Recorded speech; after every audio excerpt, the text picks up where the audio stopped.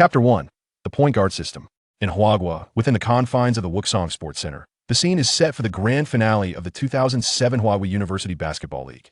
As the fourth quarter dwindles to a mere 2 minutes, a fierce contest unfolds between Huaguo University and Pingjing University.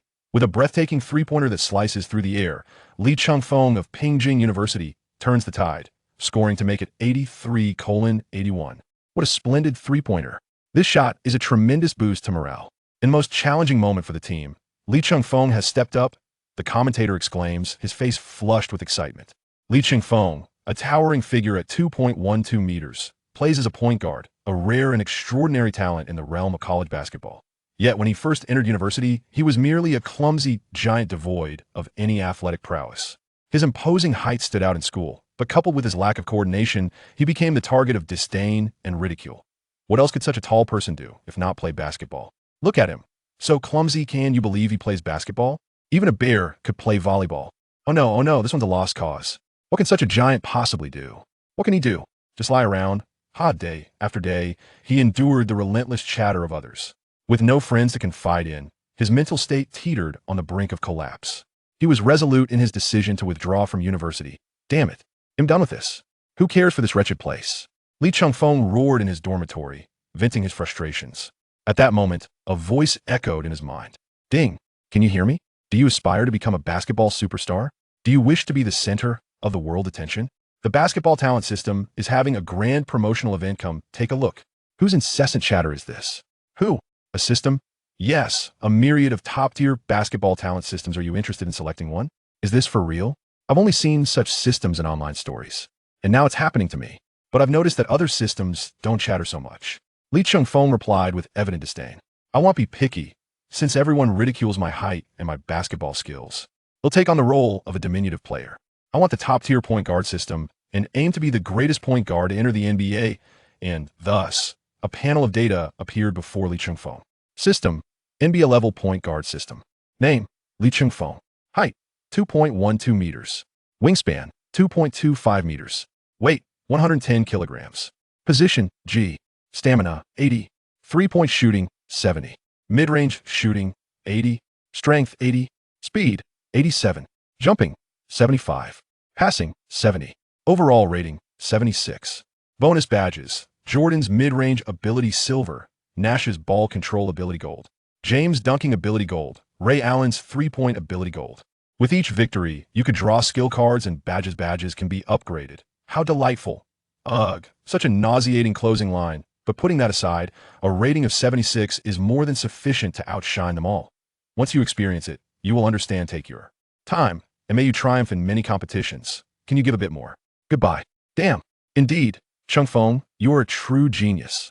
Your basketball IQ is at least 136. What a beautiful three-pointer. Crush them. Coach Fong from Pingjing University exclaimed excitedly. Hurry back on defense. Li Chengfeng waved his arms, directing his teammates. This Li Chengfeng is quite formidable, such a large physique, yet so agile. He has already scored 35 points and provided 10 assists over us. His height creates mismatches against anyone. Our point guard is struggling. Han Yang, as a power forward, can manage speed, height, and defense to some extent, but he still falls short before Li Chengfeng. There's no choice but to let him take on the challenge. Coach Zhang from Huaguo University pondered with a furrowed brow. Han Yang, go for the drive. The entire team relies heavily on Li Chengfeng's stamina for both offense and defense. The other players are mere ornaments spread out. Coach Zhang commanded angrily. All teammates positioned themselves near the baseline, awaiting a showdown between the two star players. Han Yang, ball in hand, faced off against Li Chengfeng, extending his pinky downward. Come on, giraffe, watch me break your ankles. Enough with the nonsense. Your mouth is like a beggar's pants. Get lost. With that, Han Yang took a quick step to the right and attempted to pivot past him. Not a chance. Li Chengfeng raised his long arms, blocking passing lanes and space, guarding diligently. Li Chengfeng's lateral movement was as swift as lightning. No matter the array of techniques and fakes Han Yang employed, he was always able to react swiftly and accurately discern his opponent's intentions. Regardless of how Han Yang tried to alter his breakthrough direction, he could not penetrate beyond the three-point line. The defense is utterly suffocating. The Huaguo players are completely stifled. The audience gasped. Li Chengfeng had Han Yang cornered, and with the shot clock winding down, Han Yang had no choice but to take a contested shot. Smack! With a decisive swat, Li Chengfeng blocked the shot.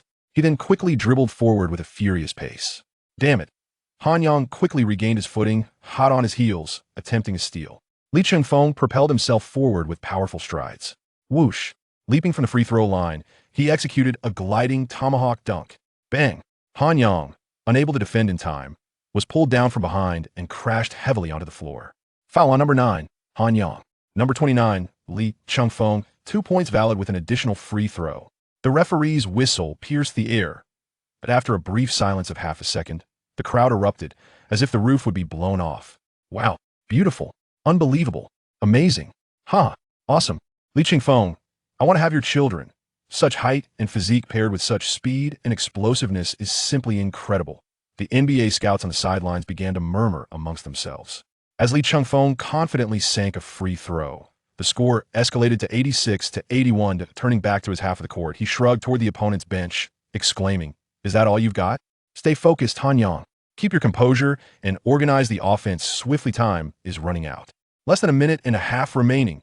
Damn it, that kid jumps so damn high." Han Yang cursed inwardly, beads of sweat cascading down his face as he gradually dribbled past half court. "This won't work, I can't just charge in headlong." Han Yang signaled for a pick and roll. The center of the Beigong team, Qi Shuo, promptly moved to block Li Chengfeng's path, allowing Han Yang to execute a swift crossover and shake off the defense.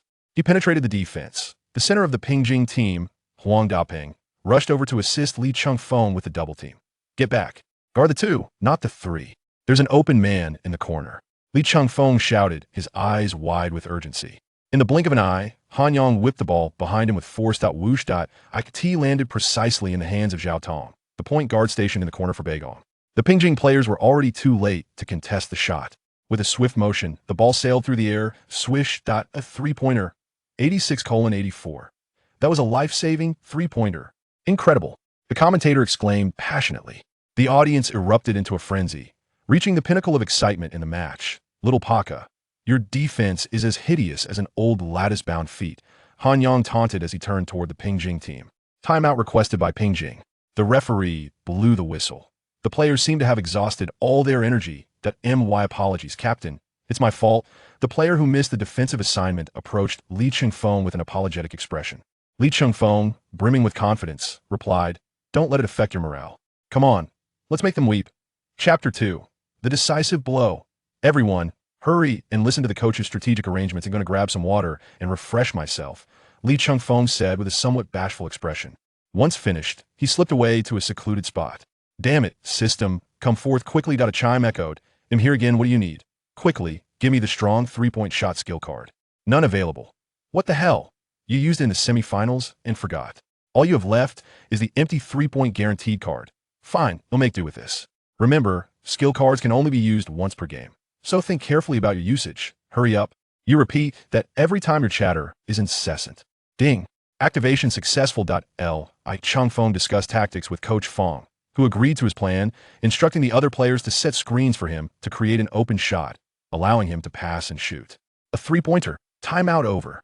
The game resumes. The large screen displayed 1:05 remaining. The score stood at 86-84, with Pingjing currently in the lead. The game had reached an intense climax. Cheerleaders from various universities were fervently rallying for their teams. The Pingjing team prepared to inbound the ball from baseline. Beigong executed a full-court press defense. Huang Dapeng struggled to pass the ball through the crowded space. The shooting guard of the Pingjing team, Zhou Xiaoming, swiftly dribbled past the halfway line. With his left hand gesturing for his teammates to slow down the pace, he anxiously searched for Li Chengfeng's position. Having played the entire game, Li Chengfeng was now feeling fatigued, while Han Yang clung to him like an unyielding adhesive, intent on exhausting his last reserves of energy. Despite attempts to shake him off through evasive maneuvers and explosive bursts of speed, aided by his teammates' screens, Li Chengfeng remained elusive. The ball continued to circulate, yet it never reached his hands. With only 5 seconds remaining on the shot clock, Zhou Xiaoming found himself spinning in place, trapped in the 3-second zone with no space to shoot. Coach Fong shouted loudly, "If Zhou Xiaoming can't make the pass, then take the shot and draw a foul." Pressing against the defense, Zhou Xiaoming reluctantly broke through and took a shot. Oh no, smack! Boom! Center Qi Shuo from Beigong leaped high, his hands shielding the sky, and forcefully swatted the basketball away. "Go! Follow up!" Qi Shuo bellowed, sending the ball flying towards the front court. Like a cheetah, Han Yang darted forward, swiftly claiming possession of the ball and racing toward the opposing side. Quick, fall back! Stop Han Yang! The Pingjing players hurriedly retreated, but it was too late. Han Yang soared into the air, taking off on one foot, his body taut as he executed a one-handed tomahawk dunk. Boom! The score was tied at 86. Only 51 seconds remained. It's truly a nail-biter. This is the most thrilling game I've ever commentated on, the commentator exclaimed, raising his hands in excitement. This is incredibly challenging. Li Chengfeng gasped for breath. There are no timeouts left. Chengfeng, quickly direct the inbounds. Coach Feng shouted, waving his arms. As the ball crossed half-court, Li Chengfeng, leveraging his height and vision, passed the ball to Zhou Xiaoming in the corner. Following that, he made a backdoor cut that momentarily threw off the defender, Etion. Open shot. Zhou Xiaoming passed the ball quickly. Li Chengfeng received the ball, came to a sudden stop, and leaped high from beyond the three-point line, his gentle touch leading to a swift release. The open three-point skill card activated. Whoosh! A clean three-pointer swished through the net. 89:86. After scoring, Li Chengfeng did not celebrate. Instead, he directed his teammates. Quick, defend. The game isn't over yet. Press them. Hurry. Don't let them inbound the ball. Beigong prepared to inbound from the baseline, with Han Yang tightly double-teamed. The ball was passed to point guard Zhao Tong, who barely managed to bring it across half-court. Zhao Tong held the ball high, searching for an opportunity. Han Yang made a quick retreat, drawing Li Chengfeng out of the paint. With a smirk, Zhao Tong signaled a fake shot, sending the basketball soaring towards the vicinity of the backboard. Everyone watched the arc of the ball. That's not a three-pointer. It's an alley-oop. Don't lose sight of the opposing center. Li Chengfeng shouted. Qi Shuo sprinted in from the side, leaping high to catch the ball, and, with Huang Dapeng's hand hanging on him, forcefully slammed it down. The rim creaked under the weight of the towering center. Tweet. The referee blew the whistle, indicating that Pingjing's number 33, Huang Dapeng, had committed a foul. Beigong's 2 points counted, along with an additional free throw. The audience gasped in astonishment. Li Chengfeng hurried to Huang Dapeng's side, advising him, well done, but remember, if you must foul, do so in a way that prevents injury. Focus on the ball, not the player. I understand, Captain, Huang Dapeng replied, a hint of guilt in his voice. During the match, coaches often instruct players to commit fouls decisively, ensuring that the opponent does not gain a 21 opportunity. A mere foul allows for a maximum of 2 free throws, and should the opponent miss one or both, it is a victory. However, allowing a 21 not only incurs a foul, but also transforms 2 points into 3, making it a far worse outcome than simply conceding 2 points without a foul. A well-executed foul is strategic and clean, while a reckless one is simply disgraceful. Wow, Huang Dapeng, not only did you hit my hand, but you also scratched me. What are you, a lady? Quite ruthless. The center from Beigong has an 85 shooting rate. Please don't let it in. The substitutes from Pingjing murmured, praying fervently. Qi Shuo massaged his wrist, took a deep breath, and calmly made the additional free throw, showing little sign of being affected. The score was once again tied at 89-89. Damn, Hu Dapeng cursed inwardly. Coach Feng shouted, with 20 seconds left, let Chengfeng handle the final attack. Defend well, Li Chengfeng were at foul limit. Avoid fouling. Coach Zhang from Beigong was on the verge of exploding with anxiety. The score was too close, and the entire arena was charged with tension, every nerve taut. Li Chengfeng received the pass and executed a swift behind-the-back dribble to evade Li Tong's defense. He then sidestepped as Qi Shuo lunged for a steal, while Han Yang rushed in to apply pressure. Chengfeng has slipped. We're running out of time. The timer began its countdown from 4 seconds. After slipping, Li Chengfeng knelt and rotated his knee, one hand firmly controlling the ball. Struggling to his feet, he took a step back and raised his hand to shoot. Hurry, go defend. Why are you just standing there? Coach Zhang wished he could leap onto the court himself. Han Yang, slightly off balance, made a desperate leap, extending his arm in an effort to block the shot. Oh no, a feint! Li Chengfeng created a momentary advantage, deceiving Han Yang, and in midair, twisted his body to release the ball. As his balance faltered, he tumbled heavily out of bounds. The ball hit the backboard. The timer counted down. 3, 2, 1. Beep. The timer emitted a thunderous signal that the match had concluded. Look, a voice cried out in excitement. The basketball hit the rim, wobbling left and right, bouncing 3 times. All eyes were fixed on the ball's trajectory, hearts racing in sync with its movements. Swish! The ball finally fell through the net. The Beigong team stood frozen in disbelief. The whistle blew, signaling the end of the match. Pingjing University 91, Beigong University 89. The crowd erupted in jubilant cheers. The resounding cheers and shouts reverberated throughout the entire arena. No one anticipated that the ball would behave in such an extraordinary manner, ricocheting off the backboard and bouncing several times on the rim before finally dropping in. The emotions surged like a roller coaster, nearly inducing a heart attack from the excitement that, oh my goodness, a buzzer beater, a buzzer beater, incredible, ha ha ha. The coach of Peking University and the players on the bench seemed ignited, sprinting towards Li Chengfeng. One by one, they leaped into his embrace, a tangle of bodies celebrating this exhilarating moment with fervor. Luck, pure luck, ha ha ha. Li Chengfeng could no longer contain his overwhelming joy, flashing his signature broad smile, revealing his gleaming white teeth as he erupted into laughter. Chapter 3. I will enter the NBA draft. At this moment, the entire arena was engulfed by their jubilant cheers. The audience rose to their feet, applause and cheers resonating in a harmonious crescendo.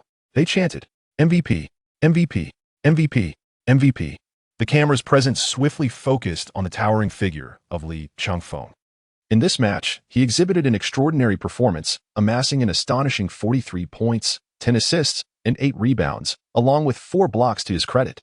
His shooting accuracy soared to an impressive 60. This was, without a doubt, a flawless display. Last season, his team languished at the bottom of the league. Yet within a year, Li Chengfeng has led his squad from the depths of despair to this year's championship. A truly remarkable feat. Indeed, Li Chengfeng has miraculously evolved from someone with no basketball foundation into a prodigious talent, triumphing over the formidable Huaguo University team, a genius among geniuses. The most unexpected delight of this tournament. He is the MVP of this match. Another commentator's voice rose, filled with excitement. At that moment, the entire staff took their positions, promptly announcing the results of the awards. The champion of the 2007 Huaguo University Basketball League is Peking University. The most valuable player of the finals is none other than Li Chengfeng from Peking University. The crowd erupted once more. Everyone rose to their feet, applauding and cheering for this newly crowned MVP.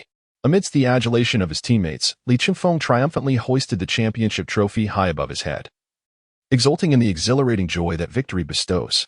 Simultaneously, the familiar voice of the system echoed in his mind once more. Ding.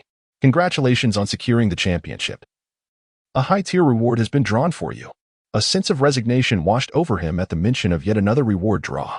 This system granted talent point skill cards and badges upon each victory, but enhancements were not guaranteed with every win.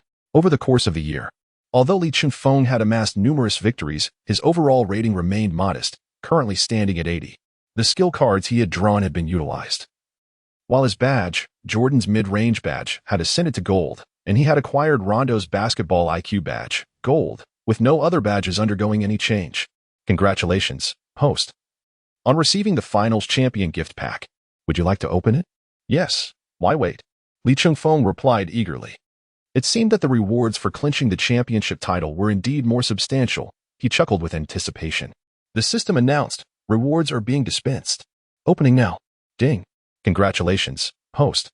You have acquired the physical attributes of the peak Chicago Bulls Derrick Rose, excluding injury tendencies, the Paul Playmaking Badge, gold, 3 talent points for 3-point shooting, and a successful block skill card. As the system completed its announcement, Li Chengfeng's excitement surged. The rewards this time were notably more abundant. With his already monstrous height and wingspan, the complete integration of Rose's explosiveness and speed would surely elevate him to new heights.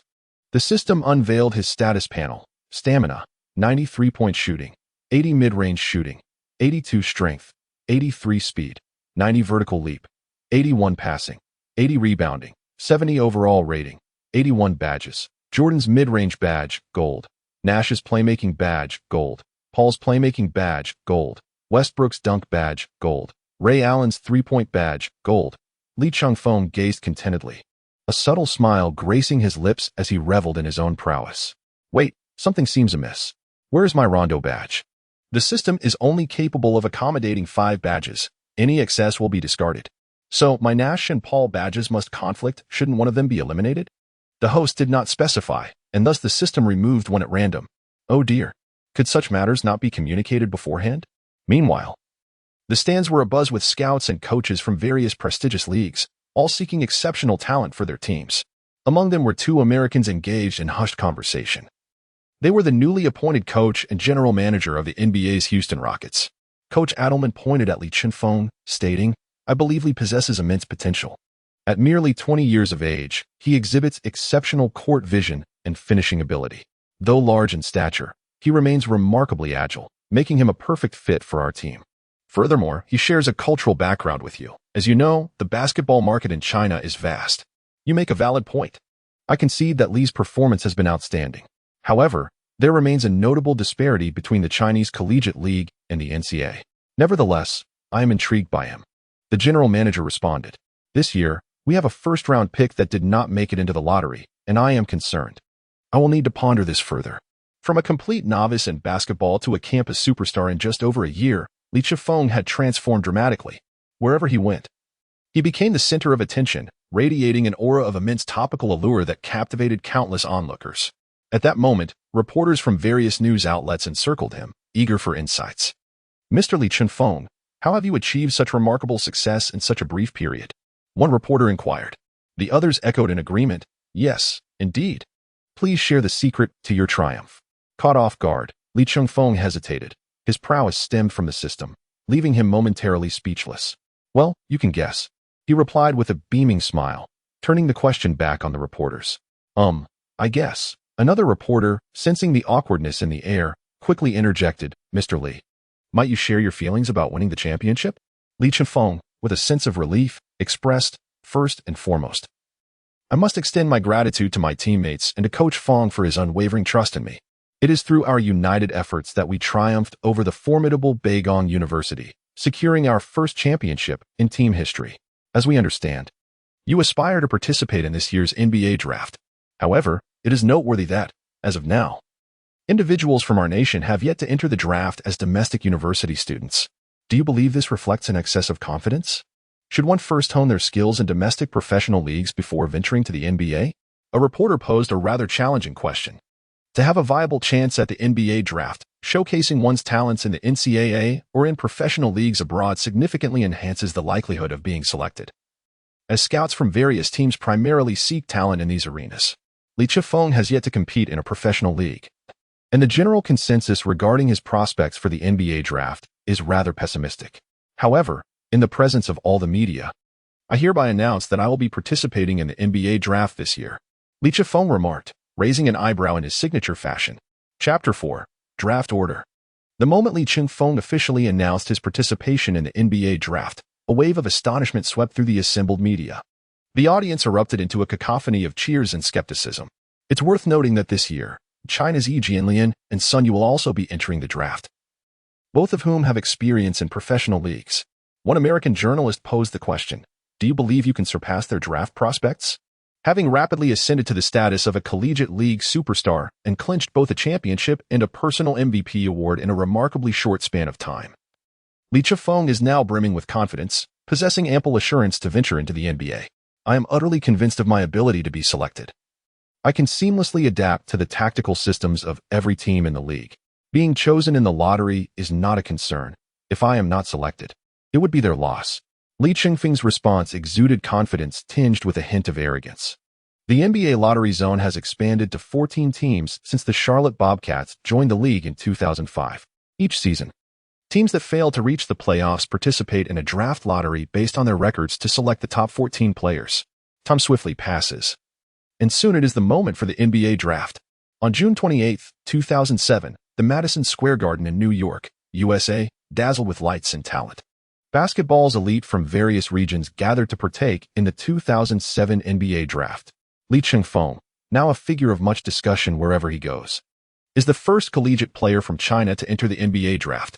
Many eagerly anticipate his performance, while others remain skeptical, coming merely to witness the spectacle. Li Chengfeng's immense popularity and traffic, alongside Yi Jianlian, have garnered an invitation to the green room. Li Chengfeng arrived at the venue accompanied by his parents and his esteemed university mentor, Coach Fong.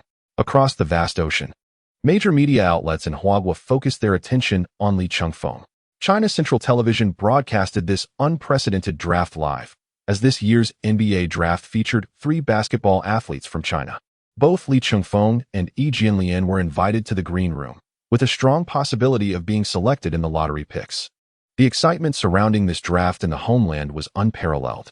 Subsequently, NBA Commissioner David Stern announced that during the 2007 NBA draft, the Portland Trail Blazers utilized their first overall pick to select Greg Oden, a 2'13" center from Ohio State University. The venue erupted with enthusiastic applause, as Oden's selection was indisputable. During his college career, Oden played one season for Ohio State, exhibiting explosive athleticism and a formidable playing style. He participated in 32 games, averaging 28.9 minutes of playtime, with impressive stats of 15.7 points, 9.6 rebounds, and 3 blocks per game. Although he faced defeat against the University of Florida in the NCAA Finals, his dominance in that game gained recognition from all NBA scouts. Despite Lee Chengfeng's remarkable static and dynamic athleticism showcased during the draft combine, and his impeccable performances in tryouts with the Trail Blazers, Timberwolves, Hawks, and Grizzlies, the upper management of various teams remained hesitant due to the absence of professional league experience and relevant statistical support. The subsequent selections in the first round were announced. The Seattle Supersonics chose Kevin Durant from the University of Texas with the second pick. The Atlanta Hawks selected Al Horford from the University of Florida with the third pick. The Memphis Grizzlies opted for Mike Conley from Ohio State University with the fourth pick. The Boston Celtics picked Jeff Green from Georgetown University with the fifth pick. The Milwaukee Bucks chose Yi Jianlian from China with the sixth pick. As his name was called, the crowd erupted in cheers, marking the highest draft position for a Chinese player since Yu Ming was selected first overall in 2002. Yi Jianlian smiled at Li Chifeng beside him and said, "Keep it up, brother. Your name will be called soon." With that, he donned the Milwaukee Bucks cap and took the stage to shake hands and pose for a photo with David Stern. Yi Jianlian had shone brightly in the Chinese professional league, ultimately impressing the Bucks management, leading to his high draft selection. The Minnesota Timberwolves selected with the seventh pick. As Li Chengfeng listened, his heart sank further. The lottery picks were almost all announced, yet no team had chosen him. Domestic media had begun to express skepticism about Li Chengfeng, and numerous online detractors were unabashedly mocking him. They accused him of being overly ambitious, pretentious, and aloof, claiming that without even participating in the tryouts, he harbored delusions of being selected in the lottery. They were certain he would not be chosen. Finally, the moment arrived when David Stern announced that at the 26th pick in the first round, the Houston Rockets had selected Li Chengfeng, a 2'12" point guard from China. How could they underestimate me? Just wait and see how I will decisively prove them wrong and leave them in disbelief. Li Chifeng murmured with dissatisfaction. Deep within his heart, he had believed that his capabilities warranted at least a selection in the lottery zone, or at the very least, a top 3 pick. The 26th position in the first round was something he found hard to accept. However, Coach Fong and his parents were utterly ecstatic, jubilantly cheering as they lifted Li Chifeng from his seat and embraced him. "What a fine young man. We've succeeded. We've made history." A college student from Huaguo actually got selected in the first round. "Incredible!" Coach Fong exclaimed, playfully pinching Li Chengfeng's cheek in his excitement. Nonetheless, the fact remained that Li Chifeng had been chosen for the NBA, an achievement that most professional players could only dream of. Fans in the homeland, glued to their televisions, erupted in jubilation. It felt like a festive celebration. Moreover, Li Chengfeng's selection by the Rockets promised to bolster their quest for a championship alongside Yu Ming. The Rockets had begun the playoffs with a strong momentum, boasting superstars Yu Ming and Tracy McGrady, all fueled by aspirations of reaching the finals. However, despite leading 2-0 against the Jazz in the first round, they ultimately succumbed to a reversal, being eliminated in a decisive seventh game. New head coach Rick Adelman and the management analyzed the situation, particularly the struggles of point guard Rafer Alston, who appeared overwhelmed by Deron Williams. Williams was able to penetrate the basket with ease, relying solely on his physicality, rendering Alston ineffective. The point guard position had become a glaring weakness for the Rockets in critical moments, especially when McGrady and Yao's stamina waned, leaving them without a stable third scoring option. In recent days, the Spurs had swept the Cavaliers, led by LeBron James, with a resounding 4-0 in the finals. Spurs starting point guard Tony Parker orchestrated the game seamlessly, repeatedly dismantling the Cavaliers' defense, alongside the formidable duo of Duncan and Ginobili, forming an indomitable presence both inside and outside the arc amidst swirling rumors throughout the league, with Paul Pierce, Ray Allen, and Kevin Garnett expressing dissatisfaction with their respective teams and clamoring for trades to form a new trio of superstars. Adelman became increasingly resolute in his desire to sign this towering Chinese point guard to address his team's shortcomings. Despite the skepticism surrounding Li Chifeng from other franchises, Adelman remained steadfast in his belief in the young player's potential, ultimately persuading the management through his unwavering dedication. Little did even Adelman realize that his persistence would soon lead to Li Chifeng transforming the landscape of the league. Chapter 5, The Challenge from McGrady. Amidst the fervent applause and cheers from the crowd, Li Chifeng donned the cap of the Rockets and ascended the draft stage. Congratulations, young man, and welcome to the NBA. David Stern gently patted Li Chifeng on the back and said, "Thank you, Commissioner." Li Chifeng smiled as he shook hands with David Stern. Subsequently, in the second round, at the 40th overall pick, the Los Angeles Lakers selected another player from China, Sun Yu. Upon hearing this news in China, fans across the nation erupted with excitement. Zhang Weiping from Huaguo Sports joyfully remarked, "We already have a basketball giant like Yao Ming, and now 3 emerging talents have appeared. The national team will become increasingly formidable, and soon we shall attain numerous championships." However, American media expressed skepticism. Shaquille O'Neal, the ferocious center of the Miami Heat, who had just clinched the championship last season, made bold claims on social media about the Rockets' selection of this slender point guard, stating, "On the court, I will break him like chopsticks eating noodles in Chinatown." Basketball commentator Charles Barkley further commented, "The Rockets seem to be driven mad by the prospect of money, eyeing the Chinese basketball market. This choice is ridiculous. I have little faith in this big guy. Having the same height as Yao Ming and playing point guard is like a cow giving birth while I'm involved in the mix." Yet, he added, "I won't repeat my past mistakes. I no longer wish to taste the flavor of a donkey's rear, haha." Barkley was recently set to travel to the Northeast. Ding. "Oh, the system is here," Li Chifeng remarked with surprise. The system detected that the host had been selected in the first round for the NBA and proceeded to issue rewards. Rodman's rebounding badge, silver. "Is that it? Just this?" After a moment of contemplation, Li Chifeng suddenly recalled something and waved his hand, saying, "Wait, I want to replace the badge. I don't want the Nash passing and control badge anymore. I want this one. Damn it, I almost forgot." Ding. Badge replaced. Jordan mid-range badge, gold. Rodman's rebounding badge, silver. Paul S. passing and control badge, gold. James Dunk badge, gold. Ray Allen S. three-point badge, gold. Overall evaluation remains unchanged. Winning more games will enhance attributes. Goodbye. Hurry up. What is this system? It's too perfunctory, giving rewards bit by bit like begging for alms. With the conclusion of the draft, everything was settled. Li Chifeng engaged in a brief conversation with the team's management before bidding farewell to others and boarding the flight to Houston. Outside Houston Airport, enthusiastic fans and a multitude of media outlets eagerly awaited his arrival, cameras poised and ready. Li Chifeng donned an elegant ensemble of traditional Chinese attire as he descended from the airplane, waving to greet the crowd. Enthusiastic fans brandished handcrafted portraits of Li Chifeng, singing and cheering with exuberance, while colorful banners and ribbons danced in the air. My goodness, as a rookie selected at the 26th pick, I never anticipated such overwhelming adoration. Li Chifeng gestured animatedly with his hands as he conversed with his manager.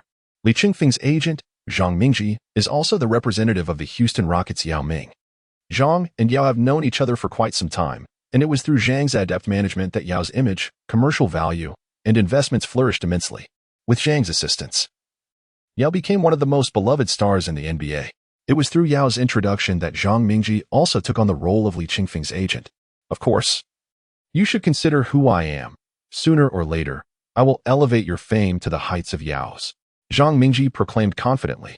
Upon disembarking from the plane, the Rockets' general manager and head coach, Adelman, greeted him warmly. "Welcome, Li. Your esteemed predecessor, Yao Ming, has been eagerly awaiting your arrival." The general manager gestured towards Yao Ming. With open arms, Yao embraced Li Chifeng, saying, "Welcome to the Rockets, my dear brother. Allow me to introduce you to someone." "Really? Who might that be?" Li inquired. "He has been following your progress for quite some time and is eager to challenge you. I couldn't hold him back. We must uphold our dignity and ensure you give him a proper display of your prowess," Yao whispered conspiratorially to Li Chifeng. At that moment, a figure emerged from behind Yao, flashing a brilliant smile as he greeted Li Chifeng. "Tracy McGrady. No way. Is this kid trying to establish his dominance right off the bat?" Li Chifeng felt a sense of discontent brewing within him.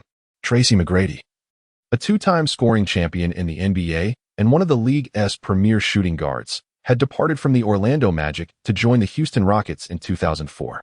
It was that very year, during a match against the San Antonio Spurs, that McGrady astonishingly scored 3 three-pointers and a three-point play in the final 35 seconds, amassing 13 points and turning the game on its head. This remarkable display has since been immortalized as the McGrady moment.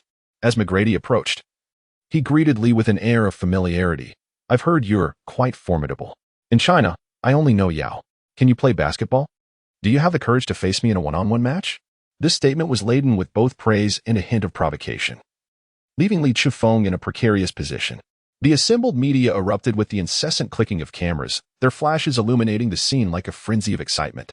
The reporters were practically electrified, for such a sensational topic was indeed a rarity. The rookie found himself in a rather unfortunate predicament, facing the challenge of how to navigate this situation. To decline would be to defy the team's star, yet to accept could lead to a humiliating lesson if bested. Whispers of speculation fluttered among the journalists present. Lee Chengfeng raised his iconic eyebrow and nonchalantly uttered a phrase in Chinese. "Compared to what? You little brat." As soon as the words left his lips, Yao Ming, who had just taken a sip of mineral water, erupted in a fit of laughter, spraying Zhang Mingji, who sat in front of him, with water. Zhang Mingji looked utterly bewildered at Yao Ming. "What on earth, McGrady? Mind your image, Lee Chengfeng. You cannot say such things in front of the media, especially in Chinese. You must be more careful next time. You are a public figure now." Zhang Mingji nearly leaped up to cover Lee Chengfeng's mouth. "Indeed, my friend, you are quite reckless," Yao Ming remarked, wiping the water off Zhang Mingji's head. "Oh, I see. I shouldn't say that. Well then, I was just about to say it." Lee Chengfeng extended his hand in a gesture of invitation.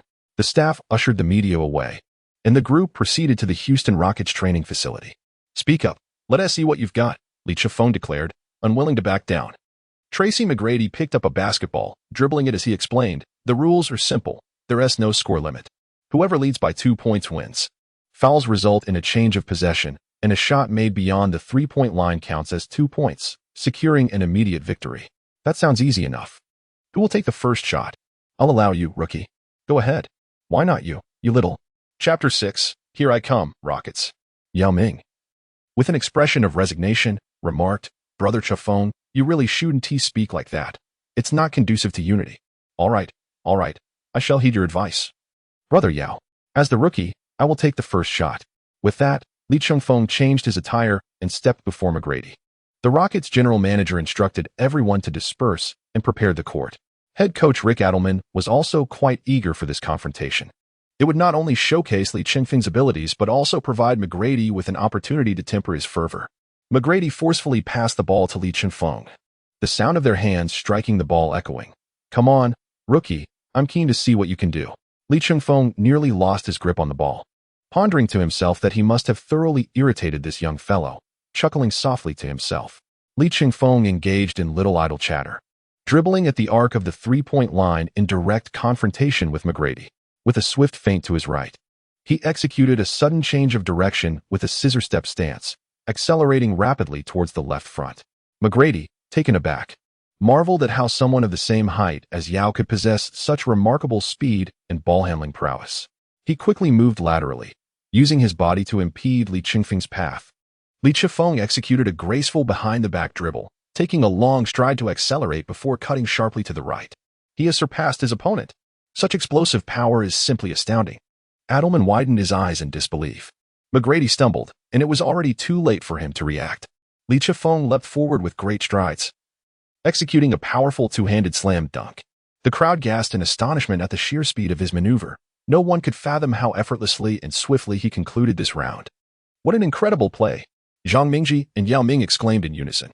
McGrady, clearly feeling the pressure, began to focus intently, his gaze filled with determination. He dribbled the ball vigorously, the sound echoing against the floor. With a gesture, he signaled for action, and in an instant, he took a step forward, leaning against Lee Chengfeng as he attempted to cut inside. Lee Chengfeng extended his long arm resolutely, firmly blocking the path, his steps slightly faltering. In a moment of urgency, McGrady spun around, taking a vigorous step backward, his body taut yet graceful. He leaned back and executed a jump shot. Lee Chengfeng swiftly leaped into the air, exerting all his strength to attempt to block. Alas, even while airborne, his opponent's ability to hang in the air was astonishingly formidable. leaving Li Chengfeng momentarily stunned. The basketball gradually slipped from his fingertips, tracing a swift arc through the air. Swish. The ball gracefully swished through the net, the movement elegant and the body fully extended, resulting in a breathtaking score. The onlookers gasped in awe. "So, Li, do you feel any soreness in your ankle?" T-Mac inquired, lifting his chin slightly. Li Chengfeng removed his shirt, revealing a physique sculpted by muscle. "Come on, I haven't even worked up a sweat yet." McGrady, not one to back down, tossed his jersey aside onto the sidelines. Subsequently, Li Chengfeng seized the ball and suddenly accelerated. McGrady swiftly maneuvered to keep pace, but Li Chengfeng executed a behind-the-back dribble followed by a swift turn, his movements fluid and graceful. Yet, McGrady's defense was impenetrable, forcing Li Chengfeng to retreat. Thus, the two engaged in a back-and-forth exchange, each movement infused with skill and experience. Li Chengfeng's offensive prowess was as sharp as a sword, while McGrady's breakthroughs flowed like the wind. Both players were exceptionally focused, and their formidable defense prevented either side from scoring three-pointers as the match drew to a close. It resembled a duel between two martial arts masters atop Mount Hua, each employing their ultimate techniques with fervor, the clash of blades and light, creating an exhilarating spectacle. Every dribble, every maneuver, and every shot elicited gasps of admiration from the audience. The staff on the sidelines were entranced, unsure of whom to cheer for. Witnessing these two athletes compete was simply a delight. The general manager felt increasingly elated, affirming that Coach Adelman had not erred in his judgment. The team's strength would undoubtedly surge this season. In the blink of an eye, the score reached a deadlock at 10-10, with neither player able to gain an advantage. Both were drenched in sweat, their eyes ablaze with intensity, exhilarated by the challenge of facing an equally matched opponent. Li Chengfeng was poised to launch an attack, when suddenly he paused. Stop. No more." At that moment, Yao Ming entered the court, waving his hands and calling out. Regardless of the outcome, neither participant would emerge with dignity intact. In a bid to offer both a graceful exit, Yao intervened to halt the confrontation. "No more fighting. No more. Both of you are formidable opponents, let us not jeopardize our camaraderie. Brother Chengfeng has joined our Rockets, and there will be ample opportunities ahead," Yao said with a broad smile, his arms resting on each of their shoulders. The staff on the sidelines erupted into enthusiastic applause, cheering loudly. Tracy McGrady stepped forward, exchanging a high five and a shoulder bump with Li Chengfeng. As he wiped the sweat from his brow, he remarked, "Li, you were truly impressive. I underestimated you. Welcome to the Rockets." Li Chengfeng observed that McGrady harbored no intention of provocation and politely responded, "No, you have always been my idol, and I aspire to learn from you." At that moment, Adelman approached with a smile, stating, "With your addition, I am confident that we shall shine brightly this season." He gestured towards the NBA championship banners hanging in the arena. "The great Hakeem Olajuwon led our Houston Rockets to consecutive NBA championships in 1994 and 1995. And I hope to add another banner this season," Li Chengfeng professed. "I am determined to realize my potential with the Rockets and will exert every effort to assist the team." Having experienced the draft, Li Chengfeng chose his words carefully. Yao Ming seemed to sense an underlying tone and interjected, "Li Chengfeng, why don't you head to the locker room to shower and change? Afterwards, we will give you a tour of the arena."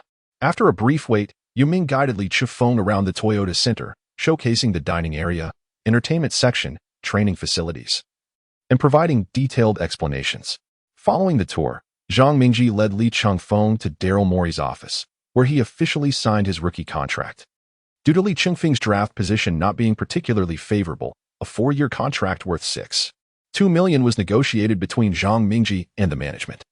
The first 2 years of the salary were fixed, while the latter 2 years allowed the team to utilize the rookie exception to negotiate the final salary, circumventing the salary cap. Shortly after finalizing the contract, Li Chengfeng attended a press conference with the Houston Rockets, during which the team revealed his new jersey number, 29, the same number he wore throughout his college career. Li Chengfeng gazed at his jersey, feeling as though he were ensnared in a dream. Emblazoned upon the fabric was a vibrant red logo of the number 29. Following the conclusion of the press conference, Zhang Mingji assisted Li Chengfeng in securing a spacious flat in the heart of Houston, offering a panoramic view of the city's skyline. Li Chengfeng paced back and forth in his new home, marveling at his unexpected achievements. The transformation over the past 2 years had been nothing short of monumental. Through the system, he had evolved from a state of self-doubt to one of immense confidence. now finding himself on the stage where players from around the world aspired to compete. Lying on the custom-made bed, lost in thought, he was interrupted by Zhang Mingji, who entered and said, "Li Chengfeng, please take this call. I've arranged everything, and the other party wishes to discuss further with you. Just speak freely." "Who is it?" Li Chengfeng inquired as he picked up the phone. "Hello, this is Kozlowska." "Who? What did you say?" "If it's hard to remember. You may also refer to me as Jonas," the voice on the other end replied after a brief pause. "Ah, Coach Jonas, my apologies. I didn't catch that," Li Chengfeng said, standing up from the bed, his expression one of sincere regret. "I would like to invite you to join the national team for this year's Summer League in Las Vegas." "Absolutely. I would be thrilled to participate," Li Chengfeng exclaimed, his words tumbling out in excitement. "Excellent. I look forward to your confirmation. I'll also send you the roster for your review," Jonas replied calmly. The opportunity to play in the Summer League for the national team had fallen into Li Chengfeng's lap. As he perused the roster, he noted the presence of his peers, Yi Jianlian and Sun Yu, who had also entered the NBA this year, along with notable players such as Yao Ming, Lu Wei, Zhu Fangyu, Wang Shipeng, Zhou Peng, Imoku, and Zhang Songtao. The national team was indeed brimming with talent. "Wait a moment, why is Yao Ming not on the list?" Li Chengfeng asked Zhang Mingji, a hint of confusion in his voice. Yao is still recovering from a shoulder injury, and since this is the Summer League, it primarily features rookies and players from the Development League honing their skills, Zhang Mingji explained. Li Chengfeng raised an eyebrow and exclaimed, "All right, let me showcase my talents at the Summer League." Haraha. In preparation for the upcoming Beijing Olympics next year, during the summer of 2007. Devoid of any global competitions, he resolved to journey to the United States to partake in the NBA Summer League. The Chinese men's basketball team had previously ventured to America for training over 3 consecutive years, but it is this year that they truly participate on a larger scale. Li Chengfeng embarked on a brief period of training and acclimatization with the national team. In 2007, the Summer League in Las Vegas finally commenced. Li Chengfeng, having joined the Chinese men's basketball team, was filled with excitement as they prepared to face their first opponent in the Summer League, the Memphis Grizzlies. As the players entered the court to warm up, the cameras predominantly focused on Li Chengfeng, Yi Jianlian, and Sun Yu, the 3 newly minted NBA players from China.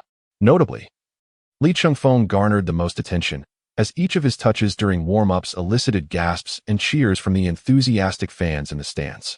Li Chengfeng now exhibits a certain sense of pride, continually waving to the audience as if he has just clinched a championship title. This year marks a significant milestone, as it boasts the highest number of Chinese players selected for the NBA, prompting Huaguo Television to place considerable emphasis on the national men's basketball team's Summer League. They dispatched numerous broadcasting teams, including renowned sports commentators Zhang Weiping and Yu Jia, unlike previous years where the venue was scarcely filled. This time it feels as though the entire Chinese community across the United States has gathered to cheer them on. As the warm-up concluded, the game commenced. Head coach Jonas fielded his strongest lineup, with Yao Ming and Yi Jianlian starting alongside Zhu Fangyu, Wang Shipeng, and Lu Wei. The Memphis Grizzlies countered with their starting lineup, led by Rudy Gay, often referred to as Little Tracy McGrady, Kyle Lowry, and rookie Mike Conley. "Coach, what about me? Am I not worthy of a starting position? Are you questioning my abilities?" Li Chengfeng, having heard the announced roster, rushed over to confront Jonas. "Jonas, their lineup is formidable. You have yet to compete in a professional league. It would be wiser for you to take on a substitute role," Jonas asserted loudly amidst the cacophony of the arena. "Why invite me if you won't let me start?" Li Chengfeng retorted, his frustration boiling over. Jonas, eyes wide with exasperation, shouted back, "You, sit down this instant. First, observe how professional players conduct themselves." Noticing the escalating tension, the players on the bench hastily pulled Li Chengfeng aside, cautioning him. "You won't fare well by clashing with the coach." As a teammate urged him to reconsider, the match unfolded with both teams exchanging leads, the score fluctuating in a thrilling display of competition. During the period, Li Chengfeng continuously expressed his grievances to the coach regarding his lack of playing time. Ultimately, the Huaguo team suffered a disheartening defeat against their opponents, losing 77-86. Particularly in the final quarter where they faced a devastating surge. Regrettably, Li Chengfeng remained on the bench, having not stepped onto the court for even a minute under the coach's orders. In contrast, Deji scored an impressive 27 points and secured 7 rebounds, while Yi Jianlian contributed 23 points and 4 rebounds, the duo amassing a total of 50 points. Zhu Fangyu added 10 points, and Sun Yu chipped in with 4 points and 9 assists. The opposing Memphis Grizzlies exhibited remarkable performance, featuring 4 players scoring in double figures: Terrence King with 20 points, Rudy Gay with 21 points, Kyle Lowry with 13 points, and rookie Mike Conley with 12 points. The backcourt duo of Kyle Lowry and Mike Conley nearly dismantled the Huaguo team's defense. Following this, the Huaguo national basketball team faced off against the Sacramento Kings. For Li Chengfeng, the desire to play was palpable. He longed to compete directly against the 4th overall pick, rookie Mike Conley, to prove his worth. However, he found himself once again confined to the bench. The Kings boasted another rookie from the same draft class, Spencer Hoyes, albeit in a different position. Li Chengfeng felt an intense fire within him, yearning to showcase his talents. Alas, he again did not receive the opportunity to play, relegated to watching his teammates struggle on the court. As the match commenced, the Kings quickly asserted their dominance, leaving the Huaguo team helpless. By halftime, the Kings led 45-22. The Huaguo team's offense was plagued by numerous turnovers, and they exhibited a conspicuous lack of fighting spirit, appearing as if they were in a trance, impervious to the coach's calls. Ultimately, the Huaguo national basketball team suffered a crushing defeat, ending the game with a meager 47-73. Deji was the sole player to score in double digits, finishing with 10 points and 7 rebounds, while Yi Jianlian managed a disappointing 9 points on 14 attempts. In stark contrast, the opposing starting frontcourt combined for 38 points and 18 rebounds. This match marked a historic low for the Huaguo national basketball team, achieving the lowest score ever recorded in their history, utterly overwhelmed by the Sacramento Kings. Li Chengfeng, witnessing this scene, furiously hurled the towel to the ground.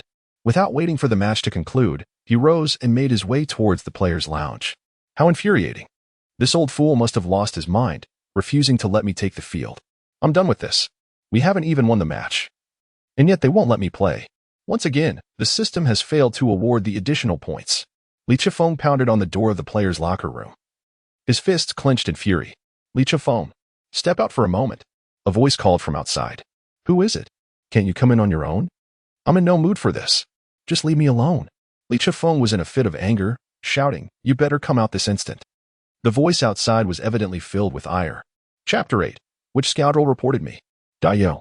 Ah. Li Chengfeng mumbled, looking dejected. Do you not understand why you are being held back? Is it merely because you've played a few commendable games in college? Have you ever competed in a professional league? Have you felt the intensity of such competition? Do you think you are invincible? To openly defy the coach on the court, do you believe you have any justification? Yao Ming forcefully shoved Li Chengfeng against the wall. After a barrage of questions and curses from Yao Ming, Li Chengfeng suddenly calmed down.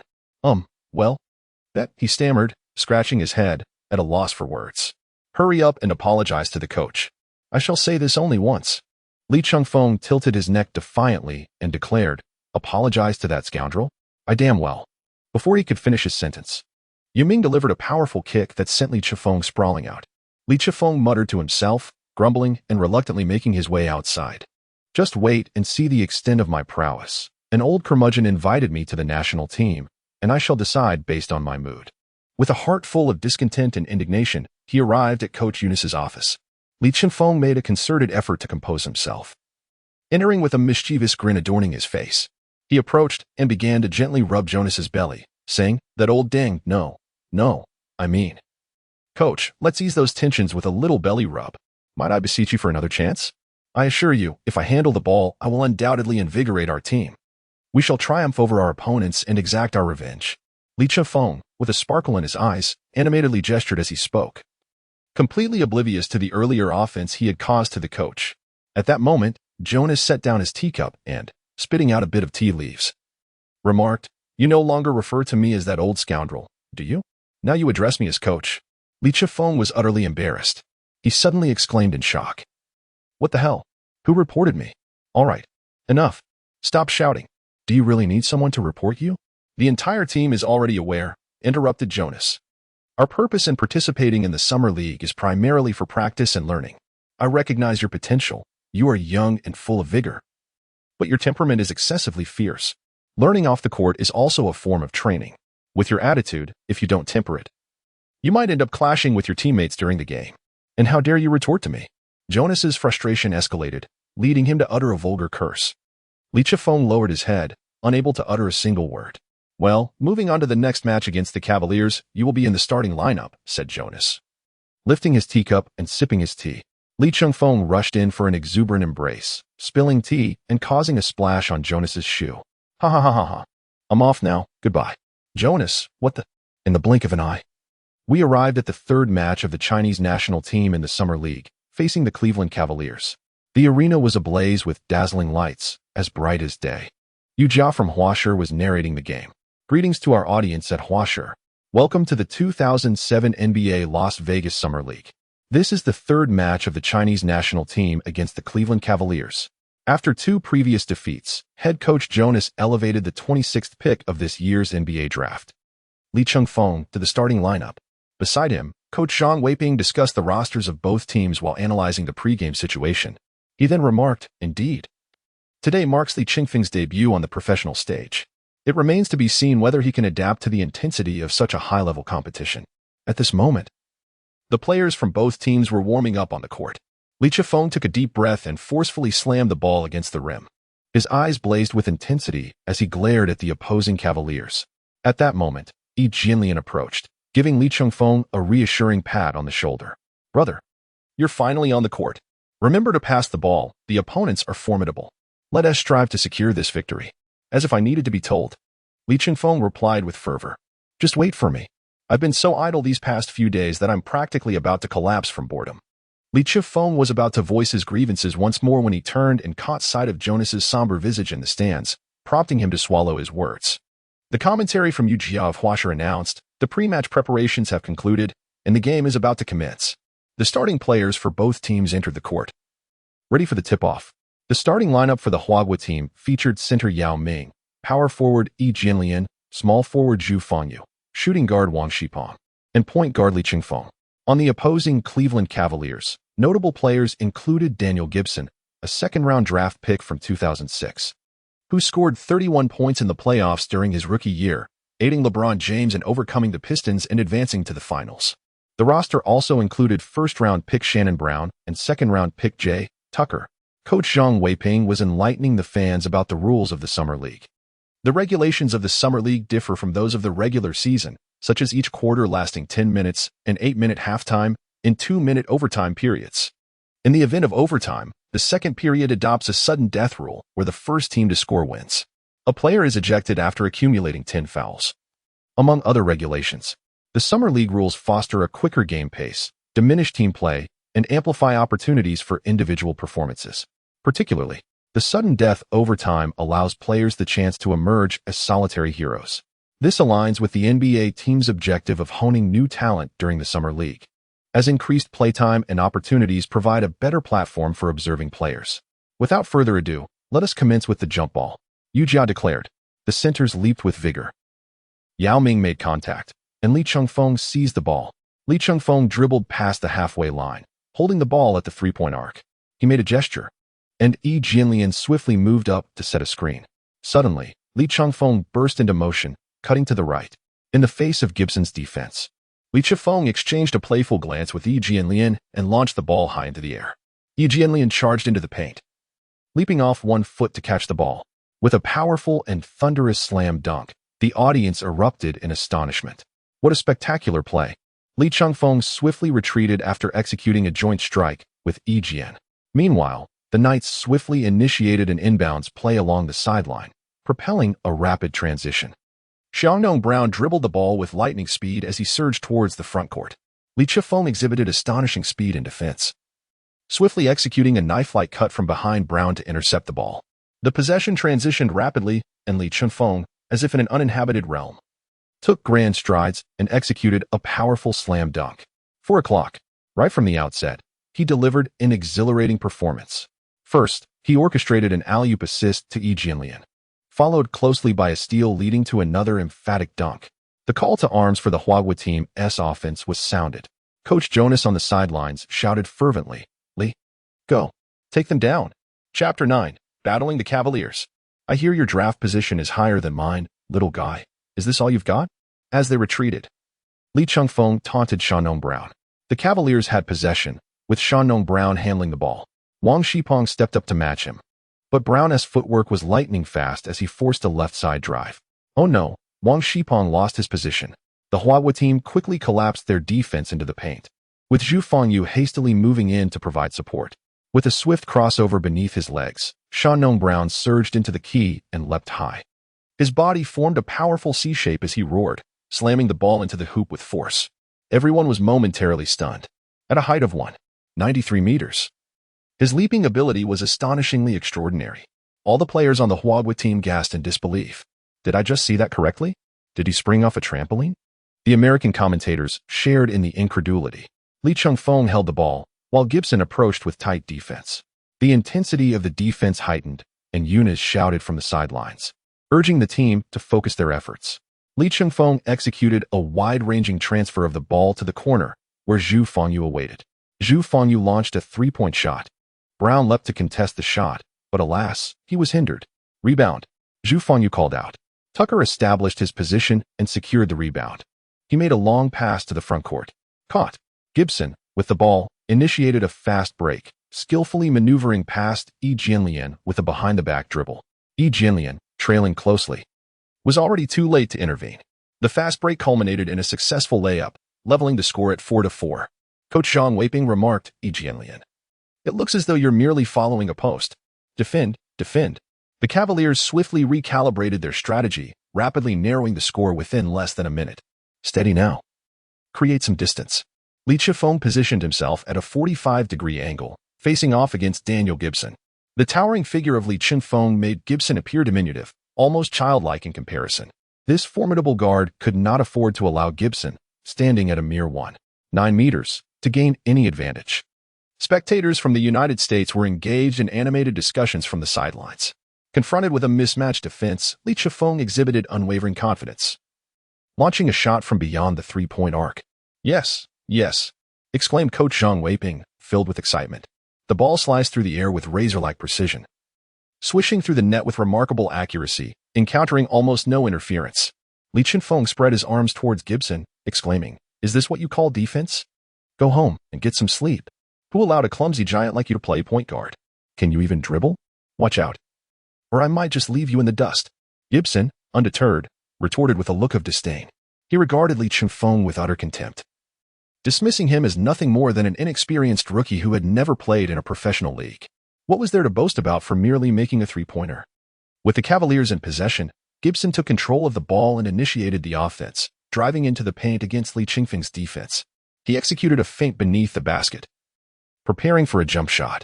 The ball ricocheted off the rim a few times before falling away. However, Dashi leapt up to secure the rebound. He quickly passed the ball to Li Chengfeng, who surged past half-court. Tucker swiftly closed in, applying an intense defensive pressure. Tucker, robust and agile, was a versatile forward known for his formidable defense. As a second-round draft pick, he warned, "Be careful, I might just overpower you." Li Chengfeng's lips began to prattle once more. He spoke of dribbling with his left hand, seeking confrontation for a back-to-the-basket isolation play, while Tucker swiftly reached out to intercept the ball. However, Li Chengfeng reacted with remarkable swiftness. He executed a sharp pivot, cutting into the opposite direction. Tak closely pursued him, immediately following with a dribble beneath his legs, bouncing the ball to his right hand. He surged forward, while Tak hastily closed in on him. Li Chengfeng executed a sudden stop, his legs bending gracefully. Tucker anticipated a shot, leaning forward to prepare for a block against him, with a series of deceptive feints, akin to a butterfly weaving through flowers. Even the camera following him was momentarily befuddled. Everyone presumed Li Chengfeng was about to conclude the offensive with a three-point attempt. To their astonishment, he took a significant step forward. Tucker, shifting his weight to defend, found Li Chengfeng reclaiming the ball instead. In an instant, Tucker was left off balance, his footing faltering. A misstep sent him sliding out of bounds, colliding with a young man outside who was preparing to wipe the floor, resulting in a comical tumble. "Did a large, dark figure just run out?" Yu Jia jested. "Indeed," Coach Zhang replied. The audience gasped in collective astonishment, their mouths agape. What had just transpired? How could someone of such stature execute such movements? Even the American commentators were utterly astonished. Just as everyone stood in bewilderment, Li Chengfeng seized the opportunity, breaking through to swiftly advance into the penalty area. Zhang Weiping exclaimed, "Oh, this play is remarkable. Look at his patience. He is truly composed, not rushing at all." Preparing for a decisive move, he executed a thunderous slam dunk reminiscent of LeBron James. In an exhilarating moment, the entire audience rose to their feet, cheering fervently.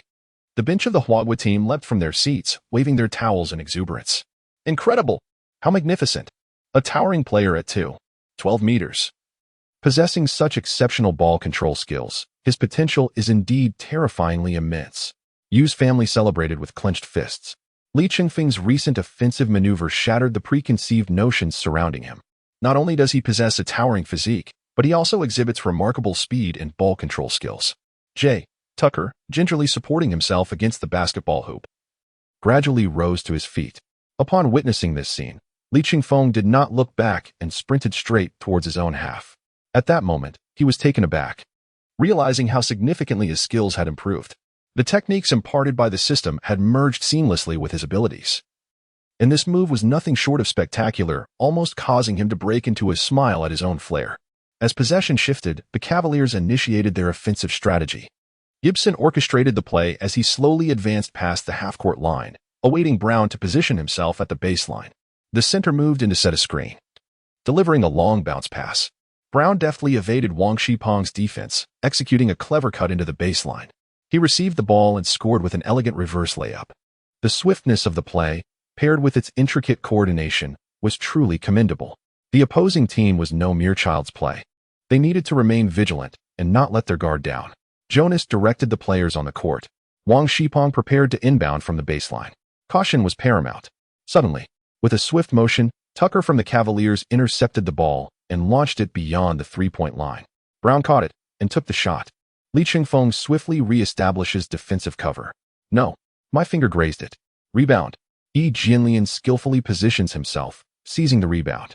Before even touching the ground, he forcefully flings the ball towards the front court. Li Chengfeng received the ball and surged forward. The Cavaliers swiftly sent two players to encircle him. Li Chengfeng, towering and possessing a broad vision, executed a remarkable overhead pass, threading the needle to Zhu Fengyu at an acute angle. With a swift and decisive motion, Zhu unleashed a three-point shot. The ball sailed through the air, finding its mark in the net. Exquisite. A stunning arrow piercing the clouds, exclaimed Yu Jia. At this moment, the Huaguo team, orchestrated by Li Chengfeng, firmly seized control of the court's advantage. However, the opposing trio was not to be underestimated. Through the synergy of Brown, Gibson, and Tucker, they repeatedly capitalized on three-point opportunities and executed assists, diligently keeping the score close. Chapter 10, a tenacious adversary nevertheless on the Huaguo side. Li Chengfeng's shooting form was exceptionally fiery. Like a fierce tiger descending the mountain, he relentlessly drove to the basket, scored, and assisted. He consistently thwarted the Cavaliers' attempts to equalize or surpass the score, maintaining a firm grip on the game. As the first half concluded, the Huaguo team held a slender lead of 40-35. This marked the first instance since this summer's league where the Huaguo team emerged ahead at halftime. Li Chengfeng accumulated 14 points and 6 assists in the first half, successfully converting both of his three-point attempts. His extraordinary performance fulfilled the expectations for the half.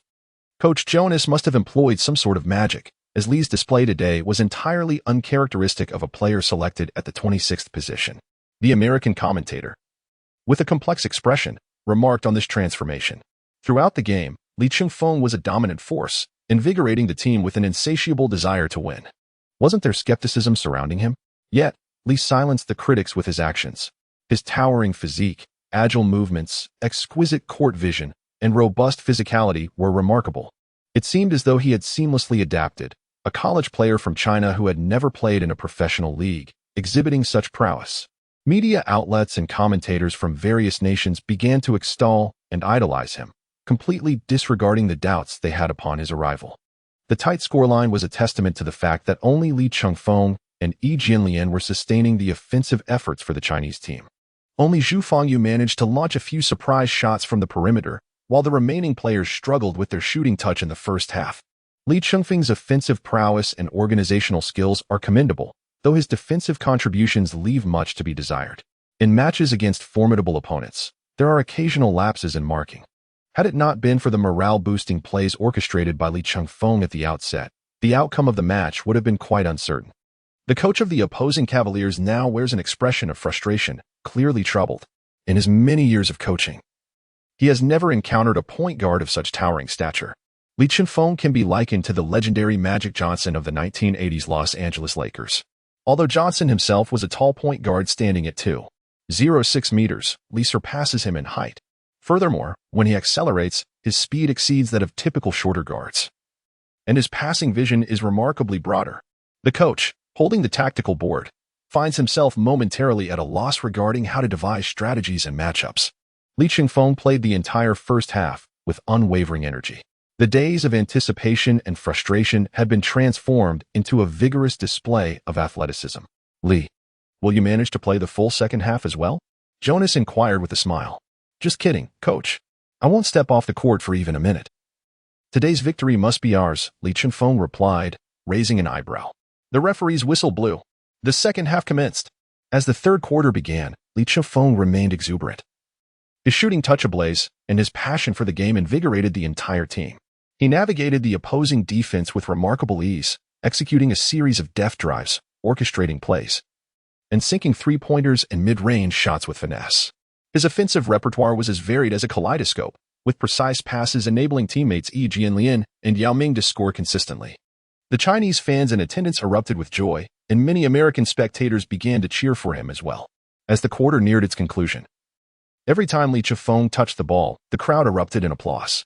In all my years of commentary, this is the first time I've seen a player sway the opposing fans to cheer for him during a match, Yu Jia exclaimed with excitement. With 3 minutes remaining in the third quarter, Li Chengfeng has been substituted off the field. Li, we are still in the lead. Take a moment to rest. As we are concerned about the risk of injury, Li Chengfeng sat drenched in sweat, replenishing his fluids. Sun Yu substituted for Li Chengfeng, continuing to exploit mismatches with the dominant point guard. The third quarter came to a close. During the period when Li Chengfeng was substituted, the Cavaliers managed to narrow the score gap. The contest was fiercely contested, with the score standing at 63-58, as the Huaguo team held a slender lead. As the fourth quarter commenced, both teams exchanged baskets, unable to establish a decisive advantage over one another. With just 3 minutes and 20 seconds remaining in the game, a three-pointer from Xiangnong Brown leveled the score at 70-70. The Huaguo team called for a timeout. The referee's whistle pierced the air. Yu Jia announced, the Huaguo team has requested a timeout. They brought the fully energized Li Chengfeng back into the game to see if he could maintain his scorching form. The Huaguo team regained possession, and the match continued. Li Chengfeng gradually advanced the ball past the halfway line, signaling his teammates to slow the pace, dribbling beyond the three-point line in search of an opportunity. Before Li Chengfeng could firmly establish his footing, 2 defenders from the Cavaliers swiftly closed in, attempting to intercept the ball from him. Li Chengfeng, navigating through the crowd, spotted Yi Jianlian requesting the ball near the free-throw line. With a single hand, he maneuvered the ball behind the defender's back and, with a swift flick of his wrist, sent the ball soaring. Yi Jianlian, with his back to the basket, pivoted suddenly, executing a hook shot. The ball gracefully arced and swished through the net. What a splendid pass! My brother! Yi Jianlian rushed over to exchange a fist bump with Li Chengfeng. What are you all dawdling for? Let's push forward. The Cavaliers coach was evidently growing anxious.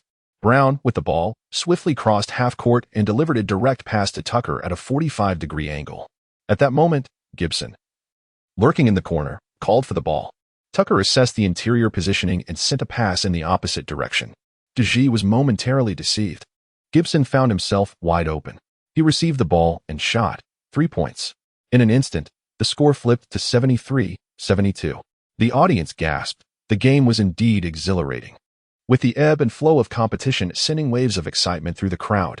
The possession changed hands, and Wang Shipong quickly threw the ball in. A swift transition was imperative. Li Chengfeng caught the ball and charged forward with urgency. He broke into the key and leaped for a layup. Oh no, it was too late. Li Chengfeng realized with dismay that Tucker's arms were blocking the trajectory of his shot, and he was on the verge of being swatted away. Li Chengfeng cast a swift glance as Zhu Fangyu maneuvered to the baseline.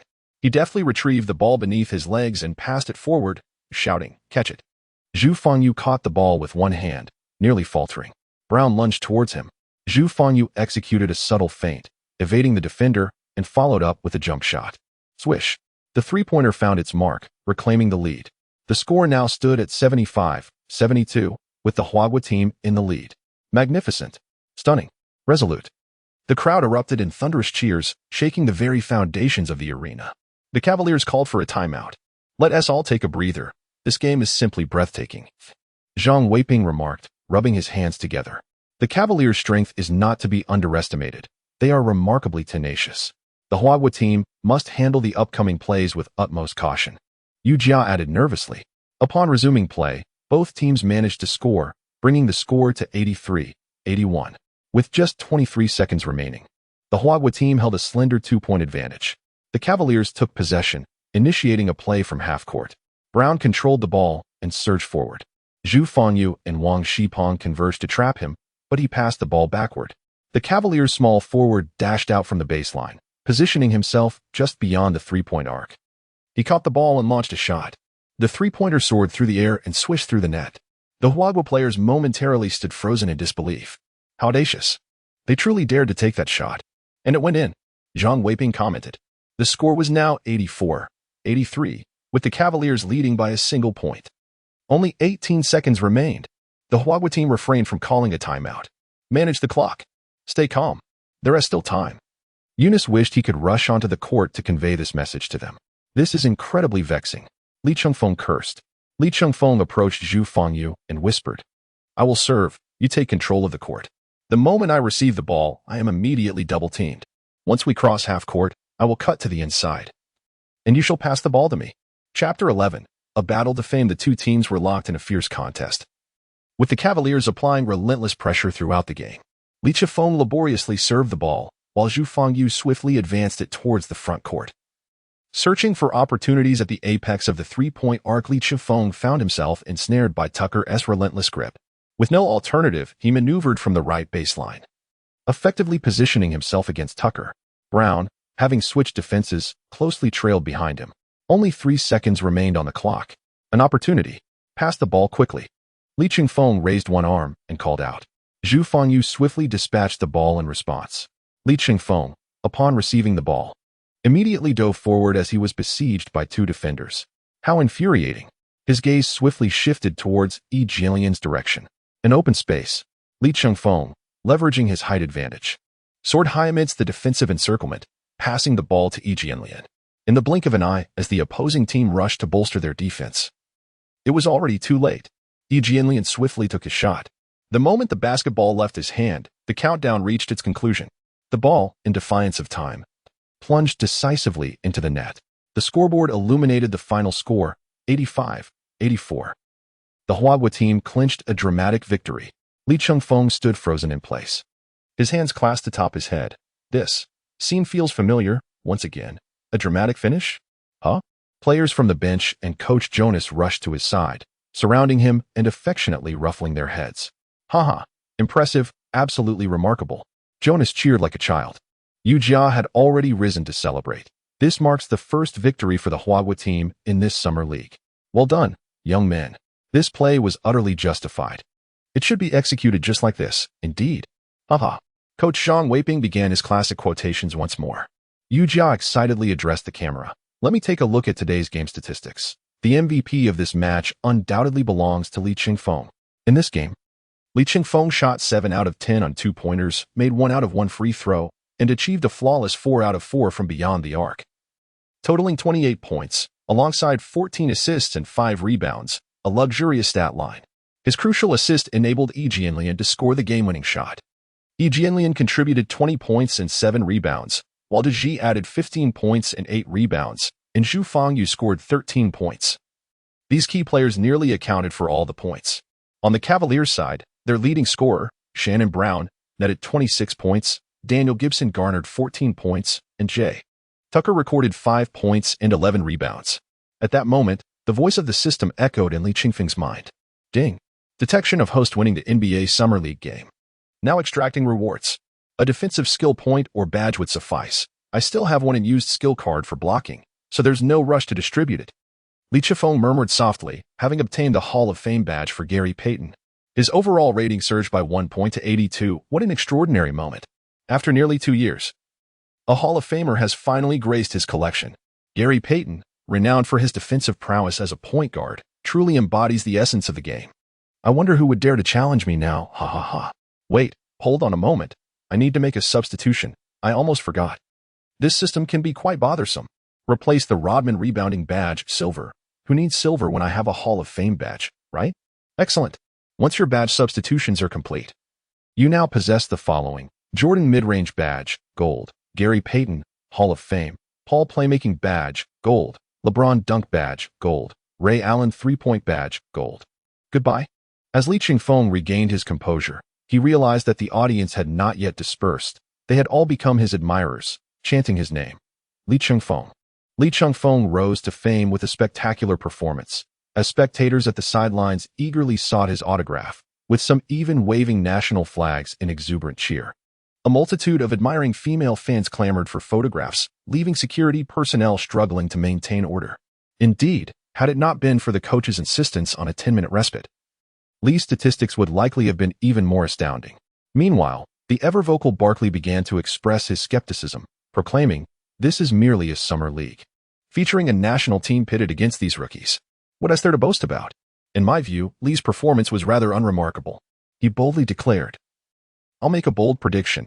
If Li surpasses this performance in the NBA, I shall, kiss Shaquille O'Neal's posterior." One might wonder how O'Neal responded to Barkley's remarks. For the NBA, this contest hardly constituted an intense battle. However, it marked Li Chengfeng's inaugural professional game, which undoubtedly surpassed the collegiate leagues in Huaguo by leaps and bounds. Throughout the match, Li seamlessly integrated into the national team, displaying an extraordinary level of play that defied belief, with an overwhelming sense that he was only growing stronger as the game progressed. Yu Jia expressed his anticipation for Li's performance in the NBA, noting the national team's need for a guard who could both penetrate defenses and orchestrate plays, suggesting that Li's future was exceptionally bright. If he maintains this form throughout the season, he could very well contest the Rookie of the Year title alongside Odin and Durant. In the post-game interview, not a single member of the Cavaliers spoke, hastily concluding the session. The Cavaliers coach, visibly impatient, remarked, "Li has scored so many points over us. What do you expect me to say? Move along." Meanwhile, the media flocked around Li Chengfeng and Yi Jianlian, bombarding them with inquiries. "Please share your current sentiments. What is it like playing basketball against the college athletes from Huaguo? Did you practice your final collaboration with Li during training? What do you think of the Cavaliers coach's flushed face?" The journalists clamored, surrounding the two players tightly. News of Huaguo's victory quickly reached domestic shores, with major sports platforms such as Huasher Sports, Phoenix Sports, Penguin Sports, Wangyi Sports, and Xinlong witnessing a surge in viewership. The topic of Li Chengfeng has surged to the top of the trending searches, garnering attention from major television networks in the United States. There are discussions about potentially reshuffling the rankings for this year's draft. Upon the conclusion of the competition and having addressed all the media inquiries, the players finally exhaled in relief. The following day, in Las Vegas, at the training facility of the national basketball team, the atmosphere was charged with energy. "Boys, lift your spirits.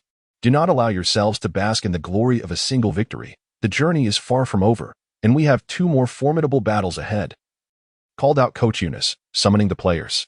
"In our next match, we will face the New York Knicks, who possess some formidable players. I am considering altering the starting lineup." Chapter 12. Adjusting the lineup for the Knicks. "Please don't tell me I'm being benched again," Li Chengfeng inwardly fretted. Eunice continued, "In light of the Knicks roster, I will promote Sunyu to starting shooting guard.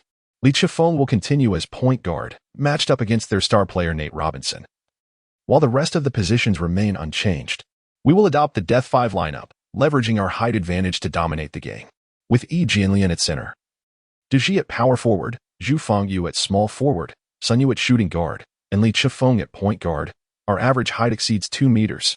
This configuration allows us to maintain agility while enhancing our defensive intensity. Li Chengfeng will be matched up against Robinson. ISNT Robinson supposed to be undersized? Officially listed at 1.75 meters, but he is actually only about 1.68 meters. Hey, is your third leg taller than him? They joked. Laughter echoing in the room. Enough with the jesting, Eunice interjected sternly. Although Nate Robinson may not boast impressive height, his playing style is highly aggressive. He excels in outside shooting and facilitates ball control. Moreover, he was the reigning dunk champion in the last NBA season, possessing extraordinary vertical leap and explosive power. Let us not forget he even blocked Yu Ming last year during the regular season. However, his size is a disadvantage on defense, and I entrust this task to you. Li Chengfeng, you can rest assured, coach. Defending a little potato is no problem for me, Li Chengfeng declared confidently, thumping his chest with conviction. Li Chengfeng thought to himself, With my newly acquired defensive prowess akin to that of Gary Payton, I shall surely not be defeated. The New York Knicks boasted two formidable scorers, shooting guard Wilson Chandler, the 23rd pick in this year's first round.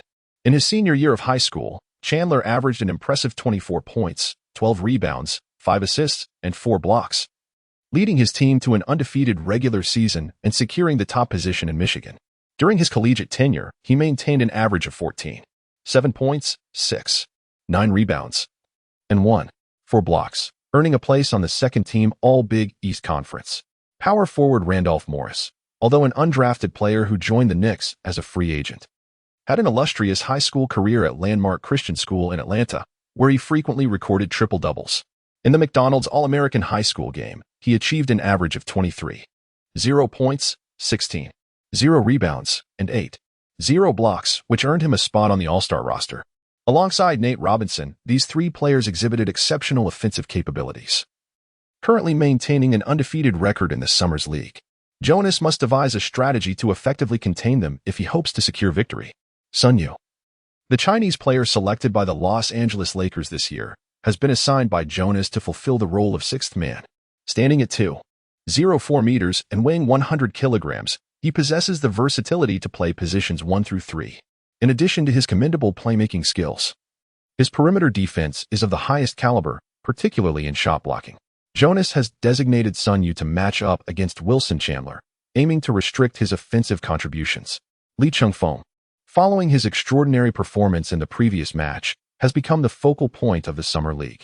It is anticipated that the New York Knicks will provide him with special attention, and this arrangement of dual point guards will afford the Chinese national team an additional playmaking option. Most importantly, Yi Jianlian and Wang Zhizhi. The two of you must take turns to restrict Morris and wear him down, stated Jonas with a serious expression. Lee Chengfeng, come here, Lee Chengfeng shouted loudly. In the upcoming match against the Knicks, it is your moment to shine. Channel the passion and aggression from your last game. Let's obliterate them. Did everyone hear that? Jonas exclaimed with fervor. Yes, absolutely. All the players formed a circle, extending their hands and shouting in unison. Victory is a must. Following this, Jonas organized enhanced training sessions for the new lineup in preparation for the impending challenge. The next day, at the arena, the match between the Chinese national basketball team and the New York Knicks officially commenced. The venue was filled to capacity, heightened by Li Chengfeng's remarkable performance in the previous game, drawing unprecedented attention to this matchup. I've never seen such fervor in a summer league before, remarked the American commentator in disbelief. The game was once again narrated by the esteemed Zhang Weiping and Yu Jieli of Huashi. Today, we bring you the third game of the 2007 Las Vegas Summer League, featuring the Chinese team against the New York Knicks, announced the Chinese television station. The atmosphere was so electric that Yu Jieli had to raise his voice to be heard. The energy here today is absolutely remarkable. It seems that most of the audience are fans of Li Chengfeng, commented coach Zhang Weiping. As both teams entered the court, the crowd erupted when the DJ announced Li Chengfeng's name. Some fans spontaneously formed a cheering squad, donning matching outfits to support Li Chengfeng. Others unfurled a massive banner proclaiming, "With the wind at our backs, we will sail across the seas." It resembled a grand fan gathering. The players from both sides began their warm-up routines. Meanwhile, Nate Robinson of the New York Knicks felt quite displeased. What is with this rookie acting all high and mighty? A crowd cheering for him. In the last game, I could have scored 80 points easily. Just because he is a tad taller than me doesn't mean he has anything special. I'll block him like I did with Yu Ming, Robinson muttered to himself during warm-ups. At that moment, Morris overheard Robinson's complaints and walked over, saying, "Hey, Robinson, when you stand next to Li Chengfeng, don't you feel like a father taking his son out for candy?" In a moment of exasperation, Robinson sprang up and delivered a kick to Morris, who, rubbing his calf, broke into a wide grin and scampered away. With the pre-game warm-up concluding, both teams took their positions for the tip-off. The Chinese team presented an impressively tall starting lineup, featuring Yi Jianlian, Yao Ming, Zhu Fangyu, Sun Yu, and Li Chengfeng. Meanwhile, the Knicks fielded a lineup primarily composed of Robinson, Chandler, and Morris. Since the commencement of this year's Summer League, the Knicks have emerged as the most formidable offensive team, maintaining an undefeated record. This clash of titans promises to be a spectacle to behold. As the tip-off commenced, the Knicks secured possession of the ball. It was passed into Robinson's hands, with Li Chengfeng stepping up to defend. Robinson felt as though he was facing an immovable mountain, completely obstructing his path. Relying on his explosiveness and speed, Nate Robinson attempted to penetrate, hoping to assert himself against the towering defender. However, Li Chengfeng remained unfazed, displaying remarkable agility in his lateral movements. With his long arms outstretched, he effectively sealed off any avenue for attack. Little dynamo, do refrain from attempting to drive in. You might end up further diminishing your stature. Li Chengfeng hurled taunts at Robinson, who retorted, beware. I might just pluck your toes and stuff them where the sun doesn't shine. With a resounding smack, the ball was decisively intercepted. Chapter 13, The Suffocating Defense of the Death 5. As Robinson engaged in his verbal sparring, a momentary lapse in attention occurred. Li Chengfeng skillfully intercepted the ball. What on earth? Robinson was taken aback, astonished that his dribbling center of gravity was so low that Li Chengfeng could snatch it away. In the instant of the interception, Sun Yu surged forward like an arrow released from a bow. Li Chengfeng's gaze swept across the court as he deftly pushed the ball forward with both hands. Sun Yu effortlessly received the pass and scored with a graceful layup. The familiar taste, the well-known formula, Li Chengfeng's steal led to another assist. It was crisp and decisive. This play was executed with remarkable precision. Coach Zhang Weiping once again delivered one of his classic golden lines. It was evident that the opposing Knicks were somewhat taken aback. Robinson's ball handling skills, while not elite in the league, were certainly competent enough to avoid such an easily executed steal. Li Chengfeng gestured towards Robinson with a hand motion directed at the floor. A mockery of sorts. After all, Robinson had spent over 2 years navigating the tumultuous waters of the NBA, and he swiftly adjusted his mindset. This adaptability was a key factor in his ability to maintain his position in the league despite lacking height. Last season, while averaging 20 minutes on the court with the Knicks, he managed to score an impressive 10 points per game, a commendable feat for a sophomore rookie. As the Knicks initiated their offensive play, Robinson dribbled past half-court, ready to showcase the prowess of the Summer League's most formidable offensive team. With a swift and sudden first step, he charged towards Li Chengfeng, executing a rightward breakthrough that was astonishingly rapid. Li Chengfeng found himself momentarily out of position. When Morris advanced to set a screen, effectively creating separation, he is attempting to exploit the mismatch. Do not grant him an opportunity, De Gea, who was diligently shadowing, cautioned. In the blink of an eye, while both Li Chengfeng and De Gea had yet to fully establish their stances, Robinson, positioned beyond the three-point arc, swiftly unleashed a sudden shot, releasing a clean three-pointer. The crowd erupted in astonishment as the ball swished through the net. The slight space created by Morris allowed for a moment of hesitation from both De Gea and Li Chengfeng, enabling Robinson to seize that fleeting chance to shoot. Remarkably precise. The Yu family could not help but express their admiration. This little rascal possesses quite the talent. It seems we must increase the intensity of our defense against him. Li Chengfeng served to Sun Yu, who then returned the ball to Li Chengfeng. Chengfeng, it's your turn. Strike it back. Li Chengfeng dribbled the ball into the opponent's half, where Robinson stood before him. The adorable height difference between them elicited amused chuckles from everyone present. Li Chengfeng wasted no words and commenced his back-to-the-basket isolation play from beyond the three-point line in the opponent's half. The Knicks were unable to execute a timely defensive switch, leaving Robinson with no choice but to brace himself against the impending challenge. With a collision, 2 decisive steps, and a firm lean, Li Chengfeng forcefully drove him to the basket. With Robinson's arms raised high, he explosively leapt to block the shot. To hell with this. Bang. The basketball was slammed into the hoop. Robinson fell heavily to the ground. Number 4 Robinson from the Knicks committed a foul, resulting in an additional free throw. The referee blew the whistle. What utter nonsense. The Knicks coach was at a loss for words, visibly frustrated. Using a guard to defend against Li Chengfeng proved futile, and Robinson found no advantage against Sun Yu either. Employing forwards for defense was equally ineffective, as Robinson could not contend with the robust interior players. Substitutes were lacking in size and ball handling skills. Right from the start, the Knicks coach appeared disoriented. As Li Chengfeng calmly sank the free throw, the subsequent performance of the Chinese team, under his leadership, became increasingly suffocating, preventing the Knicks from scoring a single three-pointer throughout the first half. Observing the scene, Jonas quietly reflected, I misjudged Li Chengfeng. I never anticipated he would possess such immense energy and potential. This has been a significant oversight in my coaching career. Thankfully, under Yao's persuasion, I decided to utilize him. Otherwise, such talent would have been wasted. I must reflect on my own judgments. In the first half, Li Chengfeng's blocks, steals, and disruptions exerted tremendous defensive pressure on the perimeter, coupled with Sun Yu's contributions, leaving the Knicks' leading scorer, Nate Robinson, with a meager 5 points and 4 turnovers. The adept slasher, Chandler, managed only 4 points and 6 fouls, 10 fouls leading to ejection in Summer League, exhibiting no form whatsoever. Only Morris in the interior managed to hold up, being the sole player to score in double digits with 10 points and 3 rebounds. Yet, under the relentless pressure from De Gea and Yi Jianlian, his stamina waned significantly. As the first half concluded, the Chinese team led 47-29, showcasing a formidable lineup with tight defense and effective high play against the Knicks. This marked the largest halftime lead for the Chinese team since the Summer League. Under Jonas's guidance, they engaged in an impressive defensive battle. During the halftime break, the Knicks coach glanced at this year's 26th pick, Chengfeng, then at his own 23rd pick, Wilson Chandler, wishing he could give himself a resounding slap. Perhaps even the Knicks executives at home were pounding their thighs in frustration upon witnessing the game. The commentator Yu Jia remarked, "The Chinese team has performed exceptionally well, with each player brimming with fighting spirit." In the first half, Chengfeng scored merely 3 points but delivered an impressive 6 assists, 5 blocks, and 6 steals. Showcasing alternative statistics, Coach Zhang Weiping chimed in, "Hey, it seems they are truly in the game, just not shooting." Coach Jonas of the Huaguo team is currently invigorating the morale of the players. "Our lineup is proving effective."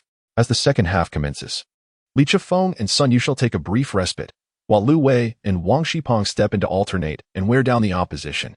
If we can contain these 3 players, it will be exceedingly difficult for them to synchronize their efforts. Come on, lads. With the referee's whistle, the halftime break concludes, and the third quarter begins. The Huaguo team has introduced substitutes Moku, Zhang Songtao, Zhou Ping, Wang Shipeng, and Lu Wei, engaging in a tactical maneuver against the Knicks starting lineup, deliberately slowing the pace to consume the game clock.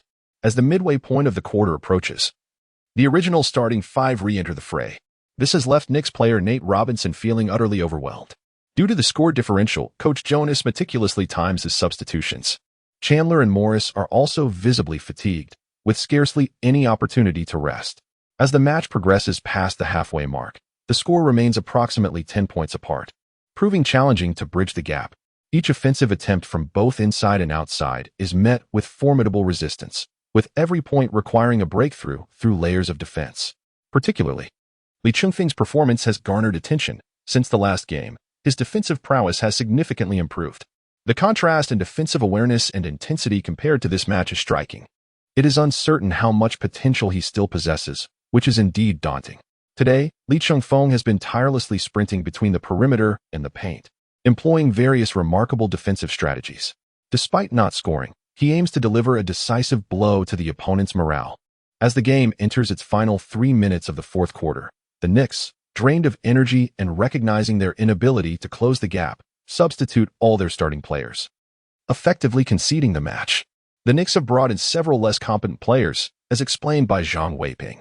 In Chapter 14, an unconventional triple-double, Coach Jonas also substitutes the main lineup of the Huaguo team. As the final whistle blows, the Huaguo team triumphs over the New York Knicks with a definitive score of 90-78, securing a 12-point advantage. Under Li Chengfeng's leadership, they successfully neutralized the opposition, achieving their first victory by such a significant margin since the Summer League began.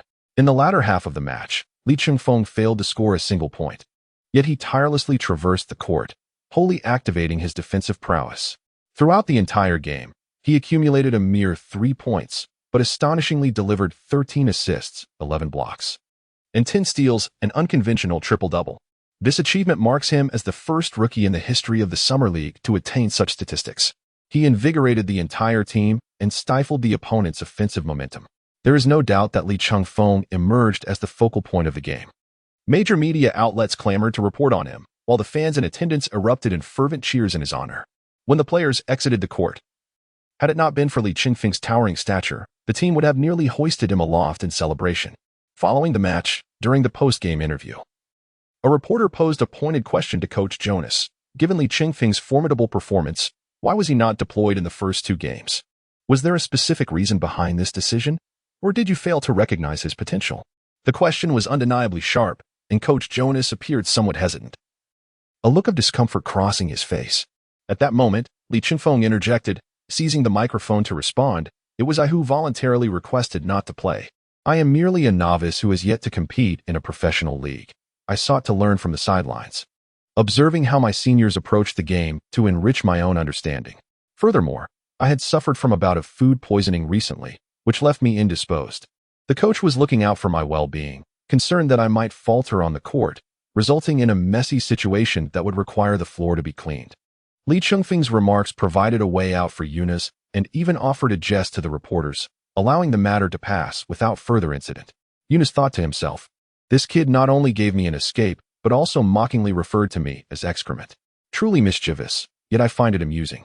Li Chengfeng continued, "Moreover, I intend to demonstrate to the teams that did not select me in the top 25 of this year's draft that my prowess in both offense and defense is unparalleled. Their failure to choose me is indeed their loss. I shall remember the names of each of the first 25 selections, excluding Rivalry, of course. And when the regular season commences, I will surpass them one by one." Li Chengfeng's subsequent remarks grew increasingly arrogant. His manager, Zhang Mingji, peered out from behind the screen and quietly remarked, "Li DePeo has started rambling again. He should tone it down." Li Chengfeng, with a hint of impatience, turned around and whispered, "You're the cannon, and your entire family is." Following the post-match interviews, the players returned to their hotel. With the victory in this match, Li Chengfeng had once again acquired 6 points in blocking ability from the system. Although the increase was modest, it brought him a step closer to enhancing his defensive prowess. Inside Li Chengfeng's hotel room, Li Chengfeng finished his shower, flicking away the droplets of water with a cheerful demeanor, joyfully celebrating by singing the elephant song. Suddenly, a knock resonated at the door of his room. "Who is it?" "I'm currently preoccupied," exclaimed Li Chengfeng. Li Chengfeng opened the door. "It's Jonas," came the voice from outside. "Oh, just a moment. Coach, let me get dressed first." Li Chengfeng hurriedly put on a garment and opened the door. "Li Chengfeng, what are you doing?" "Huh?" Li Chengfeng felt somewhat perplexed, then suddenly noticed a chilling sensation below. "Oh no, my apologies, coach. Allow me a moment to don another layer." Li Chengfeng, in a flurry, had hastily donned only his upper garment. Yunus chuckled and said, All right, I shall speak a few words and then take my leave. First and foremost, I must express my gratitude for your timely assistance during the press conference. Additionally, I wish to convey my sincerest apologies. In my many years of coaching, I have never encountered a player quite like you. As a collegiate athlete devoid of significant competitive experience, it was challenging for me to fully trust in your capabilities, which is why you were not granted playing time in the initial games. It was only prior to the match against the Cavaliers that Yuming interceded on your behalf. Your innate talent for basketball is indeed remarkable. Play well, maintain your form, and strive to participate in next year's Olympic Games, aiding your nation in achieving a commendable result. Li Chengfeng possesses a temperament that favors compliance over confrontation, and the few words uttered by Yunus left him feeling quite embarrassed. Li Chengfeng scratched his head and replied, All right, coach, I shall not betray your trust, nor the faith that Brother Yao has placed in me. I acknowledge my faults, including the nicknames I have carelessly bestowed upon you, such as Old Dang and Old Skinny. Yunus chuckled softly and quickly gestured for silence. Enough. Let's not dwell on that. Do not forget about tomorrow's training. We have one final match against the Celtics. I shall take my leave now. You should rest. Li Chengfeng chuckled awkwardly. Following his remarkable performances in consecutive games, he has garnered increasing attention not only in the United States but has also stirred a monumental wave back home in China. The viewership ratings for the Summer League are nearing those of the Spring Festival Gala, creating a palpable sensation that a basketball superstar is on the rise.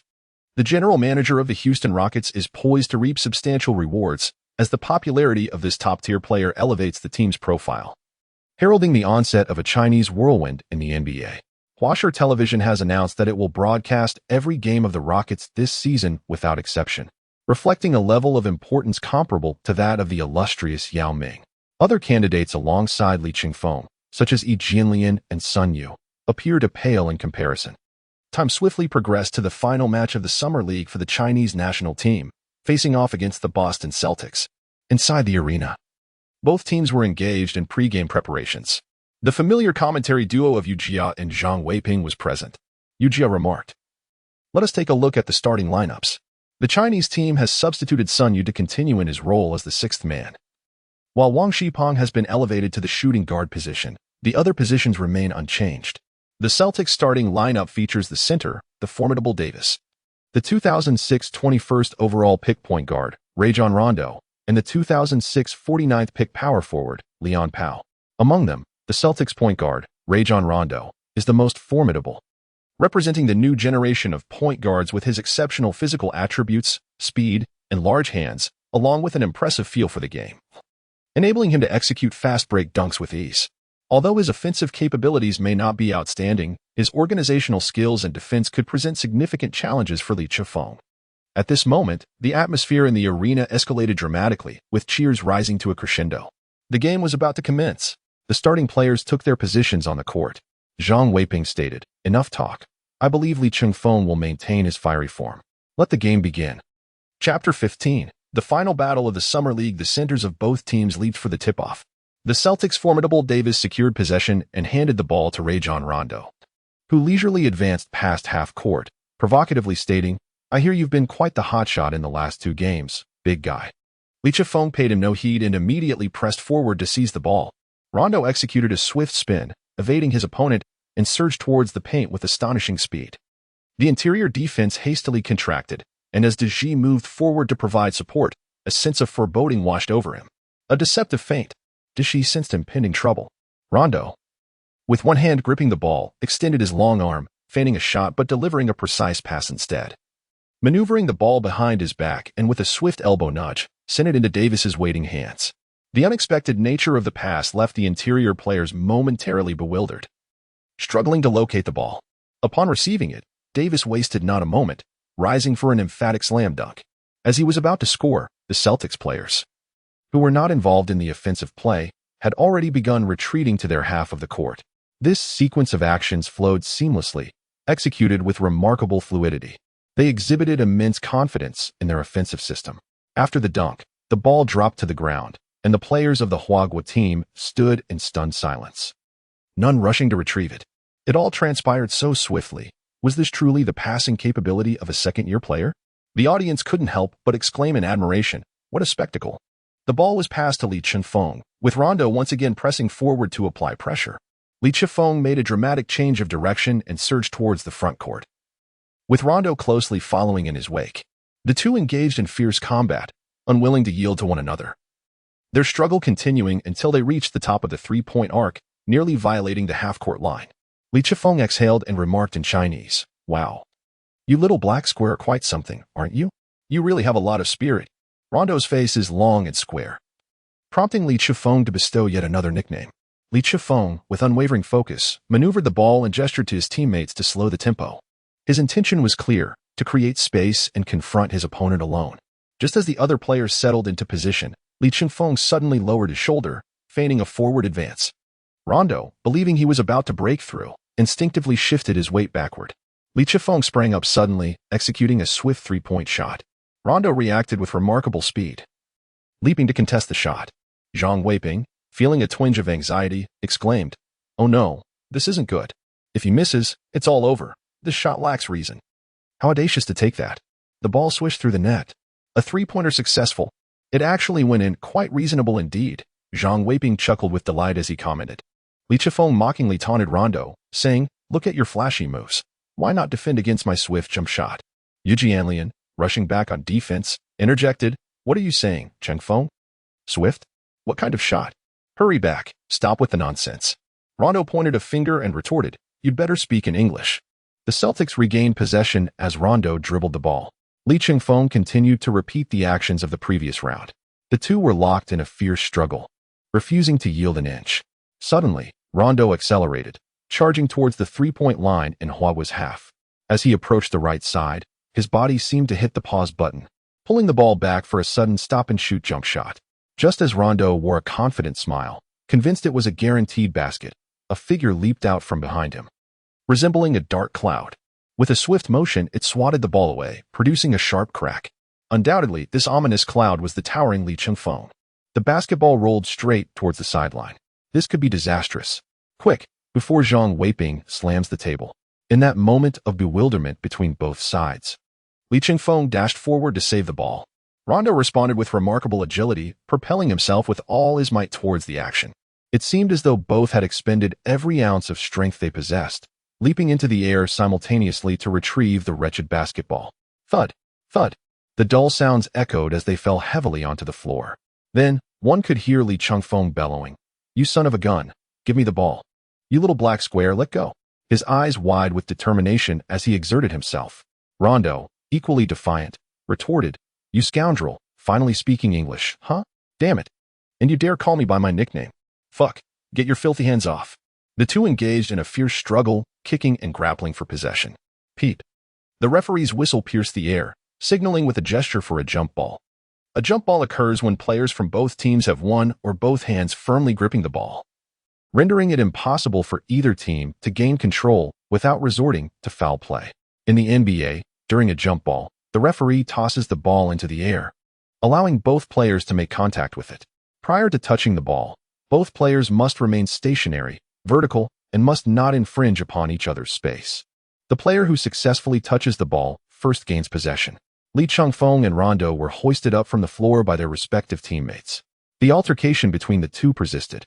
And despite Chengfeng's height advantage over Rondo, it did not deter Rondo's inclination to confront him.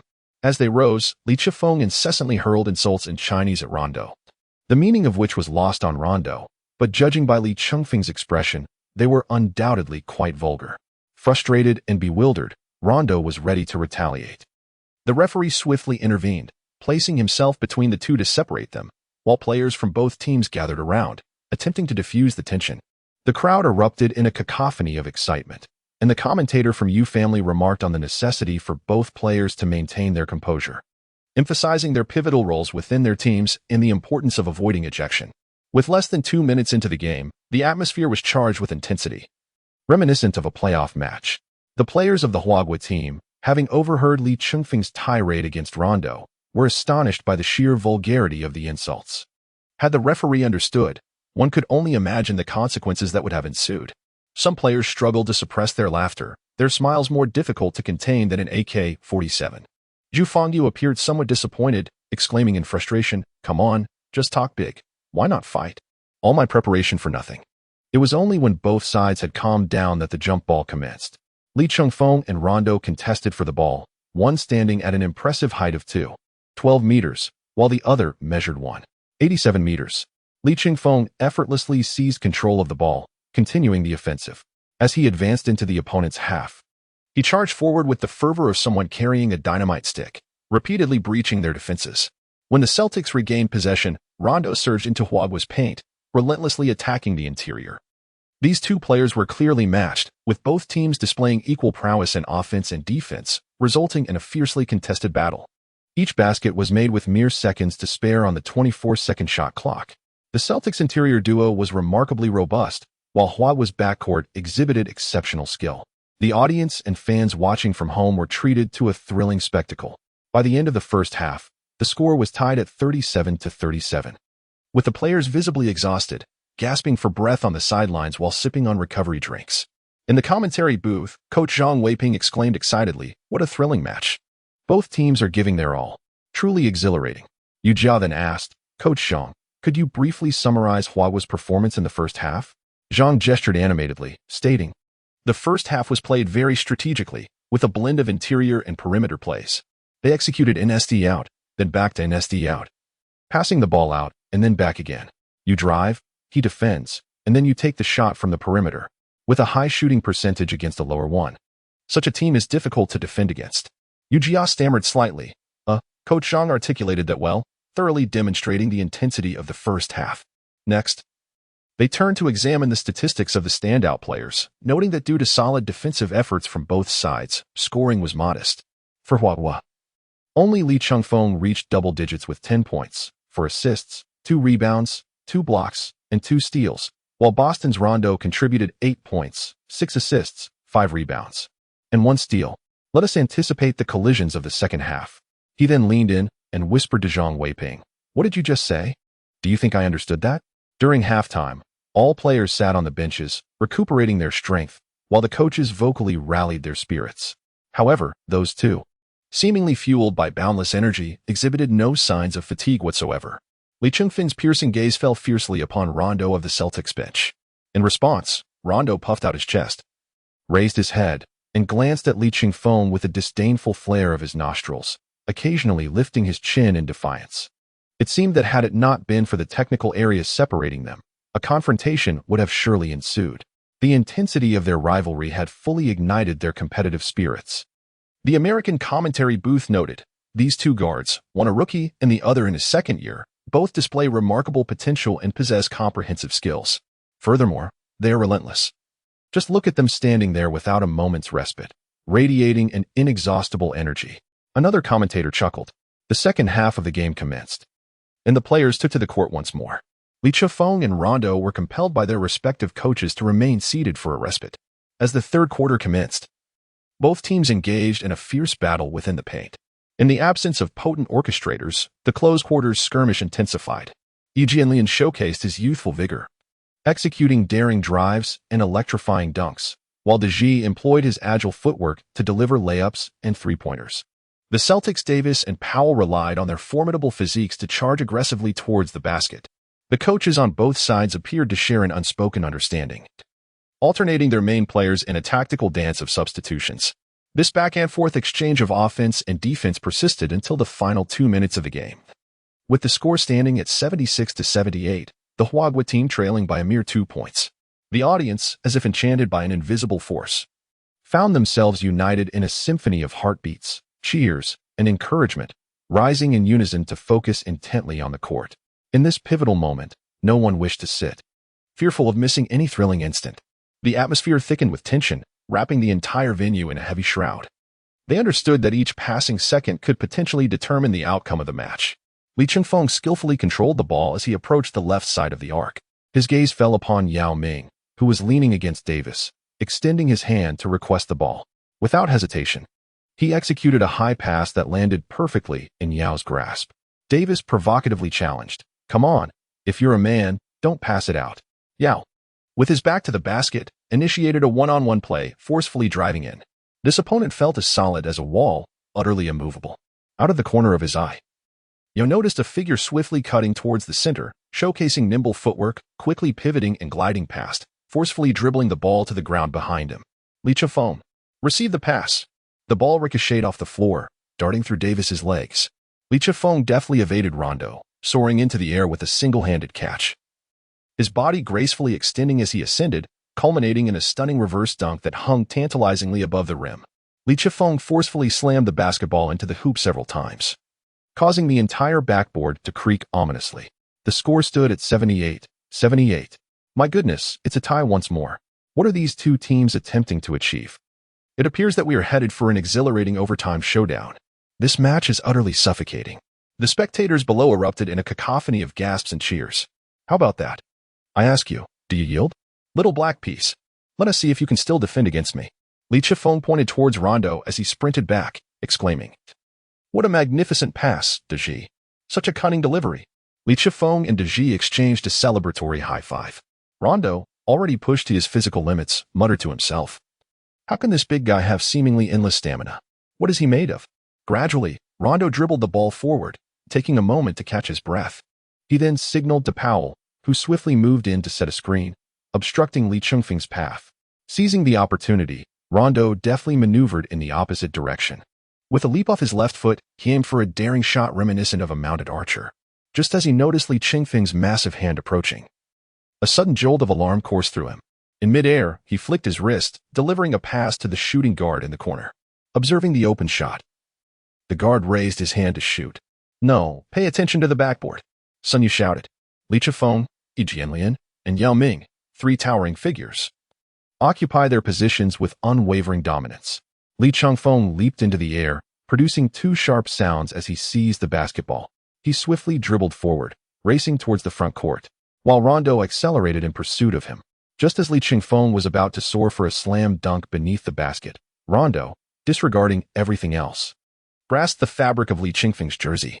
Chengfeng did not leap, and the ball skimmed the rim and exited the hoop. Chengfeng's oversized shorts had been pulled down. Both teams' players struggled to suppress their laughter, desperately recalling their most sorrowful tales. With Rondo, number 9, committing a foul, the ball was awarded twice. The referee's whistle echoed. Chengfeng observed Rondo still lying on the ground, who sheepishly flashed a broad grin. "What are you doing? What are you up to? Engaging in mischief? Go home and see your wife." With that, he adjusted his trousers and sauntered towards the free throw line, muttering quietly to himself, "That little rascal even gave me a pinch. It still stings." Taking a deep breath, he prepared for his first free throw, but alas, the basketball ricocheted off the rim. That little black imp pinched me, and it really does hurt, Li Chifeng lamented, cradling his head in despair. The commentator from the Yu family remarked, time is running short. Oh dear. The first free throw missed. It seems the earlier foul has indeed affected Li Chengfeng's performance. Let us hope he can secure the second shot. Li Chifeng performed several deep squats, engaging in a vigorous exercise to loosen his muscles. Taking a deep breath, he received the ball from the referee. He extended his arms, bent his legs, and with a swift motion, released the ball. It soared and quivered through the air before bouncing off the rim and plunging into the net. The score was now 79-78. The Huaguo team had taken the lead. Li Chengfeng let out a deep breath, exclaiming, "This is our final attack. Focus on defense. Fall back quickly." Jonas shouted fervently. Rondo had just taken quite a tumble, his arm still tingling from the impact. As he slowly advanced past half court, Rondo meticulously managed the time for the last offensive play. On the wing, he signaled for Davis to come over for a screen. Dashi came over, and Li Chengfeng was pulled away by Davis, creating a mismatch, small against big. Watch your footwork. Dashi's movements were sluggish. Rondo exploited the screen to create an advantageous situation, attempting to penetrate with speed. As the mismatch unfolded, Rondo pulled the ball and himself away. With only 6 seconds remaining, it was perilous. It's gone. It's over. Zhang Weiping wanted to cover his eyes, unable to bear the sight. Rondo broke through Dashi's defense, charging straight into the heart of the paint, an open layup. Just as time was expiring, a shadow swiftly followed Rondo, leaping into the air, arms outstretched, smack. Bang. Li Chifeng activated his last remaining skill card, the ultimate block, which you may have forgotten about. He leaped to great heights, successfully blocking the ball, but in the process, his face collided with the backboard, sending both him and the ball crashing down, cursing as he fell. Chapter 17. The new season begins. The game concluded with Rondo's shot being swatted away, and there was no interference called. The Huaguo team triumphed with a score of 79-78. Li Chengfeng delivered a decisive block, sealing the fate of the match. After 3 games, each one more thrilling than the last, U.S. family excitedly commented. Li Chengfeng showcased an impressive performance, amassing 25 points, 13 assists, 6 rebounds, and 4 blocks, while Dashi contributed 18 points and 8 rebounds. Rondo of the Boston Celtics also exhibited a brilliant performance with 12 points and 8 assists. Let us once again congratulate the Huaguo team for achieving their best-ever record of 3 wins and 2 losses in the Summer League. Zhang Weiping remarked, "Indeed. Li Chengfeng has played a significant role in these matches. Let us wish him smooth sailing in his future games." To all our esteemed viewers, we shall meet again in the regular season. The entire arena erupted in a cacophony of cheers, akin to boiling water, the roars resounding throughout. Red fireworks decorated the court, creating an atmosphere as if it were the Huaguo team's home ground. Rondo approached and helped the fallen Li Chengfeng to his feet, saying, "Brother, you look so damn much like a unicorn right now." Li Chengfeng had a sizable bump on his forehead. Li Chengfeng chuckled, "Be wary, or I shall prod you with my horns." "Prod where? Take a guess." The two exchanged knowing smiles, clasped hands, and stood resolutely, bidding farewell to the martial world. The system chimed, indicating that the host had triumphed in the competition, and now the rewards would be drawn. The voice of the system echoed once more in Li Chengfeng's mind. This time, let it be something splendid, let it be enhanced further. For I have exerted such great effort to secure this victory. Li Chengfeng spoke while sipping water. After finishing his words, he eagerly gazed at the results before him. Ding. Thank you for your patronage. Pfft. Goodbye. I curse you. With the conclusion of the Summer League, the players returned to their respective teams. Li Chengfeng returned to Houston, concluding a day of arduous training. After taking a refreshing shower upon arriving at his apartment, he reclined on his spacious bed, feeling as though his life unfolded like a film, each frame passing before his eyes. Unbeknownst to him, he had already spent nearly 2 months in the United States. The training and competitions he had experienced during this period had further fortified his skills.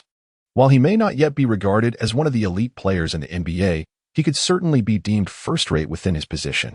His current state is characterized by opponents who may be taller but not as swift, and those who are quicker but lack his height. With further enhancement of his rebounding and interior defensive capabilities, it could be said that Li Chengfeng is well on his way to becoming a versatile player. Although he participated in the Summer League against a cadre of rookies and undrafted players, his adaptability suggests that competing in the regular season will pose no challenge for him. Li Chengfeng lay on his bed, lost in thought when his agent, Zhang Mingji, called. What? Is what you said true? The Celtics have formed a big three. Li's eyes widened in astonishment. Just last season, the Celtics had a dismal record of 24 wins and 58 losses, an utter catastrophe.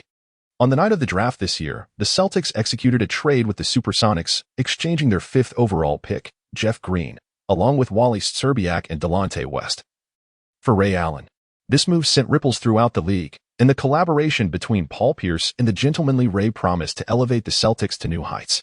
Yet, what was even more astounding was that today the Celtics traded Al Jefferson, Ryan Gomez, Gerald Green, Theo Ratliff, Sebastian Telfair, a first-round draft pick for 2009, and a sum of cash to acquire the big ticket, Kevin Garnett, from the Timberwolves. Although the prime years of these three superstars may have waned, their formidable presence still looms large, establishing a fearsome big three for the Celtics. The off-season rumors had materialized, leaving the entire league in a state of disbelief. Following this, Zhang Mingji added, "Do you know who the Celtics point guard is?" Li Chengfeng seemed to have anticipated it long ago. That little black piece? The one that stripped my shorts during the recent competition? Yes, that's the one. That second-grade show. You have already experienced his potential. Li Chengfeng has once again begun his discourse. Is this not absurd? How can other Eastern teams compete? They might as well bestow the Eastern Championship upon him outright. I shall lead the Rockets to seize the title of champions. This year's Western Conference remains formidable, teeming with talent. The San Antonio Spurs, boasting the formidable GD duo, are the reigning champions from last season. With power forward Tim Duncan, shooting guard Manu Ginobili, and point guard Tony Parker, all under the astute guidance of Coach Popovich. Their prowess is undiminished and matches last season's depth. Additionally, there are the Lakers, led by the legendary Kobe Bryant, the Phoenix Suns, directed by the prodigious Steve Nash, the New Orleans Hornets, spearheaded by Chris Paul, the Dallas Mavericks, piloted by the German powerhouse Dirk Nowitzki, and the underrated Utah Jazz, featuring the dynamic duo of Darren Williams and Carlos Boozer, alongside the explosive Denver Nuggets, led by Carmelo Anthony and Allen Iverson. This season, the disparity of strength between the Western and Eastern Conferences is particularly pronounced. The Eastern Conference's most formidable teams include the newly formed Big Three of the Boston Celtics, the Cleveland Cavaliers led by the young King LeBron James, and the Orlando Magic under the leadership of Stan Van Gundy. This offseason, each team has been diligently preparing to enhance their rosters through various means. The Rockets, for instance, traded veteran Juwan Howard to the Minnesota Timberwolves in exchange for guard Mike James and forward Justin Reed. They also acquired a future second-round draft pick in cash, securing this year's second-round pick, forward Carl Landry, from the Seattle Supersonics. Most crucially, they signed the 27-year-old Argentine power forward Luis Scola. Francis has returned to the Rockets. As September swiftly approaches, Yao Ming has returned from his wedding, which was notably low-key, attended only by family. Other team members have gradually returned to partake in training ahead of the new season, and Coach Adelman, observing the revamped Rockets lineup, cannot help but feel elated. The Summer League has further confirmed that selecting Li Chengfeng was indeed the right decision. The commencement of training camp heralds the onset of the preseason. Li Chengfeng has completely earned the trust of Adelman and the management. Throughout the preseason, he participated only briefly, merely to acclimate himself with the team before being substituted. Subsequently, the entire starting lineup for the Rockets was established: point guard Li Chengfeng, shooting guard Tracy McGrady, small forward Shane Battier, power forward Chuck Hayes, and center Yao Ming. As the preseason concluded, the curtain gradually lifted on the regular season of 2007 to 2008. Li Chengfeng is on the brink of embarking on a brand new journey. Chapter 18. I am thrilled. On October 31st, 2007, the inaugural game of the new season will see the Houston Rockets facing off against the Los Angeles Lakers at the Staples Center in Los Angeles. The arena is filled to capacity, with spectators nearly clamoring for standing room tickets. Li Chengfeng, impeccably dressed, entered the gymnasium, ready to warm up. His eyes were wide with wonder, as if he were an innocent child encountering the world for the first time. Oh, behold those lights. They shine with an almost blinding brilliance. And the ceiling of this arena is astonishingly vast. Look at all the celebrities gathered by the court. And the beautiful women on the sidelines. Such long, graceful legs. Li Chengfeng, brimming with excitement, gesticulated animatedly, his words barely escaping his lips when, slap, Yao Ming delivered a sharp blow to the back of his head. Could you not act like a child and exhibit some decorum befitting a university student? Yao Ming glared at him sternly. Li Chengfeng, with a flushed face, exclaimed, "This is my first time in Los Angeles, and I've never encountered such a scene. Please, give me some grace, big brother, hee. Oh, there's the Kardashian. She's seated right there. It's quite impressive. Yao, hurry up. Clap, clap." Today's match marks the Chengfeng's debut, and the Houston Rockets boast two Chinese players, facing off against the Los Angeles Lakers, who feature the legendary Kobe Bryant. Back in China, the excitement surrounding this game has reached unprecedented heights. The jerseys of Yao Ming, number 11, and Li Chengfeng, number 29, have sold out completely. On this momentous day, nearly all students from Peking University have gathered in the large playground to witness his first performance. The Rockets' general manager is grinning from ear to ear, thinking to himself about the incredible profits ahead. Both teams have entered the court and begun their warm-ups. Li Chengfeng, at present, can only be controlled by Yao Ming, while others find it rather challenging to manage him. Seizing the moment when Yao Ming was momentarily distracted, he stealthily slipped over to the Lakers and positioned himself behind Kobe. "Hey, idol, could I get your autograph?" he exclaimed, giving Kobe a playful pat on the back. Startled, Kobe jolted around, and upon seeing such a towering figure, he mistakenly thought it was Yao Ming. "Hello, who are you? A fan of the Rockets?" Kobe asked, noticing the training gear emblazoned with the Rockets insignia. Assuming he was merely an enthusiastic spectator. "What the? You don't recognize me? My summer league performance was like, ow, ow." Yao Ming approached and grabbed him by the ear, pulling him back. He gestured to a specific area on the floor and, with his large foot, gave Li Chengfeng a light smack on the rear. "Do you see the area I've marked? Warm up properly, or I swear I'll make you regret it." Yao Ming admonished him. "This is the first time I've seen the real Kobe. I'm so excited." "All right, let go. I understand." Li Chengfeng pleaded for mercy. In the commentary booth, Yu Jia greeted the audience, saying, "Hello, dear viewers, it's a pleasure to reunite. Today, I am joined by our longtime friend, Coach Zhang Weiping, to commentate on this highly anticipated match." Zhang Weiping, filled with enthusiasm, remarked, "Time flies. We've reached the regular season. If all goes as expected, Li Chengfeng, whom we closely followed during the summer league, is likely to start today. Will he be able to integrate into the team and establish a strong chemistry with his elder brother, Yao Ming? Let us wait and see."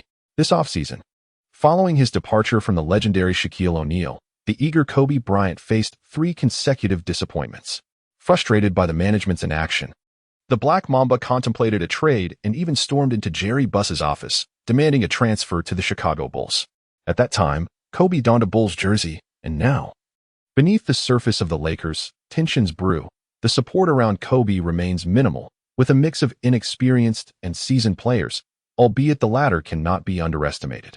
On the other hand, the Houston Rockets have not experienced a bountiful offseason, yet they have certainly strengthened their roster compared to last season, significantly enhancing their capabilities. Barring significant injuries, they even aspire to contend for the championship. With the pregame preparations concluded and the anticipation of millions of viewers at its peak, both team starters gradually took to the court. The DJ elevated the atmosphere to a fever pitch, passionately introducing the starting lineup for the Los Angeles Lakers. Center Kwame Brown, the infamous 2001 draft bust, power forward Ronnie Turiaf, small forward Luke Walton, and point guard Derek Fisher. Finally, amidst the roaring crowd, the biggest star, Kobe Bryant, made his grand entrance. The starting lineup of the Houston Rockets features center Yao Ming, power forward Chuck Hayes, small forward Shane Battier, shooting guard Tracy McGrady, and point guard Rafer Alston. As Li Chengfeng emerged, he envisioned the resounding cheers that would envelop him, contemplating what pose might render him most striking. However, to his dismay, amidst a crowd of tens of thousands, only a sparse smattering of applause greeted him, predominantly from his fellow compatriots. Many were unfamiliar with him, and as he raised his hands high in exhilaration, he awkwardly let them fall. Nevertheless, standing on the official NBA stage for the first time, he felt a flutter of excitement in his heart. Upon reaching the center of the court, emblazoned with the immense purple of the Lakers, the game commenced. The referee tossed the ball high into the air, initiating the jump ball between both centers. Yao Ming and Kwame Brown leaped simultaneously. With a determined effort, Yao Ming soared, deftly directing the ball into Li Chengfeng's awaiting hands. Li Chengfeng maneuvered the ball slowly past the halfway line, feeling an intense atmosphere emanating from the court. A surge of anxiety tightened his chest, causing his muscles to stiffen and his dribbling technique to falter. The cunning veteran, Fisher, made a swift cut and effortlessly intercepted Li Chengfeng's ball. Darn it. That crafty old fox. Li Chengfeng hastily retreated on defense. Without further ado, Fisher advanced with the ball, seamlessly executing a layup and scoring. 2-0. Fisher smirked condescendingly at Li Chengfeng, lifting his chin in mockery. The American commentator erupted in laughter, exclaiming, "Is this the so-called superstar rookie the Rockets claim to have drafted this year? Huh. Can this lumbering oaf even dribble? He plays point guard? My grandmother could perform better than him." Li Chengfeng found himself momentarily taken aback, caught in a state of bewilderment. At that moment, Yao Ming, visibly agitated, approached him with an intensity that was almost palpable, grabbing hold of Li Chengfeng's head and vigorously shaking it from side to side. "What are you doing? Have you lost your mind? It's time for the competition. Are you still asleep? Do you want to experience the humiliation of scoring 0 in your debut? Just like I did back in the day? That feeling is unbearable. Go serve the ball. Get your act together and don't be nervous. Just treat it like a summer league game." After this barrage of spirited exhortation from Yao Ming, Li Chengfeng felt a surge of clarity wash over him. He muttered to himself, "Indeed, my mental fortitude is lacking. Being overly excited is not beneficial. Come on, you little rascals. Let us do this." Li Chengfeng dribbled the ball towards the Lakers' half-court. Chapter 19. The overwhelming presence of the superstar Kobe. Li Chengfeng regained his confidence and dribbled into the Lakers' half-court. All the Lakers players swiftly returned on defense, fully prepared for the impending challenge. Li Chengfeng felt that the opportunity for a fast break had slipped away. As he searched for a chance at the top of the arc, Fisher, noticing that Li Chengfeng was holding onto the ball for an extended period, approached him with tight pressure, attempting to swipe the ball away. Despite Fisher's relatively modest height of 185 meters, he possessed a robust weight of 98 kilograms, making him exceptionally strong among guards. Li Chengfeng felt somewhat exasperated. "You old fishball. You are truly insufferable." At that moment, Yao Ming came forward to set a screen, allowing Li Chengfeng to swiftly cut towards the center line. In an instant, he penetrated the paint, while Walton advanced to provide assistance defense and attempted to intercept. Li Chengfeng, with remarkable quickness and agility, noticed Badier standing alone in the left corner.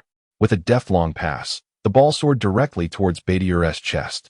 He received it with great ease, and in a fluid motion, he lifted his hand to take a shot from beyond the three-point line. Whoosh! The ball sailed smoothly through the net. 3-2. What an excellent pass. My 2 claps were not in vain, Yao Ming remarked with a smile, as possession shifted. "Old, you passed the ball to Kobe," Li Chengfeng said to McGrady. "I wish to engage in a friendly contest with Kobe, to experience the sensation of defending against a superstar." After exchanging their positions, Kobe dribbled towards him, step by step. "Come on, Kobe, today I..." Before Li Chengfeng could finish his sentence, Kobe leaned in with his shoulder, executed a swift maneuver reminiscent of a chain king circling a pillar, and made a direct advance into the paint. Li Chengfeng swiftly maneuvered laterally, striving to entangle his opponent. Kobe, however, suddenly pivoted, executing a deceptive feint that left Li Chengfeng swaying in the opposite direction. In a hurried attempt to regain balance, he lunged forward, only for Kobe to take a probing step ahead, promptly retracting the ball. At this moment, Li Chengfeng's footing became as chaotic as a bustling marketplace, his center of gravity shifting from front to back and side to side. His feet seemed to curse in exasperation, wondering where to go. Ultimately, he stumbled and found himself seated on the floor. Kobe cast a stern glance at the grounded Li Chengfeng before abruptly halting, raising his hand for a signature mid-range jumper.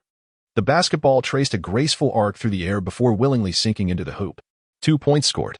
The Los Angeles Lakers surged ahead by 1, leading 4-3. Following the shot, Kobe swiftly turned to defend, uttering not a single word. His movements were precise and efficient, exuding an aura of formidable presence that instilled a sense of pressure upon his adversaries. The Lakers bench erupted with joy, playfully mimicking the motion that had led to Li Chengfeng's fall. The DJ onside amplified the atmosphere with comical music to incite further merriment.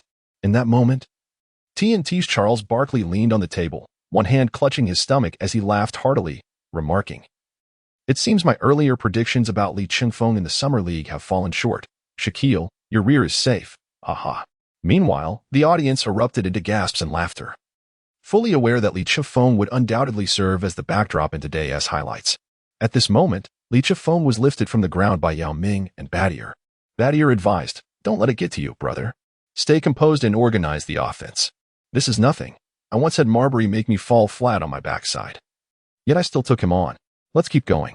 Yao Ming approached and gently patted Li Chengfeng on the shoulder. Not long after the game commenced, Li Chengfeng experienced an emotional roller coaster. As he stood up and contemplated, a chuckle escaped his lips. He called out to Chuck Hayes, who was preparing to inbound the ball. Pass it over. The desire to fight surged within him. In the NBA, if an opponent seizes upon any minor flaw, it can be magnified exponentially. Therefore, it was imperative for Li Chengfeng to retaliate decisively. A single punch could prevent a barrage of blows. Li Chengfeng advanced to the front court, preparing for a screen and roll, specifically targeting Kobe. This time, Li Chengfeng dispensed with any superfluous chatter, his focus intensely honed. Leveraging his height advantage, he positioned himself with his back to Kobe, standing just beyond the three-point line. Kobe's defense, renowned and formidable, consistently earned him a place among the league's elite defenders. After a brief period of adjustment, Li Chengfeng's anxiety began to dissipate. However, despite his towering stature of 2.12 meters compared to Kobe's 1.98 meters, the challenge of competing against a top-tier NBA superstar remained daunting. Li Chengfeng managed to reach the vicinity of the paint area. Suddenly, he pivoted to the right to break through, but Kobe clung to him tenaciously. Li Chengfeng strode vigorously towards the baseline, his gaze fixed as he approached the vicinity of the hoop. Li Chengfeng exerted force with his left leg and suddenly leaped into the air, soaring upward for a layup. Both Kobe and the defending Kwame Brown took off simultaneously to block the shot, their four formidable arms casting a shadow over the court. Li Chengfeng soared into the air, tightening his core as he grasped the ball and pulled it back down. Kobe and Kwame Brown interlaced in midair, failing to block the shot. In an instant, Li Chengfeng's hands rose with fervor. Twisting his body mid-flight, he executed a reverse two-handed slam dunk. Crack! Boom! His hands gripped the rim as he performed a display of sheer power, as if he wished to shatter it. Wow! Oh! The entire arena fell into a brief silence, a mere fraction of a second. The Los Angeles Lakers' Kwame Brown was called for a foul, granting Li a free throw. The referee's whistle echoed. In that moment, the crowd erupted in a cacophony of awe and cheers. Magnificent! Magnificent! Violent slam dunk! Violent slam dunk! Incredible! Such height and aerial ability seem almost surreal. Unbelievable! He managed to dunk it. Heh! Zhang Weiping stood up in sheer exhilaration. Yu Jia, momentarily speechless, was bursting with excitement. Yes, that's how it should be done. Show that spirit. Regardless, Li Chengfeng responded to Kobe's play with his own brilliance. Impressive. Let us not forget, Li Chengfeng possesses the dunking prowess akin to LeBron James, complemented by the speed of a point guard, enhancing his technique to new heights. Players from the Rockets approached Li Chengfeng, exchanging high fives. Yao Ming came over and ruffled Li Chengfeng's hair, offering a succinct compliment. Nice, wow, incredible. Amidst the disruptive cheers of the visiting fans, Li Chengfeng calmly sank the ensuing free throw. The score now stood at 6-4. The Rockets had taken the lead. The possession shifted to the Lakers. Fisher held the ball. Li Chengfeng immediately engaged in a relentless pursuit.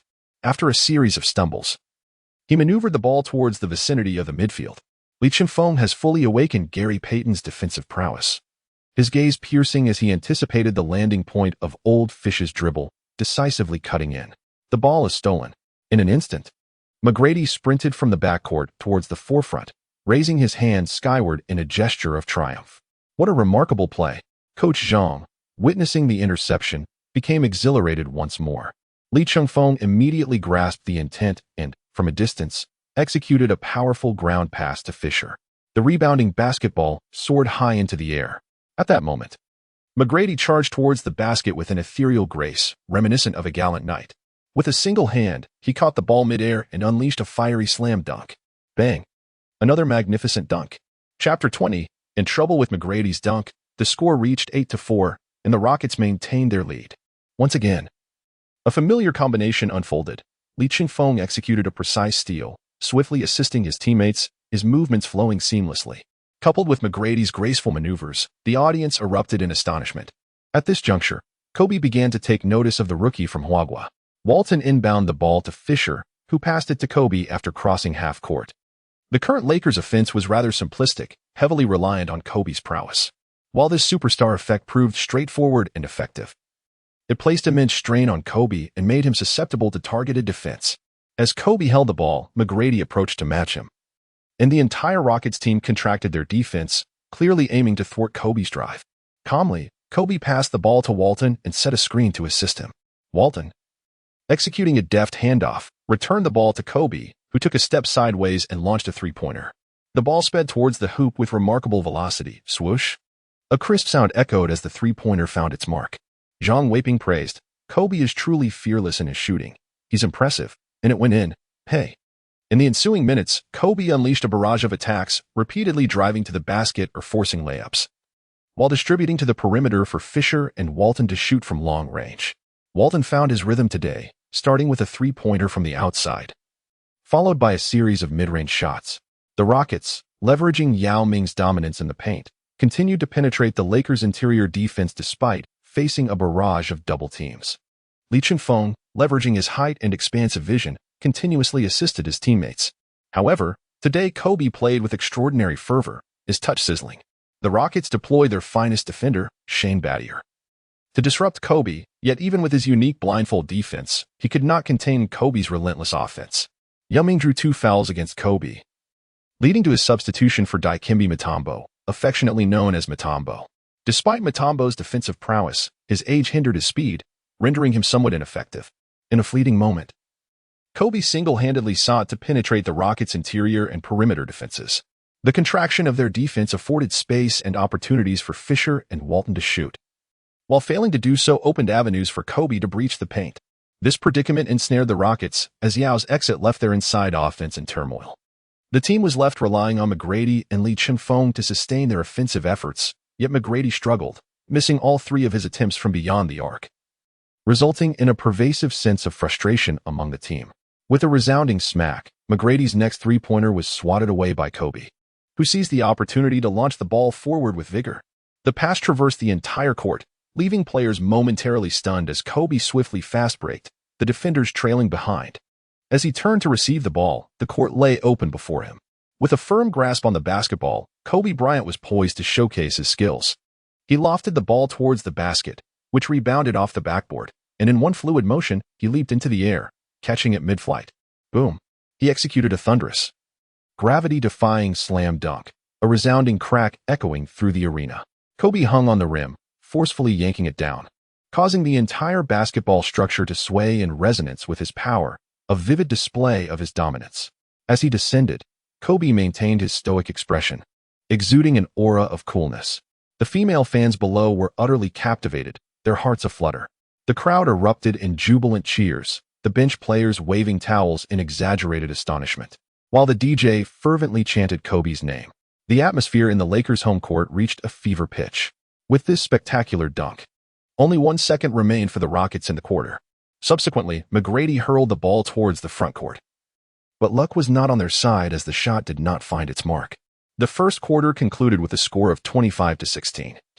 The Lakers leading by 9 points, entirely under Kobe's command, who had already amassed 14 points in the opening period. In the beginning, the game showcased a back-and-forth exchange, but soon the Lakers dominated the Rockets. Fortunately, after an explosive dunk, the quarter came to a close. Otherwise, the home crowd's morale could have posed a significant challenge. On the bench, Yao Ming, Tracy McGrady, Hayes, Battier, and Uncle Moo wore expressions of helplessness. Although Battier's defense was commendable, containing a superstar of such caliber proved arduous. The initial defense faltered, leading to a frustrating predicament. Adelman vocally encouraged his players, reminding them that it was merely the first quarter. The Lakers' outside shooting was commendable today, providing substantial support to Kobe, yet such consistency could not be expected throughout the game. In the upcoming quarter, it was imperative to secure rebounds. You needed to play with greater aggression and determination. By limiting Kobe's impact, the Lakers would become ineffective. Indeed, the Lakers' strategy was straightforward, utilizing Kobe to orchestrate the team. This simplistic superstar approach often proved exceedingly effective. If suppressed, the entire team could falter, but if given room, they would flourish. Following the break, the second quarter commenced swiftly. Adelman made some adjustments, allowing Lee to rest and substituting Alston in his place. McGrady, struggling with his shooting today, was also benched. Yao, having played only half of the first quarter due to foul trouble, was relatively fresh and led a group of substitutes including Scola, McJames, and Wells. The Lakers also made adjustments, replacing Fisher and Kwame Brown with Farmar and Andrew Bynum, affectionately known as Little Shaq. Selected as the 10th overall pick by the Lakers in 2005, Bynum had been a focal point of development, boasting an average of 7.8 points and 5.9 rebounds over 22 minutes per game last season, with potential for All-Star recognition. Kobe remained on the court, undeterred by the substitutions. As the second quarter commenced, Yao Ming surged with vigor, repeatedly overpowering the Lakers' interior defense. Despite Bynum's burgeoning prowess, he remained no match for Yao's caliber. While the Rockets dominated the paint, Kobe retaliated by exploiting the Rockets' perimeter defense. Neither side could effectively contain the other. However, the Rockets found themselves trailing, the gap widening as the Lakers steadily pulled ahead. In the commentary booth, analyst Zhang Weiping could no longer remain composed, exclaiming, "Give it to Yao. Pass it to Yao." Yes, but too late. Should have passed earlier. The opposing team launched a counterattack. "We must maintain our focus inside. Yao needs to get in there. Look, he's drifting outside again. This isn't Yao's strong suit. We must capitalize while the opportunity is tight." The commentary flowed like a relentless barrage, leaving Yu Jia unable to interject. Whenever Yao Ming received the ball, defenders converged upon him, and each point scored demanded immense exertion. The entire team relied heavily on his contributions in both offense and defense. The Rockets called for a timeout to adjust their lineup, substituting Yao Ming, who was fatigued, with Chengfeng and Tracy McGrady to focus on offense. During this brief respite for Kobe, the Rockets managed to narrow the gap in the score. Chapter 21. I will defend as the halftime whistle echoed. The Houston Rockets found themselves trailing the Los Angeles Lakers by 15 points, with a score of 40-55. Throughout the first half, Kobe Bryant of the Lakers amassed an impressive 30 points, alongside 2 assists and 5 rebounds. Kobe was on fire today, with a shooting percentage that was astonishingly high. The Rockets seemed utterly powerless against him. On the other hand, Yao Ming had contributed 10 points. Li Chengfeng recorded 11 points and 6 assists, while McGrady, aside from a breathtaking dunk at the onset, struggled significantly, managing a mere 5 points. The offensive play was barely adequate, with Yao Ming and Li Chengfeng carrying the burden. During halftime, in the Rockets' locker room, a palpable sense of negativity enveloped the space. Heads hung low, and spirits were notably deflated. Adelman, feeling the weight of the moment, was visibly anxious. The season opener could not afford to be a humiliating defeat. Raising his voice, he encouraged the team, urging them to lift their spirits for the second half and to regain their confidence. He then picked up the tactical board, beckoning the players to gather around for a strategy discussion. At that moment, Li Chengfeng, standing behind Adelman, playfully poked him in the side with his finger. "Li Chengfeng, what are you doing? Are you not listening to the tactical briefing? Why are you poking me?" Adelman began to grow increasingly agitated. Li Chengfeng flashed a bright smile, revealing his pearly white teeth. "In the second half, let me take on the task of defending Kobe. You see, Fisher cannot contain me, and they struggle to guard Kobe. Our perimeter shooting is lacking, so why not let me give it a try?" "You?" Adelman furrowed his brows. "Yes, me." Adelman thought to himself, "Let us put him on the court. After all, he was easily faked out by Black Mamba right from the start. Can he truly handle it?" But then he reconsidered, remembering that Li Chengfeng was a player he had personally chosen. Li Chengfeng gazed at his coach with a hint of hesitation. He straightened his posture and declared, "Coach, I understand your concerns. In the beginning, I was momentarily outmaneuvered by Kobe. That was a deliberate tactic to keep them off guard. Have you not heard the saying? To vanquish the opponent, one must first allow them to swell with arrogance." At that moment, Yao Ming, standing behind him, playfully twisted his arm and whispered, "Speak properly, you rascal." Li Chengfeng lowered his voice and said, "All right, I admit I was nervous. It's my first time on such a grand stage, and seeing the living legend Kobe in person was quite intimidating. However, after playing the first half, I have completely acclimated. Let me guard Kobe." Adelman passionately shouted, "Here's your chance. Go out there and play without fear. If you falter, I'll have your back." The entire team gathered in a circle, raising their hands and cheering, "Go, young men. Crush them." Li Chengfeng began once more, "Come on, little rascal." Before he could finish his sentence, Yao Ming covered his mouth and ushered him away. The halftime intermission concluded, and the second half commenced. Commentator Yu Jia remarked, "Welcome back. Dear audience, we see that both teams have substituted in their starting players, and the battle resumes with fervor." The Rockets initiated the play, and following the first half skirmishes, Li Chengfeng regrouped. He dribbled the ball forward into the half-court, while Fisher swiftly advanced, beginning to speak. "Rookie, hurry home and complete your homework. Otherwise, your mother will give you a spanking." Li Chengfeng particularly enjoys this, What the heck, you hot pot fishball, with your shiny big head. Are you aiming for something in bed tonight? Li Chengfeng cursed under his breath, yet his hands moved with unwavering speed. With a deft and clean feint, he swiftly maneuvered past Fisher's defense. The Lakers quickly tightened their defensive formation, and sensing the impending threat, Kobe stepped in to bolster the defense. Li Chengfeng soared into the air, elevating the basketball in preparation for a layup, while Kobe sprang forth to contest with a block. The two engaged in a physical confrontation in midair, as McGrady made a swift cut towards the baseline. Li Chengfeng skillfully tossed the ball into the air, delivering it to McGrady, who effortlessly received it and executed a smooth layup, securing 2 points. Kobe's expression underwent a subtle transformation, prompting him to utter a succinct remark. Interesting. As the Lakers initiated their offense, Kobe received a pass from Fisher. Li Chengfeng never allowed his opponent to cross the halfway line, initiating his relentless pursuit from the very beginning. With a series of feints and dribbles, he maintained his defensive position against Kobe, who seemed unable to breach the half-court. This was simply unreasonable, thought Zhang Weiping, his expression one of disbelief. As the half-court mark approached, Kobe, with no other options, passed the ball to Walton ahead, then hurriedly sprinted into the front court in search of an opportunity to receive the ball. Li Chengfeng clung to Kobe like a glove, utterly inseparable. Walton was left with no choice but to pass the ball ostentatiously to Bynum. Yuming spread his arms wide, steadfastly holding his ground in the paint. He feinted left and right, yet refrained from leaping, unable to penetrate the defense. As the shot clock dwindled, desperation set in, and he had no option but to attempt a forced shot. With a resounding slap, the ball was propelled forth, landing squarely in Battier's hands. Li Chengfeng and McGrady swiftly descended from both sides. Subsequently, McGrady received a soaring pass, leaping high above the defensive efforts of Fisher and Kobe, launching the ball with great force. Alas, it was too lofty. Watch for the rebound, Adelman shouted from the sidelines. Li Chengfeng abruptly halted, exerting force through his legs, and leapt high into the air, barely managing to intercept the ball with 3 fingers. Off it went, with merely half a meter separating him from the goalpost. Li Chengfeng decisively hurled the ball through the hoop. Fisher, constrained by his height, exerted himself to jump and attempt to block. With a resounding clap, the sound echoed even to the front rows of spectators. However, due to the momentum, his hand missed the ball and instead delivered a resounding slap across Li Chengfeng's face. The referee blew the whistle. Foul on number 6, Fisher, resulting in an additional free throw for the Rockets. He hit me? Oh my goodness. Referee, did you see that? This scoundrel just slapped me. That was a blatant foul. Li Chengfeng covered his face while lamenting to the referee, his frustration spilling over into an urgent stream of Chinese. Fisher, rubbing his hands, passed by. Yao Ming approached with a smile and pulled him aside. Enough. Do you think the American referee understands Chinese? Complaining will only provoke him to issue you another technical foul, which is unwarranted.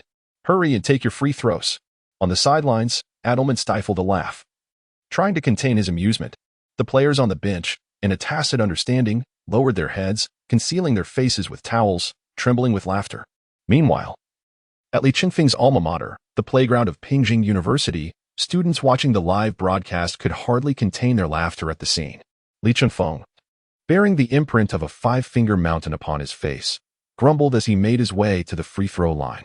With remarkable composure, he sank the shot, suggesting that the impact had not significantly affected him. Were a normal person to endure the forceful inertia of Fisher's robust arm, they would likely suffer a mild concussion. As the second half commenced, Li Chengfeng executed a deft assist and, through sheer determination, completed an alley-oop, narrowing the score to 45-55. Damn it. I haven't experienced a single well-played game since I arrived here. It's nothing but being stripped of my dignity or caught in a major mishap. Is this truly the pinnacle of global leagues? What difference is there between this and playing street ball in my neighborhood? Li Chengfeng, while retreating, rubbed his face and muttered to himself, if I don't win this match, I shall no longer bear the surname Li. Chapter 22, The Challenge of Competition. After Fisher delivered what appeared to be a humiliating slap to Li Chengfeng was utterly incensed, defending with unparalleled fervor. Each time Kobe Bryant seized the ball, Li lunged at him with ferocious intent, as if wishing for 8 arms to ensnare him from all directions. Despite his escalating rage, he remained steadfast in his mission to guard Kobe. With the experience of having been a 2-time defensive first-team member under Gary Payton's system, coupled with his fury-induced buff, he rendered Kobe's attempts at scoring a veritable ordeal. One could imagine Kobe inwardly cursing Fisher. Xia Baoqing, why provoke that rascal Li Chengfeng? As the third quarter drew to a close, Lee had remarkably exceeded his defensive duties, allowing Kobe a mere 2 points, both from free throws, while effectively silencing the rim. Had it not been for the remarkable performance of the bench players, the Lakers might well have found themselves overtaken. The score tightened to a mere 2-point deficit, standing at 68-70, with the Rockets trailing momentarily. The third quarter concluded, and the players retreated to the sidelines for a respite. Lee Chengfeng found himself overwhelmed with frustration, sitting on the bench in a sulky mood. Meanwhile, Kobe was seated, wiping the sweat from his brow with a towel and gulping down water, clearly exhausted. He turned to Fisher beside him and inquired, "Who is that kid? I've never seen him before. He is quite large and remarkably quick." Fisher responded, "He hails from the same country as Yao Ming. I've heard he performed commendably in the Summer League. His name is Lee Chengfeng." Kobe replied nonchalantly, "Lee Chengfeng, let me handle him." The commentator noted. Setting aside the slap he received, Lee Chengfeng demonstrated commendable performance in the third quarter, significantly limiting Kobe's offensive maneuvers while maintaining a relative offensive presence himself, an impressive feat for a rookie. The referee's whistle signaled the commencement of the fourth quarter. The match remained fiercely contested, with both teams retaining their starting lineups. Evidently, neither side wished to commence the new season with a defeat. The Rockets held possession, with Lee Chengfeng controlling the ball. The Lakers adjusted their strategy as Kobe took the initiative to match up against Lee Chengfeng. The audience began to stir with excitement. Lee Chengfeng felt a stir of emotions upon seeing Kobe approach. Those who play the game understand that when faced with an opponent of such formidable prowess, it is natural to experience a twinge of apprehension. Finally, Kobe took the initiative to address Lee Chengfeng, urging him to unleash his full potential. It is well known that Kobe's competitive spirit ignites in the presence of stronger adversaries. Should he falter in this match, he would return to training with renewed vigor, determined to eventually measure his abilities against his rival.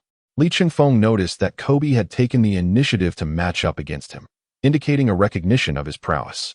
It was evident that he had to give his utmost in this contest. As the fourth quarter commenced, it transformed into an exhilarating duel between the jerseys numbered 29 and 24. Kobe, truly a superstar of his caliber, swiftly adapted to Lee Chengfeng's defense after the third quarter, making rapid adjustments. Consequently, the two were engaged in a fierce exchange, with neither able to gain the upper hand defensively. Their offensive skills were on full display, as Kobe executed his signature fadeaway jump shot while Lee Chengfeng responded with his explosive dunks. Lee Chengfeng executed a masterful pass, enabling Kobe to deliver a stunning drive and dish. The head coach of the Lakers, Phil Jackson, observed from the sidelines and discerned that Lee Chengfeng possessed a temperament quite akin to Kobe's. Unless provoked, he would not unleash his full potential. The score remained tightly contested between the two teams until only 3 minutes remained in the final quarter, with the Rockets trailing by a mere point, 89-90. Lee Chengfeng surged into the fray, delivering a pass to McGrady on the wing, who, facing the defense, executed a swift jump shot. Swish. 2 points scored, reclaiming the lead at 91-90. Since the third quarter, the score had exchanged hands over a dozen times, with the primary players from both teams utterly exhausted. Lee Chengfeng pressed his hands against his knees, beads of sweat cascading down in large droplets. Is this truly the intensity of the NBA? The Summer League pales in comparison. The competitive spirit I experienced during college games felt akin to a leisurely stroll. Kobe incessantly wiped the sweat from his forehead with his jersey. This kid is as tough as they come, a real challenge to contend with. Transitioning to offense, Kobe faced Lee Chengfeng, who clung to him like a stubborn adhesive, provoking an inexplicable sense of discomfort within him. He surged to the 45-degree angle, turned his back, and executed a lean-back jump shot. Bang! Lee Chengfeng leaped high, seizing the rebound behind Kwame Brown. In a swift transition, he surged into the opponent's half-court, while Kobe retreated with remarkable speed. With 2 deft crossovers, he powered his way past Kobe, soaring for a dunk. Wham! Oh no, he missed the dunk. Kobe's interference was formidable. Securing the rebound, little Shaquille Bynum positioned himself effectively, grabbing the defensive board and quickly dishing it out to Kobe. Kobe sprinted to the front court, taking flight with a one-handed slam, defying the defenses of the towering Yao Ming and Lee Chengfeng, forcefully driving the ball into the basket. Whistle. The Rockets' number 11, Yao Ming, was called for a foul, but the basket counted. An additional free throw. As the referee's whistle echoed, the home crowd erupted in ecstatic frenzy. Kobe, Kobe, Kobe, rang the voices of the fans, chanting his name. It was utterly exhilarating, astonishing, To witness such explosive power at this stage of the game, dunking over 2 defenders. Madness. Approaching the free throw line. Kobe composed himself for a moment and confidently sank the shot. The score stood at 93-91 as the Lakers regained the lead. Only 1 minute remained on the clock. The Rockets called for a final timeout. Damn, why is every game so arduous? Lee Chengfeng lamented from the bench. The players were pushing their physical limits. Towels draped over their heads, seizing every moment to recuperate. Adelman encouraged his players with fervor. Stay focused, lads. Today is our season opener. Let us muster our spirits and win this game. With the timeout concluded, the match resumed. Lee Chengfeng continued to control the ball and orchestrate the offense.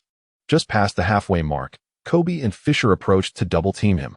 The Lakers surprisingly employed a double-team strategy against a rookie. The American commentators found this utterly incredulous. Lee Chengfeng, confronted by a double-team and unable to shake them off, passed the ball to McGrady, who was stationed beyond the three-point arc. Walton rushed forward to provide defensive support, but McGrady executed a direct pull-up three-point shot, his shooting form remarkably elegant. Clang. It failed to find the net. Today, McGrady's shooting touch was undeniably frigid. Frustrated, he forcefully patted his arm before hastily returning to defense. The Lakers secured the rebound, and Kobe, with the ball in hand, charged forward. Weaving through the crowd, he attempted a layup, but at the perfect moment, Lee Chengfeng delivered a stunning chase-down block. The ball ricocheted off, and Hayes swiftly grabbed the defensive rebound, promptly passing it back to Lee Chengfeng. Lee Chengfeng hastily crossed the half-court line, and after this bout of back-and-forth sprinting, exhaustion enveloped everyone. Neither side called for a timeout. With merely 30 seconds remaining on the clock, Lee Chengfeng gestured to his teammates, signaling for a moment to catch his breath. Gradually dribbling the ball, he sought an opportunity, only to find himself double-teamed. He maneuvered left and right, struggling to break free. The ball was intercepted. The tension in the arena escalated, with every spectator's heart racing. Fisher seized the ball. As he accelerated, having barely taken a few steps, Lee Chengfeng lunged forward, swiftly snatching the ball from behind. The ball was intercepted once more. Oh my goodness, this is unbearable for the heart. The audience erupted in waves of astonishment. Lee Chengfeng lay on the ground as Kobe approached to seize the ball. With a powerful exertion of his arms, he passed it to Battier, who was positioned at the top of the three-point arc. Battier, with no time to adjust, released the ball instantaneously. The three-pointer swished through the net, striking a decisive blow. The scoreboard read, Rockets 94, Lakers 93. A hush fell over the entire arena. Chapter 23. Barkley no longer kisses the donkey's rear. This moment rendered the Lakers' audience utterly speechless. Lee Chengfeng lay on the ground, nearly exhausted, gasping for breath as he spoke. Another absolute victory. What a familiar scene, haha. Damn, I'm utterly worn out. I must indulge in a couple of pork knuckles tomorrow to replenish my strength. Dinging sound. Congratulations, host, for your hard-fought triumph in the first match of the regular season. You are now eligible to draw your reward. Lee Chengfeng chuckled wryly and remarked, Brother, if there is nothing substantial this time, you might as well stay home and resign. The upgrade notification for the Paul Transmission Control Badge to Hall of Fame was accompanied by a boost of 7 points to the rebounding attribute, bringing the total rebounding score to 85 and an overall rating of 87. The items were splendid. However, could the nature of the attributes be altered to enhance my stamina? Facing off against superstar-level opponents is utterly exhausting. The probability of increasing stamina points is exceedingly low. It is advised that the host engage in personal training. I'm already part of a system, and I still have to practice myself? Good grief. At that moment, the players of the Rockets celebrated for a while before realizing that Lee Chengfeng was still lying on the floor.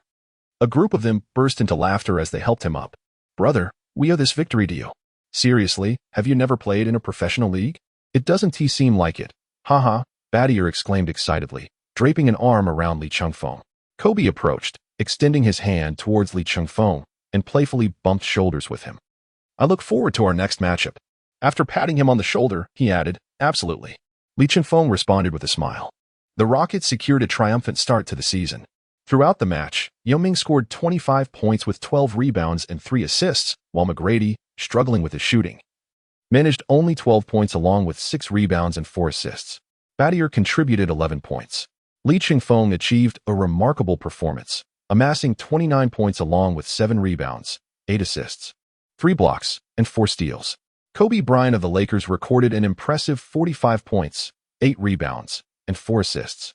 The Yu family, witnessing the thrilling last-second shot, exclaimed, "With grand ambitions, the young Phoenix takes flight." Lee Chengfeng has undeniably proven his worth. Barkley humorously quipped about kissing Shaquille O'Neal's backside, suggesting that had it not been for Lee Chengfeng's fervent defense against Kobe in the third quarter, the score could have been even more staggering, marking him as the unequivocal hero for the Rockets. Previously, during the Summer League, Lee Chengfeng scored 28 points in a match against the Cavaliers while playing for the national team, prompting Barkley to declare that if Lee surpassed this score in an NBA regular season game, he would indeed kiss O'Neal's backside. Little did anyone expect that in the very first game of the season, Lee would deliver such a performance, leaving one to wonder about Barkley's current sentiments. In the audience, Lakers legend Irvin Johnson expressed his thoughts. "I feel that the NBA is on the verge of welcoming a new superstar. A point guard more versatile and formidable than I ever was." Cheers erupted as champagne bottles were uncorked. In the Rockets' locker room, the team celebrated Lee Chengfeng and Badier's achievements with jubilant cheers. This match instantly ignited a media frenzy across China. Students at Peking University, along with the principal, joined in the exuberant celebrations. Following the game, during the post-match interview, Lakers head coach Phil Jackson remarked, "Our players fought valiantly today, and Brian has given his utmost effort. However, this towering point guard from the Rockets is indeed a headache. We will need to keep a closer eye on him in the future." A reporter posed a question to Kobe Bryant. "As a veteran of the NBA, do you have any advice for Lee Chengfeng, who faced you in the second half?" Kobe, half-jokingly, replied, "I suggest he gets a bit shorter. That way, I can attack him more effectively." On the Rockets side, Coach Adelman beamed with pride. "Today, Lee Chengfeng's performance has more than proven his capabilities and validated my earlier convictions." Badier's last-second shot was also made possible by Lee's exceptional defense against Kobe. Adelman continued to shower Lee with praise. Lee Chengfeng, feeling a bit embarrassed, scratched his head and remarked, "Ultimately, it was Badier who clinched the game. I merely assisted him. The coach has exaggerated our achievement. Today, we merely secured a routine victory in the regular season, and there lies a long journey ahead of us. Moreover, Kobe is indeed challenging to defend against. Those interested can experience it for themselves." Haha. As the interview concluded, the entire Houston Rockets team took a moment to recuperate before heading to Salt Lake City to face the Jazz. The following day, in the hotel where the Rockets were staying, Lee Chengfeng was asleep when a persistent knocking echoed through the door. "Lee Chengfeng, Lee Chengfeng, hurry and come to the lobby." The voice belonged to Yao Ming, calling from outside. I'm coming. Lee Chengfeng, having exhausted himself from the previous match, indulged in a prolonged slumber. Upon opening the door to his room, he was beckoned to swiftly attire himself and join the gathering in the hall to watch television. "They're all waiting for you." The early morning call to watch television startled him. "Hurry up. Quickly now. TNT is about to feature Barkley and O'Neal in a humorous segment." Upon hearing the news, Lee Chengfeng instantly felt invigorated. Without even washing his face, he hastily donned his clothes and rushed downstairs. By the time he arrived, the entire team was gathered around the television. The TNT network, in light of Lee Chengfeng's performance on the court yesterday, had indeed invited Shaquille O'Neal to join them. O'Neal had taken a special leave from Phoenix, stating that as long as Barkley had a program, he would personally cover the expenses to be present. Lee Chengfeng remarked, "I never took Barkley's words seriously. However, Shaquille has always adhered to them. Back in the day, my performance made Barkley kiss a donkey's backside, yet he remains unchanged." Yao Ming chuckled heartily while resting his arm on Lee Chengfeng's shoulder. Suddenly, Shaquille O'Neal arrived on a plane, showing no hesitation as he approached Barkley with a playful gesture. He inquired, "Charles, you need to increase the payment." Barkley, leaning against the table, erupted into laughter. Tracy McGrady of the Rockets was laughing so hard he fell to the ground. O'Neal continued, "Hurry up. I need to get back to training. Their SA game tomorrow." The Rockets players erupted into laughter once more, collapsing in mirth. Lee Chengfeng found himself in a rather amusing predicament. Charles Barkley, covering his mouth in disbelief, darted across the stage. Shaquille O'Neal swiftly approached and seized Barkley by the head, quipping, "You once kissed a donkey's rear. A peck on mine won't harm you."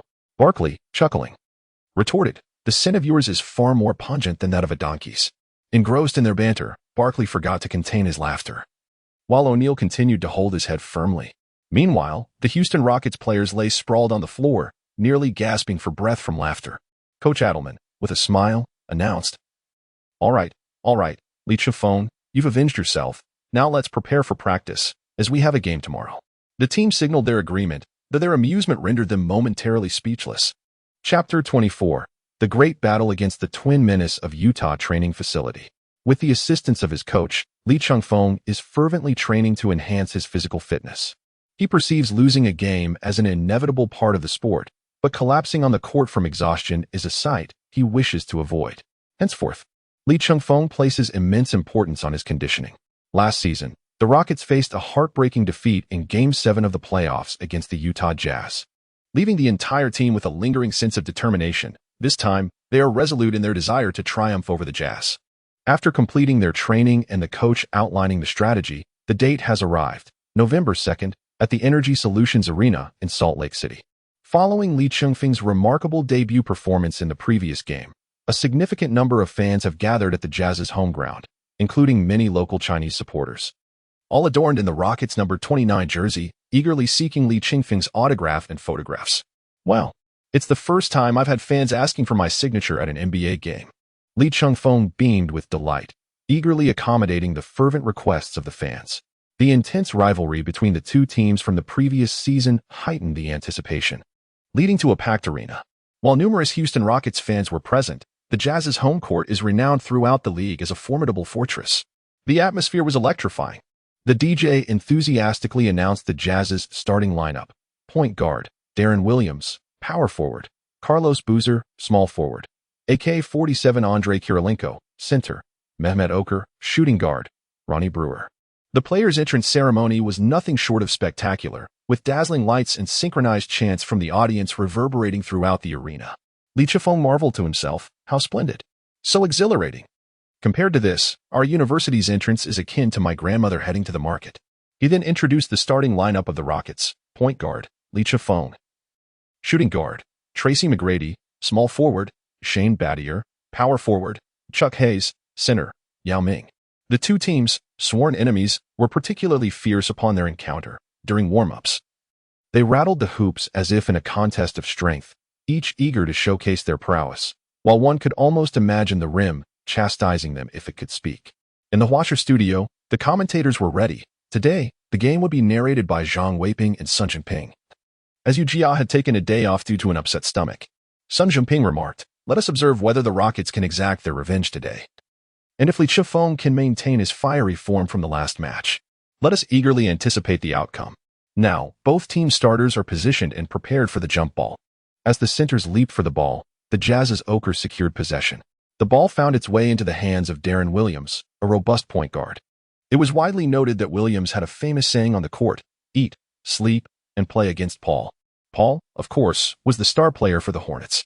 Deron dribbled toward Li Chengfeng, who taunted, "I hear you led the Jazz to victory against us in last season's playoffs? Not bad for a little chubby guy." Deron looked perplexed and replied, "Who are you? Seriously, you don't know who I am? How on earth have you been getting by? Which team are you with?" Li Chengfeng retorted, somewhat irked. Without further ado, Deron charged straight at Li Chengfeng with the ball. Wow, this little guy has quite a bit of power, Li Chengfeng thought to himself. Li Chengfeng firmly entangled DeLong, maintaining his position unwaveringly. DeLong found himself unable to break free and passed the ball to the wing where Okur awaited. Bang! Bang! The sound of two colossal centers colliding echoed as Okur made two forceful attempts against Yao Ming, driving hard into the paint. Suddenly, he pivoted and executed a delicate hook shot. Clang! The ball struck the front of the rim but did not go in. Hayes effectively sealed off Boozer's position and aggressively secured the rebound, passing it to the nearby Li Chengfeng. Li Chengfeng swiftly received the ball and launched a fast break. Kirilenko, noticing the situation, hurried back on defense with remarkable speed. Just in time, Kirilenko soared to execute a block. Li Chengfeng soared into the air. Gripping the ball with both hands, his body taut with energy. Bang! He executed a powerful two-handed dunk over Kirilenko. Li Chengfeng removed the frame. His arms bent as he proudly displayed his towering biceps to the Jazz bench. Kirilenko, with his hand on his head, felt the buzzing in his skull from the impact. Wow, what a spectacular start. This dunk epitomized the brutal beauty of basketball to its fullest extent. Come on, let's go. Li Chengfeng let out a long howl towards the sky. It appears he is in exceptional form today. Deron continues to dribble and orchestrate the offense. Noticing Carlos Boozer in the low post, who is leaning against Hayes, calling for the ball. With a swift bounce pass, Boozer backs in slightly, creating a bit of space. Taking advantage of Hayes' lack of height, with a quick flick of his wrist, he executes a mid-range jumper. Swish. 2 points, perfectly executed. This is a display of decisiveness. Boozer is compensating for his physical shortcomings through relentless effort. His foundational skills are solid, primarily relying on mid-range shots and drives, demonstrating remarkable stability with a shooting percentage exceeding 50%. The score stands at 2-2 as possession changes hands. Yao Ming directly calls out for Boozer, receiving a pass from Li Chifeng and replicating Boozer's previous offensive move with a swift response of his own. Although Boozer excels offensively, his defensive awareness is lacking. His height and wingspan are limited, rendering him less effective in shot blocking, thus making it quite challenging to guard Yao Ming. However, the power forward position has always been a weakness for the Rockets. Yao cannot defend against two players simultaneously, as Hayes and Scola take turns on the court. Yao struggles in the paint and has been prone to turnovers. Yet, with the addition of Li Chifeng on the perimeter, Tracy McGrady has found his shooting touch today. Together, they have been the backbone of the Rockets' offense in the first quarter. Li Chifeng exhibited a remarkable blend of inside and outside scoring, resulting in a stalemate between the two teams during the first quarter, with the score reaching 29-29. As the second quarter commenced, both teams made player substitutions. The Rockets opted to replace their entire starting lineup, retaining only Li Chifeng and Battier, who took the court alongside the reserves. On the Jazz's side, aside from Kirilenko, the rest of the players were substituted, with promising rookie Paul Millsap leading the bench players. Coach Sloan aimed to have AK-47 contain Li Chengfeng's offensive prowess, who was displaying exceptional form, having already amassed 10 points in the first quarter. As the second quarter began, Li Chifeng, positioned at the apex of the three-point arc in the opponent's half, boldly executed a jump shot over Kirilenko's defense, effortlessly sinking the three-pointer. His audacity is commendable. The praise from Zhang Weiping resumed. Meanwhile, on the Jazz's side, Jason Hart advanced the ball but was swiftly intercepted by Li Chengfeng, who seized the opportunity to launch a long pass forward. Battier caught the ball and immediately delivered a one-handed dunk. The Jazz continued their offensive, but Millsap's mid-range shot clanged off the rim. Uncle Moo secured the rebound and passed it to Mike James, who surged into the Jazz's paint, suddenly distributing the ball to the baseline where Li Chifeng awaited. With a swift motion, he unleashed yet another unreasonable three-pointer. Li Chifeng was on fire. As the second quarter commenced, the Rockets surged with 8 consecutive points, highlighted by 2 swift three-pointers from Li Chifeng, instantly widening the gap. This sudden burst of momentum prompted Jazz head coach Sloan to signal for a timeout. Chapter 25, a powerful tier. Realizing the gravity of the situation, the Jazz hastily called for a timeout and substituted in Darren and Boozer. Upon returning from the break, Utah's dynamic duo unleashed their signature strategy. Darren called for Boozer to set a screen, leading to a defensive mismatch for the Rockets, with Scola left to guard Darren. The latter exploited his speed with a swift change of direction, leaving Scola behind, and effortlessly drove into the paint for an easy layup. This was the hallmark tactic of Utah's formidable duo, a strategy that had conquered the entire league. Li Chifeng launched a counterattack, leveraging his physical advantage to back up against Darren, executing a series of deceptive maneuvers before leaping into a turnaround jumper. Swish. A two-pointer found its mark. As the next possession unfolded, the Jazz continued their offensive strategy, with Darren consistently exploiting pick-and-roll mismatches, leaving Scola in a state of distress. Alternatively, Darren created space with a deft feint, delivering a pass to Boozer for a mid-range shot. Their synergy was impeccable. Gradually, they sought to narrow the score gap. Yet they struggled to contain the emerging momentum. During a dead ball, the Rockets reintroduced their starters. Upon Yao Ming's entrance, the Rockets' interior game visibly improved, with Li Chengfeng and Yao Ming executing elevated plays. Today, McGrady was on fire, and Li Chengfeng continually set him up for explosive outside shots. Under Li Chengfeng's orchestration, the Rockets maintained an 8-point lead throughout the first half, concluding the period at 57-49. In the first half, Li Chengfeng and McGrady showcased their exceptional form, scoring 15 and 20 points respectively, while Yao Ming faced significant challenges in the paint, managing only 5 points, as Sloan's defense proved formidable against him. TNT commentator Barkley remarked, "I have faith that Li Chifeng will perform brilliantly in this game. The intensity on both ends of the court is palpable, and most importantly, I wish to avoid the discomfort of Shaquille's right side once more." At halftime, Adelman addressed his team, stating, "Today, it's up to you and McGrady to dismantle them." Yao is struggling in the paint, They haven't thoroughly studied your game. Now, whenever Yao receives the ball, he is met with double teams. I need you to break through the Jazz's interior defense and neutralize their dynamic duo. Rest assured, coach, I am feeling exceptionally formidable today. I can play the entire game. Just let you stand on the court and catch some rest while I take charge. Li Chengfeng was boasting loudly when he caught a glimpse of Yao Ming's disapproving gaze, prompting him to quickly cease his chatter. The second half commenced with the Houston Rockets fielding their starting lineup, initiating play from the baseline. Tracy McGrady, ball in hand, advanced steadily into the front court and swiftly passed the ball to Li Chengfeng on the wing. The Jazz responded by bringing in their defensive specialist, Ronnie Brewer, to guard Li Chengfeng. Standing at 2.01 meters, Brewer possessed a physical advantage over Darren and boasted strength, reach, and remarkable footwork. By this stage in the game, the Jazz had already cycled through 3 different players to defend against Li Chengfeng, whose height was proving to be a considerable challenge for Sloan. Oh no, another substitution. And you look so ugly. Why are all your features so exaggerated? You should be called Wu Daoling. Li Chengfeng resumed his banter. Meanwhile, Brewer disregarded his taunts, focusing on obstructing Li Chengfeng's driving and shooting opportunities, determined to force him into a mistake. Tight defense and aggressive pressure. That was the mission Sloan had assigned to Brewer. Li Chengfeng raised his hand, signaling Yao Ming to come over and assist in the dismantling of the defense, and then, with a surge of determination, he charged directly towards the basket. What was he up to this time? Quickly, pass to Yao Ming. Hurry, give it to him. If he doesn't pass, they are bound to lose the opportunity, and the anxiety began to creep back into Zhang Weiping. In truth, Yao Ming had already created the necessary space. Passing to him would have been the most prudent course of action. However, upon seeing Boozer from the opposing team approach for a defensive effort, Li Chengfeng was filled with frustration, thinking, how dare the shorter player score with mid-range shots while I stand here? Li Chengfeng, undeterred by Brewer's entanglement, charged towards Boozer, raising the ball with one hand and soaring into the air. He was about to execute a slam dunk over his opponent. At that moment, Boozer, leaping again, found it was too late. He rushed in, arms wide open, and caught the airborne Li Chengfeng around the waist. The scene appeared to freeze in time. Li Chengfeng, with a single hand, raised the ball high, his legs bent, while being embraced in place by Boozer. The atmosphere instantly became charged with an ambiguous tension. As the inertia from the collision faded, the ball gradually descended, striking Boozer's bald head with a thud. The referee blew the whistle.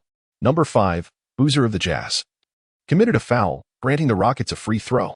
I haven't had enough of your embrace, you old coot. Put me down quickly. Li Chengfeng remarked with a look of disdain, eyeing Boozer, whose bushy beard made him appear quite elderly. Boozer finally realized, I'm sorry, it all happened so fast, and gently set Li Chengfeng down. Zhang Weiping was momentarily at a loss for words. Well, passing to Yao Ming would have sufficed. That free throw isn't too bad either. All the players on both teams exchanged glances, their expressions marked by a deep sense of awkwardness. Li Chengfeng took a moment to steady his emotions as he approached the free throw line, effortlessly sinking both shots. Turning to Boozer, he declared, let us clash head on. Do not think you can soften me with mere embraces. Boozer, with his head bowed, continued to sprint forward, ignoring him.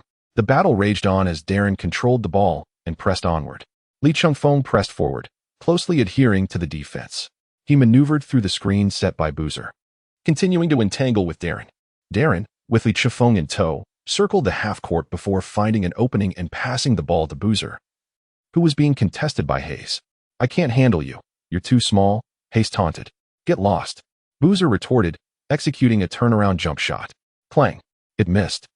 Hayes secured the rebound. Why are you sulking instead of embracing the challenge? Boozer shouted irritably. The ball was swiftly delivered to Li Chengfeng, who launched a fast break. Brewer hurried to defend, but Li Chengfeng leaned against him, driving to the basket with his long arms for the score.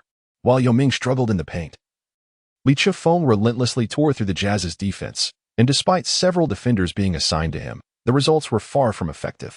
Li Chengfeng relentlessly taunted the Jazz with his sharp repartee. What a flimsy defense. None of you can hold your ground. Go home and cheer for me on your couch. By the conclusion of the third quarter, the Rockets had established a 15-point lead over the Jazz.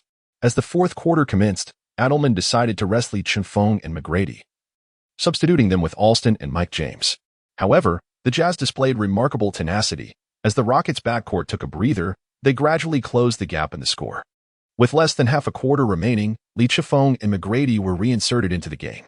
Confronted with the Jazz's resolute defense, Li Chifeng ultimately tore through their ranks, leading the Rockets to a decisive victory with a score of 106-95, albeit with some moments of tension.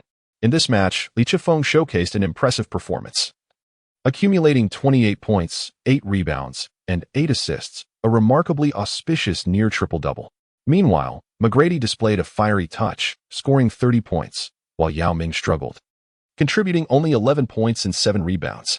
Through consistent performances in these two games, Li Chengfeng's reputation began to soar in the United States.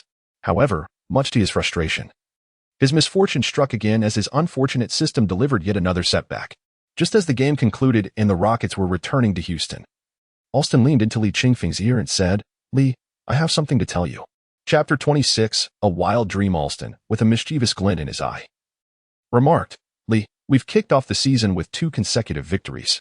Tonight, I'll treat you. Let me take you out to experience the local charm." Li Chifeng raised an eyebrow and said, "I'm still but a child. You mustn't leave me behind."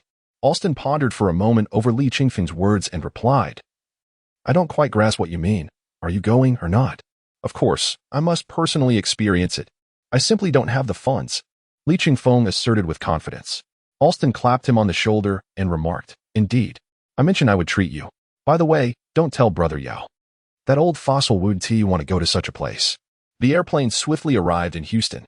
Li Chifeng meticulously prepared himself in his apartment, indulging in a refreshing shower, donning a new outfit, and styling his hair to perfection.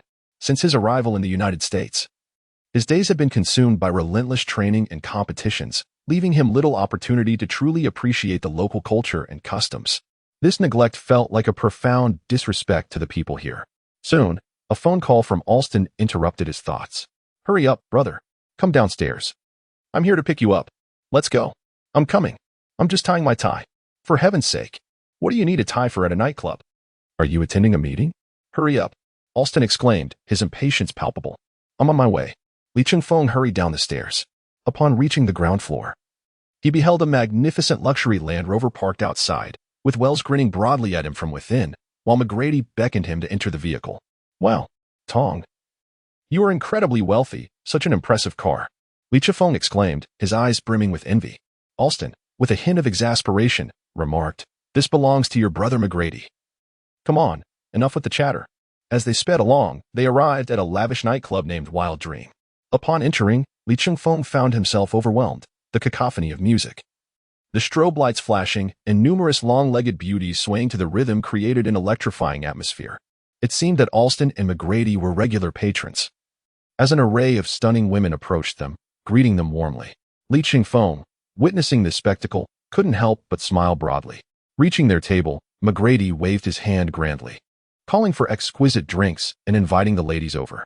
The young women inside were wild and uninhibited, pulling Li Chengfeng into the dance floor for an intimate and fervent dance, their delicate fingers gliding slowly across his chest.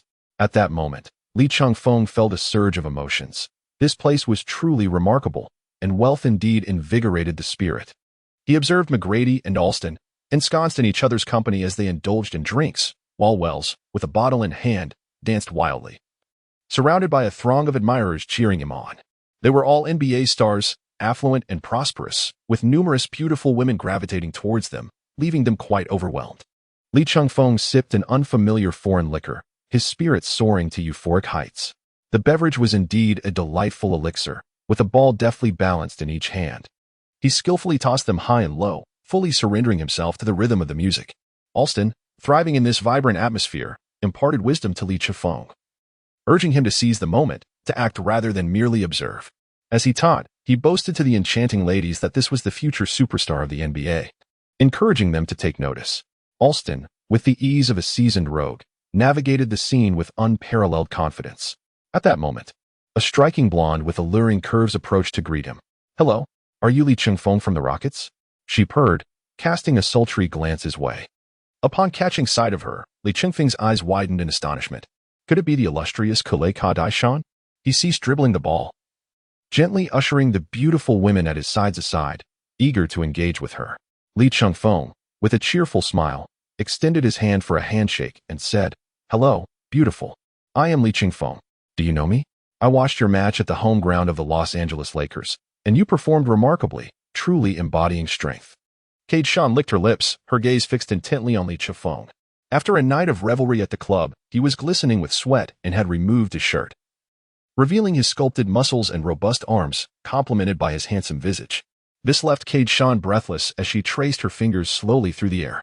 The sisters of the Cade Shan family were known for their fondness for NBA stars, earning them the moniker Athlete Harvesters. It appeared that Cade Shan was eager to explore new experiences. While tracing along Li Chengfeng's abdominal muscles, she inquired, "Do you have some time? I could take you somewhere else to continue our drinking. Would you care to join me?" Li Chengfeng's heart raced with excitement, his hands trembling. Goodness gracious. I had heard tales of the Cade Shan sisters, wild and uninhibited, but I did not anticipate such a rapid tempo. Nevertheless, I find it quite delightful. Li Chifeng hurriedly intended to inform Alston and the others of his departure, only to discover that they had already sought out a beautiful woman to delve into the study of human anatomy. Their absence was fortuitous, sparing him from any disturbance. Subsequently, Li Chifeng settled into the luxurious Mercedes-Benz owned by Cade Shan and drove to an upscale hotel not far away. Upon entering the room, he was greeted by the sight of a table adorned with fine red wine and an array of delicacies. Li Chifeng mused to himself that this woman must frequently engage in such encounters, as she appeared to possess a certain confidence each time she visited the nightclub. Initially, their interaction seemed rather ordinary. They sat together, sipping drinks and engaging in conversation. Being a native of northeast China, Li Chifeng was naturally witty and humorous, effortlessly navigating the nuances of English and grasping the comedic sensibilities of Americans, which left Ka Daisen in fits of laughter. As the drinks continued to flow, the atmosphere grew increasingly intoxicating, and Ka Daisen's laughter became more exuberant, causing her figure to sway rhythmically. "I don't care whether you have a girlfriend, but in your heart, there must be a place for me," Ka Daisen provocatively declared. Li Chifeng couldn't help but admire the scene before him, silently applauding in his heart. Indeed, it was a land of freedom. It seemed that individuals like her reveled in such a lifestyle, each pursuing their own pleasures. Moments later, Ka Daisen scattered various items around. Goodness, this woman certainly had a taste for excitement and enjoyed games. Li Chengfeng raised his glass and remarked, "Where shall it be, my hero?" Li Chengfeng took a hearty swig of alcohol, declaring, "Today, I shall demonstrate my prowess in poker." With that, the two engaged in an all-night card game. As dawn broke, the sun ascended high in the sky, casting its warm rays through the sheer curtains and into the room. Ka Daisen wrapped her arms around Li Chifeng, whispering tenderly in his ear, reminiscing about the fierce battles they had waged over their cards. "I can't stay any longer. I must return to training. I need to rejoin my team, for there is a match tomorrow." With that, Li Chifeng rose from the bed, eager to depart. Ka Daisen, reluctant to let him go, inquired, "When will you have time again?"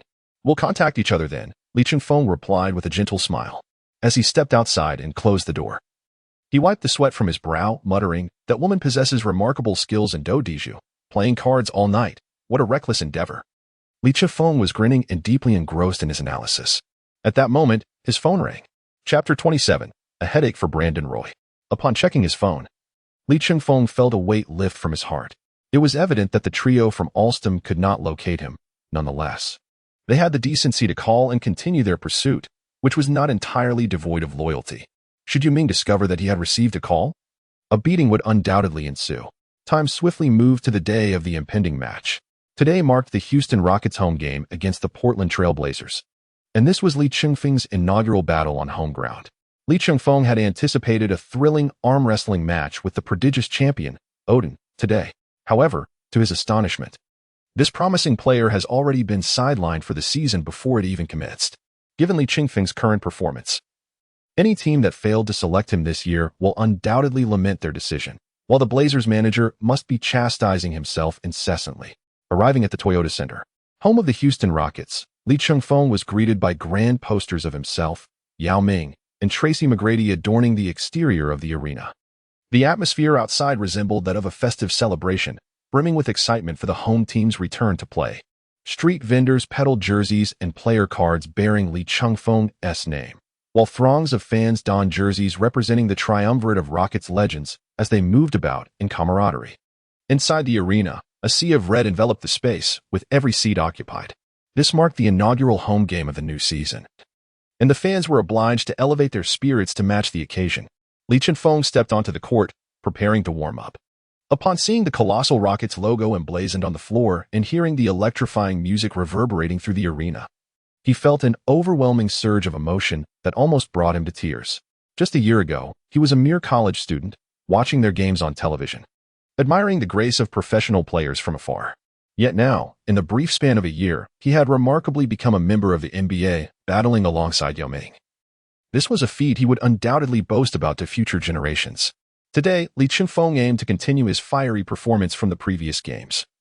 With hopes of contending for the title of Player of the Week, the American commentators began to take notice of Li Chengfeng's burgeoning talent. As both teams prepared for the match, Li Chengfeng, now amidst his home crowd, exuberantly greeted fans, spinning around the court like a whirlwind. He posed for pictures, engaged in lighthearted banter, and even took a seat among the audience to enjoy some popcorn. Some players complained to Yao Ming, mentioning that Li Chengfeng was planning to join the fans for a meal after the game, a behavior that was hard to tolerate. Moments later, Yao Ming, as if handling a wayward chick, brought him back, while Li Chengfeng, munching on popcorn, attempted to defend himself. Today, due to Odin's season-ending injury, the Portland Trail Blazers had Joel Przybilla starting as center, with LaMarcus Aldridge at power forward, Martell Webster at small forward, Jarrett Jack at point guard, and the renowned Black Mamba Brandon Roy as shooting guard. Particularly noteworthy was Brandon Roy, the team's leading scorer and last year's 6th overall draft pick, who had showcased formidable prowess in his rookie season. With exceptional ball-handling skills and a masterful control over his rhythm, Roy excelled in driving to the basket and executing mid-range jump shots. Having learned from last season's experiences, and with Li Chengfeng now a formidable scoring asset for the Rockets, the team decided to implement a rotation strategy. Coach Adelman adjusted the lineup, allowing Tracy McGrady to rest while moving Alston to shooting guard, but tasked Li Chengfeng with guarding Roy, keeping the other starters unchanged. It seemed that Li Chengfeng had truly become a key player in Adelman's strategy. Hello everyone. I am Yu Jia, and I will be your commentator for today's match, he announced as the game was about to commence. The tip-off began with Yao Ming leaping for the ball and passing it to Li Chengfeng. Jarrett Jack approached him aggressively for a tight defense. Big man, are you sure you're in the right position? Don't dribble it between your legs, Jack taunted, initiating the clash with some trash talk. Everyone was aware of the stakes. Li Chengfeng particularly enjoys this. Initially, he intended to indulge in popcorn with the fans and keep his words to a minimum. Yet he inadvertently placed himself in the line of fire. Li Chengfeng, while extricating himself, exclaimed, "Old ball donkey, your defenses are even looser than yesterday's striptease dancers." After hearing the insult, Jack took a moment to react. In a moment of distraction, Li Chengfeng swiftly evaded his opponent, penetrating into the penalty area from the right side. With great strides, he soared into the air, while Aldridge leaped up hastily to contest the shot. Li Chengfeng flexed his waist and abdomen, executing a graceful gliding layup that effortlessly netted 2 points. The elegance of his movement elicited admiration from his opponents, who could not help but applaud. Surely, this play would secure a spot in the top 5 highlights of the day. However, this success triggered Li Chengfeng's competitive spirit, activating his verbal prowess. During the subsequent possession for the Trailblazers, he unleashed a barrage of playful banter towards Roy, skillfully intertwining English with his northeastern dialect. His taunts were cleverly aimed, neither personal nor hurtful, akin to a Bluetooth headset snugly fitting in one's ear. This incessant chatter proved bothersome for Roy, who found himself burdened with the aftermath of Jack's mischief as he struggled to find his rhythm, missing all 3 of his attempts and growing increasingly frustrated. With half a quarter played, the Rockets held a commanding lead of 10-2, compelling the Trailblazers to call a timeout. As they regrouped, confusion clouded the faces of the Blazers, with the coach questioning Roy's performance, to which Roy responded with an exasperated silence, clearly unwilling to engage. Li Chengfeng settled down and called out to the side, "Hurry up and bring me a bottle of water. This match is utterly infuriating." Upon resuming play, the Trailblazers, noticing Roy's lack of rhythm, opted to substitute him to allow for a brief respite. Seizing the opportunity to exploit the Rockets' weakness at the power forward position, they directed Aldridge to take the lead in offense. Hayes of the Rockets excels at rebounding, which presents a challenge when defending against a tall power forward with shooting capabilities. Subsequently, they introduced the rookie Scola to match up against him. During the period when Roy was off the court, Li Chengfeng capitalized on the moment, penetrating and shooting from the perimeter to tear apart the Trailblazers' defense. Li Chengfeng dribbled past half court and called out to the little bald-headed player, "Where's your team leader? Why isn't he on the court?"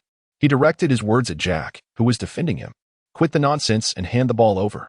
Jack, unwilling to engage in meaningless chatter and waste energy, decided to make a move and snatch the ball. Li Chengfeng elevated his game, delivering a lofty pass to Yao Ming, who deftly evaded Jack's defense and swiftly maneuvered into position.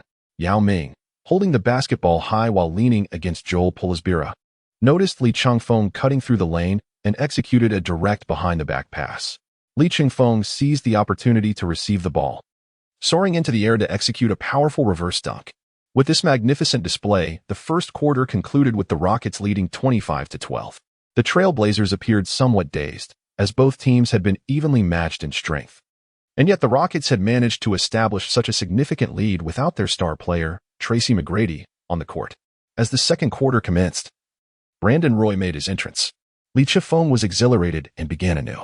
However, Huang Mamba remained formidable, penetrating through Li Chengfeng's defense and scoring several baskets as the second quarter commenced. Li Chengfeng had reached his limit, plunging into an intense defensive frenzy while hurling incessant trash talk. As the second quarter approached its midpoint, Roy called for a timeout. In the NBA, players can request a timeout as long as they firmly control the ball and signal for a pause vocally. The Blazers coach was on the verge of an explosion, loudly questioning Roy, "What on earth are you thinking? Why call a timeout?" As Roy returned to the bench, he remarked, "Coach, I think I might be pregnant. I keep feeling nauseous." Chapter 28. A dominant triple-double to overwhelm the opponent. The Blazers coach felt as though his ears had gone deaf. "What did you say? Are you joking? Pregnant?" The coach was momentarily taken aback by the absurdity of it all. Roy, taking a moment to quench his thirst, finally exhaled and said, "Coach, what kind of player did the Rockets draft this year? His mouth is as foul and sticky as a latrine. The trash talk is relentless, and I genuinely feel like I might vomit." Roy recounted Li Chengfeng's transgressions as if he were a student reporting a misdeed to a principal. Infuriated, the Blazers coach stormed over to the scorer's table to lodge a complaint with the officials. The timeout concluded. Li Chengfeng received a warning from the referee, cautioning that if he continued his incessant verbal assaults on the players, he would be penalized for a technical foul. Is this how they treat a rookie? Back when Jordan was trash-talking, no one batted an eye. Li Chengfeng muttered indignantly. Little did he know that while Jordan enjoyed certain privileges as a superstar, his remarks were not nearly as relentless. Roy continued to advance the ball, and as he crossed half-court, Li Chengfeng matched up against him. Roy narrowed his eyes. A look of impatience etched across his face. Noticing Li Chengfeng had pressed the mute button, he signaled for Aldridge to come up for a screen. With decisive action, Aldridge set the pick, and Roy unleashed a three-pointer that swished through the net. "Wow, that was exhilarating," Li Chengfeng exclaimed, his eyes widening. As the ball changed possession, the Rockets initiated their offense. Alston swiftly pushed the ball up court, immediately passing it to Li Chengfeng. Faced with Jack's defense just beyond the arc, he executed a simple triple threat move, then leapt high for a shot. He unleashed what he proudly termed his signature move, the rapid jump shot. At 191 meters, Jarrett Jack was significantly shorter than Li Chengfeng. Coupled with Li Chengfeng's explosive vertical leap, Jack could only watch helplessly as the ball sailed through the air. Swish. A resolute three-pointer in response. "Hey, a little bald." Li Chengfeng began to taunt before recalling the referee's warning. "That was solid defense. I'll have to keep it up." Jack stood with his hands on his hips, speechless. Returning to the offensive end, the Trailblazers executed a classic play. Aldridge moved up to set a high screen. Roy burst through the crowd, creating space, and immediately rose for a shot. Another three-pointer found its mark. A collective gasp arose from the audience. Brandon Roy had landed 2 consecutive three-pointers. His shooting touch is back. We must find a way to disrupt his offensive rhythm. If we cannot respond, the Trailblazers will gain momentum, Yu remarked. Boom. Just as Yu was finishing his thought on the court, Li Chengfeng executed a pick and roll with Yao Ming, powering through Roy's defense to deliver a thunderous dunk. My goodness, that was too fast. I hadn't even finished my sentence. And Li Chengfeng has emphatically responded again, Yu exclaimed, excitedly pumping his fist in the air. Li Chengfeng and Roy engaged in a fierce contest. The rapid exchanges of offense and defense left the spectators exhilarated. Damn, this is exhilarating. Li Chengfeng cursed inwardly. Suddenly, an idea struck him.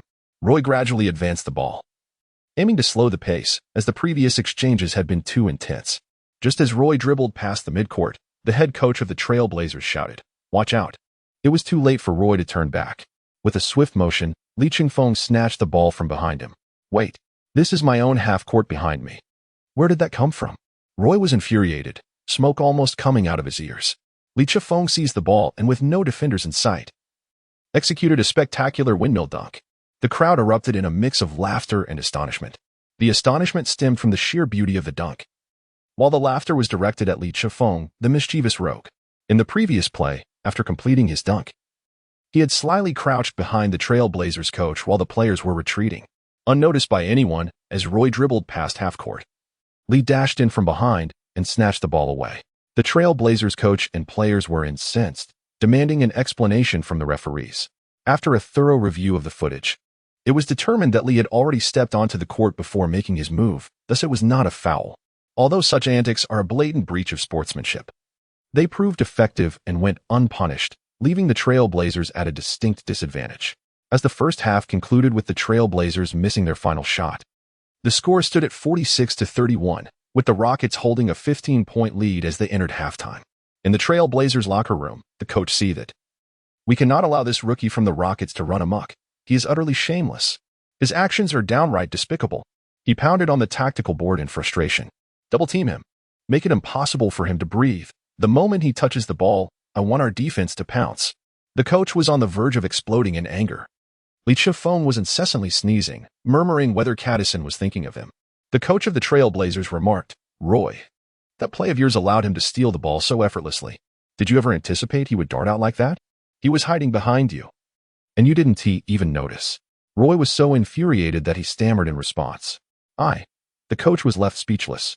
As the second half commenced, every time Li Chifeng touched the ball, he was met with intense scrutiny and care from the Trailblazers players. Li Chifeng continuously maneuvered with agility, utilizing his imposing stature to execute a series of swift passes. Although his offensive advances were stymied, the presence of Yao Ming presented an opportunity. As the other players revealed vulnerabilities, Yao Ming consistently capitalized on these openings, frequently finding success in his attacks. The perimeter players received numerous assists, launching precise shots with remarkable accuracy. As the third quarter concluded, the gap in points not only failed to diminish for the Trailblazers, but instead, it widened significantly. Each time the Trailblazers attempted to double-team Li Chifeng, he adeptly employed his expansive vision to create opportunities for his teammates, resulting in a diversified and relentless offensive onslaught. The Trailblazers faltered, particularly Brandon Roy, whose psyche crumbled under the pressure, leading him to incessantly complain to the referees, losing focus on the game entirely. The head coach of the Trailblazers erupted in vehement protest towards the main referee, ultimately resulting in his ejection from the game. The coach's dismissal, coupled with the star player's shattered mentality, signified a dual blow to the Trailblazers. After 5 minutes of resistance in the final quarter, the assistant coach surrendered the match, substituting all the bench players. As Li Chifeng dished the ball into the paint to Yao Ming executed a thunderous dunk over his defender without hesitation. Li Chifeng has already amassed 21 assists in this match, while Yao Ming has scored 30 points. Head coach Adelman, with a beaming smile, has withdrawn all the starters, as the game has entered garbage time. "My goodness, since I joined you, this is the first time I can leave work early. It hasn't been easy." Li Chifeng pretended to wipe away tears for Yao Ming's sake. His 21 assists marked the highest record since Li entered the league. In this game, Li Chifeng achieved an impressive triple-double, scoring 34 points, along with 21 assists and 10 rebounds. Observing Li's performance over the past few days, it's no wonder teams that passed on him in this year's draft are filled with regret, particularly the Boston Trailblazers. The commentators from America couldn't help but chuckle. At that moment, Li Chifeng noticed that Caddison had arrived at the home court, her large, fluttering eyelashes capable of lifting a hat, casting flirtatious glances in his direction. Chapter 29, A Winning Streak. Named Player of the Week. Li Chifeng caught sight of Caddison on the sidelines, a shiver involuntarily coursing through him. "Ah, this woman is back again," he thought to himself. The Rockets fans were utterly consumed by fervor, chanting his name in unison as he clocked out, "Chifeng, Chifeng." Some American fans even composed a Chinese song in his honor, singing it loudly at the sidelines, creating an awkward yet endearing atmosphere. All the players of the Rockets turned to witness this spectacle. Yao Ming, with a smile, patted Li Chifeng on the back and said, "You taught them this, right? Damn, I'm envious." "No, it's not me. I have no such ability," Li Chifeng replied, scratching his head, feeling a tad bashful. Ultimately, amidst the thunderous cheers, the Houston Rockets triumphed over the Portland Trail Blazers with a commanding score of 103-85, securing their third consecutive victory of the new season. The Blazers suffered their first defeat of the season, with their star rookie Brandon Roy rendered ineffective by Lee Chengfeng's defense, managing only 15 points and 4 assists, while the leading star Aldridge performed decently with 24 points and 12 rebounds. Ding! The host has achieved consecutive victories, now issuing a luxurious gift package. Oh, hooray! Lee Chengfeng hurriedly dashed into a corner to celebrate quietly, exclaiming in excitement, "Quick, open it." Ding! The host has acquired the 3-point rain skill card.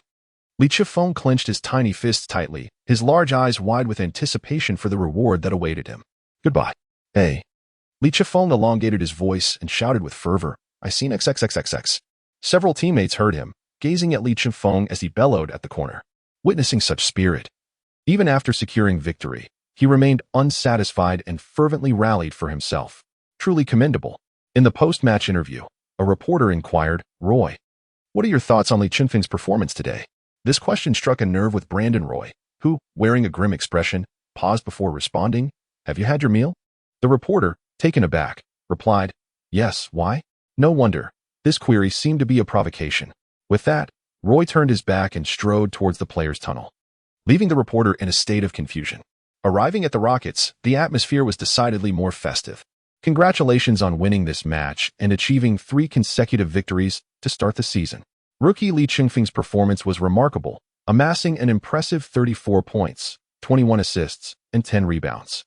Do you believe the team can surpass last year's accomplishments and advance further? A reporter asked Rockets head coach Adelman.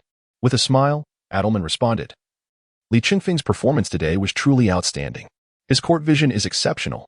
He remains unflinching against defensive pressure and creates opportunities for his teammates. I believe his synergy with Yuming and Tracy McGrady poses a formidable challenge to any team." The addition of Lee Chengfeng has instilled an overwhelming sense of confidence in Adelman.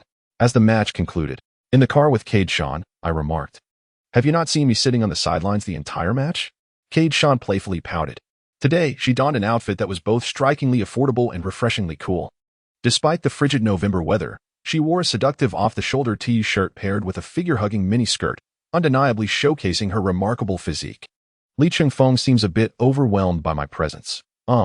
He was so engrossed in the competition that he didn't notice me. Am I not alluring enough today? Did I fail to capture your attention? Do you live alone? Ka Dyson posed a series of questions all at once. Yes. I live alone. Lee Chengfeng lowered his head, momentarily at a loss for words. You lead the way. I find myself yearning for another drink at your place, said Kadishin with enthusiasm. Upon arriving at Lee Chengfeng's apartment, Kadishin promptly emptied her bag, revealing an assortment of poker paraphernalia. Forgoing the drink as they entered, she grasped Lee Chengfeng's hand and made a beeline for the game room. Lee Chengfeng spent yet another night engaged in a game of cards and chess with her, utterly captivated by his skill. The following day dawned. Lee Chengfeng graced the cover of the most esteemed sports magazine in the United States, igniting a fervor akin to ripples from a stone cast into water. The majority believed that if it were not LeBron James, it ought to be Kobe Bryant, after all. One could not overlook the indomitable Tim Duncan, the revered big fundamental. These are titans of the league, each commanding an immense following. Yet, astonishingly, it was a rookie from the Rockets who claimed the coveted cover. The image showcased Lee Chengfeng in midair, executing a behind-the-back pass with an effortless grace and elegance. He became the second athlete from China to appear on the cover of Sports Illustrated, following in the footsteps of Yao Ming. The headline proclaimed, "Win sweeps the league," in a stylish font that perfectly complemented Lee Chengfeng's dynamic pose, momentarily bestowing upon him boundless glory across the United States. Meanwhile, sports news in China broadcasted his extraordinary performances in the NBA, inspiring countless young athletes with newfound enthusiasm. Today, the NBA officially announced the Player of the Week. A surprising choice from the Eastern Conference, Danny Granger, a forward for the Indiana Pacers. Granger, selected in the first round as the 17th pick in 2005, averaged 22.7 points and 8.7 rebounds over 3 games last week, leading the Pacers to a triumphant 3-game winning streak, thus outshining a host of Eastern contenders to earn this distinction. Lee Chengfeng was undoubtedly named the Western Conference Player of the Week, leading the Houston Rockets to a triumphant 3-game winning streak, averaging an impressive 30.3 points, 8.3 rebounds, and 12.3 assists. His performance stood out in the fiercely competitive Western Conference, marking him as the second rookie, following the legendary Shaquille O'Neal, to earn this accolade in his debut week. With his striking looks, Li Chengfeng's fame skyrocketed. Fashion magazines in the United States invited him to participate in a high-profile fashion photo shoot. Unexpectedly, at the venue, he encountered a stunning beauty, the then-unknown Sigali, who had just begun to gain recognition after starring in a few films. Young and beautiful, her figure was exquisite. The two collaborated seamlessly, with Li Chengfeng employing his charming conversational skills, sharing jokes and amusing anecdotes from the basketball court, leaving Sigali utterly captivated. They enjoyed lunch together, and their outing caught the attention of some gossip tabloids. Sigali, unfazed by the cameras, understood that dining with Li Chengfeng would enhance her visibility. "Let's exchange numbers. I'd like to hang out sometime. You're quite entertaining," she said with a smile. They exchanged contact information before Li Chengfeng rejoined his team for their next game in Dallas.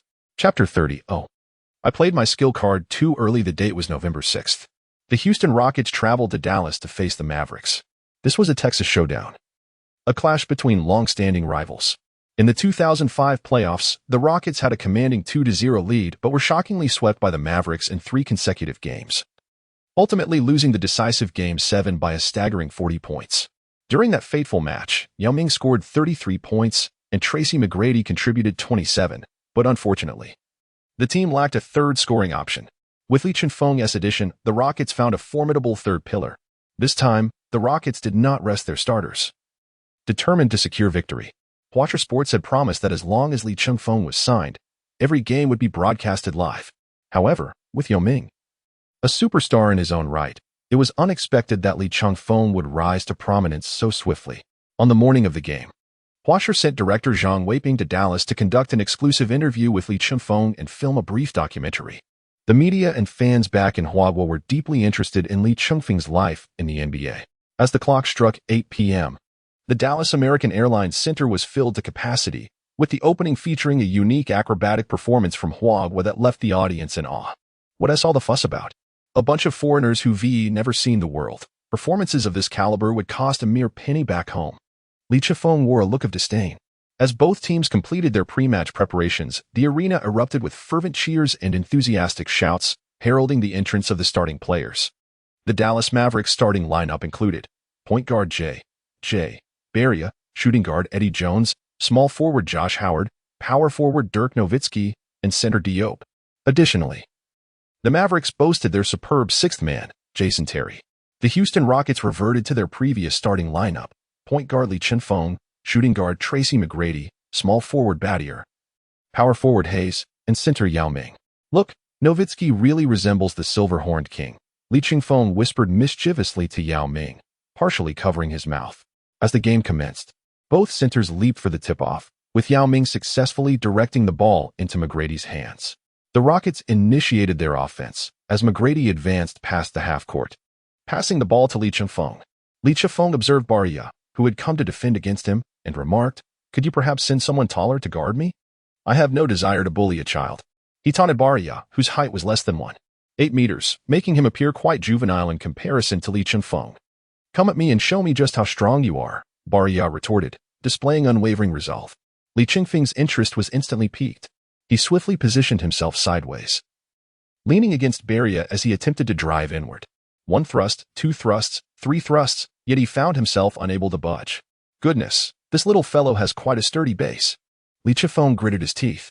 As the time for his back turn was drawing to a close, he hurriedly pivoted and made a lateral cut. He launched into a jump shot, only to find that Barea seemed to have anticipated his move, just as Li Chengfeng was about to raise his hand to shoot. The ball was abruptly swatted away. Li Chengfeng launched an airball. Barea swiftly intercepted and advanced, delivering a long pass to the agile Josh Howard, who received the ball and effortlessly executed a layup. 2 o'clock. "Wow, this little guy has some skills. He's quite formidable." Possession changes hands. Li Chengfeng continued to orchestrate the offensive, swiftly arriving at the top of the three-point arc with little hesitation. Utilizing the three-point range skill card, he unleashed a cold arrow, effortlessly raising his hand for a three-point shot. Whoosh! The basketball swished through the net. Li Chengfeng pondered that he had never utilized this skill card and was unaware of its effects. Today, he intended to demonstrate his prowess to the opposing team, immediately putting them on the back foot and aiming to conclude his workday early. What a splendid throw. It was entirely reasonable. He would leverage his height to outmaneuver them. Zhang Weiping arrived today to provide commentary. As Barria crossed half-court, he suddenly executed a swift change of direction and charged inside. What an ambitious thought. Li Chifeng extended his long arms, swiftly maneuvering to obstruct Barria's offensive path. Realizing he was about to be thwarted, he quickly passed the ball to Eddie Jones on the wing. Seizing the opportunity, Nowitzki rapidly stepped beyond the arc, positioning himself against Hayes. Receiving the pass from Eddie Jones, he suddenly pivoted, elevating his hands high in a signature pose reminiscent of a golden rooster standing alone, the basketball tracing an impressive arc through the air. Swish! The ball swirled through the net with precision. Nowitzki immediately responded. With his towering stature and a shooting form that leaned back, his shots soared high, rendering them exceedingly difficult to defend. What a beautiful move by the silver-horned king! Li Chifeng exclaimed. Nowitzki, puzzled, pointed to himself as if to say, "Me?" The Rockets continued their offensive. In the ensuing plays, Li Chifeng, undeterred by defense, sank 3 consecutive three-pointers, causing the momentum of the Rockets to surge uncontrollably, prompting the Mavericks to call a timeout. The score rapidly widened to 17-6. Today, Li Chengfeng's shooting touch transcended mere heat. It was explosive. Anticipation grew for his forthcoming display. And Zhang Weiping held an optimistic view of Li Chifeng's performance. Li Chifeng felt an overwhelming sense of pride within him.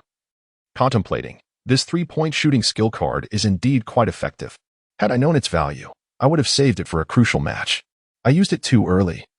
I'll just have to make a few more three-pointers, and then my friends and I can finish work early. Upon the resumption of play, the Mavericks made a strategic personnel adjustment. Eddie Jones was substituted for their sixth man, Jason Terry. With possession of the ball, Terry swiftly advanced it across half-court. Li Chifeng sprayed towards him. This time, someone is coming in high. Terry immediately embraced the ball and charged forward, prompting Li Chifeng to swiftly retreat a step to create space for defense. Following that, Terry executed a swift pullback. Li Chifeng was somewhat late in his defensive lunge. Suddenly, he launched a shot, and with remarkable tenacity, he scored a three-pointer. The momentum is building, isn't it? Li Chifeng received the serve and dribbled fiercely into the Mavericks' half. Confronting Terry, he executed a powerful two-handed dunk. How about that? Come on, bring it on. Li Chifeng shouted exuberantly at Terry. The Mavericks were beginning to feel the pressure. The newly substituted Terry possessed formidable offensive skills, yet he could not withstand Li Chifeng's relentless series of emphatic dunks, which invigorated his team's spirit. As the first quarter drew to a close, the Mavericks trailed the Rockets by 15 points, with a score of 14-29. In the final 20 seconds, the Mavericks regained possession. Barria dribbled near the mid-court, biding his time in preparation for the last offensive play. Li Chifeng was exhilarated in the first quarter, immediately pressing forward to seize the ball. According to the unwritten rules of the game, when a team has a substantial lead, it is customary to simply wait for the final moments of the match to make the last offensive play. There is no need to continue pressing, as it is not the decisive moment of the game. Observing this, Barria drove forward with the ball. Li Chifeng was relentlessly entangled with him. Eventually, their footsteps collided, and with a sudden surge of strength, Li Chifeng forcefully knocked Barria out of bounds, causing him to crash heavily against the advertising board at the edge of the court. The Mavericks had already been struggling under a relentless score deficit, their spirits dampened. Now, with Li Chifeng's audacious move, their frustration reached new heights. Barria rose, clutching the basketball, and with all his might, hurled it towards Li Chifeng's face. Chapter 31. Chaos on the scene and dejection. Barria, having been knocked to the ground, stood up and viciously threw the ball towards Li Chifeng's face. Li Chifeng reacted swiftly sidestepping to evade the impending danger. Li Chifeng widened his eyes, seething with rage. "What the hell, you little brat?" With that exclamation, he pointed his index finger at Barria and charged towards him, intent on confrontation. Despite his smaller stature, Barria stood his ground, refusing to be intimidated. He puffed out his chest and approached, raising his hand as if to initiate a challenge. The referee swiftly intervened, positioning himself between the two to prevent escalation. Teammates rushed to separate them. Yao Ming firmly gripped Li Chifeng's arms, while other players of lesser height quickly wrapped their arms around his waist and legs. On the Mavericks' side, as soon as Nowitzki arrived, he swept Barria off his feet in a bear hug, lifting him off the ground. The audience erupted into a cacophony of boos, with cheers and cheers echoing throughout the arena. Fortunately, the players reacted promptly, averting a situation that could have spiraled out of control. The referees imposed penalties, issuing each player a technical foul. Li Chifeng and Barya appeared to disdain each other, murmuring under their breath. Both players, filled with fury, missed their free throws. Youthful exuberance often leads to reckless play, yet the intensity of the match was exhilarating. Such fiery competition is essential in a game, remarked Zhang Weiping. Meanwhile, a player from the Chinese team, wearing the number 10 jersey, exclaimed in front of the television, "Come on, Li Chengfeng. He clearly lacks experience. He should have gone in with a kick and followed it up with a series of military boxing moves. That way, no one could hold him back. Ah, youth. When he returns, I must teach him a few tricks." As the first quarter concluded and during the break, Adelman approached Li Chengfeng and cautioned him. The opposing team aims to provoke you with a role player. Do not fall for it. Sometimes, teams resort to such underhanded tactics. Li Chengfeng's gaze remained fixed on the bench of the young players, completely disregarding the coach's words. As the second quarter commenced, the tension between the two remained palpable. Barya, dribbling the ball, had yet to cross the halfway line. Li Chengfeng charged forward to seize the ball, determined to defend fiercely against him. The two remained entangled past the halfway line. Barya, with resolute determination, pushed against Li Chengfeng and drove towards the basket, the ball soaring high into the air. Crack! Li Chengfeng soared into the air, extending his mighty hand. With a swift motion, he sent the ball flying far away, as if it were heading straight to his grandmother's house. Ah! Li Chengfeng roared towards the heavens, releasing his pent-up emotions. The cacophony of boos from the home crowd at the Mavericks arena only served to spur him on. Terry executed an inbounds pass, while Nowitzki skillfully evaded Hayes' grasp. Making his way to the three-point line, receiving the ball, he launched a shot with precision. The arc of the basketball soared as if it were being thrown vertically into the net. 3 points scored. A direct hit. Nowitzki raised one hand triumphantly, curling his fingers in a flamboyant gesture, and stuck out his tongue in a provocative display towards the Rockets, exuding an unmistakable charm and confidence. That silver-horned king is quite audacious. Watch as I, the Monkey King, shatter your precious face. Li Chengfeng remarked, visibly displeased. The Rockets players swiftly initiated play, and Li Chengfeng advanced with the ball. His gaze was resolute as he faced off against Barya's defense. After a feint, he deftly changed direction, driving towards the basket. Nowitzki attempted to provide help defense, leaping to contest the shot. Li Chengfeng leaped into the air like a bolt of lightning, retrieving the basketball mid-flight. With a deft maneuver, he executed a layup, delicately guiding the ball into the hoop. Swish! 2 points scored. Li Chengfeng dashed back to defend, raising his hands high, extending his fingers gracefully, and flicking his tongue back and forth in a mocking mimicry of Nowitzki's celebratory gesture. In the broadcast booth, director Zhang of Huashi began stirring the pot once more. Alas, there was no choice. Given how Li Chengfeng was so tightly guarded, he had to have passed the ball to Yao Ming. To everyone's surprise, he had the audacity to shoot, and it went in. Meanwhile, Barya advanced with the ball. Li Chengfeng approached, remarking, "Why didn't you defend against me just now? I possess a myriad of ways to surpass you, and an abundance of methods to outmaneuver you." The Mavericks, after numerous passes and cuts, struggled to penetrate the defense. Terry held the ball at the arc, seeking an opportunity. Barya forcefully pushed Li Chengfeng aside and swiftly circled to the three-point line's wing, extending his hand for the ball. Just as the basketball was about to reach Barya's grasp, a swift clap echoed through the air. Li Chengfeng darted forward like a cheetah, intercepting the passing lane and surging into the opponent's half. The fire within Barya could no longer be contained as he closely trailed behind Li Chengfeng. Li Chengfeng noticed that a player named Barya was trailing closely behind him. He charged towards the basket, preparing to execute a powerful dunk. Without slowing down, Barya deliberately reached out his hand and collided forcefully with Li Chengfeng. Li Chengfeng lost his balance in midair, pivoting around Barya's shoulder to execute a breathtaking 180-degree aerial somersault. Alas, the impact was excruciatingly harsh, leaving him in a state of disarray, akin to someone who had indulged in half a gin of spirits. His nose was shattered, blood gushing forth in a relentless stream. Goodness gracious, that little rascal must have done that on purpose. Li Chengfeng was consumed by a surge of anger. Springing up from the ground, like Zhao Si, with blood streaming from his nose, he charged towards Barya. The arena descended into chaos when this individual became enraged. His strength was formidable. All the players of the Rockets, along with 2 referees, struggled to restrain Li Chengfeng. Barya had already taken a dislike to him in the first half, secretly tripping him and continuously advancing while shouting provocatively, "You arrogant little wretch. How dare you be so brazen, despicable, and shameless? Li Chifeng found himself ensnared by the crowd, unable to escape their grasp. In a sudden act of defiance, he removed his size 50 shoes, each weighing a hefty 7 to 8 pounds, akin to wielding heavy weaponry, and hurled them at Beria. After the shoes had been thrown, he squatted down to attempt to remove Yao Ming's shoes. "What on earth are you doing?" Yao Ming exclaimed in shock. "Your shoes are enormous. Lend them to me, and I shall return them." When he realized he could not pry off his teammates' shoes, he spat at Beria, who retaliated in kind. A chaotic scene ensued, with saliva and blood splattering everywhere, even splashing onto the referee's head. The referee, exasperated, muttered expletives while wiping the saliva from his forehead. Meanwhile, the audience erupted into a frenzy, and photographers at the press area clicked away furiously. Some female fans, feeling sympathy for Li Chifeng, shouted, "Please, stop fighting. Please, stop." TNT basketball commentator Charles Barkley found the spectacle so amusing that he lay on the ground, jokingly pretending to require resuscitation. It took quite a while for the two to be separated, during which a bald referee, covered in Li Chifeng's nosebleed, looked like a character from a comic book, which only amused him further. The referee blew the whistle, ultimately ejecting Li Chifeng of the Rockets and Beria of the Mavericks from the game. Meanwhile, the floor cleaner, cursing under his breath, lamented the difficulty of his task. "Is it easier to earn money than to clean up after these two? This is the first time in my life I've had to wipe up saliva on the court."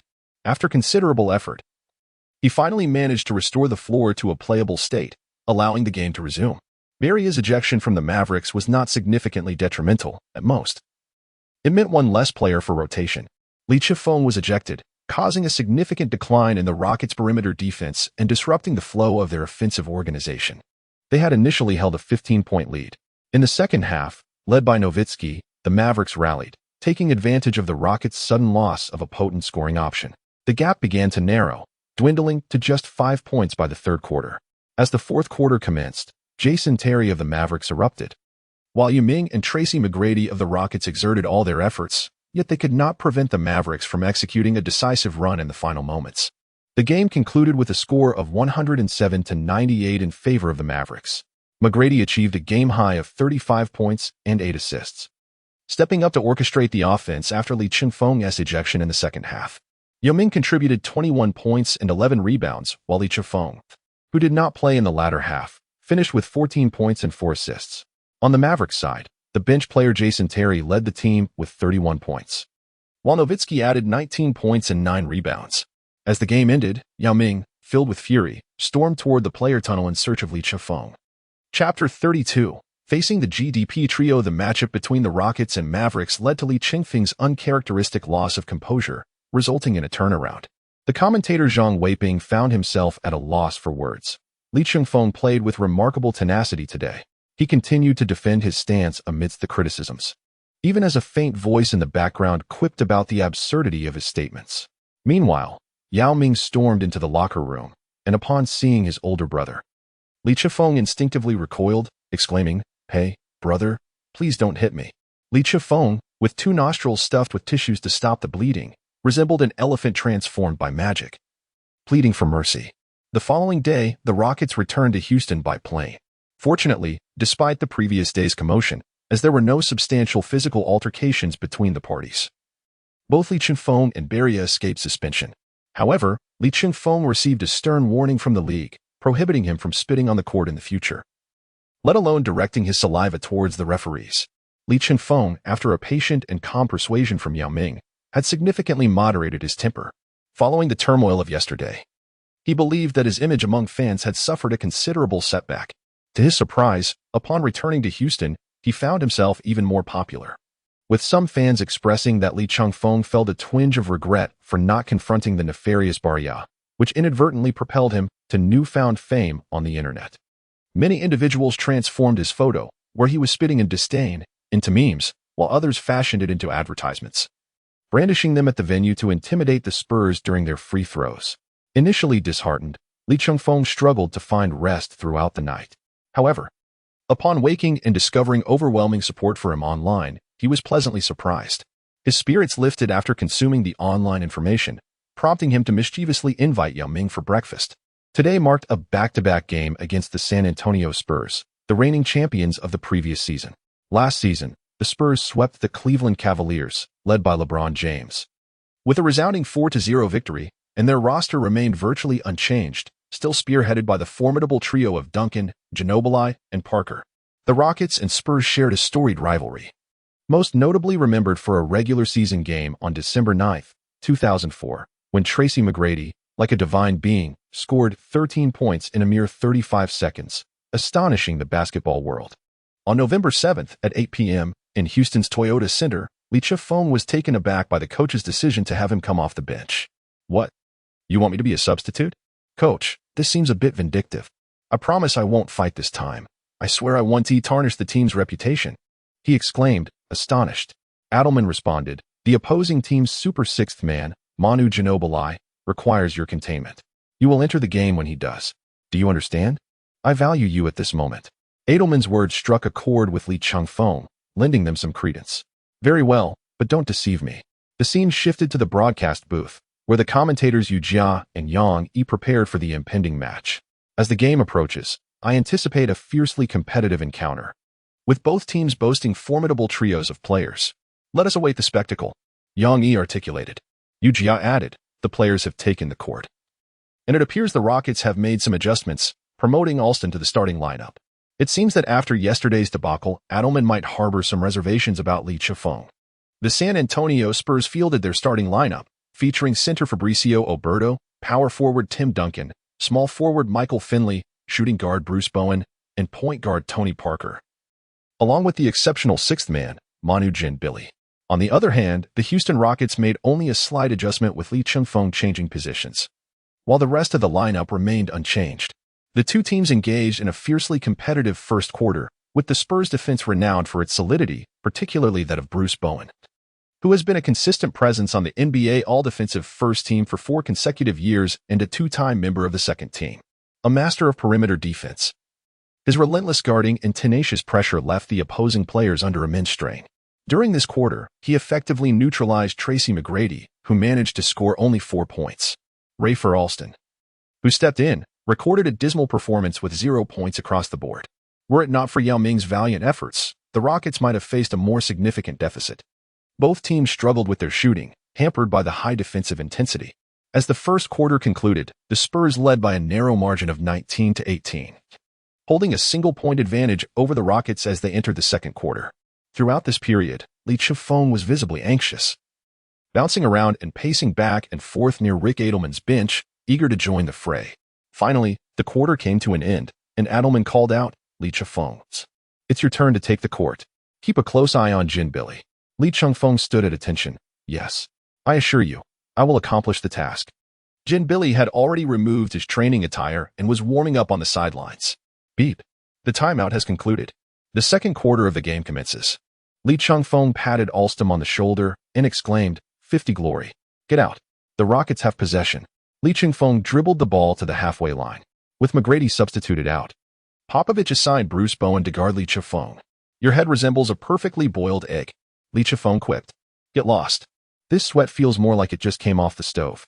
Undeterred, Bowen pressed closely, intent on intercepting Chengfeng's possession.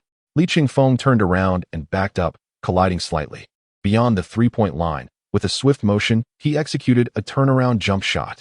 The basketball sliced through the air like a flying dagger, sinking directly into the hoop. 21-19. The Rockets instantaneously took the lead. Yu Jia exclaimed with excitement, "Chengfeng has shattered the deadlock right upon his arrival. It was simply magnificent." It seems yesterday's events did not affect his performance. Bowen was momentarily taken aback. This clumsy giant exhibited agility beyond my expectations. With the change of possession, Ginobili orchestrated the offense. Before Chengfeng could utter another word, Ginobili deftly maneuvered, seeking to break through. Prior to the game, Ginobili had heard from Roy that when facing Chengfeng, one should avoid unnecessary chatter, as it could easily muddle one's intellect. Therefore, he wisely chose to heed this advice. Instead of engaging in conversation, he charged forward directly. Not only was his speed of penetration impressive, but his dribbling also rendered his movements unpredictable, making it exceedingly difficult to anticipate his trajectory. Chengfeng found himself momentarily taken aback. Ginobili, twisting his entire body, surged into the paint like a snake slicked with oil, slithering and trembling as he approached. Chengfeng mused to himself, "Ginobili, seizing the opportunity. Went straight for the layup. Chapter 33. Are there any normal people on the Spurs? Jin Billy, like a serpent emerging from its lair, deftly maneuvered past the defense to score with ease. 21-21, the score was tied, and it was the first time Lee Chifeng witnessed such a unique offensive approach. What on earth is this? He exclaimed as the unconventional play had penetrated the defense. Jin Billy paid him no mind, swiftly sprinting back to the defensive end after scoring. The Rockets regained possession.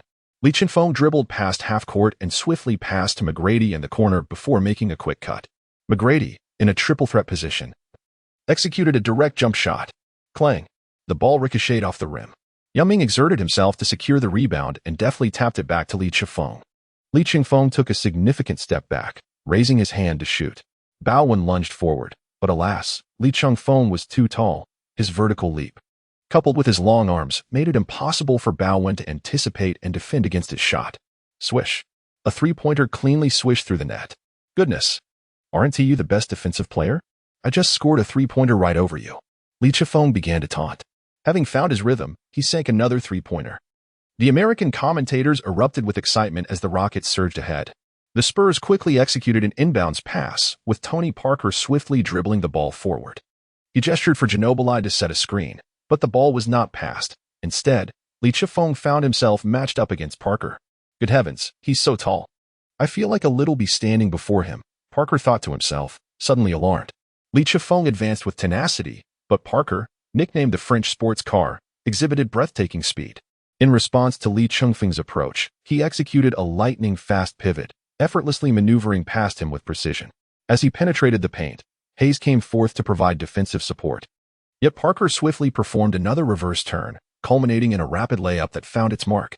Within the Rockets' restricted area, Parker spun and weaved like a dazzling top, his movements leaving spectators in awe. This shot was executed with remarkable elegance. Lee Chifeng placed his hands on his hips and tilted his head, exclaiming, "Goodness! This is as slippery as a mudslide. Who are the members of the Spurs? Is there not a single one that behaves normally?" The Rockets initiated the play, with McGrady flamboyantly passing the ball to Yao Ming. Duncan stepped up to challenge Yao Ming, who swiftly executed a small hook shot. "What a splendid move!" Lee Chifeng shouted. Duncan, with unhurried grace, leaped to a height akin to that of a matchbox, delivering a remarkably succinct block. Lee Chifeng was taken aback. Could it be that my dear Bebe has been overshadowed so swiftly? Duncan's movements appeared rather unremarkable, yet they proved to be remarkably effective. "What are you all standing there for? Hurry and seize the ball," shouted Adelman from the sidelines. Lee Chifeng took a bold stride across the boundary to retrieve the ball, only to tumble out in the process. Battier seized the opportunity, raising his hand for a three-pointer. Clang! The battle for the rebound ensued. Lee Chifeng seized the ball and dashed swiftly towards the basket, leaping with great vigor. With both hands, he grasped the rebound and took a bold step back, facing Parker's defense before executing a flawless jump shot. It sailed through the air, scoring 3 points. The crowd erupted in astonishment. Another three-pointer. The spectators were enthralled. As the commentator Yang Yi from Huashi reached a crescendo, in this play, Lee Chifeng salvaged the ball, secured the rebound, and without a moment's respite, he scored 3 points while facing fierce defense. This series of movements is nothing short of poetry in motion. Today's finest basket undoubtedly belongs to him. The Spurs shifted their focus to attacking the interior, with Parker controlling the ball and making a rapid breakthrough. After several exchanges, a mismatch was created. The ball found its way into Duncan's hands, and Lee Chifeng stepped up to defend him. In terms of height, Lee Chifeng held an advantage, standing at an impressive 2.20 meters, slightly taller than Duncan. However, his experience as a perimeter player left him somewhat lacking in defending against a top-tier power forward in the paint. This foolish oaf. Just watch me sweat him away. Lee Chifeng couldn't suppress a grin. Duncan, with his back to Lee, made a couple of forceful bumps before swiftly pivoting, executing a decisive drop step into the lane. Lee Chengfeng's defensive misjudgment rendered his legs unresponsive, as if he were leisurely strolling with an elderly lady, retreating beyond the baseline with hands clasped behind his back. In truth, Duncan had also been momentarily deceived.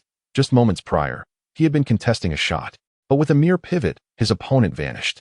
All that remained was the sight of Lee Chengfeng meandering outside the sideline, effortlessly leaping to execute a graceful dunk. Lee Chengfeng stood on the sidelines, utterly bewildered. Was I not just playing basketball? Did someone just sideline me? It seems Lee Chengfeng has not had a proper rest. Matching up against Duncan is not his forte. Nevertheless, Yujia tightly pinched her lips with 2 fingers, stifling a laugh. The score stood at 27-25. With the Spurs closely trailing, Duncan, a master of interior offensive techniques, possesses an uncanny ability to anticipate his opponent's movements and is adept at disrupting their offensive rhythm. Lee Chengfeng faced off against Duncan for the first time and suffered a significant setback. Duncan, wearing a bewildered expression, gazed expressionlessly as Lee Chengfeng retreated. What kind of players does the Spurs team have? Is there anyone normal among them? Some seem to attack as if intoxicated, while others are simply clumsy. And here stands this wooden, dazed fool. After Lee Chengfeng's defense, Duncan appeared to be on the brink of losing his composure. Lee Chengfeng continued to control the ball and orchestrate the offense. Just as he crossed the halfway line, Jinbili rushed in for a pressing defense. Why the substitution now? Entangled at the top of the arc, Lee Chengfeng had no choice but to quickly pass the ball to McGrady. McGrady emerged from behind Lee Chengfeng and attempted a long-range three-pointer over both defenders. Alas, it did not go in. McGrady's shooting accuracy today was utterly compromised by Bowen's defense. Hayes, the board master, skillfully positioned himself to snatch the offensive rebound from Duncan. He then passed the ball to McGrady, stationed beyond the three-point line on the wing. Another shot. Clunk. Still no success. Hayes, determined, secured another rebound. Off you go. This time he passed it back to Lee Chengfeng. Lee Chengfeng seized the ball with precision, executing a flawless three-point shot. The score now stands at 30-25 as the Rockets extend their lead once more. The Yu family rejoiced. Yet another impeccable three-pointer. Lee Chengfeng has already scored 4 in this quarter, akin to a celestial deity descending upon the earth. Truly a remarkable talent. This Lee Chengfeng is extraordinary. Yang Yi seemed slightly out of sync. The fervent Rockets fans erupted with jubilation. Subsequently, both teams exchanged points in a spirited contest. Lee Chengfeng continued to exhibit his scorching shooting touch, effortlessly sinking three-point shots one after another. The 5th three-pointer, the 6th, the 7th, the 8th three-pointer. Meanwhile, the Spurs' dynamic duo, GD, attempted to respond, yet they found it impossible to withstand Lee's relentless barrage. At this moment, Lee received a pass from McGrady following a penetrating drive, and, rising to meet Bowen, he launched yet another three-pointer. That marked his 9th three-pointer. Lee shattered the record for the most three-pointers made in a single quarter. The American commentator could no longer contain his excitement and stood up. As Parker drove in for another layup, the score escalated to 45-32. With the Rockets enjoying a 13-point lead over the Spurs, the clock ticked down to the final 26 seconds of the quarter. Lee Chengfeng, with the ball in hand, took a moment to exert pressure, while Bowen, already provoked to the brink of fury, glared at him with eyes ablaze. Look, the boiled egg is about to catch fire. Lee Chengfeng, after finishing his statement, advanced with the ball, while Bowen closely adhered to him.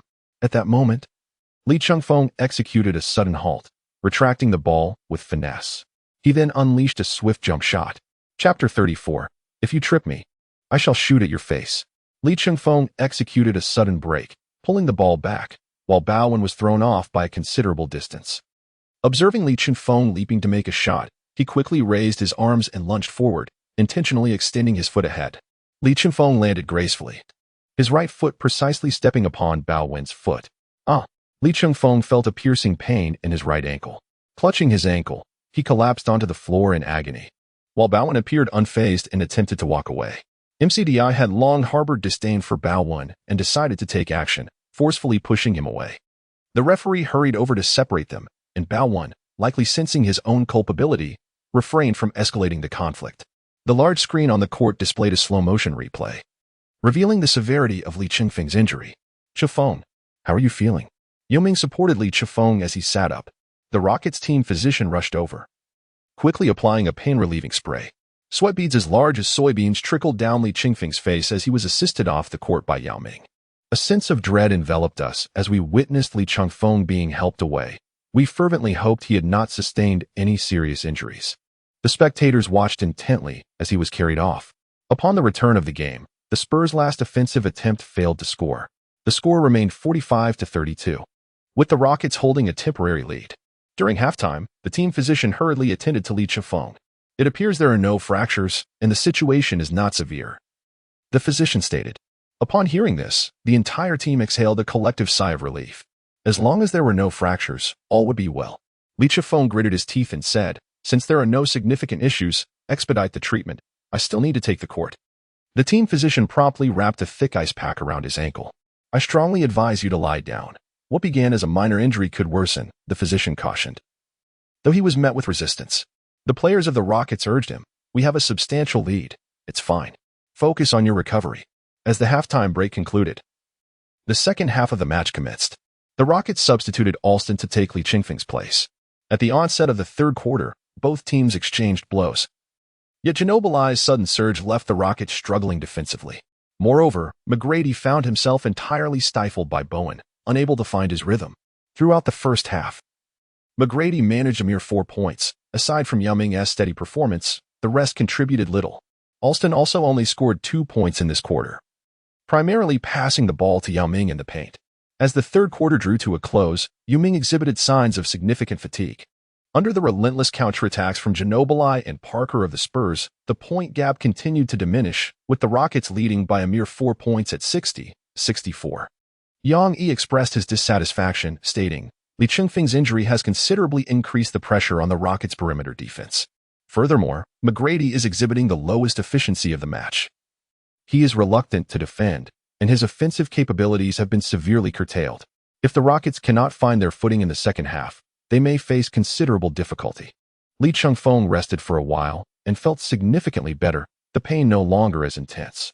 Li Chengfeng approached Coach Adelman and said, "Coach, let me go in. My foot is fine now.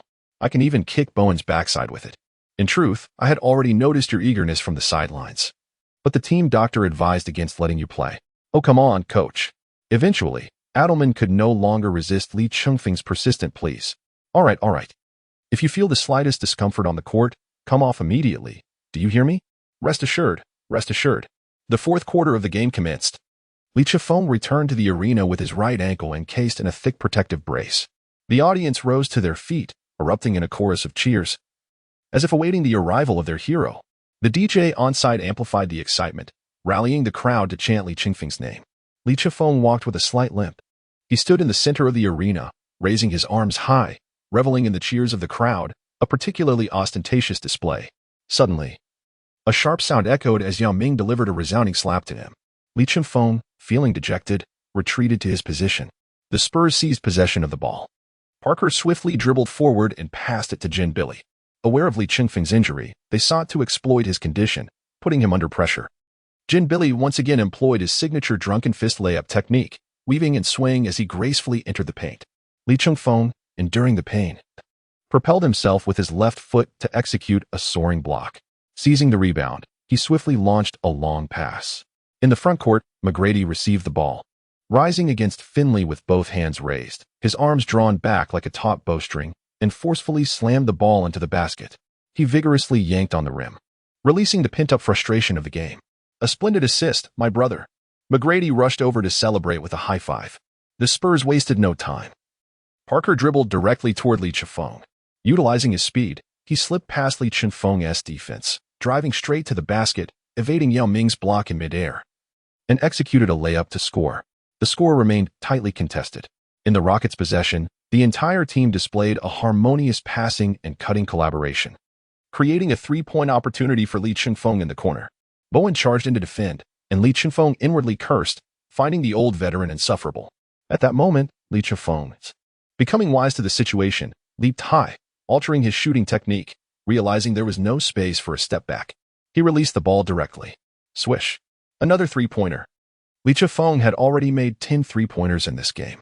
The fans erupted in astonishment. Li Chingfeng shouted furiously at Bowen, "You old wretch, if you trip me, I shall shoot you in the face." Yu's family stood up excitedly, exclaiming, "Great shot. This is the spirit we need." Tough. On the Spurs side, Ginobili, while enduring Li Chingfeng's defense, awkwardly tossed the ball into the hoop. This fellow, with his peculiar style and basketball technique, must have learned it from his mentor. Every time he twists while shooting, it miraculously goes in, leaving Li Chingfeng both infuriated and amused.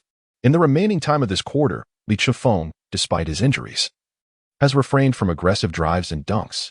Instead, he has excelled in perimeter shooting and consistently assisting his teammates. The Rockets have maintained a commanding lead. With another successful three-pointer from Li Chingfeng, the score advanced to 86. 78 with just 1 minute remaining in the game. Remarkably, Li Chengfeng managed to sink 11 three-pointers in only 2 quarters, narrowly missing the record of 12 in a single game set by Kobe Bryant. His final few three-pointers were executed while he was still nursing his injury, a truly astonishing feat. The American commentators were left utterly astonished by Li Chengfeng's performance. Observing the widening score gap, the Rockets opted to substitute in their bench players. Li Chengfeng limped off the court to a standing ovation from the audience, who paid their respects. In the end, the Rockets triumphed over the formidable San Antonio Spurs with a score of 88-80, securing a hard-fought victory. The system notified the host of their win and awarded them a skill card for the ability to intercept passes. Today, Li Chengfeng played as a substitute, contributing solely through three-point shots during his 2 quarters on the court. Despite battling an injury in the second half, he delivered an impressive performance with 33 points, 4 assists, and 4 rebounds. Yao Ming also achieved a double-double, scoring 28 points and grabbing 13 rebounds. The Spurs' dynamic duo, GD, performed flawlessly, yet could not withstand Li Chengfeng's brilliance in this match. This frenzy also captivated major sports brands worldwide, as Li Chengfeng had yet to sign with any sneaker company. Chapter 35, Signing with Anta, playing mahjong with McGrady. Following the conclusion of the game between the Rockets and the Spurs, sports media outlets were completely enthralled by Li Chengfeng. American media lavishly praised the rookie's extraordinary performance. F0X Sports hailed him as the NBA's most promising superstar, while Slam declared him the future king of the NBA. Headlines in China proclaimed him as the future Great Wall of basketball, with certain outlets marveling at his record of 11 three-pointers in a single game. The Chinese sports journal heralded the rise of a basketball star, Li Chengfeng.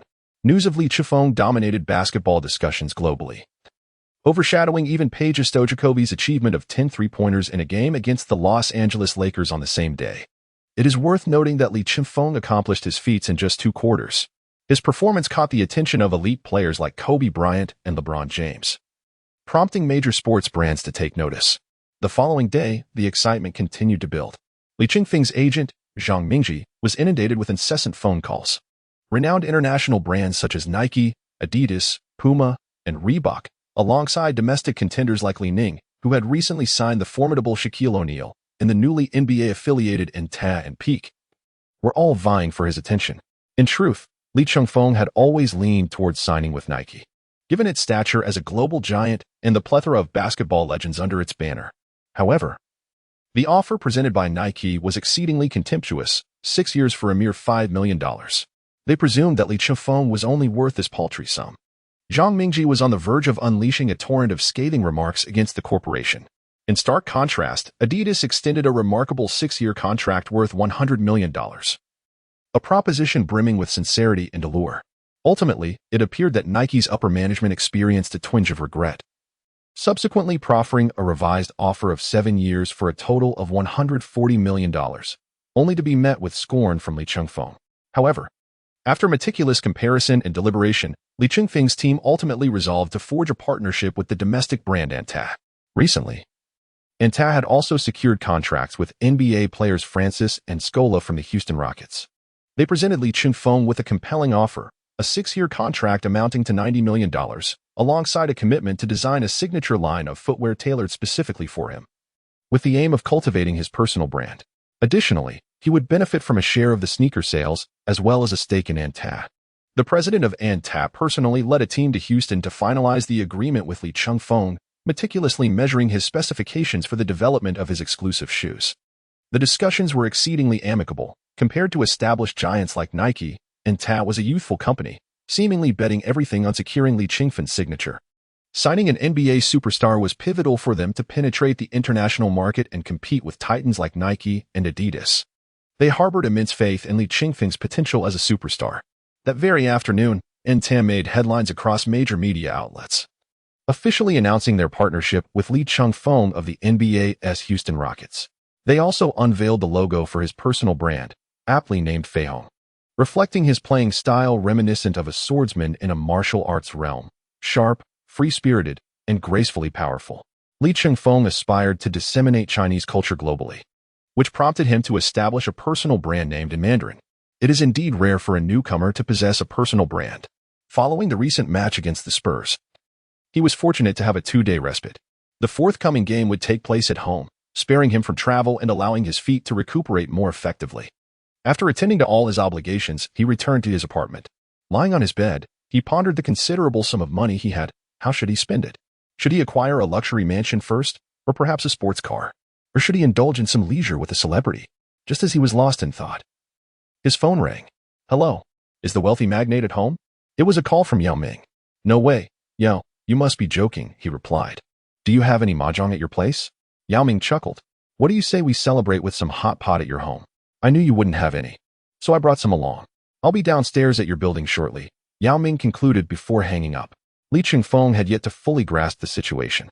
Moments later, he heard a knock at the door and hurriedly opened it. To his astonishment, he found Yao Ming accompanied by Yi Jianlian and Tracy McGrady, all bearing bottles of wine and an assortment of snacks. Yao Ming was also holding a box. Yi Gu, what brings you here? Li Chengfeng exclaimed with excitement. Since they had each joined different teams, the trio had not seen one another, and with the Rockets facing the Bucks in their next home game, Yi Jianlian had come a day early to unwind with his friends. Surprised, aren't you? I brought a delightful surprise. Our nation's traditional game, mahjong. A little something to strengthen our bond, Yao Ming declared enthusiastically, raising the box in his hands. Is that what you meant? I thought it was food. Besides, can McGrady even play? Li Chengfeng queried. Yao Ming replied, I've taught him chess, checkers, military chess, and do di zhu over the past few years. He may be a novice, but he can hold his own. Let's get started. With that, the four of them set up the table and chairs, preparing for the game.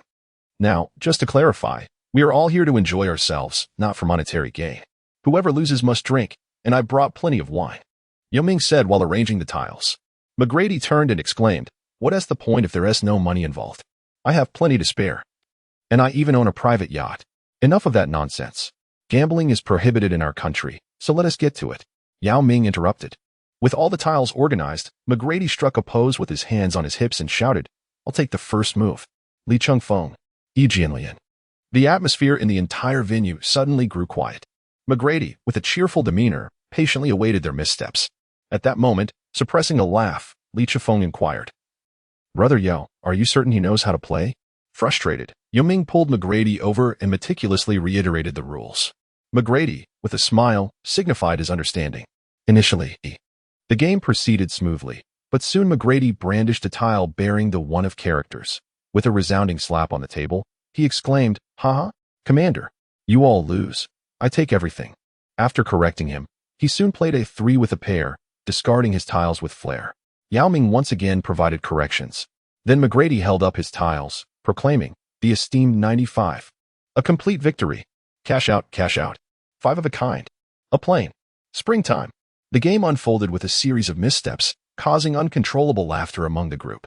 McGrady, who had been taught by Yao Ming, seemed to have entirely mixed up the rules. He grew anxious, asserting that Yao Ming and the others lacked comprehension of the game. For every mistake made, McGrady was to drink, and for every misstatement, he was to do the same. Eventually, McGrady had indulged too much and lay down beside them. I suspected he came here solely to drink. I think I'll head downstairs to buy a deck of cards. Let us play landlord, suggested Yao Ming, resting his chin on his hand. Chapter 36. The Bucks arrive. The Sino-American Derby approaches on November 10th. After a 2-day respite, the Houston Rockets found that Li Chengfeng's foot injury was not severe, and he was nearly recovered, fit to play in the game. Today marked the much-anticipated Sino-American Derby, with the Houston Rockets hosting the Milwaukee Bucks, led by Yi Jianlian. This match featured 3 players from China facing off in the NBA, a historic first. The game garnered unprecedented attention. The arena of the Rockets was infused with elements of Chinese culture, with even the names on the jerseys transformed into Chinese characters. The foreign players found this quite novel, eagerly capturing photos to share on social media. As both teams entered the arena, even the adjacent advertisements were in Chinese, heightening the atmosphere. At Li Chengfeng's suggestion, the DJ played the new DJ version of Free to Fly by Phoenix Legend, a fusion of traditional and trendy, which electrified the crowd of expatriates who had never anticipated such a vibrant tune. Veteran commentators Yu Jia and Zhang Weiping from Huaguo Sports flew in to provide live commentary. As the players warmed up on the court, a multitude of Chinese fans gathered, clamoring for photos and autographs with Li Chengfeng, Yao Ming, and Yi Jianlian. McGrady, arms crossed, remarked enviously about the trio. I'm truly jealous. Damn, their popularity is off the charts. From now on, We want to invite you to play cards. Were you just here to play? Yi Jianlian greeted McGrady with a smile and a high five. McGrady, with a look of exasperation, remarked, Yao Ming has completely thrown me off my game. You and Li Chengfeng need to have a word with him. Otherwise, we won't be able to play together anymore. Recently, Li Chengfeng has been performing exceptionally well. In this upcoming match, you and brother Yao should give me a bit of leeway. Yi Jianlian, along with Li Chengfeng, approached Yao Ming to discuss this matter. Li Chengfeng chuckled that that's not necessarily the case. Perhaps we may not be able to defeat you after all. And yet you still remain humble with us, haha. Zhang Weiping remarked with a smile. It seems that their camaraderie is quite strong. Yi Jianlian and Li Chengfeng are both rookies selected this year. Currently, Li Chengfeng is adapting swiftly, while Yi Jianlian, although not lacking in strength, is still getting accustomed to the pace of the NBA. We hope for a commendable performance from both of them in today's game, Yu Jia added. As the warm-up concluded, the match was about to commence. Today, the Houston Rockets starting lineup is as follows. Point guard, Li Chengfeng, shooting guard, Tracy McGrady, small forward, Shane Battier. Power forward, Luis Scola, and center, Yao Ming. The Milwaukee Bucks starting lineup consists of point guard, Emma Williams, shooting guard, the Bucks star player Michael Redd, small forward, Desmond Mason. Power forward, Yi Jianlian, and center, Andrew Bogut. Amidst the roaring cheers of the audience, Yao Ming and Yi Jianlian leaped for the opening tip-off. Yi Jianlian claimed the tip, passing the ball to Emma Williams. Li Chengfeng stepped forward, causing Emma Williams to startle. He had heard that the Rockets had a towering figure playing point guard. But from a distance, it was hard to discern. Now, standing before me, he appeared exceedingly tall. Young Emma swiftly passed the ball to the wing, where Reed awaited. Reed elevated the play by delivering the ball to Yi Jianlian in the paint. Yi Jianlian promptly pivoted and executed a jump shot, hitting the backboard and scoring. The crowd erupted in astonishment. With a significant number of Chinese spectators present, the distinction between home and away teams faded, regardless of which of the three scored. They all cheered enthusiastically. Li Chengfeng skillfully dribbled to the half-court. Showdown, instruct your coach to assign someone else to defend me. Li Chengfeng began to focus on Emma Williams once more. Young Emma, undeterred, remarked, if you kneel down to dribble, I might just consider letting you pass. Unfazed, Li Chengfeng initiated a post-up against Emma from the top of the arc, leveraging his physique to push inward as he approached the basket. Just as he neared the hoop, the opposing center came over to provide assistance on defense. Li Chengfeng executed a swift behind-the-back pass to Yao Ming, who leapt instantly for a magnificent dunk. The score is now 2-2. Pass it to Yao Ming. Yes, what a stunning dunk. Zhang Heli has begun to exert his strength. The audience erupted in excited cheers. Li Chengfeng and Yao Ming's connection has become increasingly sophisticated. Moreover, both are exhilarated today. Let us start with a dazzling dunk to set the atmosphere. The Bucks launch a counterattack. This time, Xiao Emo dribbles toward Li Chengfeng, hesitating momentarily. He abandons the idea of a one-on-one play and opts instead for a screen and roll. Li Chengfeng towered above, leaving Xiao Emo slightly apprehensive. Yi Jianlian received the ball from Xiao Emo with a seamless handoff. This maneuver resulted in a favorable mismatch, with Yi Jianlian matched up against McGrady. He established position, backing down McGrady and applying pressure. This is what we call a setup. Suddenly, he pivoted and executed a jump shot, with McGrady unable to block in time. Swish. 2 points scored. This is what we refer to as a bold move. Do you understand, McGrady? Yi Jianlian remarked while transitioning back on defense. McGrady chuckled. Here comes the king, and this is what we call a direct hit. The score stood at 4-2, and right from the start of the game. Alien had already netted 2 consecutive baskets, showcasing excellent form. Yu Jia commented, as the team shifted to offensive play. Li Chengfeng dribbled the ball into the front court. While Xiao Mo wore a wry smile, the Bucks adjusted their strategy, assigning Reed to guard Li Chengfeng, as the mismatch between Xiao Mo and Reed was substantial. Reed excelled in both penetrating the defense and shooting, particularly with his remarkable shooting prowess, establishing himself as one of the premier shooters in the current league. He exhibited relentless defensive efforts, having emerged as a player from the second round of the draft. Li Chengfeng surveyed the situation on the court and instructed McGrady to set a screen. Seizing the opportunity, he evaded Reed's defense. Only to find himself matched against the diminutive Mo felt a pang of frustration. I mean, come on, brother, is it just because I'm shorter than you? What a wretched predicament. Li Chengfeng spoke little, swiftly executing a significant maneuver, creating space for himself. He leapt into the air, challenging Mo Williams, and with one arm extended, He unleashed a thunderous slam dunk. Li Chengfeng roared in frustration, while Xiao Mo placed his hands on his hips, his expression one of defiance. The score stood at 4-4, once again a tie. Wow, what a thrill. The audience erupted in excitement.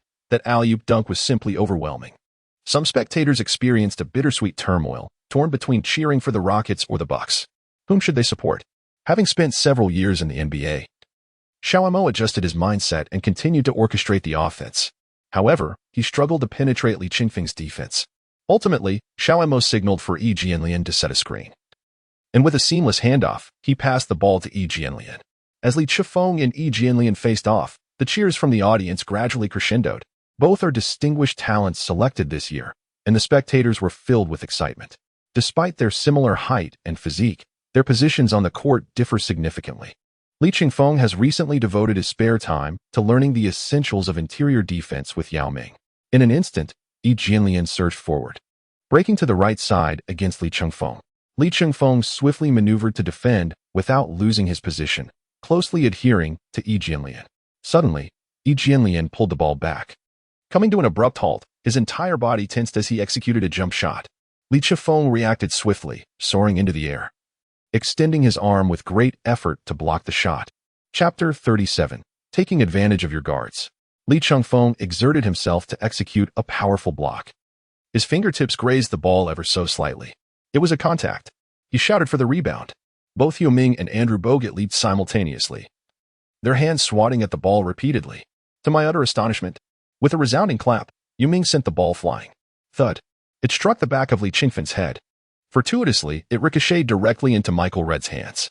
Without a moment's hesitation, Red seized the opportunity and scored with a mid-range jumper. 6-4. That assist doesn't even count in the statistics, Yi Jianlian remarked, pointing at Li Chengfeng. Li Chengfeng squinted his eyes and turned his head towards Yao Ming. Do you believe I will strike you if you continue to look at me like that? Yao Ming, feeling disgruntled, hastily made his way back to the court. Yu's family inquired, Coach Zhang, could you provide an assessment of this play? Just wait while I compose my thoughts. Thus, the two teams engaged in a spirited exchange during the first quarter, both displaying remarkable shooting proficiency, with the score oscillating back and forth. Ultimately, the first quarter concluded with the Milwaukee Bucks holding a slender lead of 1 point at 25-24. After a brief intermission, the second quarter commenced. Both teams made adjustments to their lineups. However, Li Chengfeng of the Rockets and Reed of the Bucks remained on the court, while the others were substituted for reserve players. The Rockets now held possession of the ball. Li Chengfeng orchestrated the attack. Just past the halfway mark, after a screen and roll, he found himself mismatched against a substitute player from the Bucks who came up to defend him. Li Chengfeng looked up and nearly burst into laughter. What on earth is this? Not a single hair in sight. Do you have any hair at all? Though he dared not voice his thoughts, he could hardly contain his amusement. Defending against Li Chengfeng was Charlie Villanueva, nicknamed the Hairless Hero, the 7th overall pick of 2005. Li Chengfeng exclaimed, Does your country's hairdryer emit flames accompanied by a blue light? Upon finishing his words, Li Chengfeng executed a swift dribble between his legs, followed by a sudden scissor step, explosively breaking through from the left side.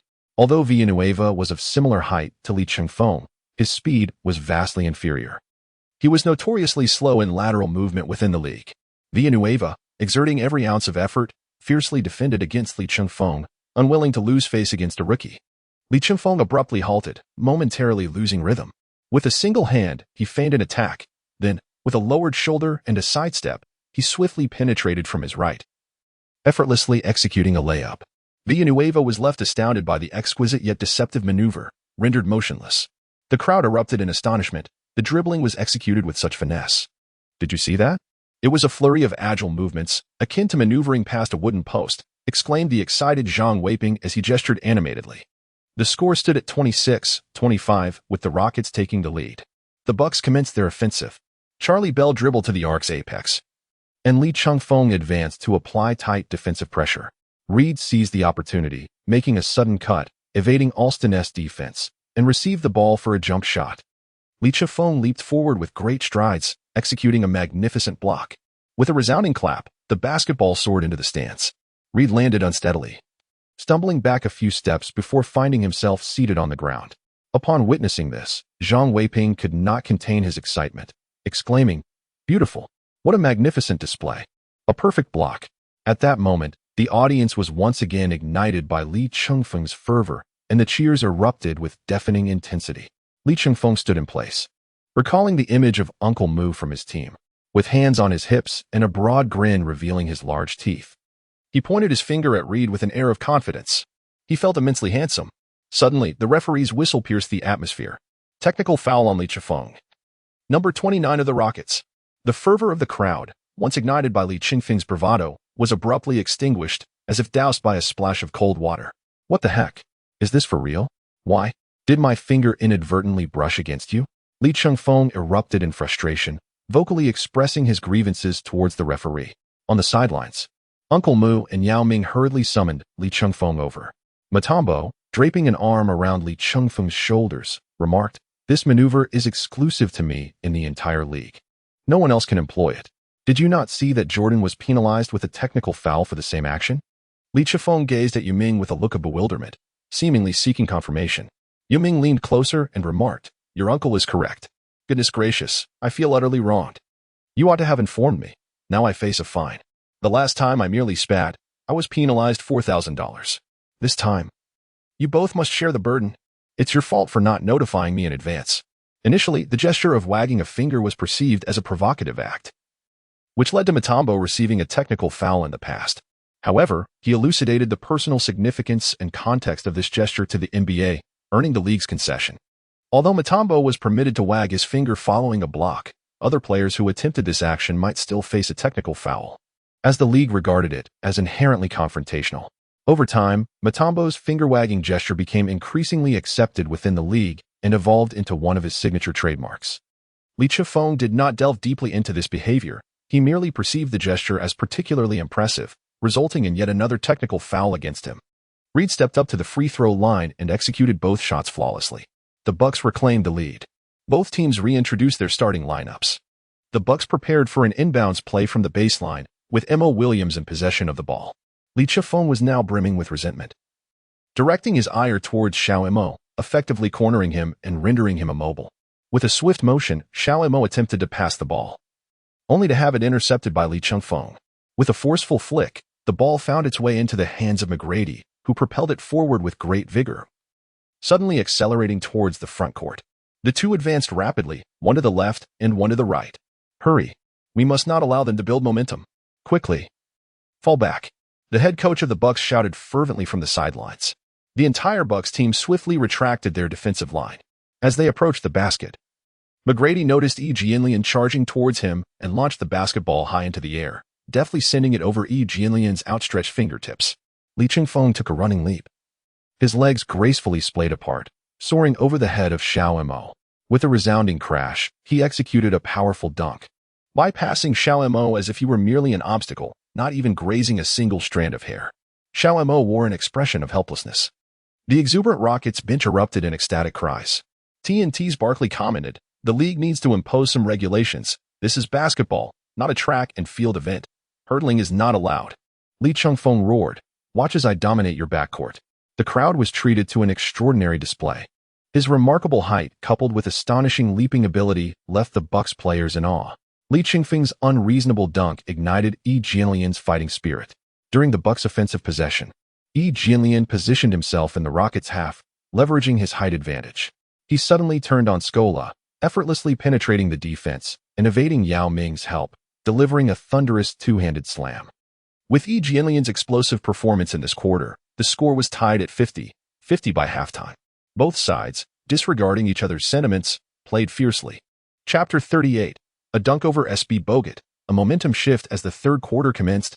Adelman substituted Yao Ming and Li Chengfeng, allowing McGrady to lead the second unit. The Bucks retained guards Reed and Mo Williams, along with center SB Bogut on the court. With Li Chengfeng resting, the Rockets' perimeter defense slightly relaxed, enabling Mo Williams to regain confidence and orchestrate the offense. The match began with the Rockets in possession, entrusting the team's rhythm to McGrady. Since Li Chengfeng's arrival, Yao Ming and McGrady enjoyed more breathing room. Adelman had even started resting these three key players early in the season, fully acknowledging Li Chengfeng's prowess. In the initial exchanges, the team's scoring surged under McGrady's orchestration. As the game progressed, the Bucks' Mo Williams and Reed began to exert pressure, continuously assisting and executing mid-range shots, keeping the score tightly contested. SB Bogut, unencumbered by Yao Ming's presence in the paint, started to make an impact in the Rockets' key area. The Rockets bench also performed admirably today, with Wells, Head, and Uncle Mu excelling under McGrady's leadership. Both teams, in a remarkable display of synergy, completed the third quarter without any Chinese players on the court, with the Rockets holding a narrow lead of 80-78. During the break, McGrady said to Chengfeng, "Did you see that clumsy white guy Bogut? His mouth is filthy on the court. When you go back in, take him down." Chengfeng felt invigorated by the unfolding action, as it aligned perfectly with his expectations. As the break concluded, the Bucks regained possession of the ball. Little Mo intentionally evaded Chengfeng's defense. Noticing Jianlian shake off his marker and break free into an open space, where he positioned himself beyond the arc and received a precise pass. Jianlian raised his hand to shoot. The ball traced a graceful arc through the air before swishing through the net. 3 points scored.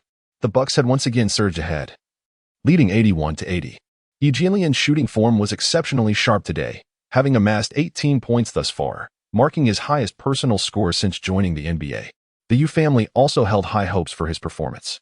Chengfeng navigated the ball past the halfway line, as the Milwaukee Bucks Reed and Mo Williams initiated a double team. Upon witnessing this, Chengfeng, displaying wisdom rather than obstinacy, promptly passed the ball to Battier on the wing. He then executed a swift cut, darting towards the baseline. Battier instantly comprehended the intent behind the penetrating bounce pass. Chengfeng received the ball, took a step, and suddenly leaped into the air. Bogut rushed over, extending his long arm in a desperate attempt to defend, but it was already too late. Bang! Chengfeng soared on Bogut, executing a thunderous dunk that resonated with explosive force. The sheer impact sent Bogut staggering several steps backward, ultimately causing him to lose his balance and land directly at Yao Ming's feet. Chengfeng took down the frame and directed his ire towards Bogut, exclaiming, "Look at you. So arrogant, like a 3-year-old sprouting facial hair. You cannot just sit there. Go to the stands and watch the game. What a spectacular dunk.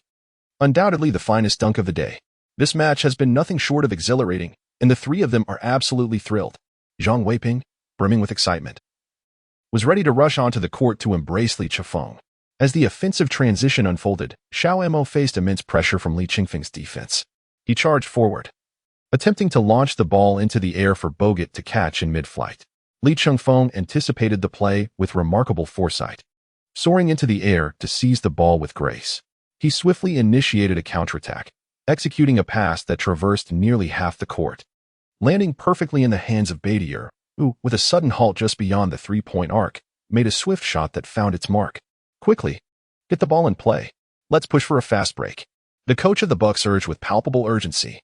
The Bucks promptly inbound the ball, seizing the opportunity for a transition play. As the ball reached Reed, Chengfeng engaged him in a fierce half-court battle. Ding! He activated the skill card for an assured steal. Chengfeng deftly retrieved the ball. Reed glanced at his hand, pondering who had made his ball vanish. In a flash, Chengfeng drove the ball straight towards the basket, soaring skyward against Bogut, who had yet to reach the scene. Bogut felt a surge of urgency, thinking to himself that this young man intended to dunk over him, and he leapt up to block the shot. Chengfeng faced Bogut's imposing block, and with both hands, he executed a powerful slam. Boom! The wretched basketball was driven down once more with great force. Thud! Bogut was sent tumbling through the air, crashing heavily beneath the hoop. At that moment, the referee's whistle pierced the air. A foul for defensive hand-checking, resulting in an additional free throw. The spectators were utterly captivated by Chengfeng's performance. If not for the vigilant security personnel holding them back, a throng of infatuated young women and stunning matrons would have surged forward, as if attending a concert. Their unified chants of adoration for Chengfeng soaring into the heavens. Chengfeng shouted at Bogut on the ground, "Get up, you fool. This is no place to park." Yao Ming rushed forward to high-five Chengfeng, celebrating their splendid performance. Jianlian raised his hand in excitement but then lowered it again, nearly forgetting he was still part of the Bucks. Chengfeng confidently converted the additional free throw. Zhang Weiping was exhilarated by Chengfeng's remarkable display. Through sheer individual prowess, he executed 2 scoring plays and a crucial assist, propelling the Rockets to a sudden lead of 88-81. If the Bucks did not call a timeout soon, they risked losing control of the game. At that moment, it was evident that Bogut's composure was faltering. Both spectators and players understand that a deteriorating mindset on the court often heralds impending defeat. The Bucks refrained from calling a timeout, as the head coach placed his faith in the players' ability to regroup, while Xiao continued to orchestrate the offense. Not only was Bogut struggling mentally, but Xiao was hardly in a better position as Li Chengfeng relentlessly pressured him. Amidst the thunderous cheers from the home crowd, the Bucks attempted various ball movements. Yi Jianlian, who had performed admirably today, found himself tightly guarded by Yao Ming, ultimately passing the ball to Bogut inside. The escalating crowd noise further intensified the pressure on him. With newfound determination, Bogut charged forward, bearing down on Scola. He shouted emphatically, "I'm not seeking anything. I merely wish to reclaim the dignity I have lost.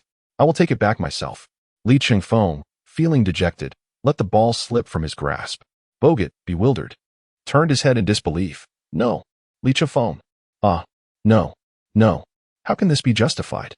This moment surely deserves a poignant soundtrack akin to a cut of plum. Li Chengfeng flashed a brilliant smile, showcasing his gleaming teeth as he swiftly advanced into the front court, effortlessly executing a slam dunk to score. The scoreboard read 90-81 as the Rockets extended their lead, less than 4 minutes into the fourth quarter. Propelled by Li Chengfeng's sudden surge, the Rockets swiftly established their dominance. The Bucks, unable to withstand the mounting pressure, called for a timeout. However, the timeout did little to alter the course of the game. Li Chengfeng's scorching form continued to ignite the Rockets, leading the team with unrelenting momentum. Aside from Reed and Yi Jianlian, the Bucks appeared devoid of competitive spirit, utterly overwhelmed by the rapid pace of the game. In the final 2 minutes, both teams substituted in their bench players, and the Rockets ultimately triumphed with a score of 109-93. As the players exited the court, Li Chengfeng faintly heard the sound of sobbing from the direction of Bogut. "Ding. Detection complete. The host has won the match. Please claim your reward." "What rubbish is this?" Li Chengfeng muttered impatiently while sipping his water. "Ding. Congratulations, you have drawn." Li Chengfeng's eyes widened in astonishment. "Well." Chapter 39. Acquiring Allen Iverson's crossover ability. Congratulations to the host for obtaining Allen Iverson's crossover dribbling skill. This ability does not occupy a medal slot. Isn't this quite generous? Truly, my brother, I absolutely needed this. It will make my offensive maneuvers much easier in the future. Haha, how generous of you. You are like a brother to me. Li Chengfeng chuckled with delight. Goodbye. Li Chengfeng clasped his fists in a respectful gesture and said, "Until we meet again, my adoptive father." This competition, Li Chengfeng achieved an impressive stat line of 29 points, 8 rebounds, and 10 assists, nearing a triple-double. Yao Ming contributed 28 points and 10 rebounds, while Tracy McGrady added 21 points and 8 rebounds. The new trio of the Rockets accounted for the majority of the scoring. On the other hand, the Bucks' Yi Jianlian was in exceptional form, recording a personal career high of 25 points along with 10 rebounds, while Reed scored 20 points and Little Mo, tightly guarded by Li Chengfeng, managed only 7 points. Today, the players from Huaguo delivered outstanding performances, earning high praise from both the audience and the media. However, due to Li Chengfeng's underwhelming performance in the recent matchup against the Mavericks, where he was involved in a spitting altercation, his statistics were insufficient to secure the title of Player of the Week.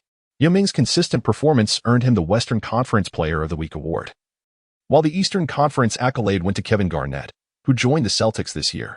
Since acquiring Allen Iverson's crossover offensive prowess, Li Chengfeng has devoted himself to rigorous training, striving to integrate his movements while enhancing his physical conditioning.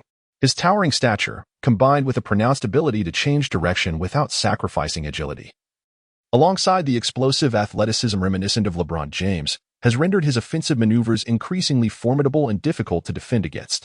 Adelman expresses immense satisfaction and confidence in the current roster. With the powerful addition of Li Chengfeng, he has begun to grant rest to the 3 primary players, thereby averting injuries. In subsequent matches, despite the injuries to Chris Paul and Tyson Chandler, the team secured a decisive 90-82 victory over the New Orleans Hornets.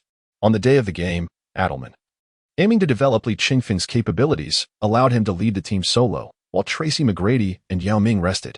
Deprived of their core leader, the Hornets struggled, and Li Chengfeng performed exceptionally, concluding the game with a triple-double, 25 points, 10 rebounds, and 11 assists, achieving an impressive shooting percentage of 83 by hitting 10 of 12 attempts, predominantly showcasing his newfound ability to drive past defenders. After a brief respite, the team faced the Memphis Grizzlies, led by Pau Gasol.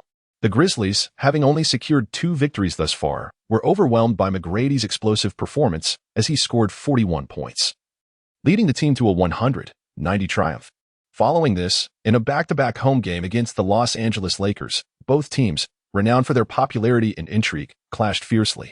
Lee Chengfeng took a break, leaving Kobe somewhat disappointed, as he had hoped to vie against Lee once more to avenge the previous season's opener. The match reached a nail-biting conclusion, with Kobe sinking a last-second shot, allowing the Los Angeles Lakers to narrowly defeat the Houston Rockets 93-90. The following encounters included a Texas showdown against the San Antonio Spurs, the Dallas Mavericks, and a match against the Phoenix Suns. These 3 games yielded mixed results, particularly against the Suns, where Lee Chengfeng and Steve Nash engaged in a thrilling duel of assists and scoring prowess. Lee Chengfeng has achieved his best performance since joining the league, amassing an impressive 38 points, 7 rebounds, and 18 assists throughout the game, once again igniting excitement across the entire league. Steve Nash also ran the full length of the court, showcasing his prowess with 20 assists. One is the wind child. The other is Lee Chengfeng. Together, the 2 point guards exhibited a playing style that was at times ethereal and graceful, at other times bold and incisive. Their various divine passes glided like a startled swan and flowed like a roaming dragon. On that day, the top 5 plays on Huaguo Channel's 5th broadcast were entirely dominated by the 2. Witness the wind child Nash threading the needle as the formidable Stoudemire strikes with ferocity. Meanwhile, Lee Chengfeng of the Rockets danced across the court, while the towering Yu Ming set the arena ablaze. Following these recent games, American media have increasingly favored Lee Chengfeng's chances of winning the Rookie of the Year award this season. Some basketball commentators have begun to question Edelman's strategy, cautioning against premature rest days that could adversely affect Lee Chengfeng's performance. After returning from Phoenix, the Rockets players were granted a rare 3-day break without any games. Their next challenge awaits in the beautiful city of Miami, where they will face the Heat, led by Shaquille O'Neal. Since entering the NBA, Yao Ming's matchups against the formidable Shaquille have consistently attracted media attention. The playful O'Neal issued a challenge on social media, donning an oversized tang suit and striking Tai Chi poses, proclaiming his intent to pin Yao Ming and the rookie Lee Chengfeng to the ground. The Heat star guard, Dwayne Wade, also stated that he would personally defend Lee Chengfeng, ensuring he understands the harsh realities of the league. The media can scarcely contain their excitement, eager to promote this matchup to the world. Lee Chengfeng concluded a day of rigorous training, and after taking a refreshing shower, he reclined on the sofa, watching the amusing performance of the 2 lively characters on television. I relish in provoking and hurling playful banter. Soon, I shall unveil a new perspective for you. Lee Chengfeng, cradling a bucket of popcorn, munched away while voicing his grievances. At that moment, his phone rang. As Lee Chengfeng recognized the familiar voice of the young actress Siji Ali from a previous advertisement, he was taken aback. Is this Lee Chengfeng? Are you in Houston? The slurred speech indicated she had indulged in quite a bit of alcohol. Yes, it's me. Have you had too much to drink? Are you all right? Lee Chengfeng inquired with concern. I'm at the XXX restaurant in Houston.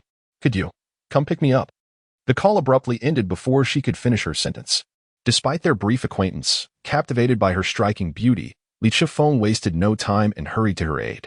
Upon his arrival, Siji Ali leaned against him, her posture slightly unsteady. Lee Chengfeng had recently settled into a luxurious hotel. At that time, Siji Ali was merely 23. Youthful and enchanting, her complexion so delicate it seemed one could extract dew from it. Under the dim lights, her beauty became increasingly captivating, and with the influence of alcohol, her fair skin radiated a gentle blush. Lee was completely entranced, his heart fluttering uncontrollably. Upon entering, Siji Ali seized another bottle of wine, eager to continue their revelry. As they drank, she began to weep, lamenting her struggles as an actress, unable to secure roles, and her experiences with advertisers who often sought to take advantage of her. With tears streaming down her cheeks like rain-soaked pear blossoms, Lee Chengfeng was oblivious to her words, lost in admiration of her alluring figure and charming visage. Lee Chengfeng felt as though a raging fire was about to erupt within him. After weeping for a while, Siji Ali leaned into Lee Chengfeng's embrace, seeking solace. At that moment, Lee Chengfeng had lost his rationality. To hell with it, let it come. With that, he lifted Siji Ali and rushed towards. Chapter 40. Siji Ali fills my tank. Siji Ali inquired with a glimmer in her eyes, do you know the taste of bathwater? She then gently pushed against Lee Chengfeng's chest. Lee Chengfeng gazed into her azure eyes, her lips as lustrous as rubies, and her skin as delicate as porcelain. His breath quickened gradually. Then, the room was filled with the melodious sound of her laughter in the span of a single night. Li Chengfeng, having undergone rigorous training in the NBA, possesses boundless energy. It feels as though he has just engaged in a grueling Game 7 of the finals. Enveloped in an atmosphere of chaos and obscurity, on the court, he persistently penetrates the paint, executing thunderous dunks, and has ingeniously devised his own serpentine-inspired demon blade style of layup, reminiscent of Jin Billy's technique, which has found its rightful place in his repertoire. With an unrelenting series of dunks, three-pointers, and layups, he eventually loses track of time, neglecting to call for a timeout or take a halftime break, playing through the entirety of the match. Ultimately, Li Chengfeng emerges victorious. Following a night of strategic deliberation regarding the game tactics, Li Chengfeng behaved as if nothing were amiss, venturing out to procure some ingredients and wine. Upon his return, he engaged in simulated training on the tactical board for the entire day. That evening, he had to rejoin his team, as he was granted only this single day of leave. The following day, after training, he would embark for Miami to compete against the Heat. Celtics had promised to cheer for him in Miami, yet she needed to rest at the hotel for a day due to exhaustion. After discussing matters with Celtics for a while, he bid her farewell and hurried back. The next day, after training, Zhang Mingji approached him. "Where were you yesterday? We couldn't find you, and you weren't answering your phone?" Li Chengfeng hesitated, stammering, "Well, Zhang Mingji interrupted. "All right, enough of your excuses.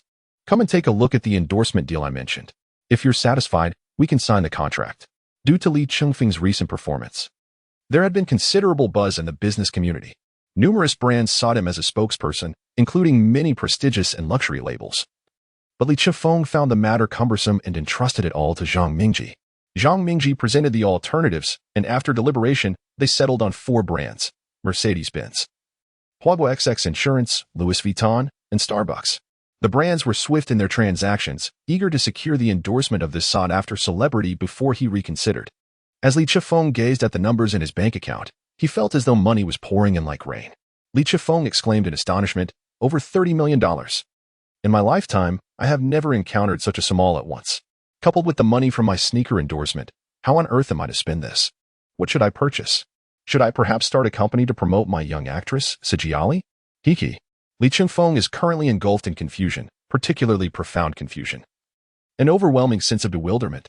"If you could provide me with more, I would gladly share your burden," he uttered. Zhang Mingji cast a sidelong glance at his petty demeanor. "Get lost. What are you thinking? First, help me find a house. Notify me once you discover a suitable one." The date has now reached November 24th, Miami, Florida, at the American Airlines Arena. The venue resonates with fervent emotions, with over 19,000 seats radiating a striking crimson hue. The media frenzy over the past few days, coupled with Shaquille O'Neal's online challenge, has elevated the anticipation for this match to rival that of the contest against the Bucks. The players from both teams have entered the arena, engaging in warm-up activities before the game. Li Chengfeng observed Yao Ming and O'Neal engaged in animated conversation, with O'Neal gesticulating excitedly as he spoke. As he drew closer, he overheard O'Neal, somewhat begrudgingly, express his thoughts. "You could have played the 5 dots last time. You could have just melded first, right? It's your fault for losing." Yao Ming, still unconvinced, continued to argue. It became evident that they were discussing a game of mahjong, leaving Li Chengfeng with a sense of exasperation. "My brother Yao has taught countless students. If he charged tuition, he would earn more than from playing basketball." Just then, a wave of excitement swept through the sidelines as football superstar David Beckham arrived to watch the game, accompanied by a host of Hollywood A-listers, including Tom Cruise, Anne Hathaway, and Leonardo DiCaprio. Not to be overlooked, the then-ascending star Scarlett Johansson honored her promise to attend, clad in a form-fitting short skirt with a delicate layer of sheer fabric, her long, fair legs subtly revealed. Her slender fingers rested on her cheek as she playfully blinked at Li Chengfeng. As for Katie, she had recently stopped pursuing Li Chengfeng, having found other NBA players to entertain her. Li Chengfeng found himself momentarily lost in thought as he gazed at Sijali. Yao Ming approached and nudged him. "Hey, hurry up and play." No, warm up quickly. What are you doing?" After all this talk about the old NBA games, my mind is now filled with thoughts of mahjong. The warm-up for both teams concluded, and the starting players began to make their entrances. The Houston Rockets opted for no player rest today, fielding a complete starting lineup: point guard Li Chengfeng, shooting guard Tracy McGrady, small forward Shane Battier, power forward Luis Scola, and center Yao Ming. On the other side, the Miami Heat starting lineup featured the guard famously known as White Chocolate, Jason Williams, shooting guard, the Flash, Dwayne Wade. Small forward, the triple-double king, Ricky Davis, power forward, Udonis Haslem, and center, Shaquille O'Neal. Although the formidable Shaquille O'Neal had entered the twilight of his career, he remained a force to be reckoned with, having led the team to its first championship trophy in 2006. In the broadcast studio, the commentator from Huaguo Television greeted the viewers. "Hello, dear friends tuning in. It's me, alongside the familiar voice of Coach Zhang, bringing you the live commentary of today's match. Once again, we are in for a grand spectacle, as the Rockets have chosen not to rest any players. We will see if Chengfeng's fierce attacks from the previous game can continue to shine." Amidst a chorus of cheers, the centers jumped for the ball. O'Neal, with his signature bravado, leaped into action, securing possession and passing the ball to Wade. Chengfeng stepped forward to match up against Wade. Wade dribbled the ball, surveying the situation on the court, when suddenly he made a decisive drive to the right. Chengfeng fell slightly behind, startled to witness Wade's extraordinary speed. A vivid reminder that seeing is indeed believing. Wade, with the ball at high velocity, suddenly changed direction with long strides. Then, employing a feigned motion with his upper body, he evaded Chengfeng's defense, unleashing a powerful one-legged, one-handed dunk. With a score of 2-0, Chengfeng, left in the dust, pondered, could this be the legendary elusive step of the martial world? Chapter 41. Shaquille O'Neal's mighty elbow following his basket, Wade shouted at Chengfeng, "This is my house." Wade commenced with a signature move, scoring with such swiftness and explosive energy that he aimed to dominate this novice. The American commentator remarked, "This is clearly a warning to Chengfeng. Wade is evidently taking this match seriously, having meticulously studied his opponent." The home crowd roared, rallying behind their team. This was a blatant provocation, utterly ostentatious. Chengfeng's fighting spirit was instantly ignited. He dribbled to the half-court and taunted, "Biwang, is this how arrogant you usually are?" Wade looked on in confusion. "Biwang? What does that mean?" With that, Chengfeng accelerated his dribbling speed, poised for action. "Attention! I am about to cross to the right," Chengfeng declared with a serious expression. He swiftly executed a behind-the-back dribble, followed by a crossover step, applying force through his right leg and shifting his body weight to the left. Observing Wade being thrown off balance, he then powered through with his left leg, dramatically pulling the ball back to the right. Chengfeng, tall and long-armed, executed his movements with remarkable amplitude. As he pulled the ball back, Wade found himself off balance, having been deftly faked out. In an instant, Chengfeng lunged to the right, leaving Wade behind. Shaquille O'Neal attempted to rush in for a defensive play, but Yao Ming effectively blocked his path. Wade could only turn and watch, relying on mere eye contact to defend against Chengfeng's layup. With a reverse layup, the ball found its mark. The score is now tied at 2-2. Chengfeng crossed his arms before his chest, swaying slightly in front of Wade. A rosy hue appeared on Scarlett's face. This fellow certainly knows how to show off. The Heat gained possession of the ball. White Chocolate orchestrated the play from the top of the three-point arc. Observing the situation, Wade surged towards the basket, and Williams launched the ball like a cannon. Wade leaped high, poised to make contact with the ball, when a flash of yellow lightning ascended, striking the ball against the backboard, sending it crashing down. Scola retrieved the rebound and passed it back to McGrady. The Heat's defensive response was remarkably swift, their line collapsing rapidly. McGrady, seeing insufficient passing space at the arc and confronted by Williams' defense, rose for a jump shot. Swish! The basketball sailed through the net. "What a beautiful three-pointer!" Yu Jia exclaimed. "This is how the Rockets operate now. They have contained Chengfeng and McGrady." Zhang Heli added, "Indeed, these are the two powerful ball handlers of the Rockets, capable of both driving and passing. With them locked down, there's also Yao Ming, the pillar of the interior." "Oh, Yao's defense." Before Zhang could finish his thought, Williams of the Heat passed the ball into Shaquille O'Neal's hands. O'Neal forcefully bumped inside, then swiftly spun away from Yao, launching himself into a signature powerful dunk that resonated through the rim. The basketball hoop trembled under O'Neal's substantial weight. As O'Neal descended, he celebrated with a dramatic gesture of tearing his jersey in front of his chest. Just then, McGrady bent down to retrieve the ball and lifted his head, only to be met by O'Neal's elbow barreling towards him. O'Neal, lost in his celebration, failed to notice McGrady behind him. Bam! A powerful elbow struck McGrady squarely on the forehead. Thud! McGrady fell to the ground without a sound, showing no hesitation. O'Neal exclaimed, "Oh, no, I didn't see him." with an expression of innocence as he cradled his head in his hands. Players from both teams rushed over, including the team doctor. McGrady lay peacefully on the ground, a faint smile gracing his face. O'Neal's elbow was a force that even the stoutest of pigs would struggle to withstand. His celebratory gesture had been executed with all his might, akin to striking someone with a mace. It was clear that O'Neal had not acted with malice, and no conflict erupted between the two sides. Yao Ming approached, saying, "Come on, old Shaq. Even if McGrady won you several thousand in the last card game, there's no need to hit him so hard." "Oh my, I truly did not intend for this to happen," exclaimed O'Neal, his eyes wide with regret. After a considerable amount of time, McGrady remained unconscious, prompting the Rockets' medical team to carry him away on a stretcher. The head referee, after reviewing the footage repeatedly, determined that O'Neal's actions were non-intentional. However, given the severity of the situation, a technical foul was still issued after deliberation. The game continued. The Rockets substituted Wells to fill McGrady's position. Meanwhile, commentators Yu Jia and Zhang Weiping were left in stunned silence, having just boasted about the Rockets' formidable trio. Their words were abruptly cut short by this unforeseen turn of events. Barely 3 minutes into the game, their predictions had already been rendered obsolete. Li Chengfeng took the free throws for McGrady. The game proceeded. With McGrady off the court, the primary responsibility for orchestrating the plays fell entirely upon Li Chengfeng. Li Chengfeng dribbled the ball forward and directly passed it to Yao Ming. Yao, with his back against O'Neal, exclaimed, "Please, don't do this to me." After uttering those words, he deftly swayed from side to side, executing a mesmerizing dream shake as he maneuvered inside, effortlessly scoring with a layup. O'Neal, still slightly apprehensive, feared that his earlier confrontation might have harmed McGrady. The match continued with both teams exchanging blows, resulting in an intensely gripping contest. Li Chengfeng fiercely confronted Wade's defense from the perimeter, while Yao Ming relentlessly attacked O'Neal's interior line.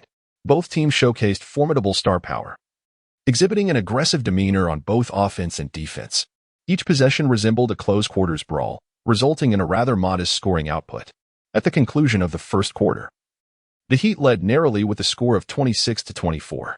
During the break, news arrived from the back. McGrady had regained consciousness and suffered only a minor concussion. Upon hearing this, O'Neal felt a wave of relief wash over him, as he had feared the prospect of no longer having McGrady to play cards with. The Rockets collectively exhaled, though it was clear that McGrady would not be participating in this match. Just as he had begun to find his rhythm with a three-pointer, his opportunity was abruptly cut short. Adelman encouraged them vocally. "This match is a battle of half-court play. Do not shy away, confront them head-on." Li Chengfeng and Yao Ming work together to create space. With McGrady sidelined, the strategy will revolve around the two of you. Display aggression, attack frequently. They will inevitably deploy help defense as other teams do, allowing us to create significant space. Li Chengfeng, sipping water, exclaimed loudly, "No problem. Leave it to me." As the second quarter commenced, Yao Ming took a moment to rest, entrusting the court to Li Chengfeng. "Come on, young men, show your fighting spirit." The second quarter began swiftly. Noticing that Li Chengfeng had not been substituted, the Heat allowed Wade to engage Li Chengfeng on the court. Li Chengfeng dribbled the ball forward. "Wade, allow me to demonstrate who the true king of pressure is." Chapter 42, Confronting Wade Head-On. "Please call me the king of pressure." Li Chengfeng faced off against Wade with unwavering determination. The head coach of the Heat found himself in a quandary, as there are few players in the roster capable of effectively neutralizing Li Chengfeng. Although Wade possesses formidable skills and excels in both offense and defense, his height presents a significant limitation, standing at 1.93 meters, and with shoes reaching a maximum of 1.96 meters. This disparity results in considerable physical exertion. Li Chengfeng, standing at an impressive height of 2.12 meters, possesses remarkable coordination and astonishing speed, utterly redefining the perception of tall athletes. There are those who may match his swiftness, yet none can rival his stature. Conversely, those who share his height are often lacking in speed. His ability to create mismatches against opponents is formidable. This season, his performance has exceeded all expectations. The Miami Heat devoted several days to analyzing his gameplay, ultimately deciding that only Dwayne Wade could effectively match him on the court. Li Chengfeng dribbled forward, using his body to push against Wade as he drove into the lane. Wade struggled immensely to hold his ground. Suddenly, with a swift halt, Li executed a jump shot. Wade leaped with all his might to contest the shot, resorting to a tactic of obscuring vision to disrupt the attempt. Li Chengfeng, with impeccable shooting touch, sank a mid-range jumper. The score is now tied at 26-26. The audience erupted in astonished gasps. Li Chengfeng's sudden stop and jump shot blatantly disregarded Wade, exuding an air of provocation. Wade, tear him apart. Go for it. Hit him. The home crowd began to rally behind Wade, displaying a distinctly unfriendly demeanor towards the rookie, Li Chengfeng. The Heat launched their offense. Wade maneuvered with a significant change of direction, aiming to elude Li Chengfeng's defense. Li Chengfeng extended his long arm, clinging to him like a stubborn piece of toffee, leaving no room for escape. The two had played the entirety of the first quarter without a moment's respite, and now they both showed signs of fatigue. Wade, not one to be reckless, passed the ball from behind to the center, Morning. Morning turned and attempted a delicate hook shot, but the Rockets' towering presence, Mutombo, reached out with his enormous hand. With a resounding slap, he executed a spectacular block, sending the ball soaring away. Mutombo, in a display of bravado, raised his elongated finger in triumph. The crowd erupted in astonishment. The block was executed with impeccable precision. Li Chengfeng thought to himself, how absurd.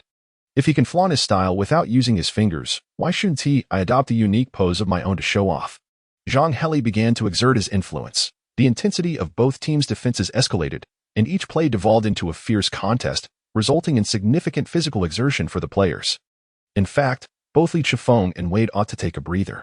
Only 6 seconds remained on the offensive clock. The Miami Heat prepared for a sideline throw-in.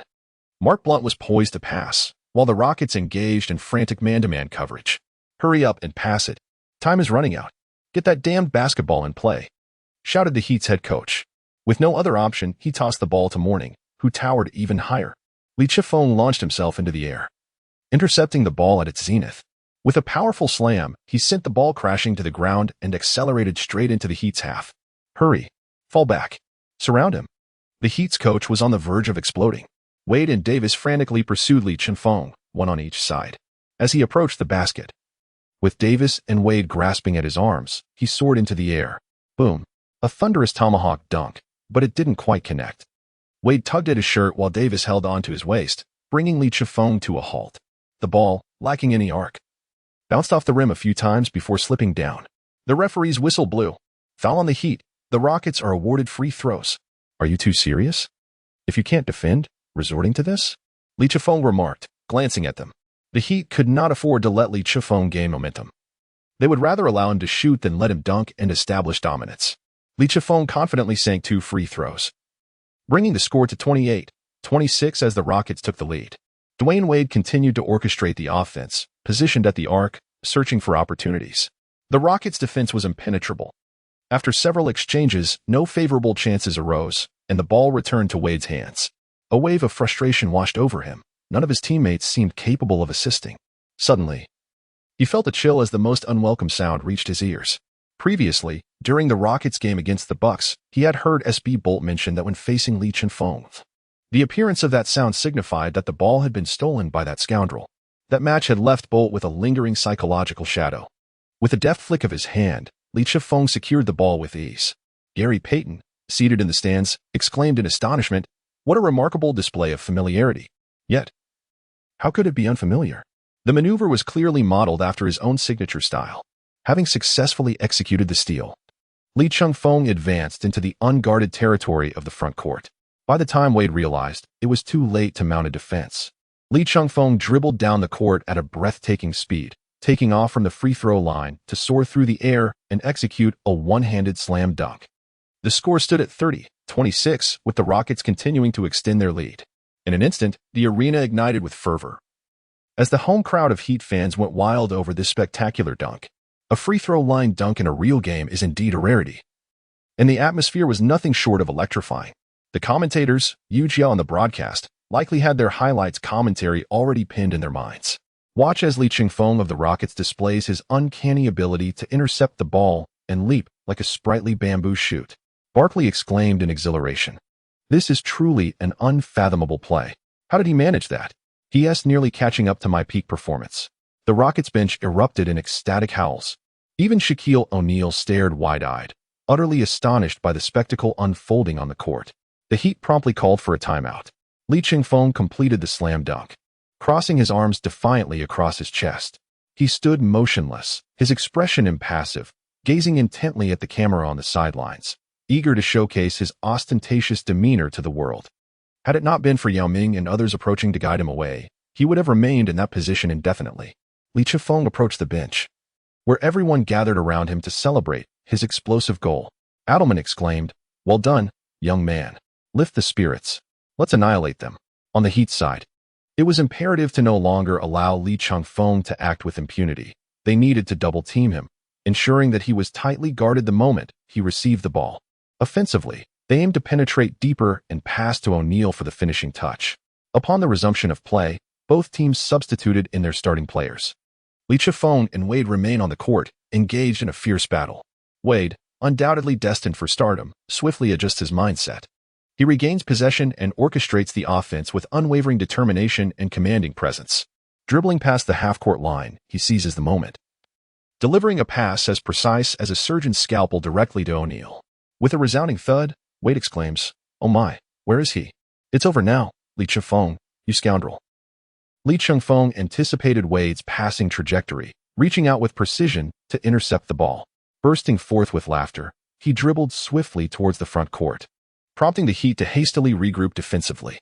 Ricky Davis sprinted to the vicinity of the paint in his half, roaring in anger, "Come on, you big fool." Chapter 43.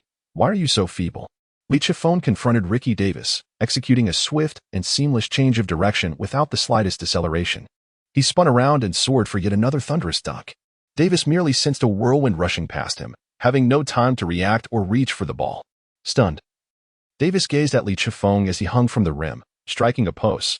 Li Chifeng glanced at Davis, gesturing with his hand to indicate a sense of ease. "Crossing over is as simple as crossing the street," he remarked coldly.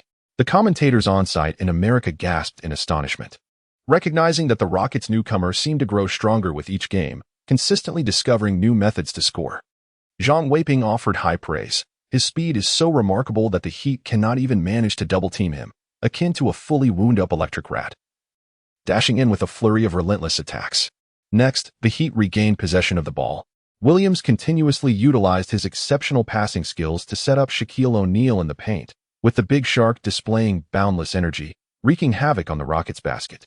Li Changfeng, besieged by defenders while holding the ball, could only pass it to the post. However, Yao Ming in the paint was also under siege from the formidable duo of Shaquille O'Neal and Alonzo Mourning. As the first half approached its conclusion, fatigue began to take its toll on Li, who had played the entirety of the half, resulting in a decline in his shooting accuracy. Compared to the seasoned veteran Dwayne Wade, he was somewhat lacking in stamina. Moreover, since Tracy McGrady had left the game, Li Chifeng relentlessly attacked the paint in a bid to match Wade's competitive spirit, which proved to be a significant drain on his energy. He was still too young and inexperienced. In the final offensive play of the first half for the Rockets, Li Chifeng evaded Dwayne Wade's defense with his deft positioning. He received the basketball at the arc's apex, with Wade closely trailing behind him. With the defense pressing upon him, he leapt directly into the air for a jump shot, executing a clean three-pointer. Wade sprang high, attempting to block the shot, but to his astonishment, he realized that he was nearly descending while Li Chifeng had just begun his wrist flick to release the ball. The trajectory of the basketball traced a beautiful arc, resembling a rainbow. Swish. He hit the buzzer-beater three-pointer. Wade, drenched in sweat, gazed at Li Chifeng, pondering how this young man managed such prolonged hang time. His height seemed to defy logic. The players from the Miami Heat displayed expressions of disbelief. Meanwhile, Jordan, watching from the television, exclaimed, "Damn. This kid stayed in the air for what felt like an eternity." The large screen replayed the slow-motion footage of Li Chifeng's shot, eliciting gasps of awe from the crowd. Scarlett, seated courtside, felt her cheeks flush once more, acknowledging, "Yes, he really does have that kind of endurance." Had Li Chifeng truly soared like the wind? Barkley raised his hands high, earning the title of Lee's advocate, exclaiming, "Is that hang time? No, that's floating. Incredible!" BU family also found it utterly astonishing. Everyone knew Li Chifeng's playing style was elegant and graceful, and this shot exemplified his artistry. I now had to ponder the commentary for the next top 5 plays. With Li Chifeng's three-pointer, the halftime score stood at 55-48, with the Rockets leading by a 7-point margin. By halftime, Li Chifeng had amassed 18 points, shooting 7 out of 10. Wade, not far behind, contributed 17 points, making 6 out of 13 attempts. The two players were evenly matched. As the halftime break commenced, the players retreated to the locker room. Li Chifeng gulped down water. Panting heavily, He was utterly fatigued. At that moment, Yao Ming approached and remarked, "I must say, my friend, you played the entire first half before and didn't appear as exhausted as you do now." Li Chengfeng suddenly felt a flush on his face. "Today, the Miami Heat's defensive intensity is particularly formidable, don't you think?" Upon returning from halftime, both teams continued with their starting lineups. The two imposing centers of the Heat took turns pressuring Yao Ming, leading to frequent turnovers in the paint for him. On the perimeter, the Heat relentlessly double-teamed Li Chengfeng, even deploying the veteran Penny Hardaway, who had just re-signed on a non-guaranteed contract, to assist in the effort. Hardaway had once been a renowned point guard in the league. Standing at 2.01 meters tall and selected as the second overall pick in 1993, he had previously thrived alongside Shaquille O'Neal on the Orlando Magic. But injuries had led to an early decline in his career. His presence on the court was merely to limit Li Chengfeng's height advantage. However, age had dulled his speed, rendering him unable to keep pace with Li.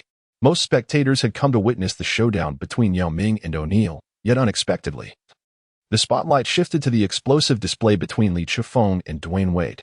Wade attempted a shot that clanged off the rim. O'Neal seized the offensive rebound, poised for a second chance. In a moment of urgency, Yao Ming reached in to swat the ball. Whack! The Rockets were called for a foul, granting the Heat 2 free throws. O'Neal, visibly frustrated, strode to the foul line. In the first half, he had attempted 6 free throws, making only 1. And that was a struggle. Those familiar with O'Neal knew that free throws were his greatest fear, burdened by his massive physique. A standard basketball felt akin to a shot put in his hands. Each free throw posed a challenge, requiring him to exert considerable effort to control his robust limbs and internal strength, attempting to send the ball on a more stable arc. Yet, due to the difficulty in managing his power, his shooting form resembled that of throwing a shot put. Charles Barkley once remarked that his free throw stance resembled a rather unfortunate situation.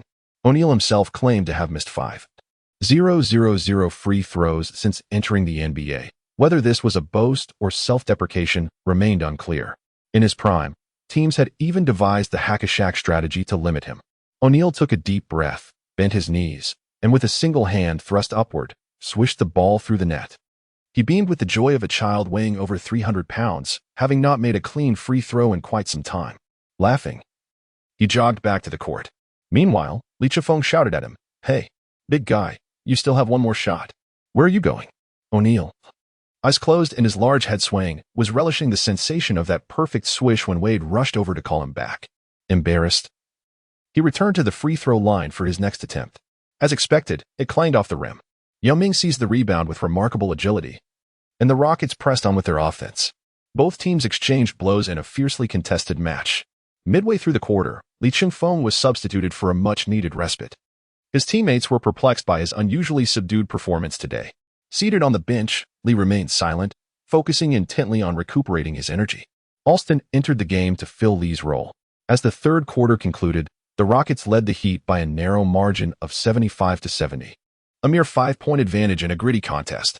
The Rockets were struggling without an additional ball handler, a challenge mirrored by the Heat, who might have surged ahead had Li been in better form during the first half. During the intermission, Adelman animatedly outlined the strategy for the final quarter. Suddenly, a wave of excitement rippled through the crowd, drawing everyone's attention. Chapter 44. Hello, Tracy McGrady. You seem like a unicorn under the watchful gaze of the audience. Tracy McGrady emerged slowly from the players' tunnel. The fervent Rockets fans erupted in a chorus of applause and cheers, welcoming the triumphant return of their star. McGrady took his place on the bench, clutching a headband in his hand.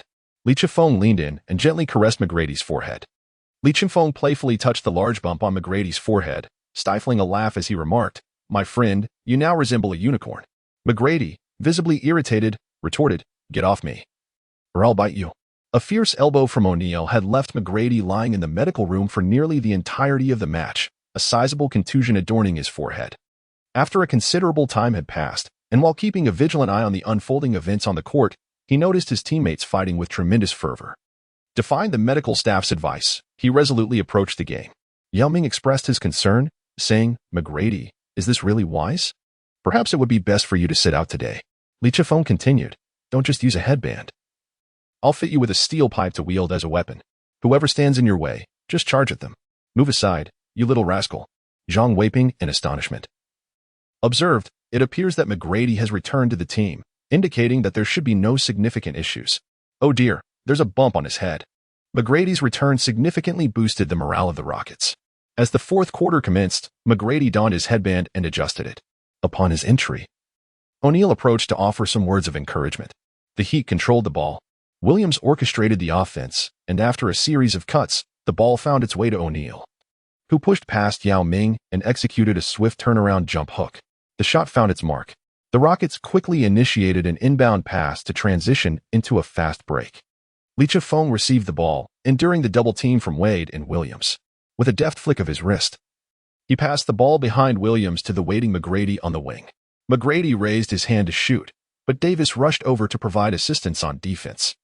With a feint, he left Davis momentarily bewildered. Taking a step to the left, he elevated for a jumper, and the three-pointer sailed through the net. A splendid display. It appears that McGrady's injury is not a significant concern. Adelman shouted in excitement from the sidelines. His primary fear lies in player injuries. In previous seasons, both McGrady and Yao Ming have been plagued by injuries. McGrady's performance today momentarily raised his anxiety to new heights. The Miami Heat began to reorganize their offense. Williams, eager to push the tempo, launched a long pass intended for Wade at the front court. Anticipating the trajectory of the pass, McGrady extended his hand to disrupt the ball, forcefully redirecting it to Chengfeng at the 45-degree arc. Chengfeng caught the ball and swiftly released a shot, his shooting posture elegant and fluid, delivering yet another lethal three-pointer. The score now stands at 81-72. The Rockets have suddenly widened the gap.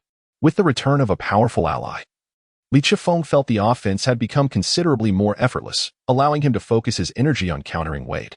Zhang Weiping made an astute prediction. The Rockets' perimeter must come alive, and Yao Ming would conserve a significant amount of stamina, prompting the Heat to call a timeout. Oh, still no timeout? The Heat believe their players can adjust on their own. Those two consecutive three-pointers have indeed dealt a blow to morale. Wade's stamina is also nearing its limits. He has held on for nearly the entire game, continuing to orchestrate the offense as he noticed the ball movement faltering. He was left with no choice but to take matters into his own hands. Facing Chengfeng's relentless defense, he executed a shot with a fierce determination. Wade shouted, "No!" Missed. Rebound. The basketball bounced on the rim twice before cascading down. The centers and power forwards from both teams became entangled beneath the basket, engaged in a fierce struggle. For muscular bodies collided as O'Neal maneuvered, thrusting his substantial frame in various directions. After several bounces, the ball finally landed in O'Neal's grasp. In an explosive motion, he leaped, raising both hands for a dunk. Suddenly, a smaller hand darted out. With a resounding slap, Wade was startled, exclaiming inwardly, "Not again, that sound." Chengfeng swatted the ball away from behind O'Neal, who then executed a slam dunk into an unguarded hoop, hanging from the rim. He turned and unleashed a torrent of vitriolic words towards Chengfeng. Chengfeng and McGrady surged towards the Heat's basket in a coordinated attack, employing their tried-and-true tactic, one on the left, the other on the right, with Ricky Davis positioned in the center, ready to deliver a signature dish of sweet and sour pork. "Let's show him what we've got," Zhang Weiping exclaimed with fervor. Chengfeng swiftly hurled the ball towards the backboard, where Tracy McGrady soared to catch the rebound, executing a thunderous two-handed slam. The basketball was emphatically thrust into the hoop. The exquisite coordination left spectators in awe, as the duo displayed a blend of ferocity and elegance, rendering the experience utterly delightful. Stuck in the middle, Ricky Davis remarked, "You two are making me look quite foolish." This electrifying play ignited a fervor among the Rockets fans present, pushing the score to 83-72, a double-digit lead. The Heat, unable to maintain their composure, immediately called a timeout to regroup. The Rockets bench erupted in jubilation as Chengfeng and McGrady exchanged high fives and shoulder bumps. Meanwhile, the Heat's coach found himself in a quandary. With Chengfeng's imposing presence already a nuisance, McGrady had now revived with full vigor, causing the Heat's backcourt to buckle under pressure. The Heat, aside from Dwayne Wade, appeared notably aged, while the veteran Shaquille O'Neal could only marginally contain Yao Ming, leading to significant struggles on both offense and defense for the guards. However, in basketball, momentum can snowball. Once it gains traction, it becomes exceedingly difficult to halt. Upon resuming play after the timeout, the Heat could not withstand the Rockets' relentless onslaught, as the team's triumvirate unleashed a barrage of scoring opportunities. Ultimately, with 3 minutes remaining in the quarter, the Heat crumbled, succumbing to another explosive 10-0 scoring run from the Rockets. We observed the Heat conceding defeat, substituting in their lesser-performing players. Someone quietly reminded Coach Zhang it's garbage time. Coach Zhang, weeping, visibly embarrassed, addressed the audience. "My apologies, I misspoke. It is the Heat who have brought in their less effective players during garbage time." Yu Jia stood by, speechless. In the waning moments, both teams opted to field their substitutes, allowing Li Chengfeng a moment to catch his breath. As he sipped water from the sidelines, he noticed Scarlett blowing him a kiss from across the court. Li Chengfeng couldn't help but shiver. Ultimately, the Rockets triumphed against the Heat with a score of 102-91 on their home court. As the game concluded, O'Neal approached McGrady, embracing him and gently patting the bump on his head. "Hey, little unicorn, next time I'll be sure to take it easy on you," O'Neal jested. Relieved to see McGrady was mostly unscathed, McGrady raised his hand to brush off O'Neal's, retorting playfully, "Get lost." Li Chengfeng delivered an outstanding performance in this match, orchestrating the team's rhythm throughout the first 3 quarters. He amassed a remarkable tally of 35 points, 10 rebounds, 7 assists, and 5 steals, shooting an impressive 14 out of 20 from the field, including a perfect 4 for 4 from beyond the arc. Yao Ming contributed significantly with 26 points and 12 rebounds. Tracy McGrady showcased remarkable efficiency, scoring 12 points in just 10 minutes of play. On the opposing side, Dwayne Wade of the Heat rested for only 3 minutes, leading his team with 31 points and 5 assists. Shaquille O'Neal, the formidable Big Shark, also had a commendable outing, recording 26 points and 14 rebounds. Li Chengfeng noticed Scarlett greeting him and thought to himself that today he must not approach her, fearing the embarrassment it might bring upon himself. He hurried back to Houston that evening, anticipating a back-to-back showdown with Allen Iverson the following day. Chapter 45. Provocation from the Golden Duo. In December 2006, the Denver Nuggets acquired Allen Iverson. Despite a disappointing early playoff exit last season, the team, now further evolved with Carmelo Anthony and the addition of this formidable duo, saw a significant enhancement in their overall prowess. Throughout the week, they triumphed in consecutive matches, claiming 3 victories in a row. The players' confidence soared, and their morale surged. In the forthcoming games, they were destined to pursue victory relentlessly. Meanwhile, Iverson and Anthony, watching the game on television, scoffed at the performance of Shaquille O'Neal. "He's aging. He can't even defend against a rookie's drive anymore." "It's over," Iverson remarked, reflecting on the skepticism surrounding his career despite his past higher draft position compared to Dwayne Wade. "When did we last face this rookie?" he casually inquired after sipping water. Nuggets head coach George Karl glanced at them, affirming, "As you wish. Tomorrow we challenge them in Houston. Let them witness what a home court silencer truly is," Iverson replied coldly. Anthony, brimming with excitement, quipped, "Should I bring my brothers and equip our guns with silencers?" At the American Airlines Arena in Miami, post-game interviews commenced. "What advice could I possibly give Li Chengfeng?" Wade expressed his displeasure. A reporter, seemingly oblivious to the context, posed the question after witnessing Chengfeng's impressive 35 points and near triple-double. "He scored all over me. What more can I say?" Wade retorted lightly before turning to exit towards the player tunnel. Shaquille O'Neal chimed in, "During the draft, I suggested selecting Li Chengfeng at the 20th pick. But no one listened. Regretting it now, aren't we?" The head coach of the Heat lamented. Who would have anticipated that this rookie could unleash such superstar potential? "He penetrated our defense effortlessly. If only his stamina were better, he would be even more terrifying. Frankly, we underestimated him, believing he was merely a fleeting talent, incapable of consistent high-level performance. I am confident that when we meet again, we shall retaliate in kind." After the Heat's interviews concluded, reporters flocked to the Rockets' side. "Lee, how did it feel to face Wade today?" one reporter eagerly asked. "He defended well. I'll have to work harder next time." "It was quite challenging to earn those 35 points, Chengfeng replied. Li Chengfeng's response exuded an air of confidence. He thought to himself, "Wade, aren't you the king of swagger? I shall outdo you." It appears that Lee's self-assurance is indeed formidable. What are your thoughts on the upcoming matchup against the Denver Nuggets backcourt duo? A duo, you say? Our Rockets boast a trident, surpassing them by 1. Let's shatter their expectations. With that, Li Chengfeng, brimming with bravado, strode towards the players' tunnel. Inside the players' lounge, the system chimed. "Congratulations, host, you have triumphed once more. Let us celebrate with a flourish. Now, for the reward extraction." Ding. "Congratulations, host, you have acquired the steal skill card. Utilizing this skill card will enhance your steal rate by 60 in the upcoming match." Li Chengfeng's eyes sparkled with excitement. "Excellent. Just in time. Aren't you the king of steals?" Iverson? Tomorrow, I shall give you a lesson. As the Rockets were set to play back-to-back games the following day, he promptly packed his belongings that evening and flew directly to Houston. Early the next morning, despite the fatigue from travel, Chengfeng arrived at the training facility, diligently engaging in rigorous physical conditioning and honing his competitive skills.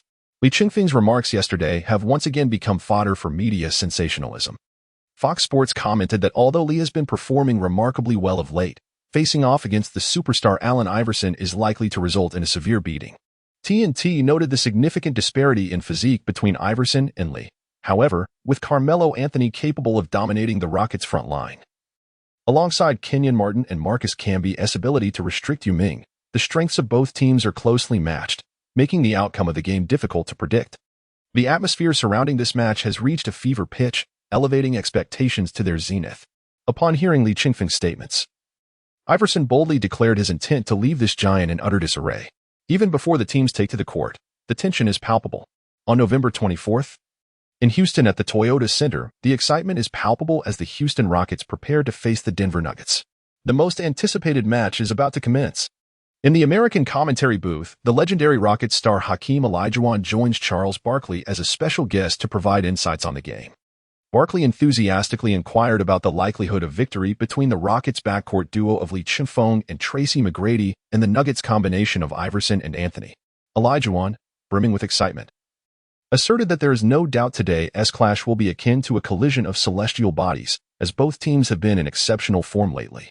Moreover, the starting players possess closely matched abilities, complemented by formidable bench players. Rockets Rafer Alston and Nuggets J.R. Smith are both capable substitutes. Due to Yu's return to his homeland for personal matters, only Zhang Weiping remains to commentate on this match. Today's game promises to be captivating, though Zhang Weiping may find it challenging to adapt to solo commentary. The players from both teams have entered the court for warm-ups. Chengfeng returned to his home ground once more, and the audience had begun to regard him as their star player. His popularity had soared compared to before, with a multitude of young admirers seeking his autograph and photographs.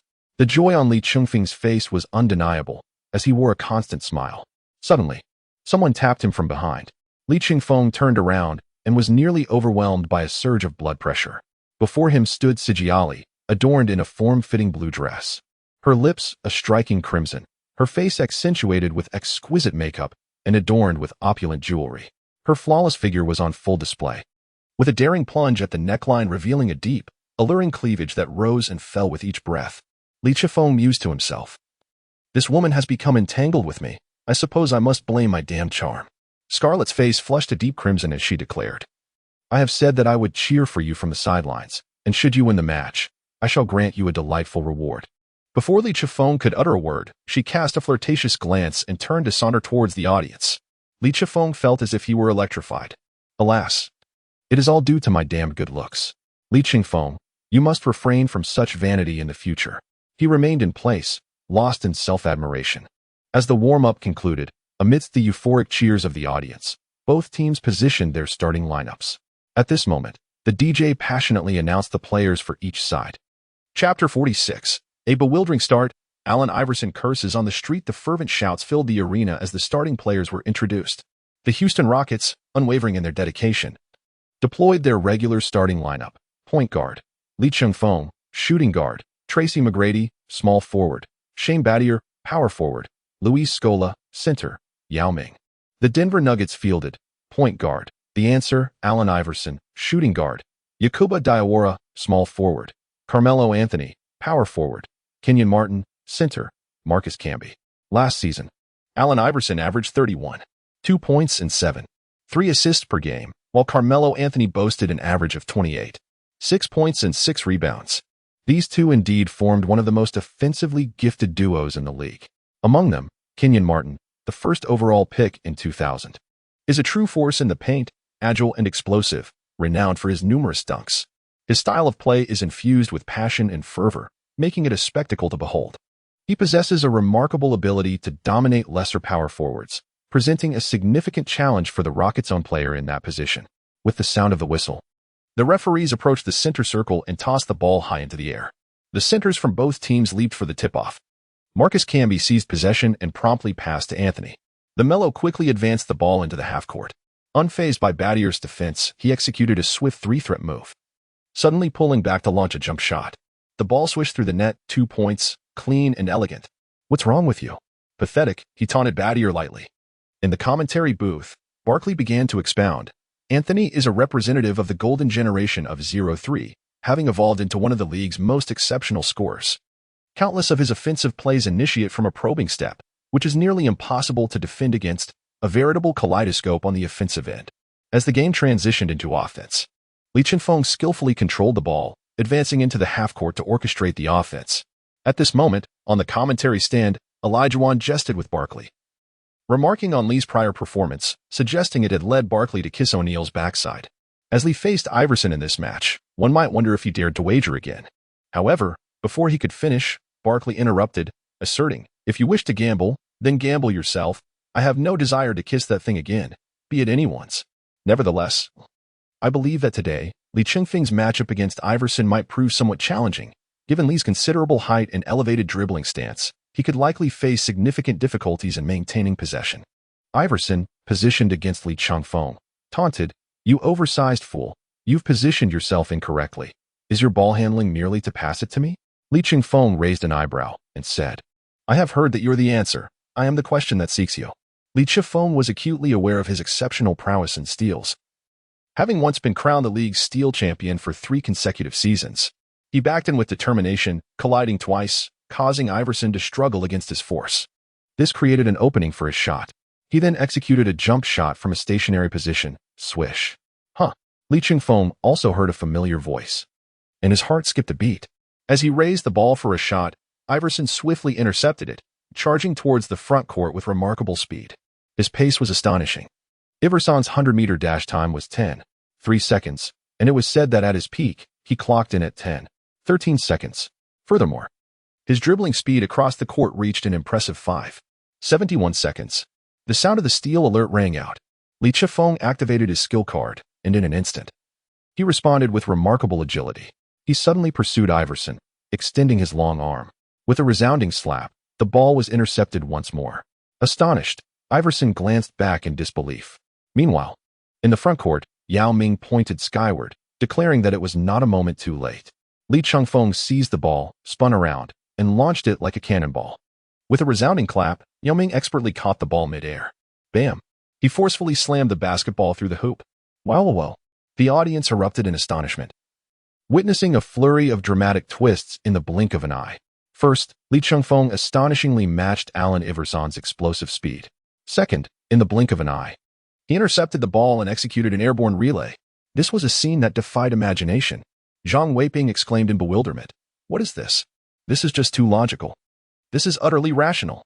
As the offensive transition unfolded, Iverson advanced with the ball, facing Li Chengfeng's defense. He attempted a cross-cover to shake off Li Chengfeng and bypass his guard. However, Li Chengfeng possessed the same skill, both having been taught by the same master, making it impossible to break through. On the surface, it appeared as a classic scenario of the small overpowering the large. Yet Li Chengfeng defied the archetype of a traditional big man. He remained steadfast, refusing to let Iverson slip away, his gaze fixed intently on him. "Oh no. This isn't good, this isn't good," Zhang Weiping predicted. Iverson found himself cornered, and Anthony dashed to the left for support. Passing the ball, crack. Li Chengfeng, "You son of a." Iverson cursed while pursuing from behind. Anticipating the pass, Li Chengfeng intercepted it once more, striding confidently towards the front court. Iverson sought to replicate Li Chengfeng's previous dazzling maneuver. Yet, no opportunity was afforded. Once Li Chengfeng crossed the mid-court logo, he raised the ball high with one hand, taking 3 long strides to the basket and effortlessly laying it into the hoop. 4-2. At this moment, in the commentary booth, Olajuwon remarked to Barkley, who said Lee would be mercilessly intercepted by Iverson, "You're in for it. Goodness, don't you dare bet against me. I'm now a devoted fan of Lee. No one can sway my allegiance." Barkley, upon hearing the phrase about betting, became agitated. As the Nuggets transitioned into offense, Iverson felt a pent-up frustration brewing within him, his eyes ablaze with determination. Having boasted before the game, he was now embarrassed after being intercepted by a rookie not once, but twice, right at the start.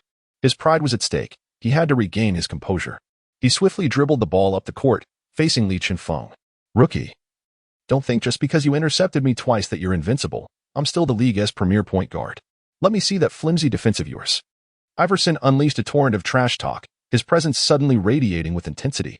As he spoke, his dribbling accelerated dramatically. Whoosh, whoosh, whoosh. Iverson, fueled by an intense fury, unleashed his signature crossover move, the butterfly step. His dribbling was so swift that it left spectators in a daze. This maneuver was indeed his unique skill that allowed him to establish his presence in the entire league despite his stature. Little did he know, Lee Chengfeng had mastered his technique. The formidable prowess of his sudden directional changes was enough to command the respect of every guard in the league. Lee Chengfeng felt as if a whirlwind had materialized before him, fleeting past in an instant. Chapter 47. The Neuroblade Awakens. Suddenly, a crisp and familiar sound echoed. A sharp crack resounded as Iverson busied himself for quite a while. Lee Chengfeng extended his wicked little hand once more, but it was thwarted. Allen Iverson broke into a cold sweat, hastening to join him in seizing the basketball that had rolled onto the ground. The two became entangled in a struggle. Lee Chengfeng lunged forward, extending his arm to snatch it away. However, Iverson, relying on his slightly shorter stature, managed to claim the ball first. As he was closer to the ground, in an instant, he halted and released a swift jump shot. Swish. The basketball sailed cleanly through the net, leveling the score at 4-4. With an air of haughty pride, Iverson proclaimed, "What do you think, rookie? Allow me to show you who the true elite point guard of the NBA is." It was evident that Iverson's voice was somewhat labored. He had not anticipated that despite his utmost seriousness and the rapidity of his dribbling, it was still sufficiently low. How did Lee Chengfeng manage to lower his center of gravity so significantly and break through in an instant? In disbelief, Lee Chengfeng glanced at his own hands. Wow. This ball-breaking skill has risen by over 60. How spectacular. He was still reveling in the moment. The audience erupted in cheers. The match reached exhilarating heights right from the start, and the spectators were brimming with excitement. The Nuggets executed an out-of-bounds throw. The ball was swiftly passed to Anthony, who boldly assisted Kenyon Martin, allowing the latter to effortlessly score with a smooth turnaround layup. Lee Chengfeng swiftly dribbled the ball to the front court. To preempt any sudden attempt by Iverson to steal the ball, he signaled for Yao Ming to come forward and provide a screen. Remarkably, these two towering figures sandwiched Iverson in the middle, akin to a meat filling enveloped by a pancake. The camera could scarcely capture Iverson's silhouette. Lee Chengfeng utilized the cover to execute a swift jump shot from beyond the arc. With a swish, the three-pointer found its mark, encountering almost no interference. The score now stands at 7-4, with the Rockets taking the lead. Lee Chengfeng, after executing a flawless jump shot, held his pose, exuding an air of confidence. This was a stark reminder of his previous performance against the Heat, from which he had returned rejuvenated. Another exquisite three-pointer pierced through the defense with surgical precision. The mismatch between Lee Chengfeng and Iverson was glaring, leaving the Denver Nuggets scrambling for a solution. Olajuwon watched Lee Chengfeng's display with palpable excitement. Adelman, with a sardonic smile, remarked, "Let this be a lesson to you, Golden Duo, on how to be outmatched." The Nuggets initiated their offense. Iverson swiftly transitioned the ball, sending it directly to Anthony, who had surged to the front court. With remarkable speed, Lee Chengfeng confronted him head-on. "Today, I am determined to dismantle your Golden Duo," Lee Chengfeng declared, unflinching in the face of Anthony's challenge. Anthony, taking a moment to gauge Lee Chengfeng's stance, made a sudden move, charging toward the paint. Lee Chengfeng maintained a defensive distance, diligently preventing any fouls. As it became apparent that the ball could not be passed, Anthony had no choice but to leap and attempt a forceful play. Rising high against Lee Chengfeng's defense, he prepared to execute a spectacular dunk over him. Lee Chengfeng seized the opportune moment, leaping into the air to firmly swat the ball down. Observing this, McGrady sprinted fervently towards the front court. Lee Chengfeng executed a long pass with the precision of a seasoned quarterback, landing impeccably in McGrady's hands. Without hesitation, he soared into the air and delivered a thunderous slam dunk. The score widened to 9-4, further extending the lead for the Rockets. Lee Chengfeng, while retreating on defense, executed Iverson's iconic celebration, placing one hand beside his ear and tilting his head upward, as if to listen to the chorus of cheers from the crowd. The Rockets' home fans erupted in raucous applause for his audacious display. Meanwhile, Iverson's face turned a shade of green, his fury palpable, akin to a fire-cupping session.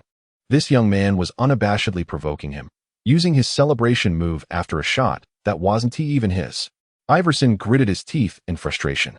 Fueled by an indomitable spirit, Iverson charged forward, dribbling into the Rockets' half. The two teams were at a standoff, with the Nuggets being persistently pressured by the Rockets' three superstars. Although Anthony occasionally managed to exploit the small forward position, he was unable to withstand the Rockets' multifaceted offensive onslaught. At the end of the first quarter, the Rockets held a commanding lead of 34-13, a staggering 21-point advantage, leaving the Nuggets utterly flabbergasted. This prompted Nuggets head coach George Karl to lose his composure. "Your offense today is as soft as a pillow. Just lie on the bench and sleep." On the other hand, Iverson and Anthony were taken aback, realizing that since the arrival of this rookie, the perimeter defense had elevated to an entirely new level, rendering their shooting touch non-existent during that quarter. Commentator Barkley began to express skepticism about the Nuggets' chances. With such a pace on both ends, how could they possibly compete with the Rockets? Unless they stop napping on the court? On the Rockets' side, Adelman cheerfully remarked, "Well done, boys." Especially Lee Chengfeng's remarkable limitation of Iverson in the first quarter. He successfully recorded 4 steals, truly bewildering them. As the halftime break concluded, the second quarter commenced. Zhang Weiping expressed his surprise, noting, "Both teams have substituted all their starters. Is the Nuggets conceding in the second quarter?" The Rockets brought in Alston, Mike James, Pade, Landry, and Hayes, while the Nuggets introduced a second unit led by J.R. Smith and Mike Wilkes. Having established a significant lead in the first quarter, the Rockets seemed to relax at the outset of the second. The Nuggets seized the opportunity to attack. Mike Wilkes delivered an assist, allowing J.R. Smith to hit a mid-range jumper amidst defensive pressure. Alston promptly retaliated. For the next few possessions, both teams were locked in a stalemate. The Nuggets pressed forward, with the unpredictable J.R. Smith soaring high over Alston's block, successfully landing a challenging three-pointer. As possession shifted, the Rockets began their offensive play. Alston calmly dribbled past half-court, positioning himself at the top of the three-point arc to orchestrate the play. Landry, demanding the ball in the post, received the pass, but his turnaround jumper clanged off the rim. J.R. Smith snatched the offensive rebound, propelling the basketball forward at breakneck speed. The Rockets hastily tightened their defense, with Alston closely trailing behind.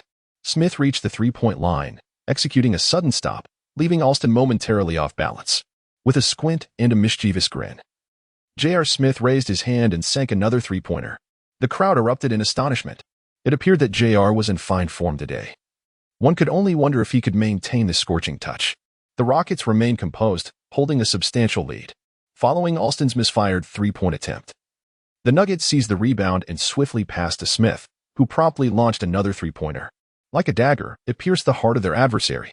In less than half a quarter of the second period, fueled by J.R. Smith's dazzling display, the Nuggets closed the gap by 9 points. The unpredictable player was coming to life. Iverson shouted from the sidelines. The home crowd of the Rockets began to boo, the noise escalating in an attempt to disrupt his offensive rhythm. Zhang Li was growing impatient. Adelman refrained from calling a timeout, opting to trust his players' ability to adjust.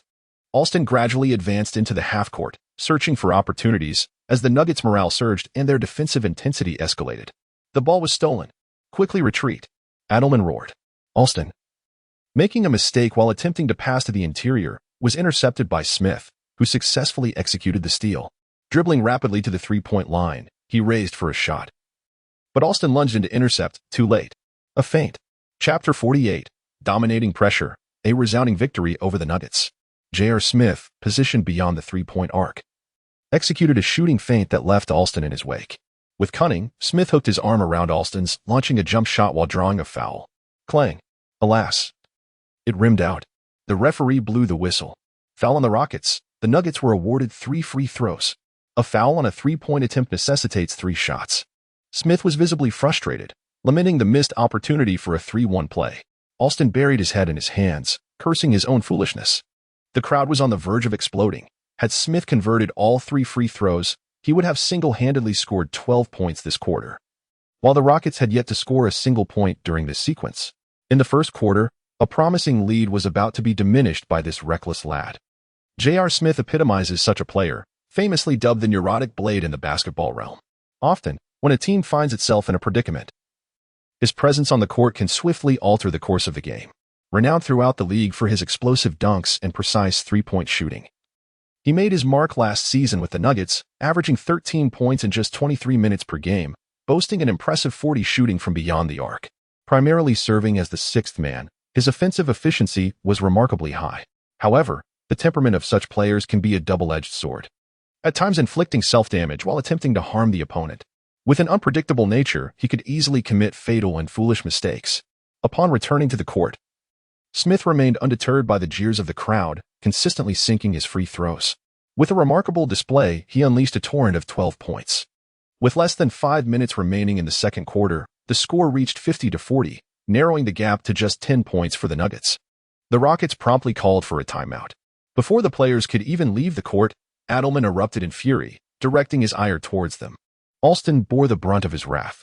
How are you playing? With such a lead, your defense is as fragile as an eggshell. The substitute players, draped in towels, kept their heads down in silence.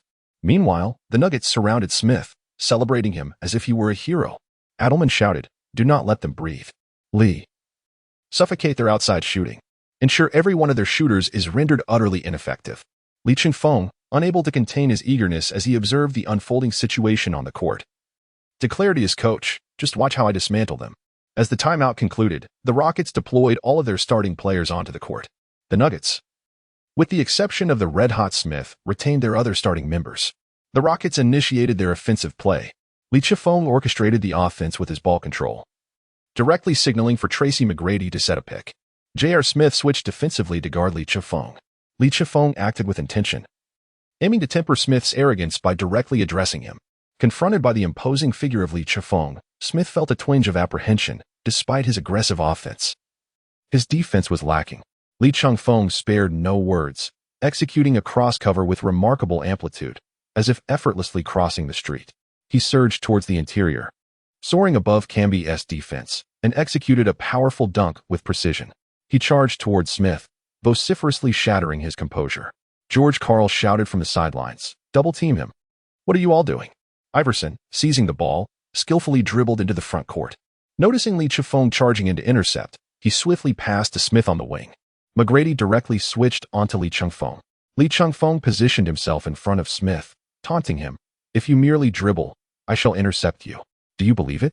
Smack. Lee Chengfeng seized the opportune moment and deftly snatched the ball from Smith's grasp. Without hesitation, he sprinted forward. Wasn't it said that one could only be intercepted while dribbling? I haven't even begun to dribble yet. The curses behind him were audible. On the sidelines, George Karl was infuriated, his temper flaring. "Do not allow that rookie to intercept the ball again. What are your two hands for?" Lee Chengfeng dashed to the front court, confronting Anthony's defense. Without hesitation, he leaped into the air, colliding with his opponent. With a swift motion, he sent the ball soaring to the 45-degree angle where McGrady awaited. Receiving the pass, he executed a jump shot. Swish. The three-pointer gracefully found its way through the net. Lee Chengfeng dashed to stand beside McGrady, striking a pose as they both exuded an air of bravado, mocking their opponents. The fans of the Rockets erupted in jubilant cheers. Allen Iverson mused to himself, "I told you this individual was not to be trifled with, yet no one heeded my warning. It seems you must learn the hard way to believe my words." The Nuggets pressed on with their offensive play. As Lee Chengfeng steps onto the scene, even Iverson finds himself in a quandary. This individual is exceedingly vexatious. Unable to penetrate defenses or make a successful shot, he resembles an adhesive plaster, clinging on so tenaciously that removing him would strip away a layer of skin. Lee Chengfeng and Iverson had been entangled throughout the first half. Iverson, relying on his remarkable speed, finally managed to break through, disregarding Smith, who was calling for the ball behind him, and took a shot despite the defense. Clang. The ball hit the rim. Yao Ming seized the defensive rebound and swiftly passed it to McGrady. The entire team transitioned rapidly, with McGrady threatening from the wing while Yao Ming cut straight to the paint. He then executed a high-arcing pass, delivering a one-handed alley-oop over Camby. Lee Chengfeng completely stifled the Denver Nuggets' perimeter offense, while Yao Ming wreaked havoc in the paint. The Houston Rockets starting lineup exhibited an entirely transformed spirit. Energized by Lee Chengfeng, they surged to a remarkable 80-point run, concluding the first half with a commanding 62-44 lead over the Nuggets, an 18-point advantage. Under the immense pressure exerted by the Rockets, the Nuggetsmith's frantic counterattack quickly fizzled out. Throughout the first half, Iverson managed a mere 9 points, while Anthony slightly surpassed him with 10 points. It was only the bench player, J.R. Smith, who made an impact, scoring the highest on his team with 12 points. On the Rockets side, Lee Chengfeng showcased an impressive performance, shooting 7 for 10 from the field and sinking all 3 of his three-point attempts, accumulating 18 points, 3 rebounds, and 5 assists, along with an astonishing 6 steals. McGrady and Yao Ming contributed with 10 and 11 points, respectively, as the Rockets trio outperformed the Nuggets star duo. As the halftime break concluded and the second half commenced, the Nuggets still struggled to devise a strategy to contain Chengfeng. Iverson faced a significant mismatch when matched against him, and using Anthony for defense proved ineffective as well. Iverson, with his height, could not effectively contend with Battier either. The Rockets' starting lineup boasted no player shorter than 2 meters, rendering the backcourt duo's advantages irrelevant. Iverson was completely locked down by Chengfeng, whose physicality provided him with a distinct edge, coupled with his deep understanding of Iverson's crossover techniques, thanks to the system's insights. This rendered Iverson utterly incapable of executing his moves, leading to a painfully frustrating experience throughout the game. Ultimately, midway through the fourth quarter, the Rockets substituted all their bench players, while the Nuggets capitulated. As the final whistle blew, the scoreboard read 109-81, marking a resounding victory for the Houston Rockets. As Chengfeng stepped off the court, yearning for a sip of water, he noticed Allen Iverson approaching with a gaze that seemed as piercing as a knife. Chapter 49. A visit to the villa. Just as he was about to engage in a post-match interview, Allen Iverson fixated his intense stare on Chengfeng as he approached. Yao Ming, fearing a confrontation, hastily made his way over. Chengfeng, how did you manage to decipher my signature moves? And how were you able to anticipate my offensive maneuvers? Remarkably, you managed to steal the ball from me 4 times during this match. Moreover, how is it that someone of your stature possesses such agility? Iverson maintained his proud demeanor as he scrutinized him. Chengfeng, holding a half-filled bottle of water that he had yet to finish, remarked, "Are you interviewing me or interrogating me?" In truth, he himself was uncertain about how to respond, as he considered attributing his knowledge to the system. Iverson, on the other hand, felt a sense of embarrassment at the thought of seeking guidance, for he believed that as a superstar, he ought not to inquire from a novice, particularly one who had bested him on the court. Yet, the weight of unasked questions weighed heavily on his mind, leaving him in a quandary. Just then, Yao Ming approached, saying, "This atmosphere is quite chaotic. Once we become more familiar with each other, we can engage in a friendly game of mahjong, and then delve into deeper conversations." Meanwhile, the Rockets' triumvirate dominated the game with unparalleled prowess. Chengfeng delivered an exceptionally comprehensive performance, amassing 38 points, 8 rebounds, 12 assists, and 8 steals throughout the game. Yao Ming contributed 22 points and 13 rebounds, while Tracy McGrady added 25 points, 5 rebounds, and 2 assists to the team's tally. The triumvirate accounted for the majority of the team's scoring.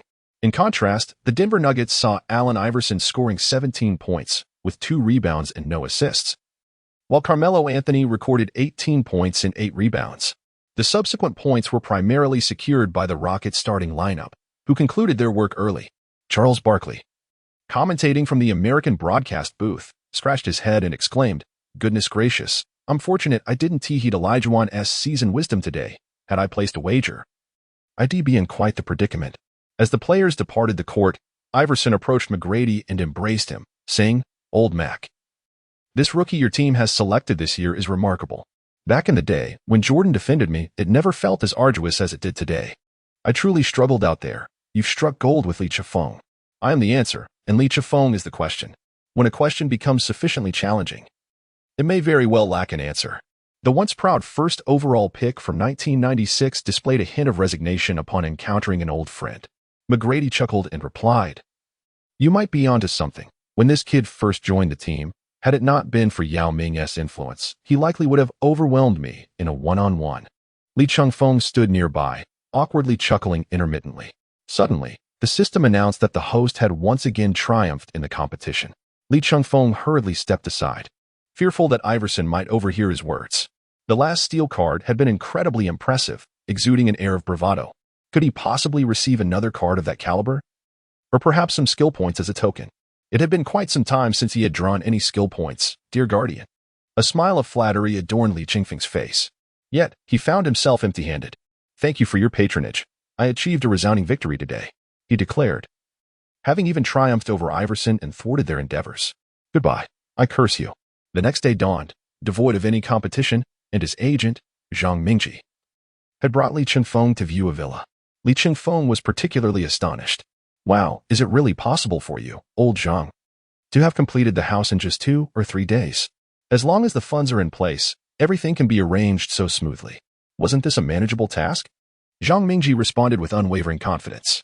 The two drove to the luxurious River Oaks neighborhood in downtown Houston. Zhang Mingji had finalized the paperwork for a magnificent 3-story villa. Spanning an impressive 1 acre, the property boasted expansive grounds, with the villa itself encompassing over 1,000 square meters of living space.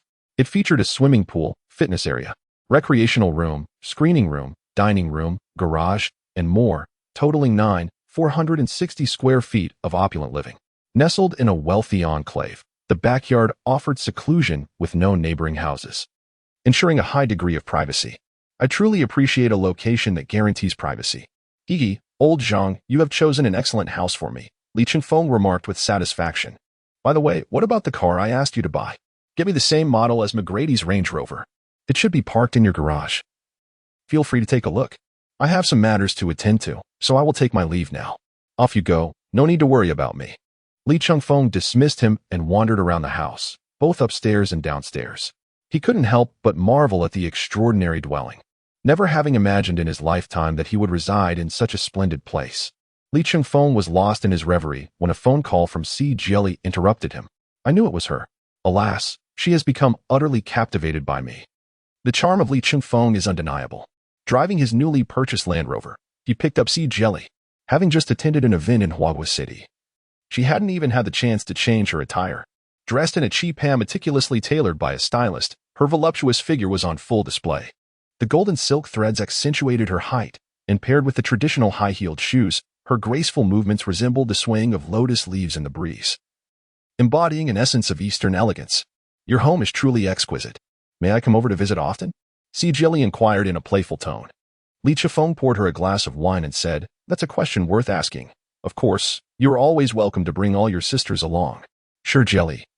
With her crimson lips, took a sip of her drink, her delicate fingers covering her mouth as she let out a melodic laugh. How frivolous. Wouldn't bringing them all tire you out? Li Chengfeng spoke with a confident demeanor that may not necessarily be the case.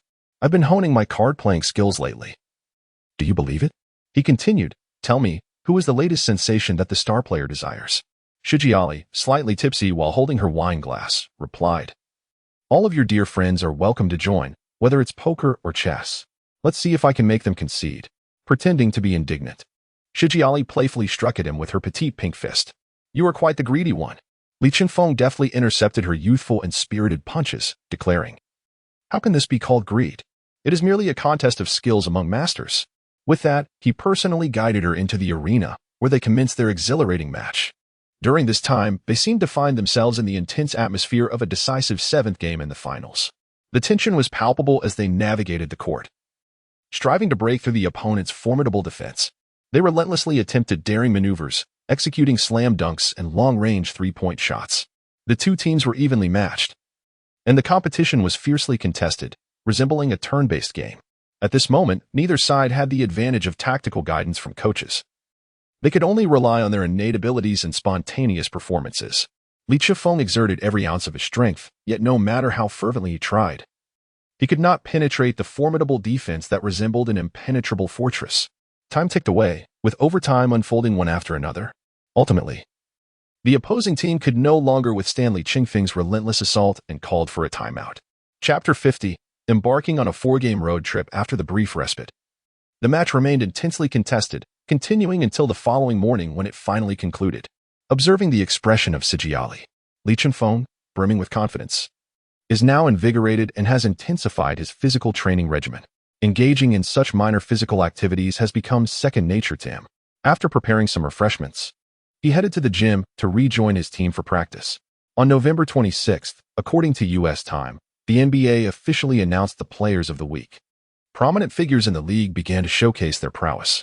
LeBron James, the king of the Cleveland Cavaliers, led his team to a commendable record of 2 wins and 1 loss over the previous week, averaging an impressive 38, 7 points, 9 rebounds, and 8 assists, thereby surpassing Dwayne Wade to claim the title of Eastern Conference Player of the Week. The Western Conference, on the other hand, was a tumultuous battleground. Kobe Bryant of the Lakers exhibited extraordinary performance, while Chris Paul orchestrated plays to guide the Hornets through the Western ranks. The Spurs achieved a remarkable winning streak, with Tony Parker averaging 28 points and 8 assists.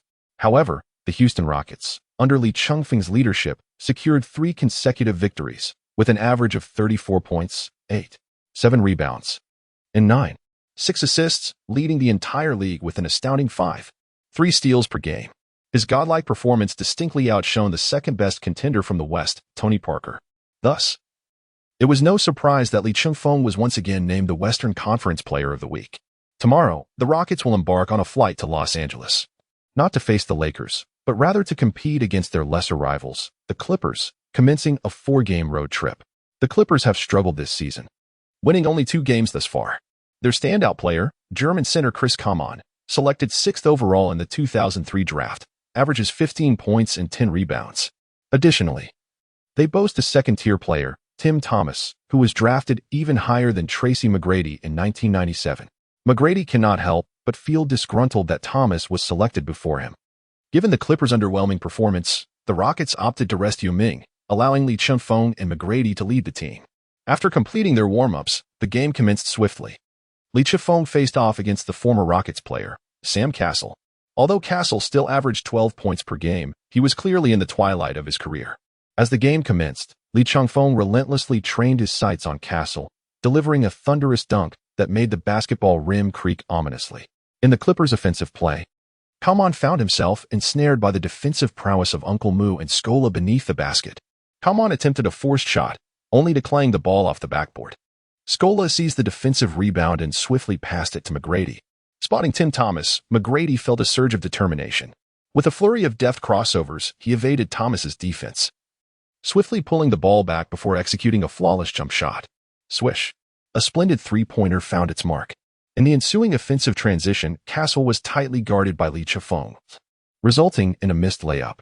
Lee Chengfeng seized the rebound with remarkable agility, swiftly dribbling towards the Clippers' frontcourt, confronting their formidable interior defense.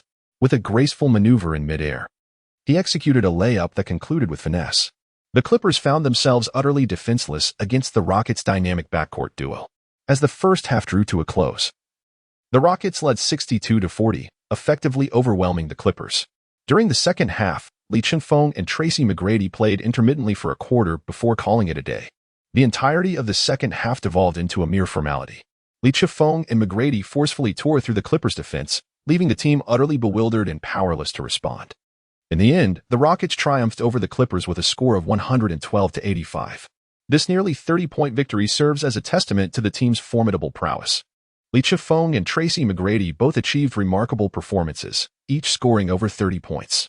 Lee Chengfeng, in particular, secured a personal best of 14 rebounds, marking his highest tally in the NBA to date. The backup player, Rafer Alston, excelled today, delivering a game-high of 10 assists. Following their victory over the Los Angeles Clippers, the team swiftly made their way to Phoenix to face the Suns. This season, Steve Nash, still in remarkable form, continues to lead the Suns with great vigor. As a 2-time MVP in the regular season for 2005 and 2006, Nash, nearing the age of 35, managed to average 5 points and 11 assists last season. In their previous encounter against the Rockets, he engaged in a thrilling assist duel with the youthful Lee Chengfeng, holding his ground admirably. Another cornerstone of the Suns' interior, Amare Stoudemire, averaged 7 points and 6 rebounds last season. This time, the Rockets opted to allow McGrady a moment of rest. Lee Chengfeng and Yao Ming led the team in a fierce battle against the Suns. Yao Ming, harboring resentment towards Stoudemire of the Suns, recalled how he had snatched the Rookie of the Year title from him. Each time Yao faced Stoudemire, he exerted himself fiercely to outshine him. Lee Chengfeng skillfully orchestrated the entire team, consistently passing the ball to the interior player, Yao Ming. Their seamless collaboration flourished both inside and outside the arc, effectively dominating the Suns throughout the match. Lee Chengfeng surged through the Suns' defense like a tempest, impervious to the relentless efforts of defensive stalwarts Sean Marion and Raja Bell, who attempted to thwart his advances with their tenacious guarding. Despite the incessant tactical exhortations from Suns head coach Mike D'Antoni on the sidelines, Lee remained unassailable. The Suns' offensive strategy, characterized by its ferocity, faltered when confronted with resolute defense, leaving the entire team struggling to find their rhythm. In the first half, through Lee Chengfeng's meticulous orchestrations, Yao Ming dominated the paint with unparalleled prowess. On the perimeter, Lee suffocated Nash's defense, leading the Suns into the second half with a score of 56-48. As the second half unfolded, Li's shooting touch remained scorching. He and Yao Ming extended their lead to 20 points by the end of the third quarter. By the fourth quarter, the game was all but sealed. "What a child of the wind. I am the wind itself," Li Chifeng loudly mocked Nash on the court, shattering their psychological defenses. Ultimately, the Rockets triumphed effortlessly with a score of 108-94, claiming another victory. In this match, Yao Ming played exceptionally well, benefiting from Li Chengfeng's assists, and achieved a remarkable tally of 39 points and 12 rebounds, the highest on the court. Li Chifeng delivered a remarkable performance, achieving a substantial double-double with 30 points and 18 assists. In the subsequent two matches, Adelman expressed the intention to allow the starters ample rest during the 4 consecutive away games.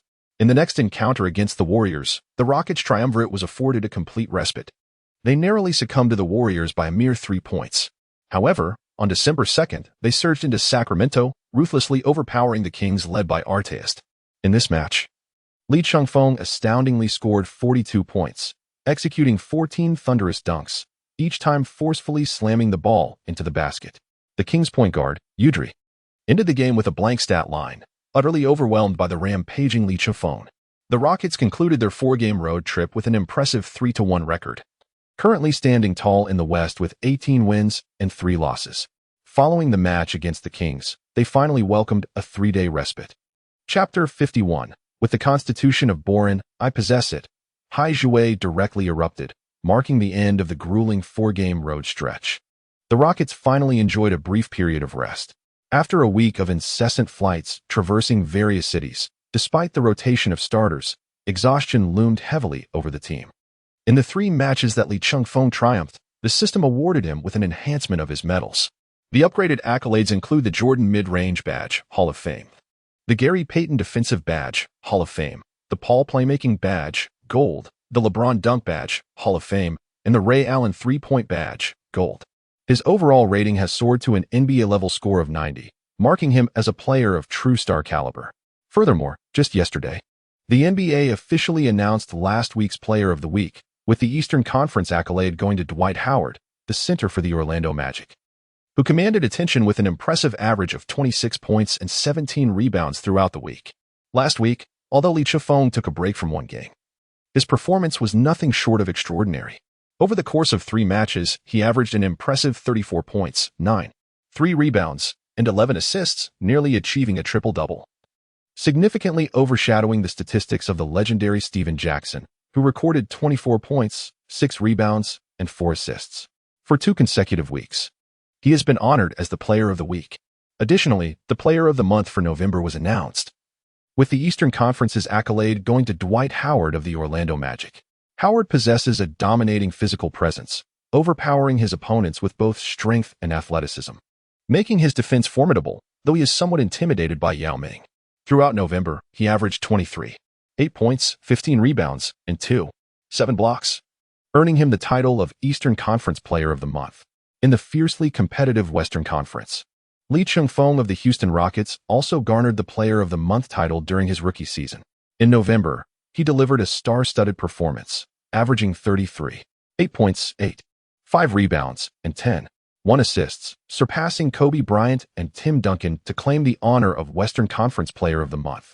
As the system notified him of his achievement, he was out early in the morning purchasing chess-related toys, hoping to take advantage of the 3-day holiday to relax with his companion, Sea Jelly. At this moment, the system's prompt echoed in his mind. "You are my true father." After winning 3 consecutive away games, all I received was a mere upgrade of my badge. Couldn't you just elevate me to godhood at once? Li Chengfeng held a beverage in his hand and spoke. "Ding. Congratulations, host. This time, I assure you, you will be satisfied." In Li Chengfeng's eyes, hope was rekindled. "What? Speak quickly. If it doesn't work out, don't blame me for my harsh words." "Congratulations, host. You have acquired the ancient divine beast Chamberlain's physique and endurance attributes."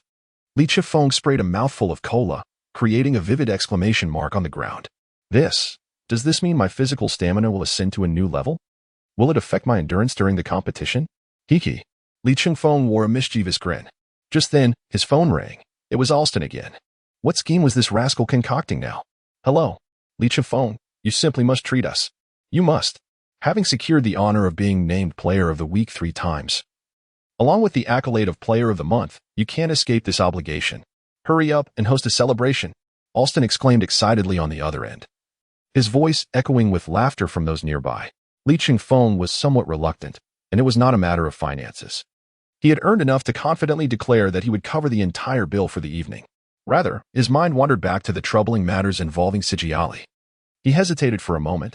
Alston, however, was insistent, urging him to hurry up and come to his brother My's place to head to Las Vegas. What? How are we supposed to get there? It's a long drive that would take an entire day, wasting precious time. Stop complaining and get here quickly. Your brother My has a plane, Alston exclaimed with excitement.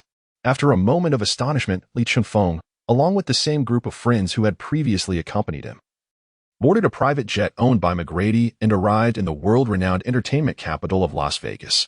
Las Vegas is the most famous gambling and entertainment hub in the world. The group arrived at the MGM Grand.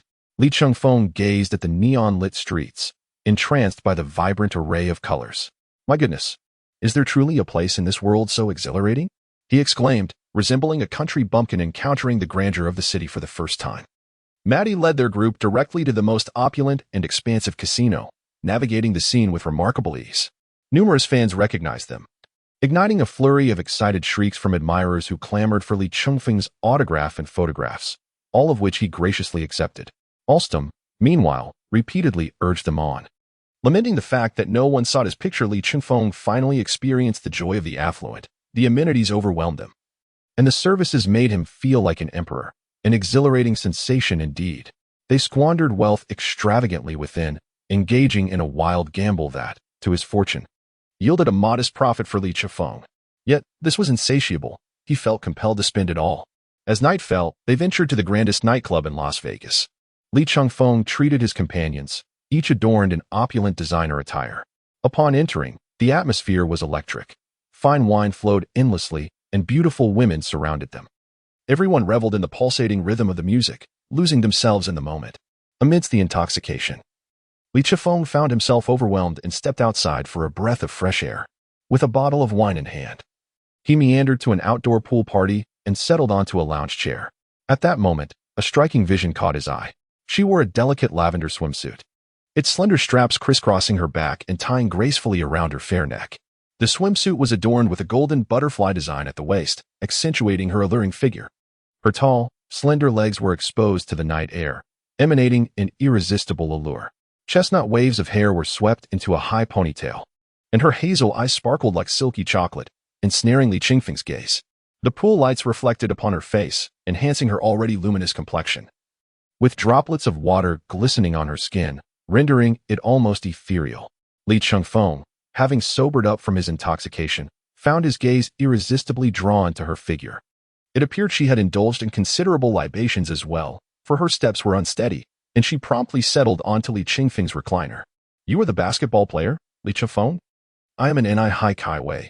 You may simply call me an Ni, she proclaimed, her words laced with the haze of inebriation. Li Chengfeng, in such close proximity to her beauty, found himself breathless. She is a star from Hollywood, and witnessing her allure up close is simply breathtaking.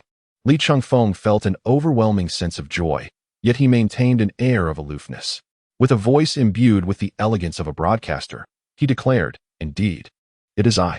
His sudden formality elicited a delightful smile from Hai Chuiwei, causing her to tremble with amusement. She then unexpectedly inquired, "Which room are you in?" Chapter 52. The Date of Hai Chuiwei.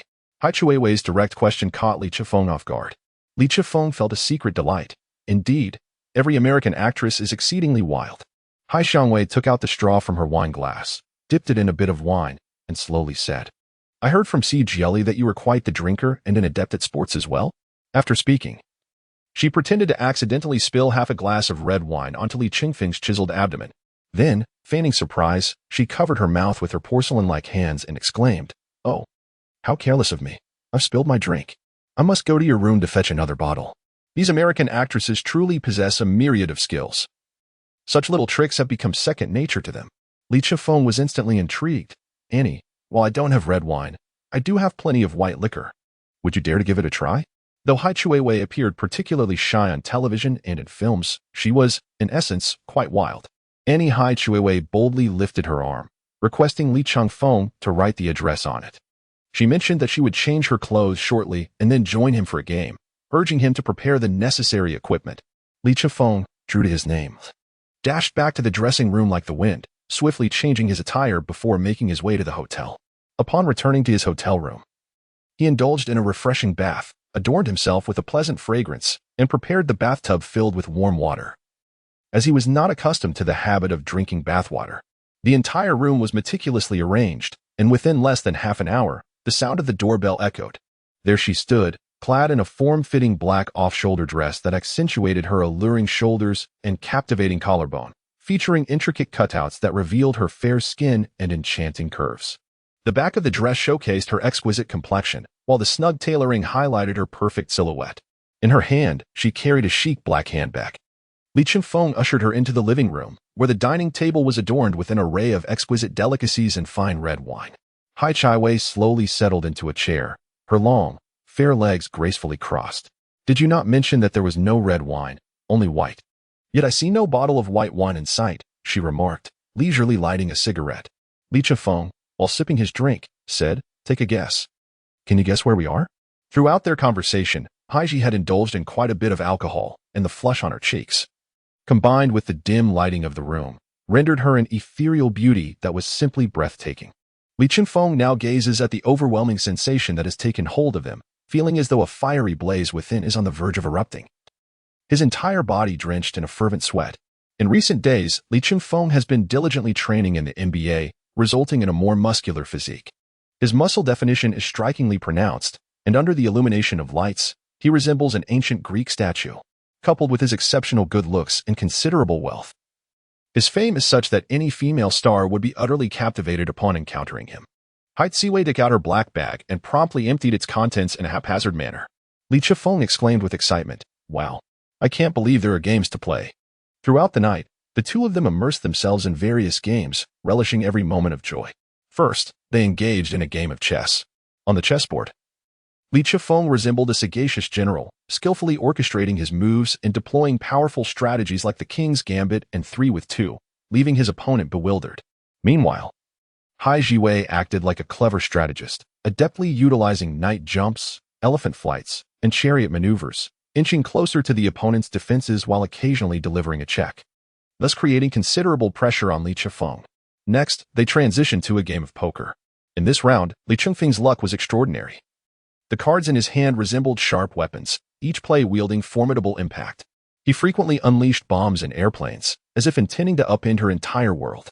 However, Hai Ziwei was equally tenacious. With her keen observation and remarkable card skills, she repeatedly turned peril into safety, thwarting Li Chengfeng's advances time and again. Their levels of offense and defense were remarkably balanced. Thus, they navigated through the realm of games, passionately unleashing their energy and vitality. This night, illuminated by their companionship, became extraordinarily beautiful and unforgettable. Li Chengfeng sat at the edge of his bed, meticulously attuning himself to his physical condition. To his astonishment, he discovered that after the seamless integration with Chamberlain's physique, he felt utterly invigorated. This remarkable vitality prompted him to exclaim, is this the essence of Chamberlain's physique? It is truly extraordinary.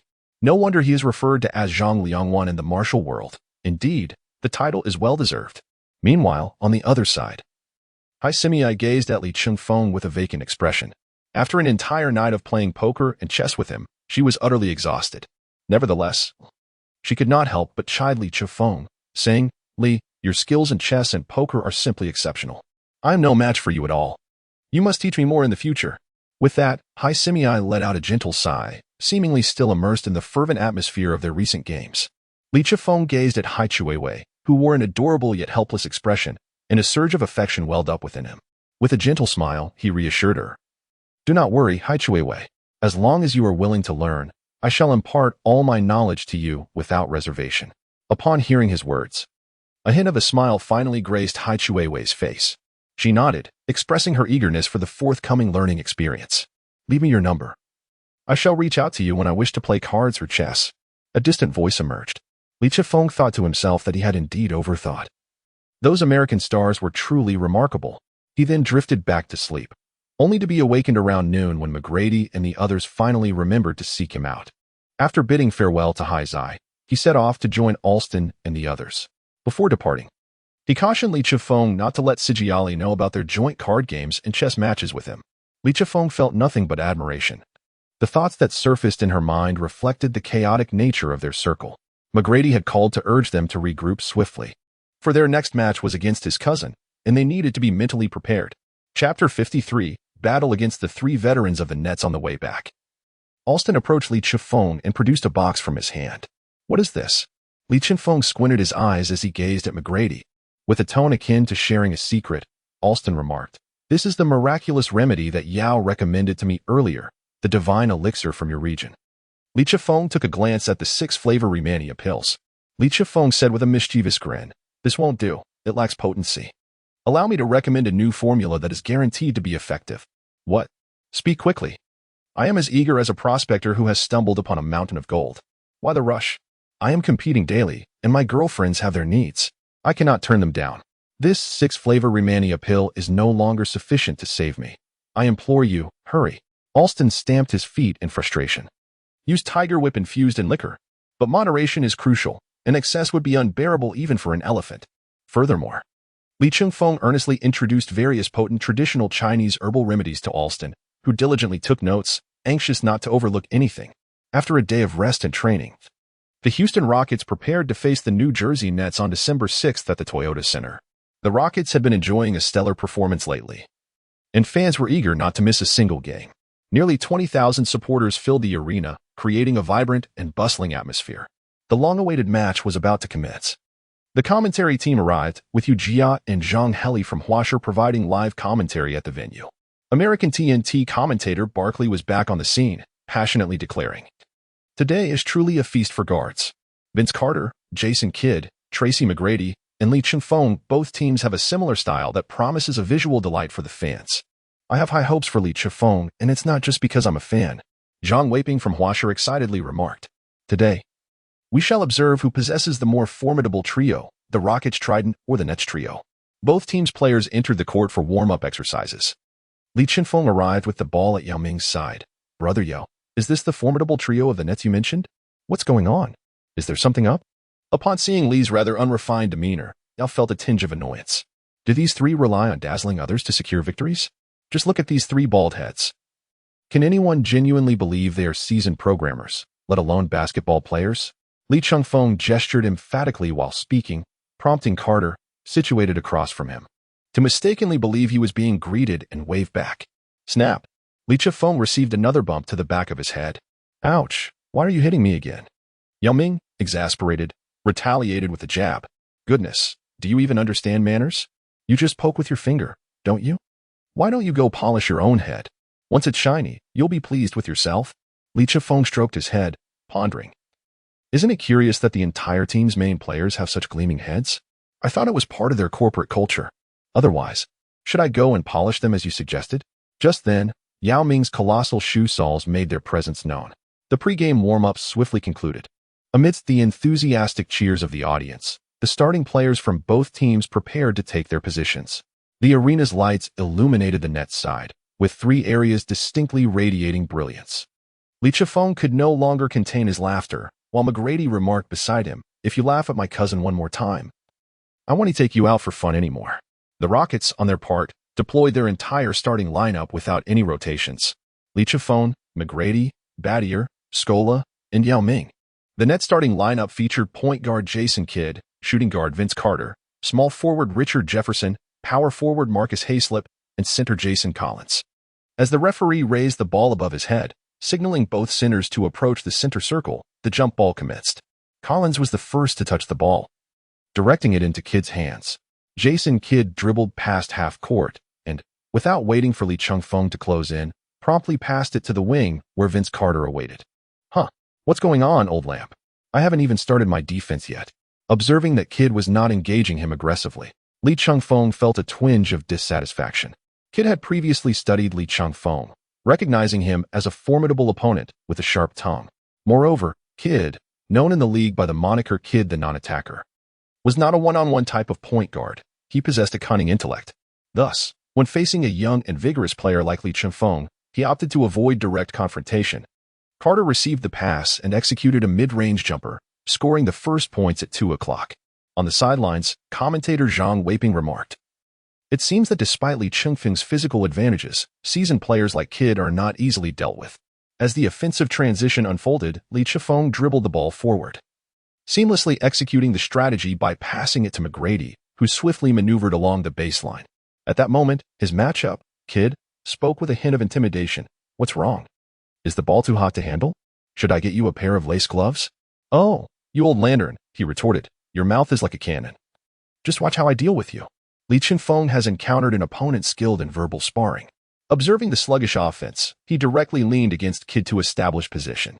Battier lofted the ball into the air. Li Chengfeng received the ball and, relying on his formidable strength, charged forward. Once, twice. Wait, where's my ball? Which scoundrel made it vanish?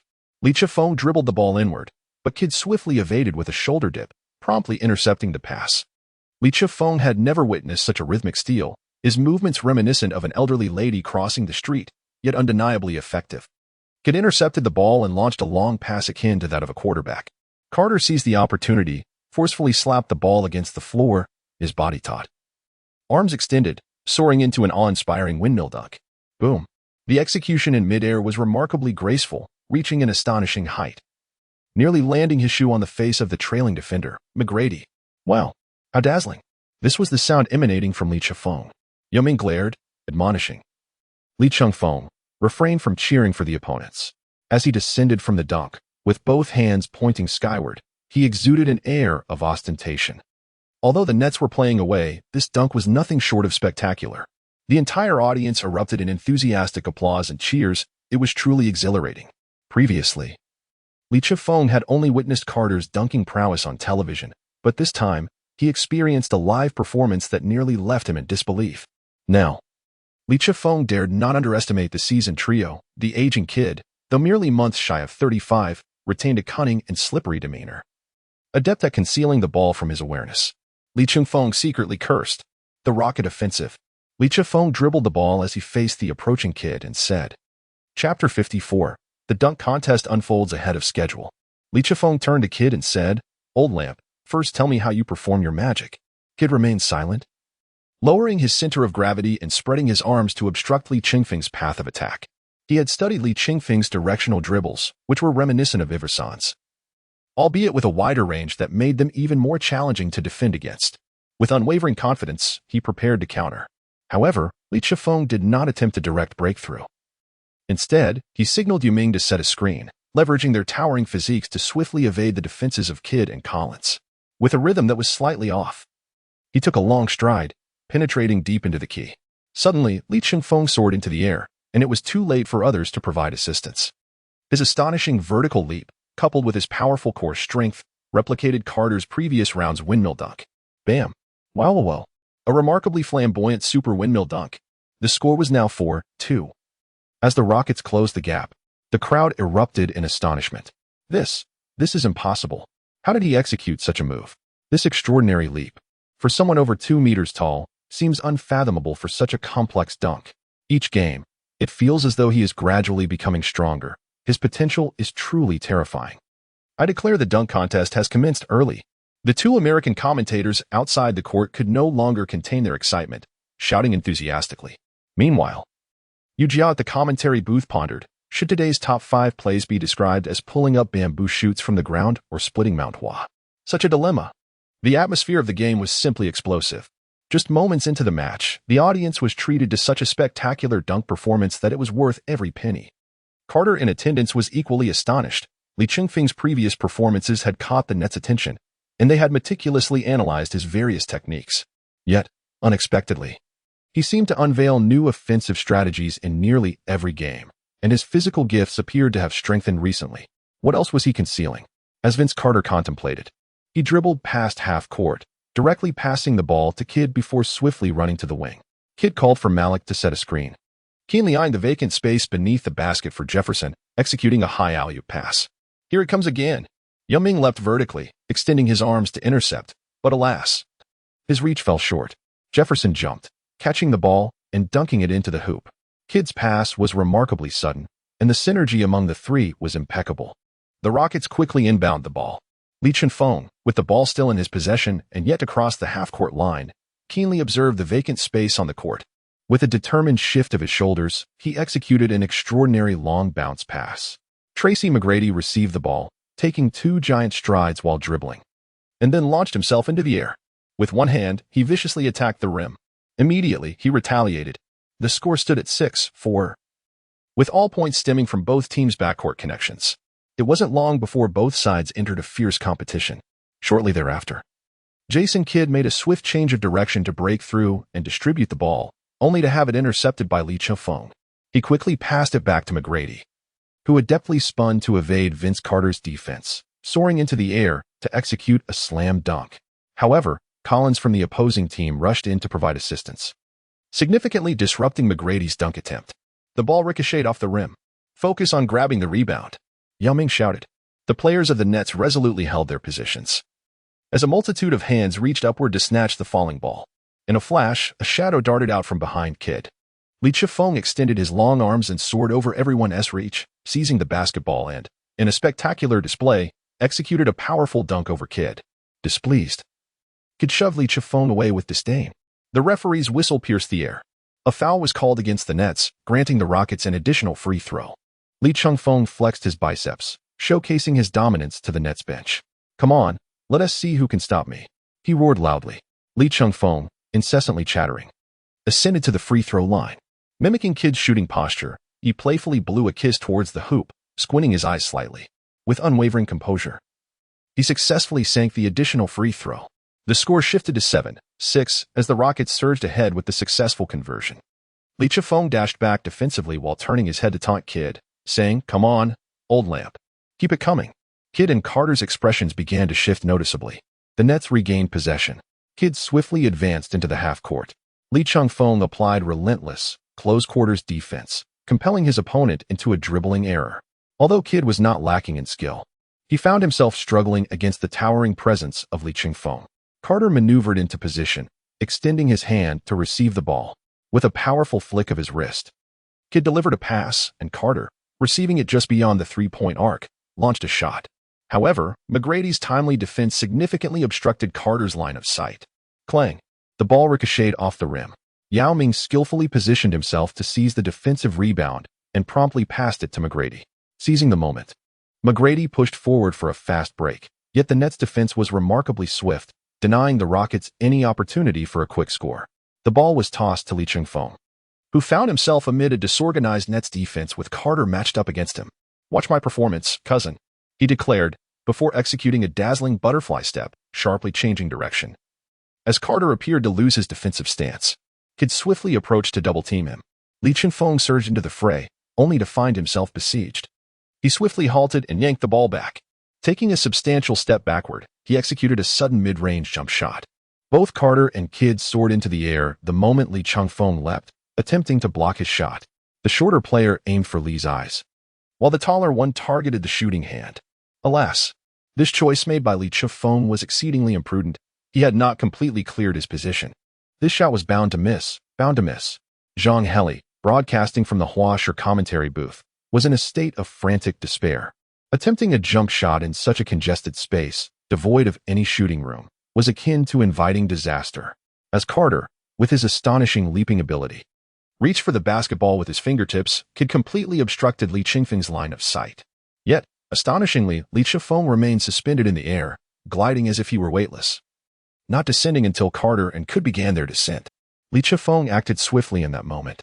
Now, he has fully harnessed Jordan's mid-range shooting prowess, exhibiting an impressive ability to suspend in the air, releasing the ball just as he reaches the peak of his ascent. Whoosh! The basketball traced a beautiful arc before finding its way through the net. 2 points scored. 9-6. The Rockets extend their lead once more. The entire crowd erupted in fervent applause and cheers for this remarkable shot. On the sidelines, Barkley gaped in astonishment. What an incredible feat. This is simply outrageous, utterly absurd. This shot reminds me of a particularly unhandsome billionaire. It's entirely reasonable, quite justified. I always said this ball couldn't be passed to Yao Ming. It had to be taken by Li Chengfeng himself. Did you see that? Coach Zhang Weiping has begun to rally once again. Li Chengfeng's shot possesses a spark of intensity that rivals that of a slam dunk. The entire Rockets team is poised to gain momentum as the Nets initiate their offensive. Chengfeng soared through the air like a bolt of lightning, intercepting the Nets' pass. He dashed towards the front court, raising his arm in a fiery display. Preparing for a powerful slam, Yu Jia exclaimed, a mighty strike akin to the legendary Huashan. In Chapter 55, Technical Foul on the Coach, Chengfeng executed yet another breathtaking tomahawk dunk, propelling the Rockets and the Nets into a relentless scoring frenzy. At the conclusion of the first quarter, the Rockets held a slender lead of 30-25, a mere 5-point advantage as they transitioned into the next period. Throughout the first quarter, Chengfeng played with remarkable zeal, amassing an impressive 16 points, which constituted half of his team's total score. Meanwhile, Carter and Jefferson from the opposing side collectively garnered 20 points, while Kidd facilitated 3 assists. The match was nothing short of exhilarating, with the crowd's cheers resonating throughout the arena. During the intermission, Chengfeng's performance was as explosive as ever. However, the Nets clung tightly to the scoreline. Thanks to Kidd's exceptional passing, the gap between the teams remained narrow. The coach of the Nets continually encouraged his players, urging them to lock down Chengfeng, the engine of the offense. Although he managed to score substantially, they aimed to double-team him in the remaining time, depleting his stamina. Upon hearing this, the players of the Nets exchanged glances, aware that while Kidd and Carter's strenuous defense could momentarily limit Chengfeng, his offensive repertoire was simply overwhelming. Breaks, dunks, three-pointers, mid-range shots, his skills surpassed even those of Carmelo Anthony. Furthermore, his court vision was exceptionally broad. Before his energy could be fully exhausted, he could leave his defenders fatigued. In truth, the Nets were able to keep pace in this quarter largely due to the scorching hot shooting of Carter and Jefferson. Kidd, being considerably older than Chengfeng, despite his past accolades on the all-defensive team, found it nearly impossible to match the rhythm of this formidable player. Should any one of the trio falter, it would allow Chengfeng to dominate mercilessly. The players resting on the bench could only imagine the headache that ensued.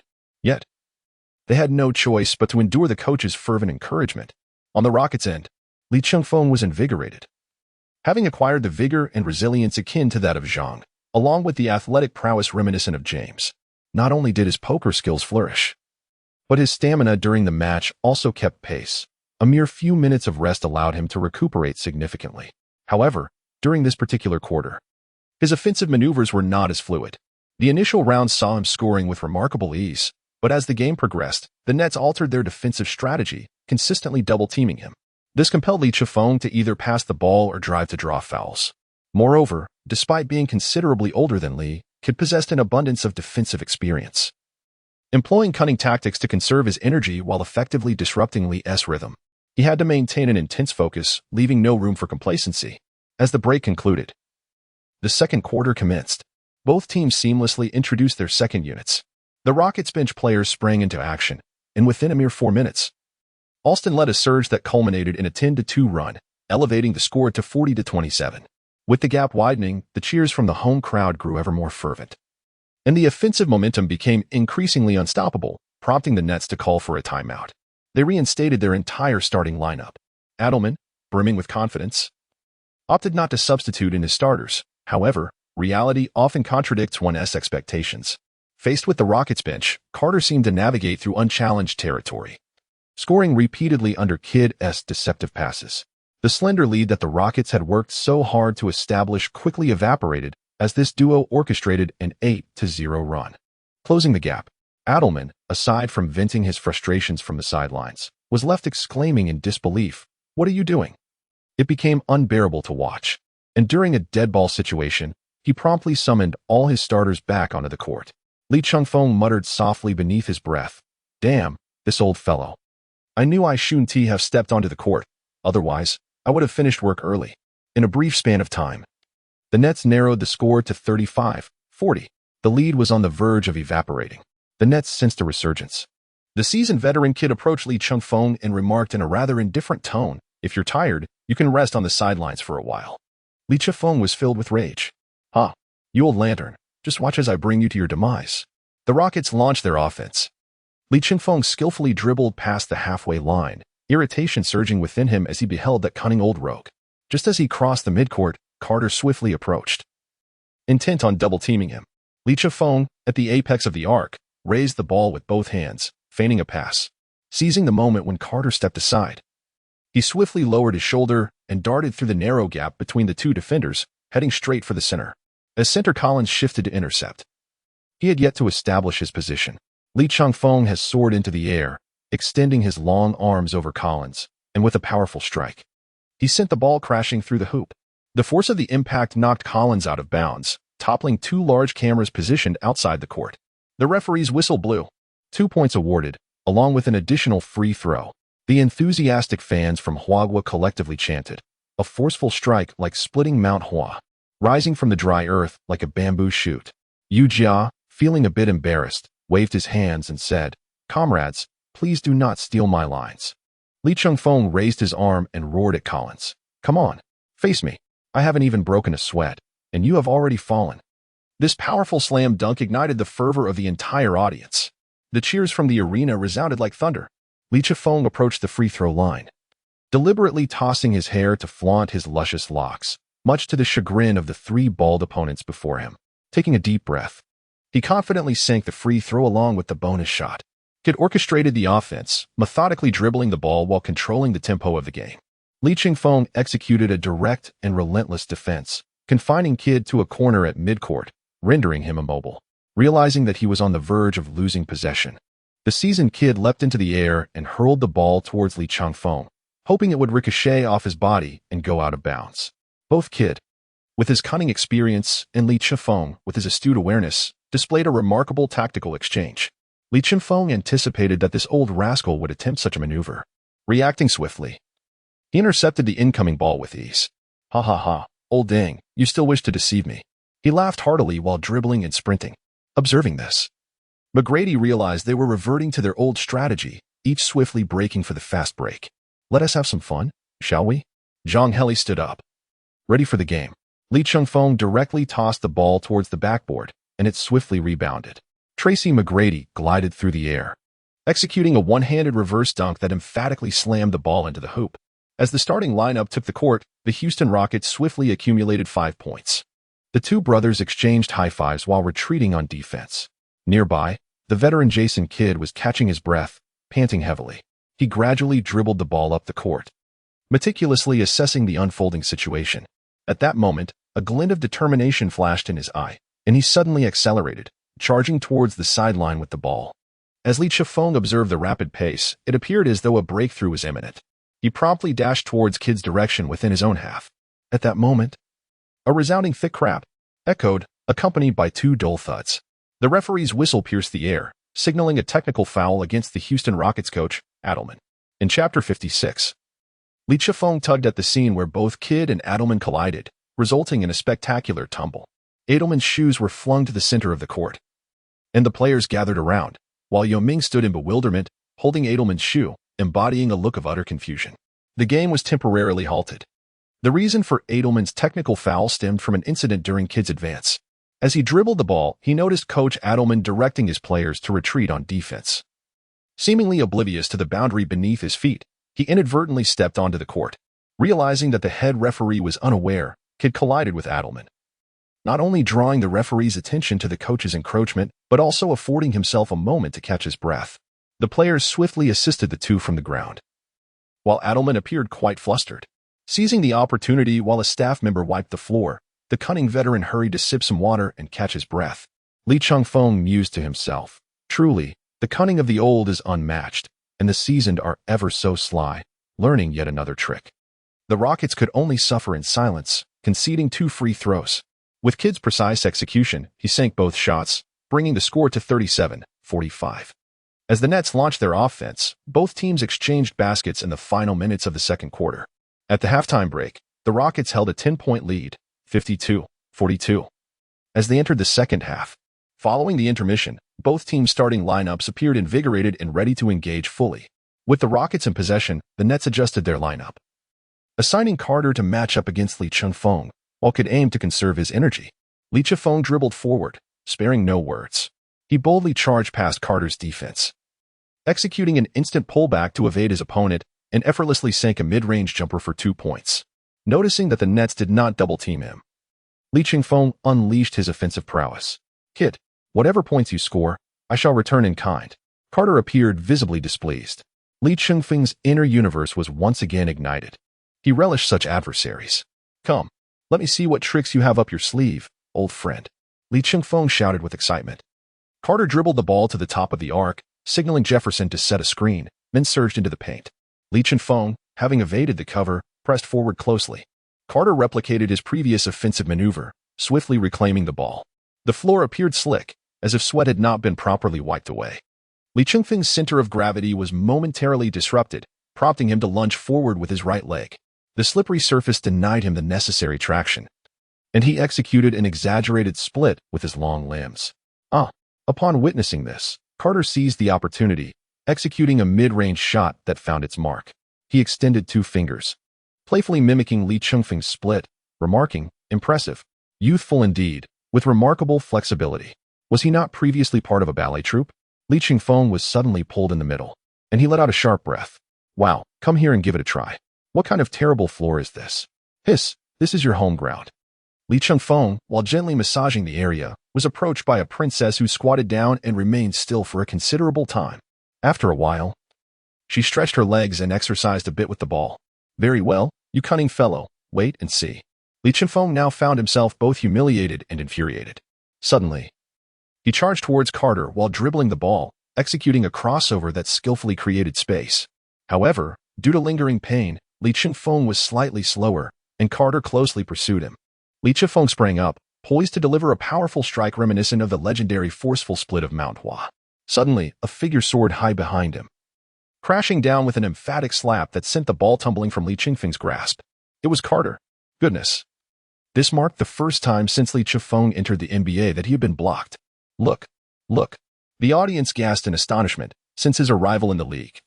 They had only witnessed him executing blocks on others, and now they beheld the rare side of him being thwarted. Cameras along the sidelines clicked furiously, capturing every moment of this unexpected turn of events. Li Chengfeng turned around to see Carter darting forward with the swiftness of a whirlwind, zipping ahead with an electrifying energy. Li Chengfeng spurred his horse onward, giving chase with fervor. As Carter approached the uninhabited zone ahead, he swiftly glanced back to assess the space between him and the pursuing Li Chengfeng, intending to execute a spectacular aerial slam dunk. With the ball clutched in both hands and his body taut, he arched into a C-shape midair. However, he overlooked the fact that Li Chengfeng's wingspan was exceptionally long, and in an instant, he soared up behind him. With a flick of his hand, he swatted the ball away in the air. Thud.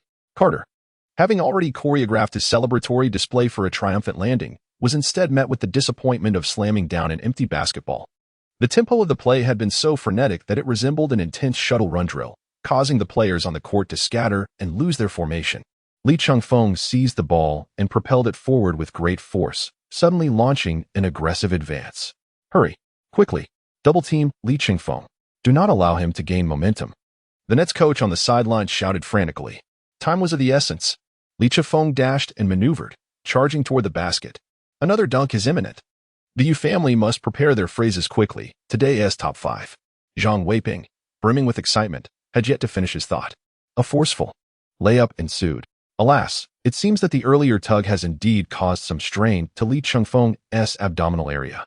The Yu family hastily intervened. Not only the commentary booth, but even the Rockets bench was momentarily misled. Alston, clutching a towel, was on the verge of erupting into a celebratory dance, only to stifle his exuberance. Li Chengfeng shyly waved at the fans in attendance. As the Brooklyn Nets launched their offense, Kidd took possession of the ball and continued to orchestrate the play. After traversing past half court and engaging in multiple passes and cuts, the ball eventually found its way into Carter's hands. The young man displayed remarkable prowess, executing a ferocious and ruthless layup as he faced Li Chengfeng. Li Chengfeng now experiences increasing pain with every movement, beads of sweat the size of beans dripping down. "What a nuisance!" Li Chengfeng shouted irritably. Carter noticed that Li Chengfeng's leg seemed to be causing him some discomfort after the previous play. Seizing the opportunity, he passed the ball back to Kidd and suddenly cut back, sprinting straight towards the baseline. Upon witnessing this, Li Chengfeng assumed he was about to execute an aerial relay, directing his focus towards the vicinity of the rebound. To his surprise, Carter, after utilizing Collins' obstruction, swiftly maneuvered back out from beneath the basket. Li Chengfeng experienced a brief delay. Carter swiftly found an open space and received a pass from Kidd, releasing the ball from beyond the three-point line in an instant. Swish. The basketball seamlessly swished through the net. The score now stood at 47-54, narrowing the gap to single digits once again. On the sidelines, TNT's Barkley exclaimed, "The offensive and defensive exchanges between these two have been nothing short of spectacular. Everyone seems to be flying. It's hard to tell who to root for. Aha." After making the three-pointer, Carter struck a pose and taunted Li Chengfeng, saying, "If you can't keep up, just ride a bike. I wouldn't mind." Li Chengfeng, enduring the pain radiating from his thigh, sprinted forward with remarkable speed as the sound of the ball echoed through the mountains. Chapter 57. A Hurricane Descends. A rookie single-game scoring record of 58 points. As Li Chengfeng surged forward into the fray, Edelman called for a timeout. It was evident that he was enduring considerable discomfort, striving to prevent any unnecessary secondary injuries. Li Chengfeng was substituted, with Alston taking his place. The team physician hurried over to administer an examination. Meanwhile, at their respective homes, Sijiali and Hakesawai felt a tightness in their chests, consumed with worry, for the injury Li Chengfeng sustained was indeed troubling and significantly hampered his performance. Both had become deeply enmeshed in Li Chengfeng's prowess, and they couldn't help but blush, covering their faces with their hands and swaying in embarrassment.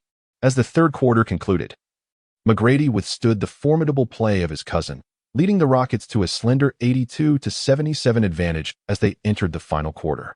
Thanks to the prompt attention from the team physician, the injury was not severe. It was merely a slight strain.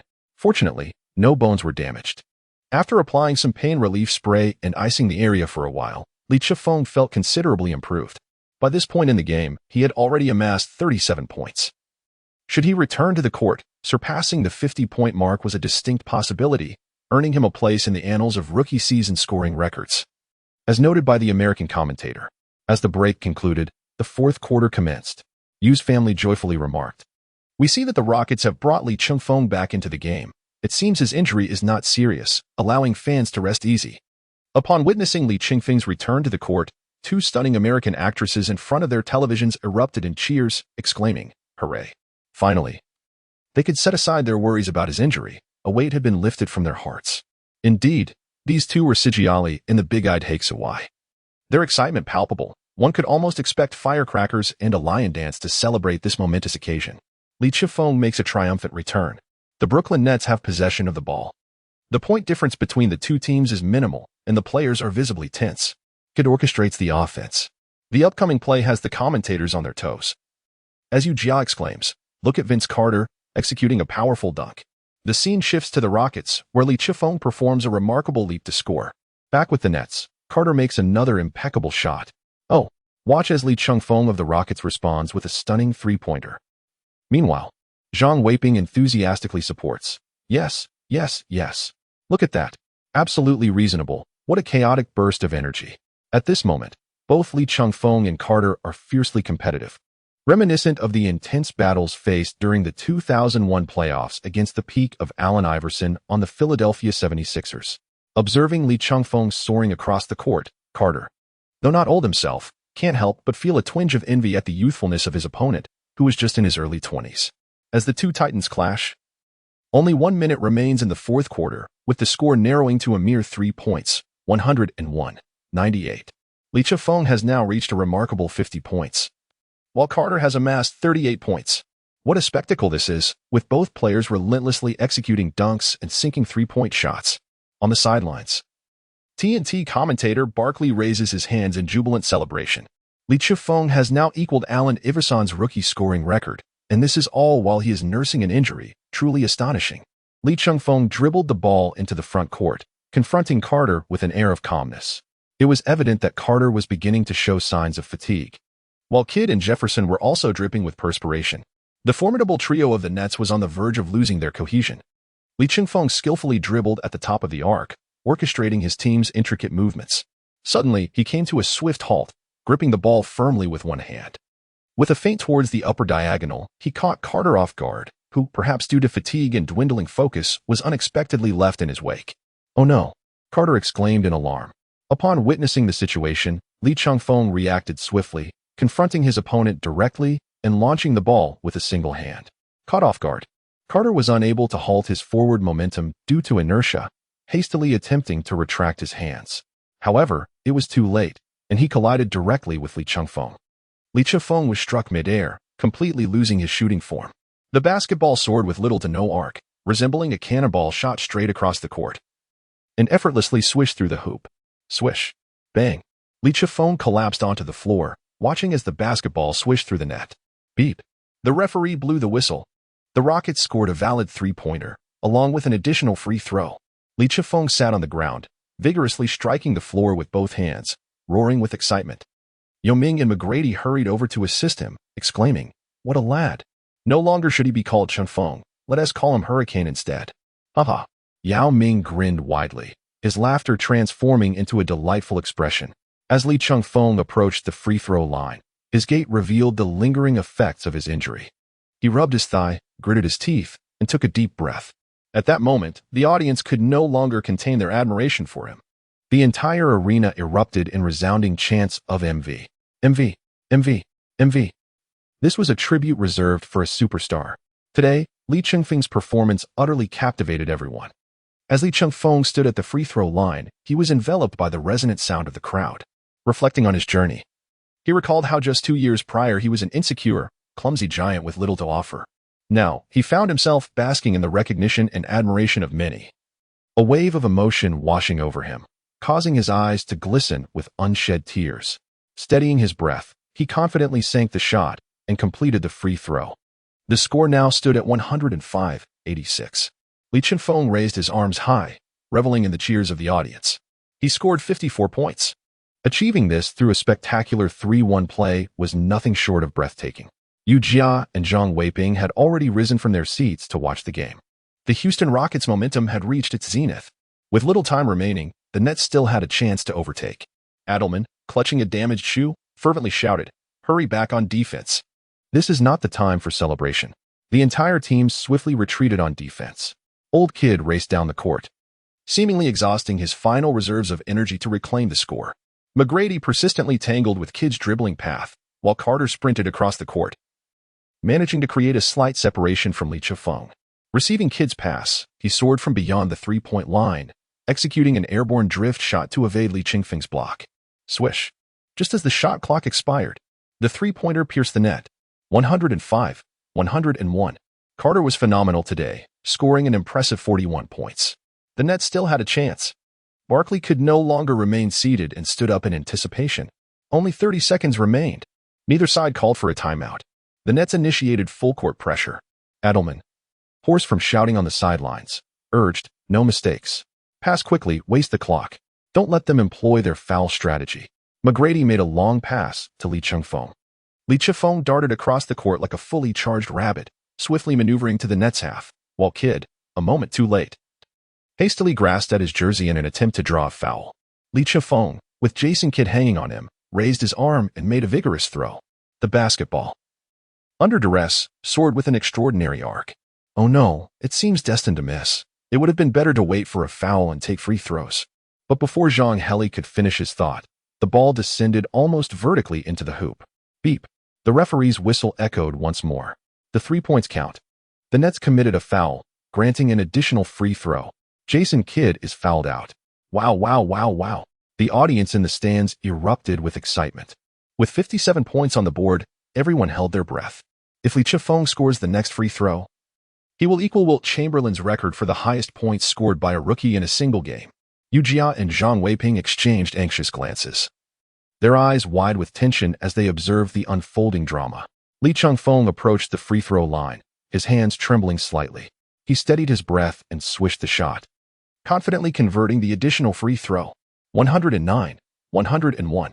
He achieved the remarkable feat of scoring 58 points in a single game. Li Chengfeng's unwavering belief in overtaking the Nets culminated in a decisive triumph. As Chapter 58 unfolds, the All-Star voting skyrockets with Li Chengfeng's successful free throw. The game lost all suspense as the Nets opted to control the ball, meticulously draining the remaining time. With the timer's resounding signal, the Rockets emerged victorious with a score of 109-101. Li Chifeng etched his name in history, equaling Wilt Chamberlain's single-game scoring record during his rookie season. Let us extend our heartfelt congratulations to him, as well as to the Rockets for their remarkable achievement. The U family cheered fervently. As the game concluded, Vince Carter of the Nets approached Li Chengfeng, draped in a towel, offering a high five and an embrace. "Youth is a blessing. The future belongs to you." But do take it easy on us old-timers when we cross paths, Carter humbly remarked to Li Chengfeng. Li Chengfeng gazed at Carter's demeanor, suddenly feeling a touch of embarrassment. Well, let's save the drinking for another day. At that moment, all the players on the bench surrounded Li Chengfeng, a collective of robust men who excitedly lifted the towering figure and tossed him into the air. The crowd erupted in a chorus of Chengfeng, MV, Chengfeng, MV. Each synchronized cheer filled Li Chengfeng with exhilaration, making him feel as though he had reached the pinnacle of life. In this match, Li Chengfeng achieved an astounding performance, scoring the highest in the game with 58 points, along with 6 rebounds and 8 assists, accounting for half of the team's total points. The Nets trio also exerted themselves to the fullest, notably. The backcourt duo of Carter and Kidd exhausted their last reserves of energy in an effort to contain Li Chengfeng's offensive prowess. Kidd even fouled Li Chengfeng 6 times and was subsequently ejected from the game. Carter emerged as the leading scorer for his team with 41 points. Both teams showcased a graceful and fluid style of play, presenting the audience with a visual feast. Today, Li Chengfeng undeniably had his moment of glory. I have decided that henceforth, I shall be known as Li Chue. Barkley underwent a complete transformation in his perception of Li Chengfeng. In the post-match interview, he stated, "Such scoring holds no significance for me. My only goal is to assist the team in achieving victory and securing the championship. I must also extend my gratitude to the Nets, for it was they who compelled me to unleash my full potential." Li Chengfeng responded to the journalist's inquiry with both humility and a hint of arrogance. Shortly thereafter, a blonde-haired, blue-eyed female reporter posed the question, "Li Chengfeng, your recent performance has been nothing short of spectacular. The number of votes in the first round of the All-Star voting has surged dramatically. Do you believe you have the confidence to surpass last year's Yao Ming in the race for the most votes?" Li Chengfeng declared with an air of arrogance. "I am undoubtedly confident. From the very onset of the voting, I sensed that there was something amiss with their ballots. You see, I must take decisive action too." As Li Chengfeng spoke, the expression on Yao Ming's face grew increasingly sullen. Before he could finish his sentence, Li Chengfeng hurriedly made his way down the player's tunnel, quickening his pace. Behind him, Yao Ming began to stride forward, raising his foot as if to kick. "Goodness, why are you so petty? Can't I surpass you just once?" Li Chengfeng ran while shouting. In last year's All-Star voting, Yao Ming secured the title of the top vote-getter with 342,738 votes, earning the position of starting center for the Western Conference. Last month, on November 14, 2008, the NBA All-Star Game voting officially commenced. The NBA League has listed 120 candidate players, 60 from the Eastern Conference and 60 from the Western Conference. These 120 players were selected by a panel of media experts consisting of journalists who cover the NBA. Among the 60 players from each conference, there are 24 guards, 24 forwards, and 12 centers. Fans will choose 2 guards, 2 forwards, and 1 center to form the starting lineup for the All-Star Game. The Houston Rockets have 3 representatives among them, Yao Ming at center, and Li Chengfeng and Tracy McGrady at guard. This year, competing with Yao Ming for the starting center position in the Western Conference are Amare Stoudemire from the Suns, Marcus Camby from the Nuggets, Mehmet Okur from the Jazz, Tyson Chandler from the Hornets, and Chris Kaman from the Clippers. Competing with Li Chengfeng and McGrady for the starting guard positions are Kobe Bryant from the Lakers, Allen Iverson from the Nuggets, Steve Nash from the Suns, and Tony Parker from the Spurs, among others. However, based on the current voting numbers, it appears that Li Chengfeng's vote count is rapidly closing in on Kobe Bryant's, while the other competitors do not pose a significant threat. The Rockets have a substantial chance this year to have 3 players selected for the All-Star starting lineup. The simultaneous selection of all 3 would be a grand celebration for Rockets fans. This is Li Chengfeng in the locker room, changing his clothes. Ding. The system is here. A task has arrived today. Well, they're changing things up today. There's a task too?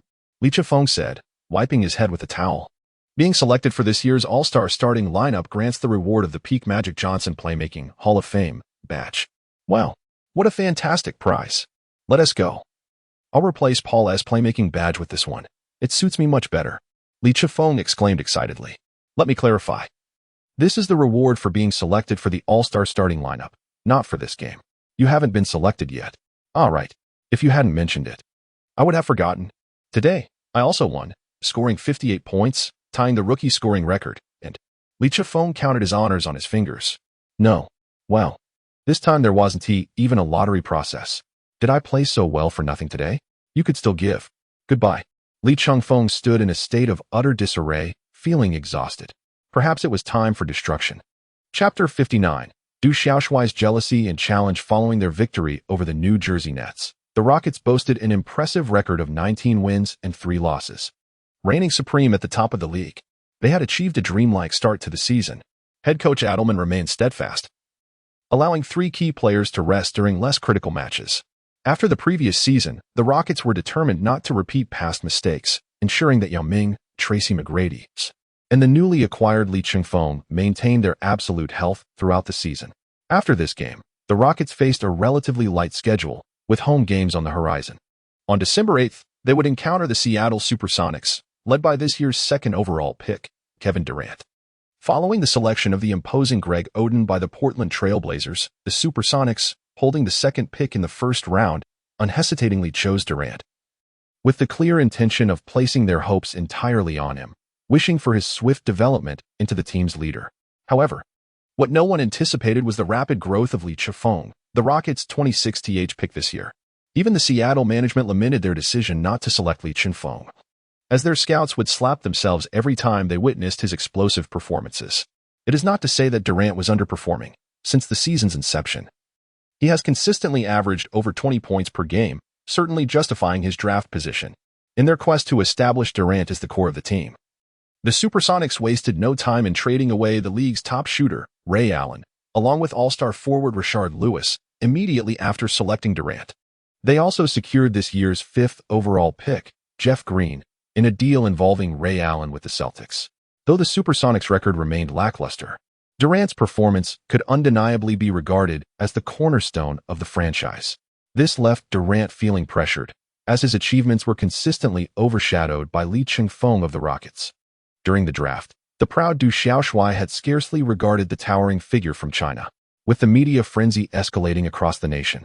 And the Trail Blazers' top pick Oden sidelined for the season, comparisons had become futile. Li Chengfeng's meteoric rise, even surpassing Kobe's All-Star votes, has prompted the media to incessantly compare and criticize the two. As more and more news reached Kevin Durant's ears, jealousy towards Li Chengfeng began to fester within him. Given this trajectory, Durant realized that he could not secure the Rookie of the Year title this season, no matter how hard he tried. He felt overshadowed by Li Chengfeng's remarkable performances. At that moment, within the Key Arena in Seattle, the Supersonics had just triumphed over the Milwaukee Bucks, with Durant delivering an extraordinary performance, scoring 35 points and grabbing 8 rebounds in a 104-98 victory. Meanwhile, fellow Chinese player Yi Jianlian struggled, finishing with just 13 points and 4 rebounds. In their competition as high-ranked rookies, Durant had outshone Yi Jianlian, boosting his self-esteem. Upon returning to the locker room, Durant turned on the television to check on Li Chengfeng's performance, only to be astounded by Li's phenomenal game, where he scored an astonishing 58 points. Overwhelmed with jealousy, Durant thought, "Damn, he's playing so incredibly well. I must teach him a lesson and show the media who truly deserves the title of this year's Rookie of the Year." Jeff Green, another highly touted rookie, remarked while sipping water, "In the next game, we need to show him the power of the Seattle duo." To which Durant replied, "Forget about the duo. The last time we were called the dynamic duo, Li Chengfeng broke us apart." Nearby, Serbiak couldn't bear to listen to the two rookies boast any longer. What infuriated Durant even more was the sight of a tabloid photo showing Li Chengfeng enjoying time with his beloved Scarlatti. In an instant, he felt a surge of fury, swearing that in the next game, he would make Li Chengfeng pay for this affront. The following day, after completing his training, Li Chengfeng cherished a rare half-day of rest. He bought an array of snacks and returned to his villa to indulge in gaming and television. To his surprise, upon entering his home, he found Scarlatti and Haizai seated on the large sofa in the living room, waiting for him. Holding his snacks and chewing on some bread, he was momentarily stunned. "Oh my goodness, what is going on here? Have I been discovered?" Li Chengfeng's mind raced as he sought a way to navigate this situation. Today, the two women were impeccably attired in alluring outfits. Clad in matching form-fitting skirts, they sat gracefully on the sofa, engaged in lively conversation, their laughter ringing out like melodious chimes. Upon noticing Li Chengfeng's return, Sijiali joyfully approached him, linking her arm with his, as Li Chengfeng was about to break free. Fearing that Hai Zhuwei might misunderstand him, he still had a mouthful of bread that he had yet to swallow. Before he could utter a word, Hai Zhuwei stumbled over and clasped his other arm. Li Chengfeng was utterly baffled by the two women before him, pondering their intentions. Was the world truly in such chaos? Surely he must be dreaming. "Oh, It turns out both of you wish to play landlord with me? Li Chengfeng exclaimed joyfully. This time, I shall be the landlord. And I am determined to win against you both, leaving you utterly defeated. He chuckled. Li Chengfeng had not anticipated such a sudden turn of events, nor the delightful manner in which they came together to engage in play. Upon finishing their conversation, they joyfully entered the game room and immersed themselves in spirited competition. Until the morning sun reached its zenith, Li Chengfeng was invigorated, finally comprehending the remarkable prowess of Zhang Liaowan, akin to a divine skill from the heavens. On December 8, 2007, in Houston, the Rockets prepared to host the Seattle Supersonics. Previously, encounters between these two teams had garnered little attention, resulting in modest attendance figures. However, today was unlike any other, as one team boasted the year's second overall draft pick, the sensational Kevin Durant, while the other saw the meteoric rise of Li Chengfeng. The clash between these two players was not only fervently highlighted by the media but also fervently promoted by their respective teams, eager to maximize ticket sales. The Toyota Center was a spectacle, with nearly 20,000 seats filled to capacity as the players warmed up for the impending showdown. Li Chengfeng practiced his shooting touch at the three-point line, glancing towards the Supersonics. This is Durant. Yet how does his demeanor resemble that of a foreman from our construction site? Li Chengfeng observed his appearance and demeanor, finding it somewhat amusing. He paused his game, covering his mouth to stifle a laugh. Oh dear, here he comes. I managed to suppress my laughter. Li Chengfeng observed Durant approaching him with an air of fierce intensity. Chapter 60, Rivals Meet, Sparks Fly. As Li Chengfeng observed Durant approaching, an unsettling atmosphere enveloped him, prompting him to quickly conceal his smile. With his hands clasped behind his back, his eyes darted from side to side. Durant, with an imposing aura, drew near, leaving merely a breath's distance of 0.01 centimeters between them. He leaned in closely, demanding, "So, you are Li Chengfeng? Come on, brother. Can we speak at a more respectable distance? It's quite overwhelming." Li Chengfeng furrowed his brows, waving his hand to disperse the foul air. Durant's eyes began to redden slightly as he accused, "You scoundrel, have you been spending time with my beloved Scarlet lately?" Li Chengfeng pondered, could this young man be infatuated? I have never heard Sijiali mention him. Indeed, it was she who reached out to me first. What is your connection with her? Li Chengfeng remarked, pinching his nose. At that moment, Durant could no longer contain his emotions, flailing his arms as he was about to confront Li Chengfeng. Jeff Green, who had been trailing behind, quickly wrapped his arms around Durant, dragging him towards the Supersonics half-court. "I will fight you." "No." "Why?" The sound of Durant's cries grew fainter as they receded into the distance. Li Chengfeng stood there, visage filled with bewilderment, at a loss for what to do. This lad, is he out of his mind? Flitting about like a giant mantis, what is his intention? Unbeknownst to Durant, Li Chengfeng had already engaged in a profound yet accessible exchange with Sijiali, and one could only surmise that if he were to discover this, he would surely erupt in fury. The spectators in the stands were equally perplexed, their gasps of astonishment echoing through the arena. Even the commentary booth was in disarray, struggling to comprehend the unfolding events. Today, due to Coach Zhang's unfortunate bout of indigestion, the Yu family took the helm of the commentary for Huashi. This is poised to be the pinnacle showdown of the year's most promising rookies, even before the match commenced. The palpable tension between these two had already ignited a fiery atmosphere. The anticipation for today's game has reached a fever pitch, heightened further by this prelude. During the warm-up, a reporter inquired of Li Chengfeng, "The second overall pick, Durant, appears to be brimming with ambition. Will this have any impact on you?" Li Chengfeng pondered for a moment before speaking. What impact could it have? Aside from the fleeting moment of being dazzled by his words earlier, there is little else to consider. However, despite his formidable strength, he will continually find himself beneath my heel.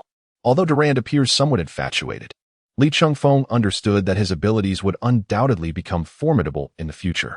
As contemporaries, it was inevitable that the media would draw comparisons between the two of them. Thus, it was essential for him to confront Durant head-on each time they met. After voicing this thought, one could see several individuals from the Supersonics bench restraining Durant, who was fuming with agitation. The lively pre-game preparations finally drew to a close. The DJ at the venue enthusiastically announced the starting lineups.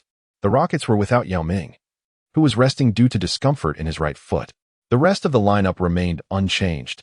Point guard, Li Chengfeng; shooting guard, Tracy McGrady; small forward, Battier; power forward, Scola; and center, Mutombo, stepping in for Yao Ming. On the Supersonics side, the lineup consisted of point guard, Earl Watson; Shooting guard, Kevin Durant. Small forward, Jeff Green. Power forward, Kurt Thomas. And center, Nick Collison. Courtside commentator Barkley chimed in. Durant's offensive prowess is exceptional, ranking among the greats in history, especially with his height and wingspan, which are nearly inhuman. Despite his towering stature, Durant's agility remained unaffected. Can one truly fathom a player of a center's height possessing the skills of a perimeter player? Barkley mused, feeling increasingly uneasy about his own words. Yu Jia continued. Li Chifeng and Durant share similar physiques. Li stands at 2.12 meters, while Durant is at 2.08 meters, quite comparable in height. Both exhibit formidable offensive and perimeter capabilities, occupying the roles typically reserved for taller perimeter players. They embody the style of those who are fast are not tall, and those who are tall are not fast. However, Li Chengfeng's playmaking ability and three-point shooting surpass that of Durant. Finally, amidst the resounding cheers, the referee's whistle pierced the air. The two centers approached the court's center circle. Ready for the jump ball. The referee tossed the ball high into the air. Nick Collison made contact with the basketball, directing it into the hands of Jeff Green. The Supersonics seized possession. Green dribbled past half-court and swiftly passed to Durant on the wing. Facing Battier's defense, Durant executed a smooth turnaround jump shot. The ball soaring through the air with an elegant arc swish. With a crisp sound, it went through the net. 2 points scored. Durant, with his towering height, long wingspan, and a hint of a fadeaway, was indeed a challenge to defend. The score stood at 2-0, with Durant striking first.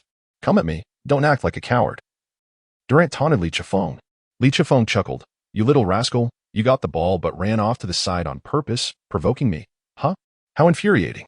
The possession has changed. Li Chifeng advanced with the ball to the halfway line, charging directly towards Durant. It is indeed a rare sight to witness two towering perimeter players face off on the court. As they matched up, the crowd erupted in excitement, their cheers growing increasingly fervent. Li Chifeng provoked Du Xiaoshui, saying, Come on, handsome, this is something Sigali often tells me. Upon hearing these words, Durant could no longer contain himself and charged forward, pressuring Li Chifeng to force an error. Li Chifeng charged towards the basket with unwavering determination. Durant shouted loudly, closely marking him, leaving no room for Li Chifeng to maneuver. Li Chifeng executed a swift maneuver, creating a moment of space for his shot. With a powerful push from his left leg, he soared into the air, arching backward for a jump shot. Durant extended his long arms, striving to block Li's attempt. The two towering figures leaped simultaneously, their bodies fully extended, as the basketball glided past Durant's fingertips. Swish! The ball effortlessly found its mark, securing 2 points. Remarkably, Li Chengfeng's airborne prowess and hang time were truly extraordinary. Despite Durant's commendable defense, the shot still succeeded, leaving one to ponder over Durant's misfortune. Barkley has now undoubtedly earned the title of Li's most fervent admirer. Li Chengfeng spread his arms wide and charged at Durant. Is this it? Is this what you call defense? Even Shiji Ali could fend me off. Li Chifeng provoked Durant with his words, and upon observing Durant's countenance, it turned a shade of green. From the shape of Durant's lips, it was evident he was cursing at Li Chengfeng. I f***ed you up.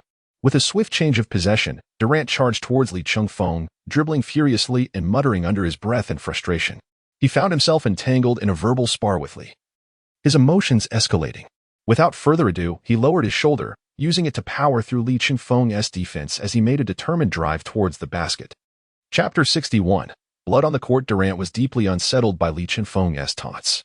Pressing against Li's defense, he surged forward with unyielding intent. He abruptly halted, executing a ball pullback, aiming to throw off Li Chengfeng's rhythm with a deft change of pace. Li Chengfeng never lost his defensive position, steadfastly anchoring himself in Durant's offensive path. Eager to prove himself, Durant abruptly pivoted, colliding with his opponent before executing a backward jump shot. The suddenness of this maneuver took even Li Chengfeng by surprise, as Durant's towering height, combined with remarkable speed, was astonishing. For a fleeting moment, he was momentarily stunned. Li Chengfeng suddenly leaped into action, extending his hand to block the shot. He felt the tip of his finger graze the basketball for a brief moment. No way. Grab the rebound. Li Chengfeng exclaimed loudly. Upon uttering those words, he spread his arms wide, effectively positioning himself to obstruct Durant. Everyone beneath the basket fixated on the trajectory of the ball. Suddenly, the basketball swished through the net with a perfect sound. What in the world just happened? Li Chengfeng felt utterly humiliated. He had clearly interfered with the shot's path, yet it still went in, and astonishingly, it was a clean swish. Durant burst into laughter. Li Chengfeng, you little rascal, that assist of yours cannot be counted in the stats. I deliberately designed it this way, just waiting for your touch. But I won't be thanking you. As Durant jogged back, he pointed at Li Chengfeng in mockery. In truth, there was no such precise calculation in his shooting. It was merely Durant's way of ridiculing Li Chengfeng. Li Chengfeng placed his hands on his hips, squinting his small eyes, and began to speak with fervor towards the other side. Does this young man harbor such deep animosity towards me? It seems that I must teach him a lesson he won't soon forget. Li Chengfeng dribbled the ball while lost in thought. As he crossed the half-court line, Durant shadowed him closely. Come on, let me see if you can score over me. Durant's words trailed off. Li Chengfeng hurled the ball above his head with a swift motion. Durant was taken aback, wondering if this rascal was attempting a three-pointer. The game had barely crossed the halfway mark, and they were still in the logo zone. When he turned around, he caught sight of McGrady evading Green's defense, swiftly penetrating the paint. With a powerful leap, he soared into the air. Receiving Li Chengfeng's pass, he executed a forceful one-handed dunk with precision. The score stood at 4-4. The teams locked in a tie. Li Chengfeng is not a person of stubborn disposition. Upon witnessing Durant's exceptional defensive prowess, he felt an overwhelming urge to take a bite out of him. Seizing the moment, he executed a surgical, precision pass, collaborating seamlessly with McGrady for an exhilarating alley-oop. The microphone duo began to soar, drawing everyone's attention to the delightful spectacle. Barkley, with his peculiar vocabulary, seemed to have acquired these phrases from an unknown source. McGrady rushed over to celebrate with Li Chengfeng, exclaiming, "What a splendid pass! Incredible, my friend! What a magnificent catch, McGrady!"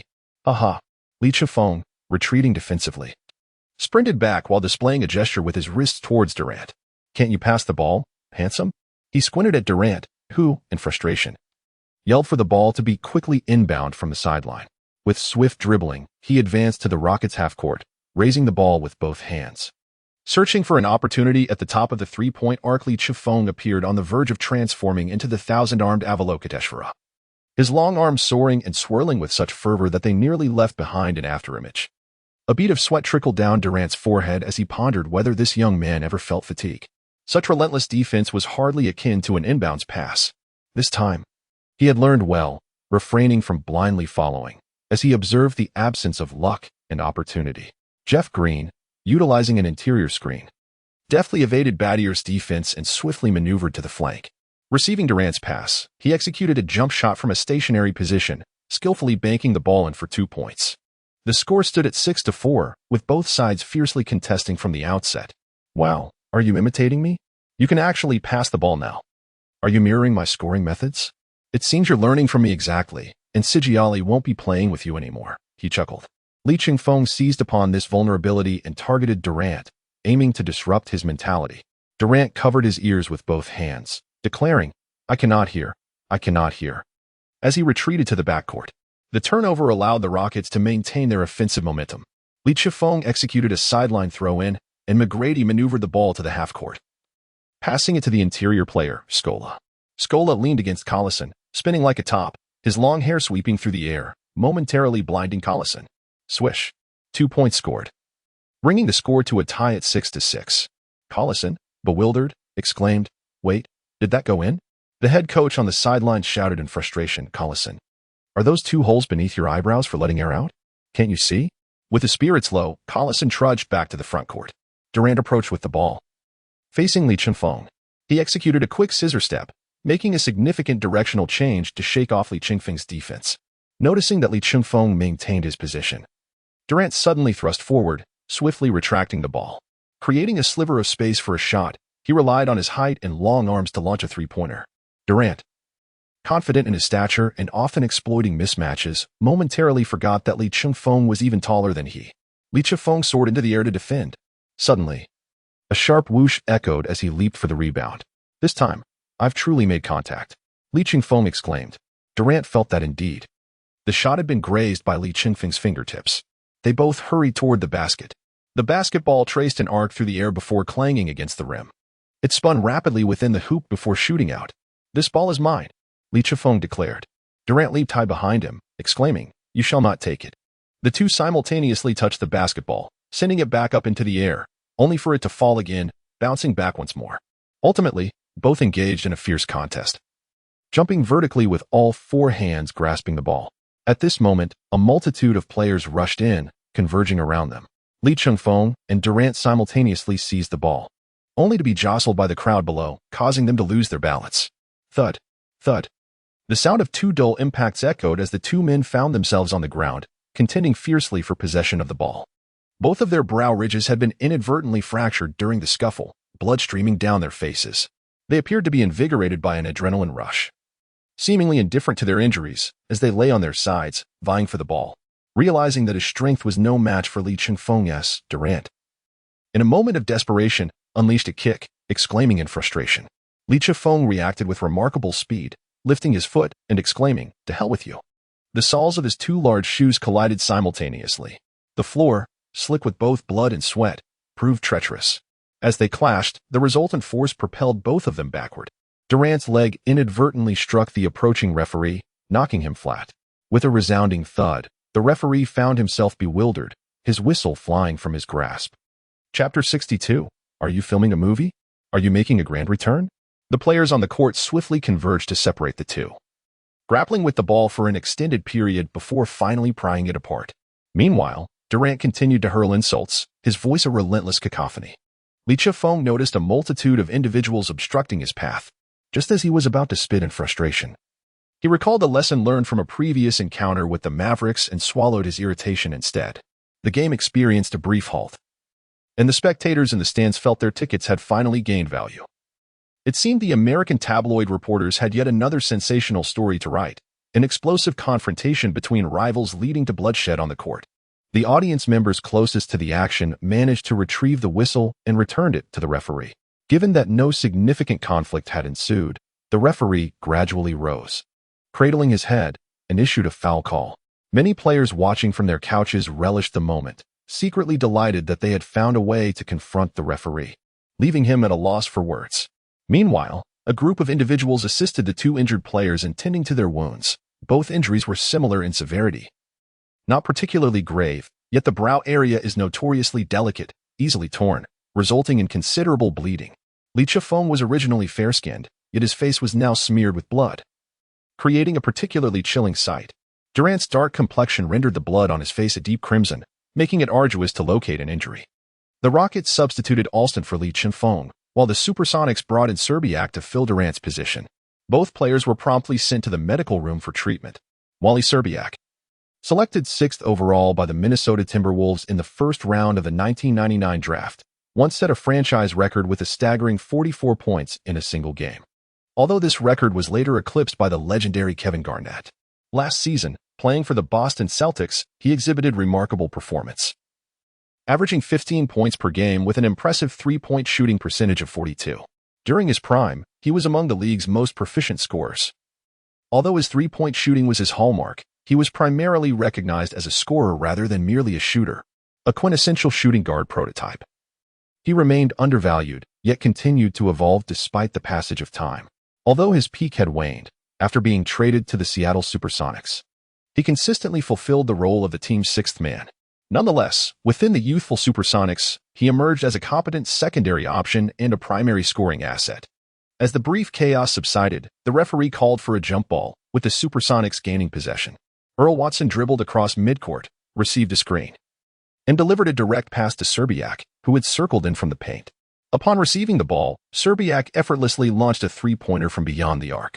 McGrady was momentarily hindered by a trailing Supersonics player, failing to provide adequate defense. Swish. The three-pointer went in with precision. 9-6. The Supersonics took the lead.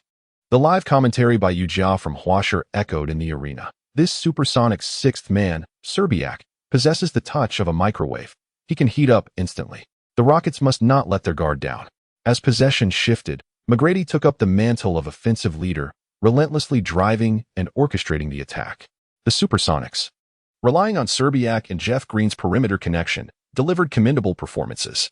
Both teams, despite the absence of key players, played with remarkable aggression, yet their defenses visibly dropped in quality. By the end of the first quarter, the score stood at 35-33, with the Rockets unexpectedly trailing by 2 points. Some fans in attendance began to express their discontent, questioning the struggle against a seemingly inferior team. Without Lee's outside shooting prowess, it appeared that McGrady alone would need to shoulder the burden. leaving little hope for the team, as no one else seemed capable of stepping up. During the intermission, McGrady gasped for breath, quenching his thirst with water while lamenting the lack of support from his teammates. Nearby, in his tailored suit, Yao Ming approached to assist Adelman in encouraging the players. At that moment, the crowd erupted in cheers as Li Chengfeng, strutting with an air of arrogance, extended his arms to high-five the spectators, maintaining a serious expression, with a white bandage wrapped around his right brow. He paused at the bench, reveling in the adulation from the fans. Yao Ming, noticing his demeanor, angrily tugged at his ear and brought him to the bench. Do you have something more important to attend to? If your injury is not serious, hurry up and prepare for the game. Are you filming a movie or playing some game? Yao Ming exclaimed, irritated by his pretentious attitude. Li Chengfeng hurriedly made his way to the bench, his demeanor somewhat deflated. However, we observed that his injuries were not severe. He displayed a commendable fighting spirit, refusing to be sidelined by minor wounds. The Yu family began to express their admiration. Over yonder, Durant made his return as well, his left brow bandaged.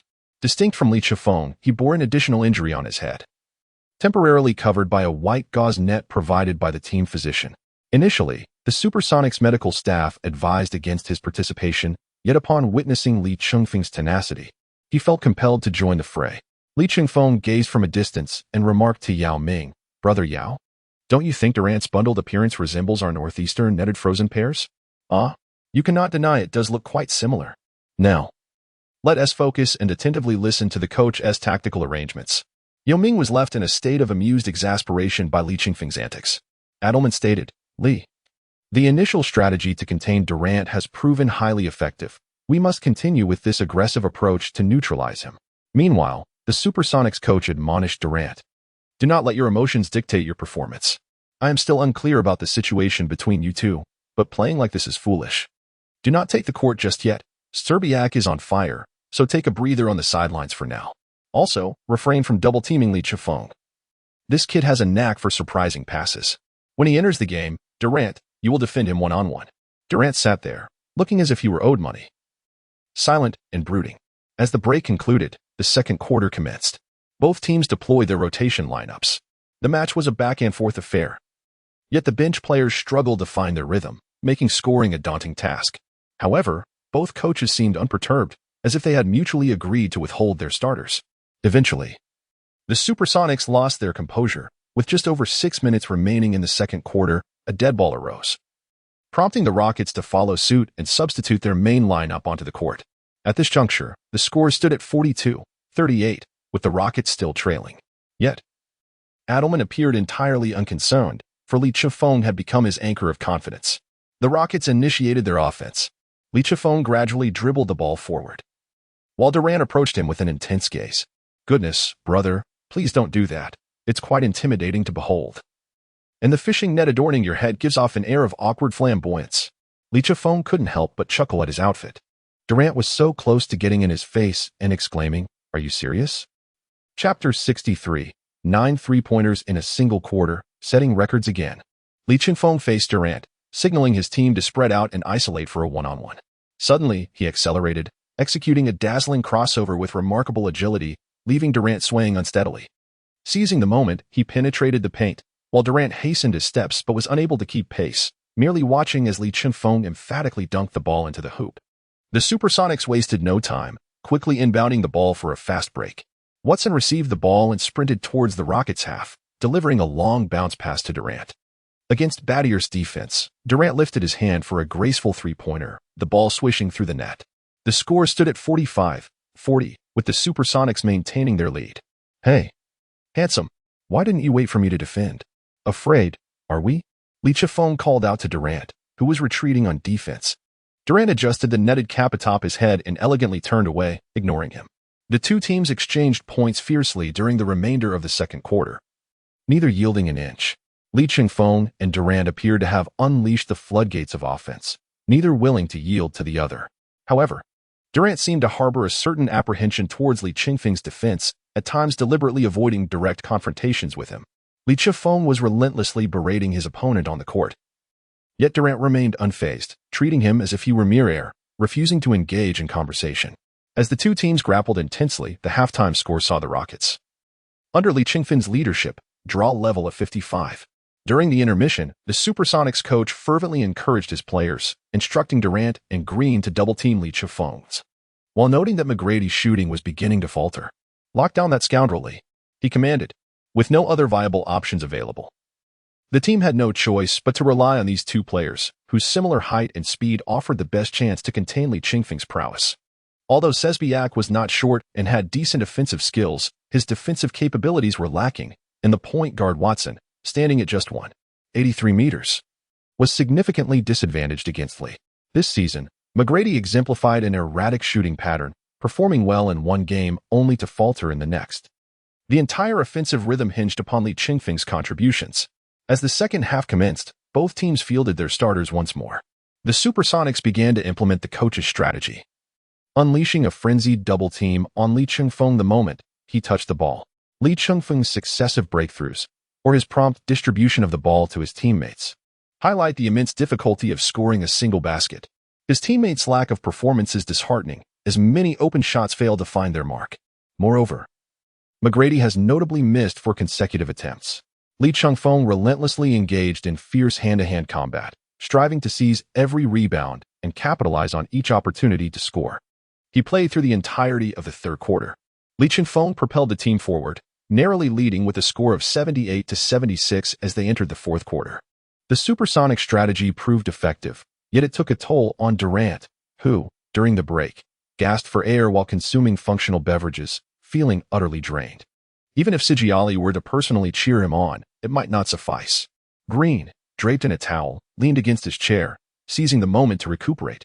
Meanwhile, the head coach fervently rallied them, passionately motivating the duo, for the entire team was on the brink of exhaustion at a critical juncture, jeopardizing their chances in this match.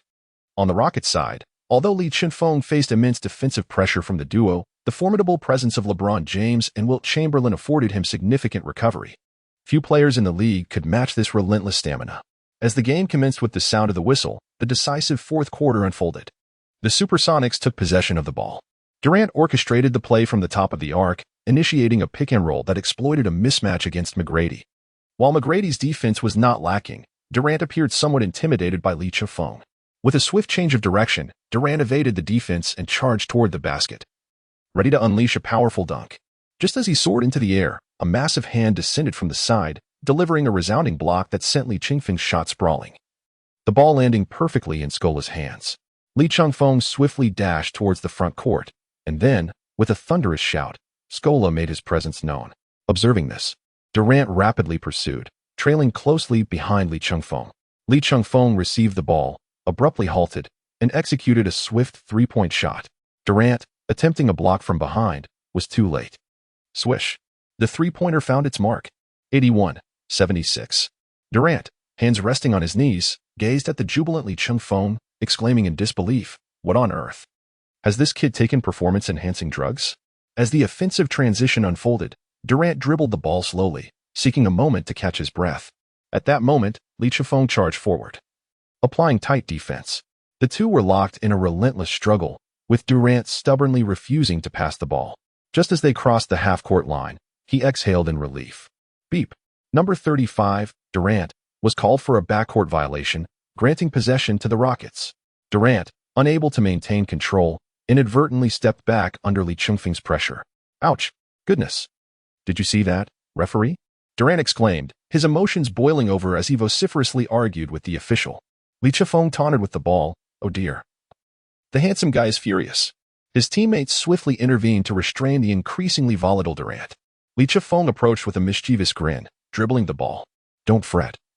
You're not trailing by much," he exclaimed, before passing the ball to Battier on the wing. Suddenly, he dashed into the paint. Durant, slightly off balance, hurried to pursue him, his gaze fixed on the sky, wary of an impending alley-oop. Unexpectedly, Lee executed a quick backdoor cut, re-emerging to receive the pass, confronting Durant's defense. With a swift motion, he launched a three-pointer. Thud. The ball ricocheted off the backboard and swished through the net. 84-76. Wow. Lee Chengfeng has nailed 2 consecutive three-pointers. His stamina is reminiscent of my youthful days. Barkley, from the commentary booth, beamed with admiration. The Supersonics appeared increasingly anxious as Watson drove into the Rockets' paint. In the midst of distributing the ball, Lee Chengfeng executed a sudden steal, so unexpected that even the broadcast camera was momentarily shaken. Li Chifeng seized the ball and sprinted towards the unguarded front court. "I must dunk. I need to think of a way to describe my top 5 plays today," exclaimed Yu Jiao from the commentary booth. To everyone's surprise, Li Chifeng confidently positioned himself beyond the three-point line, standing still while glancing back to see if Durant had arrived. After making a slight adjustment, he raised his hand and delivered a lethal three-pointer. The score now stood at 87-76. With 3 consecutive three-pointers, the lead had swiftly expanded to double digits. The audience erupted in euphoria, their cheers resounding like thunder. In response to Li Chengfeng's unexpected surge, the Supersonics coach immediately called for a timeout, as the score had widened within just over 2 minutes of the fourth quarter. Li Chengfeng, on the court, blew on his palms and shouted towards Durant, "Oh dear, my hands feel so hot." Yao Ming laughed heartily, playfully ruffling Li Chengfeng's hair. "Good lad, let us crush them." As the timeout concluded, Li Chengfeng continued to exhibit his fiery shooting prowess, consecutively sinking three-pointers. Each time he scored from beyond the arc. The crowd erupted in a chorus of enthusiastic counts, 4, 5, 6, as he soared into the air, evading the dual defense of Durant and Green. He unleashed a perfect shot from the three-point line, an exquisite arc that culminated in his 9th three-pointer, just as the shot clock's relentless countdown reached its climax. The ball swished through the net with a resounding thud. Chapter 64, The Emergence of the Flying Rainbow. Li Chengfeng shattered the record for most three-pointers in a single quarter. "My heavens, tell me this is not a dream." TNT commentator Barkley clasped his head in disbelief, his wide eyes reflecting sheer astonishment. Fueled by Li Chengfeng's formidable outburst, he accounted for all the points scored since the onset of the fourth quarter, bringing the score to an impressive 105-84. The Supersonics, overwhelmed by Li Chengfeng's onslaught, conceded defeat with just 2 minutes remaining, substituting all their starters for backups to endure the final moments of the game. Li Chifeng did not seize the opportunity to further shatter the NBA single-quarter scoring record. He remained indifferent to such so-called scoring accolades and simply returned to the bench after clocking out. The Rockets executed a series of substitutions, ultimately triumphing over the Supersonics with a decisive score of 112-92. The Supersonics managed to resist for 3 quarters, but faltered in the final moments. In the fourth quarter, when Li Chengfeng sank his 5th three-pointer, the morale of the Supersonics seemed to evaporate. The Rockets celebrated their 3rd consecutive victory, with Li Chengfeng astonishingly scoring 44 points, 27 of which were amassed in the final quarter, all from beyond the arc, boasting an impressive 9 out of 11 from three-point range. Durant, fatigued in the final quarter, was overwhelmed by Li Chengfeng, despite leading his team with 21 points, clearly outmatched. The commentator, Yu Jiao from Huaguo, was breathless with excitement. "Today, we have witnessed history on the NBA stage, 9 three-pointers in a single quarter. I simply do not have enough slots for today's top plays." "Aha." Barkley shrugged his shoulders, remarking, "How much more energy does this rookie have yet to unleash?"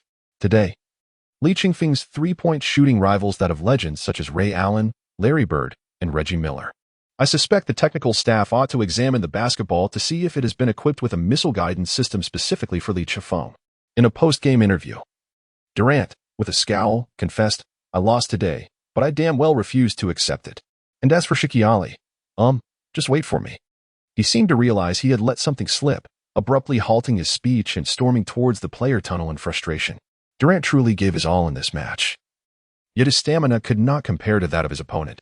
It is evident that without training his physical conditioning, not only would he struggle in games, but he might also find it challenging to engage with Shikiali, a sentiment that Li Chengfeng, with his profound experience, could certainly attest to. Meanwhile, the tabloids and media in the United States were abuzz, having previously captured photos of Li Chengfeng and Shikiali enjoying each other's company. To my astonishment, unexpected revelations surfaced. Various sensational headlines emerged. Durant, Shikiali, and Li Chengfeng in a complicated love triangle. What is happening? The current NBA rookie is a romantic rival. What? Did Durant wish to drink the bathwater of Li Chengfeng and Shikiali? Scandals and rumors were swirling wildly. The following day, within a villa in Houston, Li Chengfeng gazed at the sensational news reports on television, smiling wryly. At that moment, a melodious laughter resonated in his embrace. "How do you suppose these gossip headlines are concocted? They seem as trivial as our bathwater," C. Jelly chuckled, her laughter bubbling with delight. "By the way, who was that person competing against you yesterday? It's utterly annoying how they cling to you during the game." It's revolting that someone so unattractive would dare to utter my name. Li pouted, expressing her disdain. Li Chifeng teased with a smile, you need not know. You only need to understand the extent of my power. You are incorrigibly mischievous. Upon hearing this, Li's face flushed, and she playfully struck his chest with her small pink fist. Li Chifeng feigned a state of distress, exclaiming that he was in dire need of artificial respiration. Following this, the two engaged in a conversation that was both profound and accessible. This interaction was nothing short of a heart-wrenching blow to our dear classmate, Du Xiaoshui. After a morning filled with dialogue, Li, with other commitments for a commercial shoot, bid farewell to Li Chifeng and departed. Left in a state of ennui, Li Chifeng contemplated calling Huaguo to take over. Just then, he was startled by the sound of a knock at the door. Oh, could it be that they had coincidentally arrived together? Aha! Li Chifeng donned his attire, opened the door, and stood there with a rose delicately clasped between his lips. Eyes closed in a playful manner, awaiting a warm embrace from Huaguo. Is this Mr. Li Chifeng? Li Chifeng, sensing something amiss, opened his eyes and was taken aback. What a grand spectacle! Outside, he beheld two massive trucks filled with sneakers and apparel from the Anta brand. Numerous media outlets had also gathered to capture this momentous occasion. Li Chifeng felt a cold sweat trickling down the back of his head. How could Zhang Mingji not inform me? Fortunately, I had the foresight to dress before venturing out. In truth, I had attempted to call him. However, he was so engrossed in our previous conversation that he simply did not hear the phone ring. The staff from Anta were the first to deliver Li Chingfen's signed Fei Hongai's shoes. Li Chifeng promptly discarded the roses in his hand. Upon closer inspection, the entire design was dominated by a vibrant red hue, the aerodynamic contours mirroring Li Chingfen's graceful yet fierce movements on the court. The patterns on the shoes drew inspiration from Li Chingfen's competitive characteristics, intricately intertwined with the cultural essence of Huaguo, endowing him with extraordinary technique, insight, strength, and speed. The minutiae of the sneakers revealed unique details, such as the lace locks embossed with Li Chingfen's exclusive brand logo, and the EVA framework at the heel inscribed with the English phrase riding the winds and breaking the waves. The side of the sole bore a gilded signature in a stylized seal script, bearing Li Chingfen's name. Furthermore, the designs were categorized into 7 variations, representing the colors of the rainbow: red, orange, yellow, green, cyan, blue, and purple, each with distinct shapes and hues. 2 large trucks delivered not only the shoes but also the entire range of the Fei Hong series, including seasonal clothing, daily necessities, tableware, and bathing products. All meticulously customized for Li Chifeng, each adorned with his logo. Anta truly demonstrates a commitment to excellence and attention to detail. I absolutely adore it. Haha. Li Chifeng observed with immense joy as items were transported into the house one after another. Unable to contain his excitement, he eagerly picked up the custom-made signature basketball shoes and tried them on. As he slipped his feet into them, a delightful sensation of snug comfort enveloped him. Li Chifeng remarked, this custom-made item is truly exceptional. The sensation it provides is akin to that of the esteemed Sijia. Quite delightful. In the upcoming match against the Warcraft, adorned in this, I shall triumph over him. Chapter 65, arriving in Orlando to face the joyous beast on December 10th.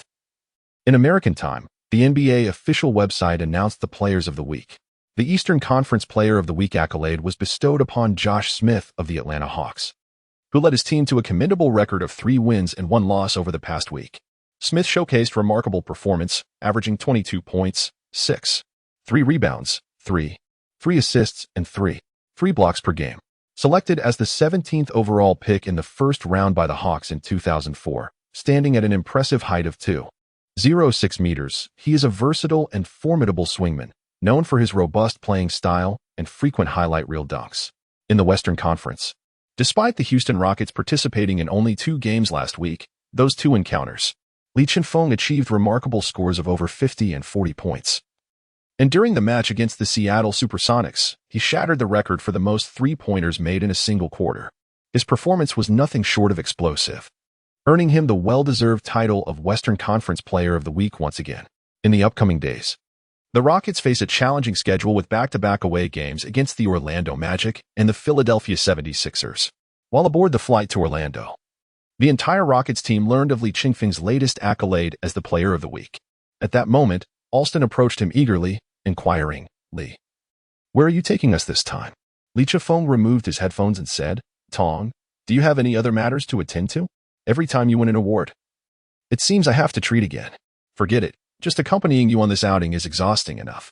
Alston replied, how about this? If we win both of these back-to-back matches, I shall take you to a delightful spot in Los Angeles, and you can treat. What do you think? Li Chengfeng was at a loss for words. I ask you, Tong, aren't you exhausted? 2 consecutive away games back-to-back, and afterward, we travel to Los Angeles. We are traversing the expanse of America. Moreover, with Yu Ming sidelined due to injury and unable to play in these 2 matches, can we truly secure a victory? It would be remarkable if we even withstand the onslaught from Orlando's formidable interior players. Without Yao Ming in the paint, our chances seem bleak. Arteas countered. Just say whether you're going or not. I assure you will be delighted. Let us go, Li Chengfeng declared with unwavering certainty. It was akin to spending an entire night at an internet CAF. The next day, one might regret the decision, vowing never to return and wishing to avoid the coldest mornings of life. Yet, one cannot resist the persuasion of mischievous friends. Once they incite you, you are swept away, defying all reason without a second thought. On December 10th, in the United States, at the Amway Center in Orlando, the arena was filled to its capacity of over 17,000 spectators. The Orlando Magic had recently been performing exceptionally well in the Eastern Conference, bolstered by the arrival of Rashard Lewis and the continued maturation of Dwight Howard. Under the guidance of their new coach, Stan Van Gundy, they ranked first in the Southwest Division and second in the Eastern Conference, trailing only the Boston Celtics. However, the Magic faced a significant challenge. Regardless of how spectacular Howard's performances were in previous games, he was consistently subdued by the Rockets' Yao Ming. This led to Howard, despite claiming to be the best center in the league, facing a barrage of criticism from Yao's fans. Yao's absence in this matchup ignited a spark of hope among Magic fans for a dominant display against the Rockets' interior defense, resulting in an electrifying atmosphere in the Orlando arena. Fans enthusiastically brandished various signs depicting cartoons and slogans encouraging Howard to overpower the Rockets. Dwight Howard, selected first overall by the Orlando Magic in 2004, stands at 6 feet 10 inches and plays as the starting center. With unparalleled athleticism, he imposes his strength and agility upon opponents, showcasing astonishing leaping ability, often through explosive dunks that elevate his team's morale. Last season, he played all 82 games as a starter, averaging 17, 6 points, 12, 3 rebounds, and 2 blocks per game. In the current season, his average has surged to 21 points and 14 rebounds, indicating rapid improvement in both offensive and defensive capabilities. However, his lack of finesse in low-post techniques and relatively singular scoring methods, combined with a lower basketball IQ, present challenges. Although his defense is commendable, he struggles against more technically skilled centers like Yao, which is a primary reason for Yao's ability to contain him. With an hour remaining before the game, players from both teams began to warm up. In a pregame interview, upon noticing Yao's absence from the Rockets lineup, Howard exuded confidence. I am very confident about defeating the Rockets today. As the league's premier center, I will crush them, he declared with a broad grin, openly challenging the Rockets. American media speculated on the match, predicting that winning would not be an easy task for the Rockets without Yao, as the Magic held an advantage in the paint, while the Rockets excelled from the perimeter, resulting in a balanced prediction. During an interview with Li Chengfeng, a foreign journalist inquired, when Anta delivered shoes to you a couple of days ago, was Siji Ali present at your villa? Li Chengfeng was caught off guard. Should he not have been inquiring about the match? He had already prepared some fierce retorts. If I were to answer your question, Du Xiaoshui would surely confront me. As the pregame preparations concluded, both teams' starting players took to the court. The arena's DJ bellowed the names of the home team players: point guard, Jamil Nelson; shooting guard, Kenyon Dooling; small forward, Hito T. RKO Liu; power forward, Rashard Lewis; center, Dwight Howard. The Rockets' starting lineup was altered due to Yao Ming's injury, with Uncle Moose stepping in at center and Luis Scola at power forward, while Shane Battier took the small forward position and Tracy McGrady filled the shooting guard role. With Li Chengfeng as the point guard, the Magic, unburdened by injuries, presented a complete starting lineup. Besides the dominance of their star player Howard, TRKO Liu is lauded as the Turkish LeBron, having been selected by the Sacramento Kings as the 16th pick in the first round of 2000. He possesses the height of a power forward, albeit with a slower pace, yet he excels in rhythm, passing vision, and shooting ability. He is also a rare playmaking forward in the league, forming a formidable frontcourt duo with Lewis that poses significant challenges to other teams. Rashard Lewis was chosen by the Seattle Supersonics as the 3rd pick in the second round of 1998. Although a second-round pick at the time, he has flourished, becoming one of the 4 players in Supersonics history to score 50 points in a single game, alongside Ray Allen, forming the renowned twin stars of the Supersonics. Acquired by the Magic in a trade involving Ray Allen, Lewis delivered an all-star caliber performance last season with an average of 22 points and 6 rebounds per game. This configuration of the Magic poses a considerable challenge in the absence of Yao Ming. Amidst the thunderous cheers of the audience, the game commenced. Chapter 66, The Challenging Howard. The centers of both teams approached the mid-court logo for the jump ball. Howard, relying on his remarkable physique, secured possession effortlessly. What a spectacular leap! Li Chengfeng, witnessing the beast leap into the air, couldn't help but exclaim in admiration. He passed the ball into Nelson's hands. Li Chengfeng promptly stepped forward to provide protection. Nelson, dribbling the ball, gazed at the towering figure and thought to himself, goodness, such height to play as a point guard. I had heard that the Rockets selected a tall point guard, but now, facing him on the court, I feel like a delicate butterfly in comparison. Li Chengfeng's recent fervent performance has certainly caught the attention of Nielsen, that he does not believe he can match his pace.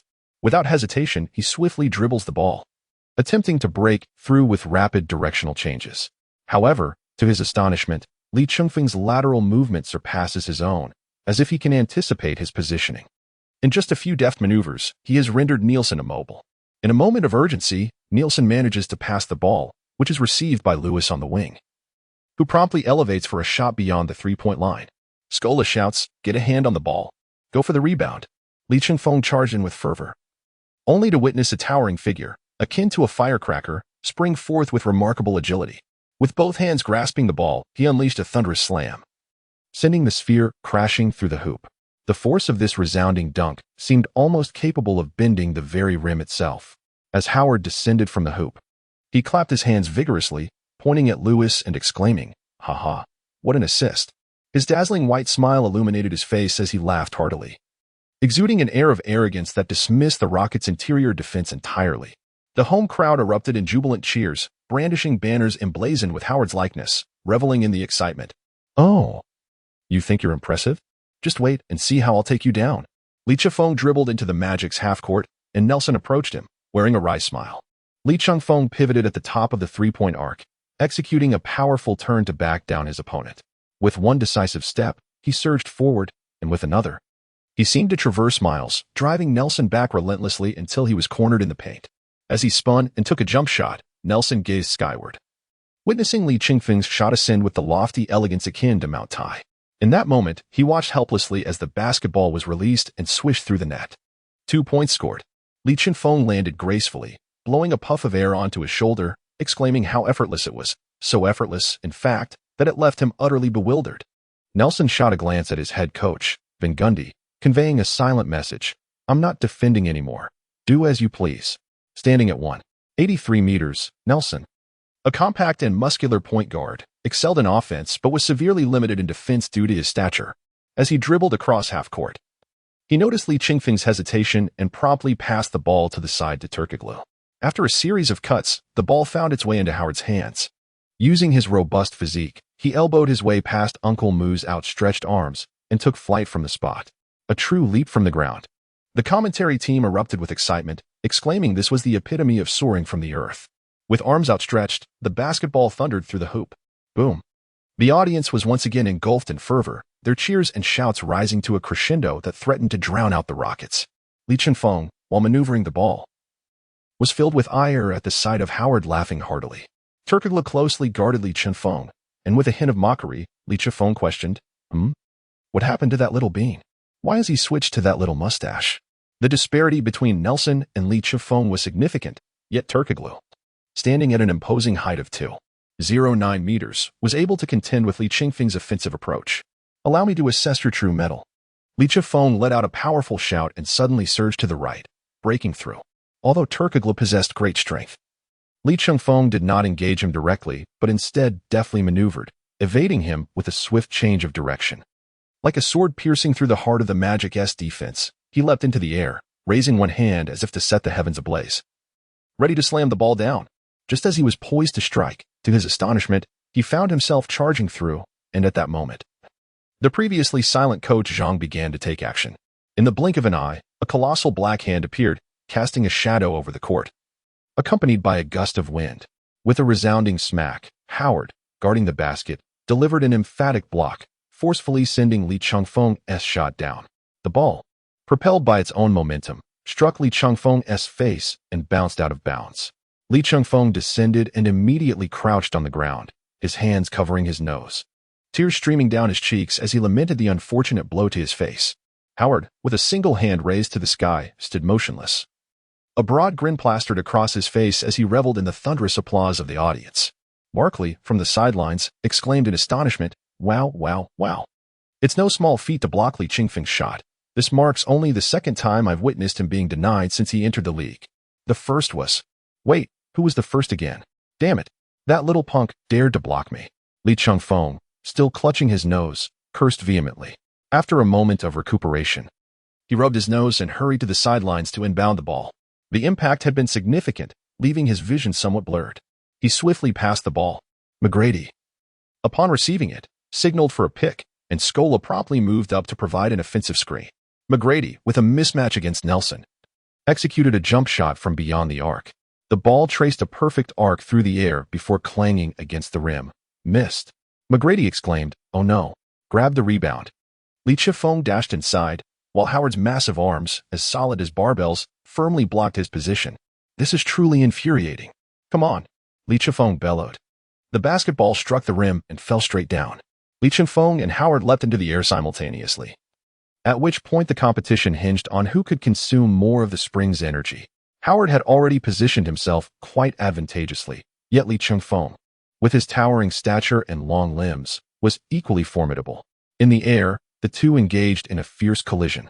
Lee Chengfeng, with his 10 fingers barely grazing the basketball in midair, engaged in a contest of strength against Howard. "My goodness!" A resounding smack echoed as the ball was not so much dunked into the hoop as it was hurled within.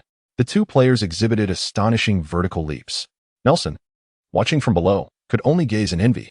Howard, caught off guard, staggered backward and collided with the basketball hoop. A moment of silence enveloped the crowd of Magic fans. Lee Chengfeng flexed his arms, showcasing his formidable biceps, and let out a thunderous roar towards Howard, venting his emotions. "Give me a smile, will you? No smile? All right. Let me smile for you." "Haha." The head coach of the Magic, watching from the sidelines, was taken aback. How on earth did this kid manage that? Is he truly playing as a point guard? This lad is nothing short of magical. Chapter 67. Am I playing as a center? With a spectacular dunk, Lee Chengfeng tied the score at 4-4. The home crowd fell into an astonished silence. As they retreated on defense, McGrady exchanged a high five with Lee Chengfeng, exclaiming, "Impressive, brother. That was fierce. You've got great momentum. It seems like Sea Jelly hasn't put you in a weakened state." Lee Chengfeng curled his lips in disdain, muttering the same old phrases. The Magic swiftly recalibrated their spirits, executing a rapid inbound pass. After a series of deft passes, Turkoglu directed the ball into the paint for Howard. Despite the formidable defense of the Rockets veteran, Uncle Moo, age was an undeniable factor. Howard, leveraging his immense strength, brushed aside the defense and delivered a thunderous dunk. Although Howard struggled with back-to-basket moves, his powerful upper body and explosive athleticism enabled him to finish effectively. Uncle Moo ceased his finger-wagging, shaking his head in resignation, utterly unable to contain this beast of a player. On the offensive end, Lee Chengfeng found himself trapped in a double team by the towering Lewis and Turkoglu, making it excruciatingly difficult for him. He resorted to distributing the ball to McGrady and Battier. Unfortunately, McGrady was having an off night, unable to sink a single three-pointer in the first quarter, and could only manage to stay afloat through drives and mid-range jumpers. Battier, while primarily known for his defensive prowess, could be quite formidable from beyond the arc when in the zone, though his shooting consistency was lacking. Defensively, Howard was a force to be reckoned with. Scola, despite his best efforts of pivoting and maneuvering, could only manage a few baskets, and Uncle Moo was rendered virtually ineffective. As the first quarter progressed, the Rockets found themselves ensnared in a stalemate, while the Magic flourished both inside and out, buoyed by the fervent cheers of their home crowd, which only fueled Howard's enthusiasm further. The score had reached 27-20, with the Rockets trailing by 7 points. Coach Adelman, feeling the pressure, was compelled to call a timeout.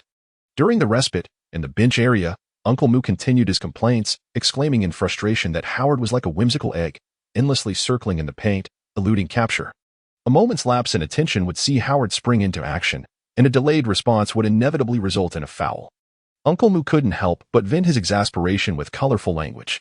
Adelman, equally disheartened, realized that placing Hayes to defend against Howard would likely lead to disastrous results.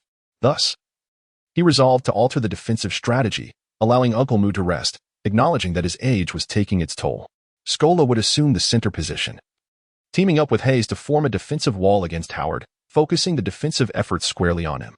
As the timeout concluded, Chengfeng dribbled past half-court. And as soon as he crossed, Lewis and Turkoglu from the Magic swiftly closed in on him. Chengfeng hastily accelerated and changed direction, attempting to shake off their entanglement. Just as he was on the verge of making a mistake, he leaped high and passed the ball to Hayes, who was positioned mid-air. Observing that each defender was tightly marking him, Hayes lifted his rear and executed a delicate bank shot. Howard, having evaded Scola, raised his elbow. With a resounding smack, he sent the ball soaring once more. Chengfeng is quite exasperating. He can't even find a position to enter. The ball landed directly in Nelson's hands, who darted forward like a small cannon, zipping towards the front court. After a brief pause for the trailing players, Howard received a pass in the paint. Hayes and Scola raised their hands for a double team, but the Beast did not charge recklessly. Instead, he skillfully passed to Lewis on the perimeter. Chengfeng sprinted back, but it was too late to intervene. Lewis positioned the anti-aircraft gun, and the projectile traced a flawless arc. Whoosh! A three-pointer. The home crowd was on the verge of bursting with excitement. The cheers resounded like thunder. The Magic led by double digits at 30-20. The subsequent offense and defense proved ineffective against Howard. As the first quarter concluded with the final whistle, the Rockets found themselves trailing by 12 points at 35-23 as they entered the second quarter. Howard's dominance in the paint was undeniable, without Yao Ming to counter him. The Rockets' offense and defense were significantly hampered. Zhang Weiping began to lament Yao Ming's absence. Meanwhile, TNT commentator Barkley remarked, "The Rockets are currently relying solely on Chengfeng to uphold the team. McGrady's performance in the first quarter was akin to a lump of clay. Oh, this is tough." During the break, the Rockets' interior players were exhausted. McGrady sat nearby, towel draped over his head, not uttering a word. Alston quietly muttered, "Damn. Los Angeles is really showing off this time." As the second quarter commenced, taking advantage of Howard's rest, the Rockets substituted Scola for a breather and brought in Uncle Mu. Shifting Battier to the 4 position, McGrady stepped aside to find his rhythm. Taking advantage of the break for Howard, Lewis, and Turkoglu, the game continued. Chengfeng led his team in a fierce counterattack, penetrating the defense and launching outside shots, narrowing the gap to a mere 5 points in less than 5 minutes. Sensing the impending threat, the Magic swiftly replaced all their starters during a dead ball situation. Meanwhile, the Rockets decided to give Chengfeng a brief respite, bringing in Tracy McGrady. Although Chengfeng's stamina was remarkably exceptional, the coach opted for this substitution to ensure his performance in the second half, allowing him a moment to catch his breath. This adjustment, however, proved to be detrimental. Chengfeng's team managed to narrow the point gap with great difficulty. But with the combined efforts of Howard, Lewis, and Turkoglu, they swiftly widened the score again. Whenever the Rockets focused on double-teaming Howard in the paint, he adeptly distributed the ball. Lewis and Turkoglu, both exceptional sharpshooters, found themselves in remarkable form today. As soon as Lewis noticed Howard being double-teamed, he positioned himself beyond the arc, ready to receive the pass for a three-pointer. Meanwhile, McGrady seemed to be under some inexplicable curse, unable to score and resorting instead to driving to the basket or drawing fouls to earn free throws. Thanks to a brief surge from Battier and Alston during this quarter, the score did not widen further, yet the Rockets struggled immensely throughout the first half. As the halftime whistle blew, the Rockets faced a daunting deficit of 15 points, trailing 48-63. American media expressed skepticism regarding the Rockets' prospects in this match. What began as a 55-45 scenario had now shifted to a disheartening 37-63. During halftime, Barkley analyzed, stating that the Rockets' primary defensive concern was to contain the Magic's interior presence, which proved overwhelmingly influential. Relying solely on Chengfeng's offensive efforts was insufficient. Others needed to step up and deliver substantial firepower. If this trend continued, I fear the Rockets might collapse, putting Adelman's coaching capabilities to the test. The Yu family began to feel anxious as well. In the Rockets' locker room during halftime, the atmosphere was somber, particularly among the 3 big men, Uncle Mu, Scola, and Hayes. Uncle Mu, rubbing his shoulder, grumbled with indignation. "If only I could feel 10 years younger. I'd show him a thing or two. This young man incessantly boasted about being the league's best center, and it was infuriating to see him perform so well while they struggled. Hayes, cradling his head in frustration, lamented aloud. Suddenly, Adelman, contemplating strategies while holding a tactical board, exclaimed, "Where's Li Chengfeng? Have him play center." Li Chengfeng had just emerged from the restroom, pointing at himself in disbelief. "Me? I'm playing center?" Chapter 68. I will crush you, you little brat. Yes, it's you. There's no one behind you. So don't look back. Your physique is quite similar to his, and your strength is on par. Your task is to defend against him fiercely. It doesn't matter if we lose the match, but we cannot allow this talent to become too arrogant. Howard's post-up abilities are rather lacking, and his lower body strength may not surpass yours. Just hold your ground and prevent him from cutting inside, and I have faith in your defensive skills. As for the offense, play according to your instincts," Adelman stated earnestly while holding the tactical board. Everyone in the room, including Li Chengfeng himself, was taken aback. Despite Li Chengfeng's considerable height, even surpassing that of Howard by a slight margin, his skill set predominantly lies in perimeter play, and he has never formally engaged in interior positions, leaving him somewhat unfamiliar with the intricacies of the post-game. However, given his temperament, there is little he would shy away from. "Sure, no problem, but if we lose, don't let me take the blame," Li Chengfeng declared, vigorously tossing his towel. Before Adelman could respond, a voice emerged from behind, with McGrady exclaiming with frustration, "You won't be taking the blame. Damn it, if we can't turn this game around, I'll be the one bearing the consequences. Have faith in your abilities, it will be fine." Adelman encouraged both of them. Li Chengfeng rose to his feet, declaring, "Very well. If you are willing to perish, I shall not hesitate to bury you." The crowd, Adelman, too, approached the situation with a mindset of desperation, willing to take a chance. During the routine internal training sessions, the presence of Yao Ming, the steadfast anchor of the interior, had precluded any instruction for Li Chengfeng regarding post-play, for his prowess beyond the arc was substantial. In the muscular realm of the NBA, the interior players resembled formidable tanks. Li Chengfeng is unlikely to gain significant advantage. The halftime break has concluded, and the players from both teams have returned to the court. In the Huaguo official commentary booth, Yu Jiaji and Wei Ping have also returned to the studio. Dear viewers, welcome back. We observe that the Rockets have altered their formation, positioning Li Chengfeng to contend against Howard in the paint. This is indeed a bold strategic shift. Let us see if head coach Adelman's adjustments yield any results, remarked Yu Jia with an expression of surprise. Zhang Weiping added, given the current circumstances of the Rockets, they have no choice but to take such risks. Li Chengfeng and Howard are separated by merely 2 to 3 centimeters in height, which makes little difference. However, Li appears considerably more slender than the formidable Howard, as he is outweighed by 20 pounds. It remains uncertain whether he can withstand Howard's offensive and defensive prowess. Both teams have deployed their starting players, with the Rockets sending in Alston to replace Li Chengfeng at the point guard position. Li Chengfeng positioned himself beside Howard, and some of the home fans began to mockingly comment, "What a splendid arrangement. This will surely allow our starters to clock out early. The match has lost its allure. The Rockets are finished. I must leave shortly, lest I get caught in traffic. Just look at Li Chengfeng's slender frame. Hey, if the beast collides with you, we won't be responsible for picking up the pieces, haha." A chorus of laughter erupted from the audience. Howard glanced at the bewildered Li Chengfeng beside him and exclaimed, "Hey, you've entered the wrong room. The kids are at that table.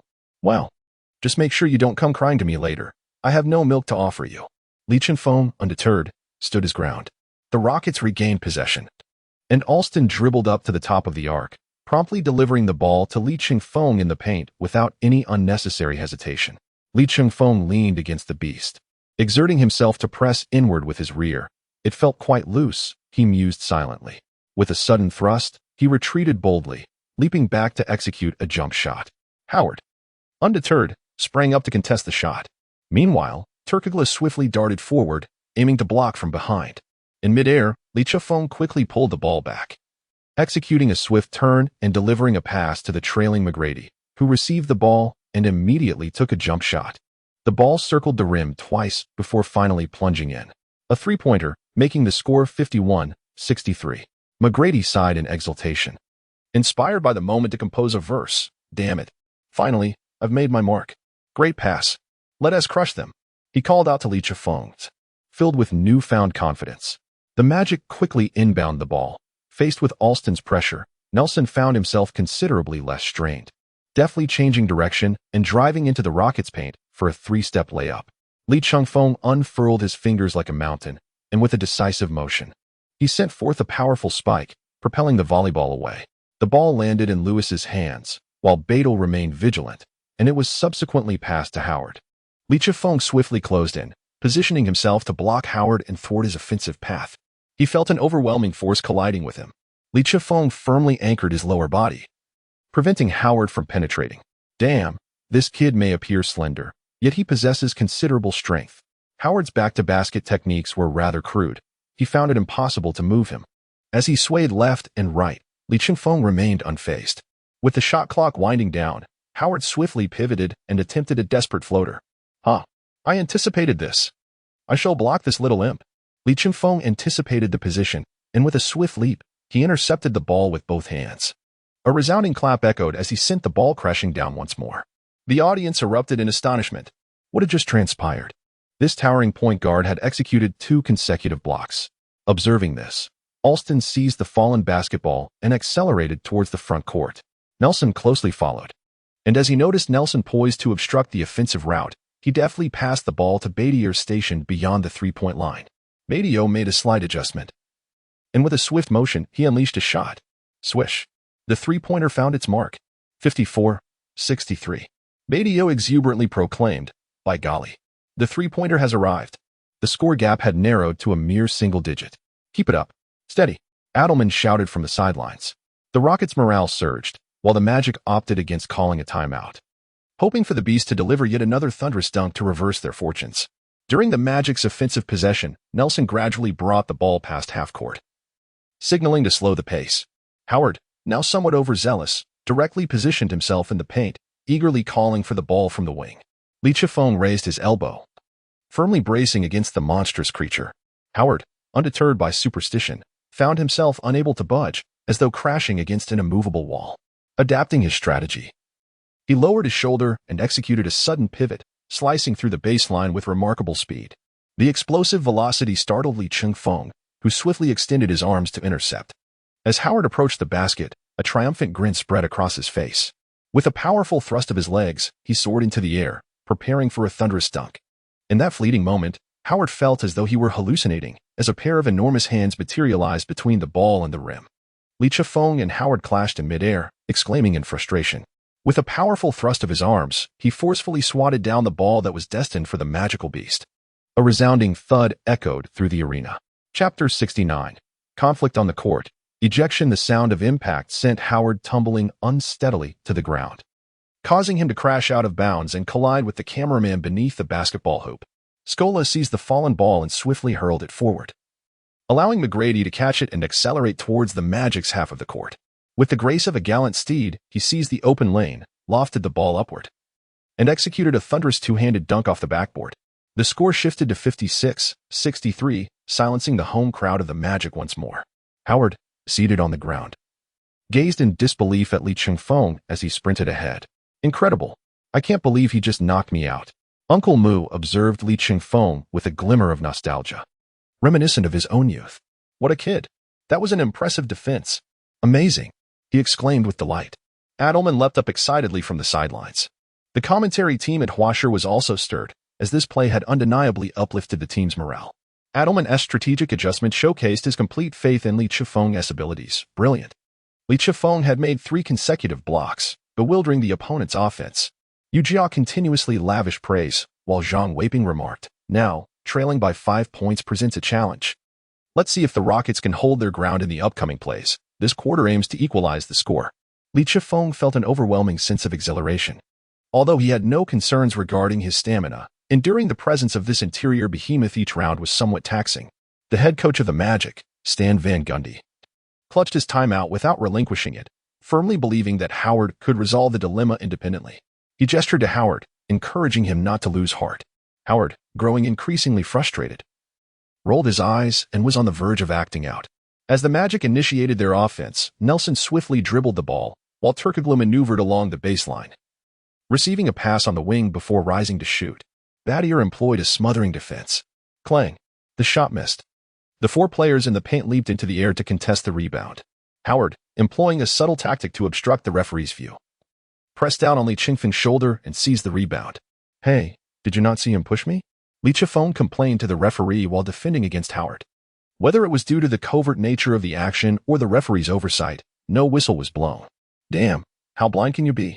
Li Chengfeng muttered, channeling all his frustration towards Howard. He tightly wrapped around him. In the paint, Howard found himself unable to advance even a step, lacking confidence in his back-to-the-basket moves. He always yearned to drive in for a slam dunk. Li Chengfeng's eyes blazed with fury, nearly compelling him to lift his opponent and hurl him to the ground. Howard turned around, gripping the ball with both hands, and swiftly swung from right to left. Crack! Both of his elbows struck Li Chengfeng's left cheek with tremendous force. Li Chengfeng was promptly thrown to the ground. The referee blew the whistle, declaring an offensive foul against Howard. With an expression of feigned innocence, Howard raised his hands in protest, insisting that he had not made contact with Li Chengfeng. After taking a moment to recover on the floor, Li Chengfeng was assisted back to his feet by Alston and McGrady. Li Chengfeng's emotions began to waver, prompting him to rush forward to confront him. However, after much persuasion from the referee and McGrady, he was dissuaded from his impulsive action. Meanwhile, the audience erupted in a chorus of boos, jeering at Li Chengfeng. Li Chengfeng began to engage in a heated exchange with the audience. As the situation appeared to escalate, Battier and McGrady hurriedly covered his mouth to restrain him. Once he regained his composure, Li Chengfeng rubbed his swollen face, the fury within him surging forth.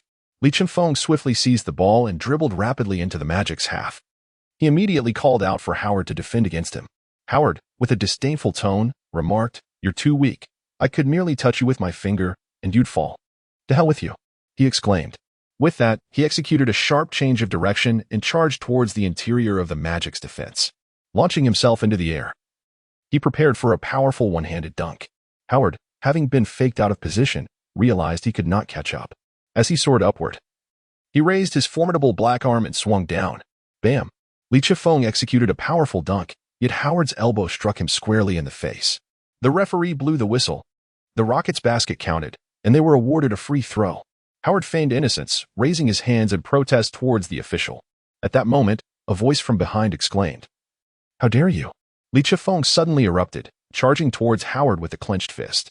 A resounding thud echoed as he landed a punch, delivering a jolt to Howard. Yet, the impact merely left a mark. Howard staggered backward, momentarily disoriented. In an instant, Li Chengfeng's right arm flexed, muscles tensing as he unleashed a powerful slap that echoed through the air. Another resounding crack resounded as his hand struck the other side of Howard's face, transforming his complexion from a dark hue to a deep crimson. Howard, bewildered, spun around in place, clutching his face, questioning, "Is this really happening to me? Who struck me?" Still reeling from the shock, he soon regained his composure, lunging to grasp Li Chengfeng's neck. The chaos around them was palpable. Events unfolded at an alarming speed. This time, without Yao Ming to restrain him, Li Chengfeng unleashed his temper. "Get away from me," he bellowed, shoving those nearby aside before launching a soaring kick aimed at Howard. As Howard regained his senses, he swiftly countered, grabbing hold of Li Chengfeng's leg to prevent the onslaught. Li Chengfeng was taken by surprise as someone grasped his thigh, causing him to lose his balance, and the two of them tumbled to the ground, entangled in a fierce struggle. Howard clung tightly to Li Chengfeng's leg, while Li Chengfeng exerted all his strength in an attempt to free himself from Howard's grip. They rolled on the floor, tugging at each other's clothing and throwing punches. The referee, caught in the middle like a wrap of meat in a pancake, desperately tried to separate the two, but to no avail, finding it difficult to catch his breath amidst the chaos. The individuals on the bench were restrained by their coach, for if they all surged onto the court, the situation would undoubtedly escalate. In NBA games, bench players are prohibited from entering the court during conflicts. If they truly cannot be contained, there is little that can be done. Bench players must refrain from engaging in on-court altercations, including entering the playing area, or they risk facing suspension. This regulation has been strictly enforced throughout NBA history, aimed at preventing the escalation of incidents and protecting innocent parties from becoming embroiled in the fray. Both players' jerseys were distorted from the tugging. Their arms, as sturdy as the pillars supporting a roof, created a formidable barrier until all the players on the court converged, with one team holding one side, allowing for a tenuous separation. Li Chengfeng, blood streaming from his nose, shouted furiously, "Stop pulling me. Just wait until I take down this scoundrel. How dare he ambush me? Come on, If you're not convinced, come again. Howard, still dazed from the earlier slap, yelled at Lewis. Lewis, feeling helpless, pointed in another direction. Bro, over there. Turkoglu exclaimed. What are you doing? Pointing him in the right direction. Don't you know the more chaotic it gets, the worse it is? Meanwhile, at the Watcher commentary booth, the host announced, Dear viewers, don't go anywhere. The excitement continues after the break. Across the ocean, a player from the Japanese national team remarked, Now this is thrilling. This is how it should be done. I still need to master these moves. One day, I'll give Li Chifeng a call and teach him a few tricks. The situation finally calmed down, and the head referee promptly expelled Li Chengfeng and Howard from the game. Chapter 70. Banned, suffering consecutive defeats. Li Chengfeng decisively tore off his precariously hanging shirt, revealing his well-defined muscles and the bruises inflicted by Howard. He strode directly towards the player tunnel, heading back to the locker room, in front of the television. Sijiali and Hakesi blushed uncontrollably at the sight, exclaiming how impressively fit he still was.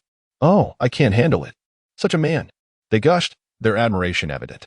They exchanged glances and burst into laughter, engaging in playful banter about their card-playing skills. Meanwhile, Howard, sporting a black eye from a powerful hit and a sizable bump on his head courtesy of Li Chengfeng, cursed fervently under his breath as he waved his arms in frustration, making his way towards the player tunnel. After McGrady replaced Li Chifeng to take the free throws, the score shifted to 59-63.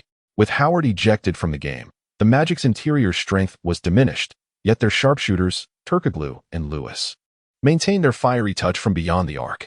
Under McGrady's leadership, the Rockets valiantly resisted the Magic's resurgence during the third quarter. As the third quarter concluded, the Magic held a 12-point lead over the Rockets at 75-63, entering the final quarter. In the commentary booth, Coach Zhang began to advise McGrady. Without the interior presence of Yao Ming and the tenacity of Li Chengfeng, the Rockets are heavily reliant on McGrady, which is quite taxing. Furthermore, while McGrady's shooting touch has just begun to recover, he lacks a strong facilitator and is now forced to drive aggressively. This match requires a strategy of penetrating the interior while also shooting from the outside. Establishing an inside-out game is crucial. Pass out, then receive the ball back, creating opportunities to exploit defensive weaknesses. You drive, he defends, then distribute to the perimeter. Yujia, unable to bear it any longer, interjected, Dear viewers, we must pause for a quick sports update. Stay tuned. We will be right back. As the break concluded, the referee's whistle pierced the air. As the fourth quarter commenced, the Magic team flourished offensively in the absence of Howard. Nelson, unencumbered by the defensive pressure from Li Chifeng, began to disrupt the flow of the game with his adeptness. Utilizing his compact stature, he executed both interior drives and outside shots, including a three-pointer that left Alston in a state of distress. Conversely, the Rockets found themselves under siege, with McGrady becoming the focal point of relentless double teams and restrictions. The rim seemed to reject his attempts, and regardless of Edelman's vehement admonitions from the sidelines, the team's fighting spirit remained dormant. McGrady, exhausted, had reached his physical limits. After enduring for a significant portion of the quarter, the score escalated to 97-77, marking a 20-point deficit, prompting the Rockets to call for a timeout. Under Edelman's directive, the entire bench was substituted in, ceasing their efforts. On the sidelines, Barkley lamented that this was the first time since Li Chifeng joined the Rockets that they had been so thoroughly outplayed by another team, suggesting that the Rockets needed to seriously reflect on their approach to the game. As the final whistle blew, the Magic triumphed over the soaring Rockets with a score of 108-92, igniting a fervent celebration among the fans. Throughout the match, Coach Edelman's tactical adjustments proved to be remarkably effective. The Rockets appeared poised to reclaim the lead in the third quarter. Yet fortune faltered as Li Chifeng and Howard became embroiled in a confrontation. The Rockets, deprived of two pivotal players, struggled to maintain control against such a formidable Eastern Conference opponent, a disappointing turn of events, as noted by the commentators.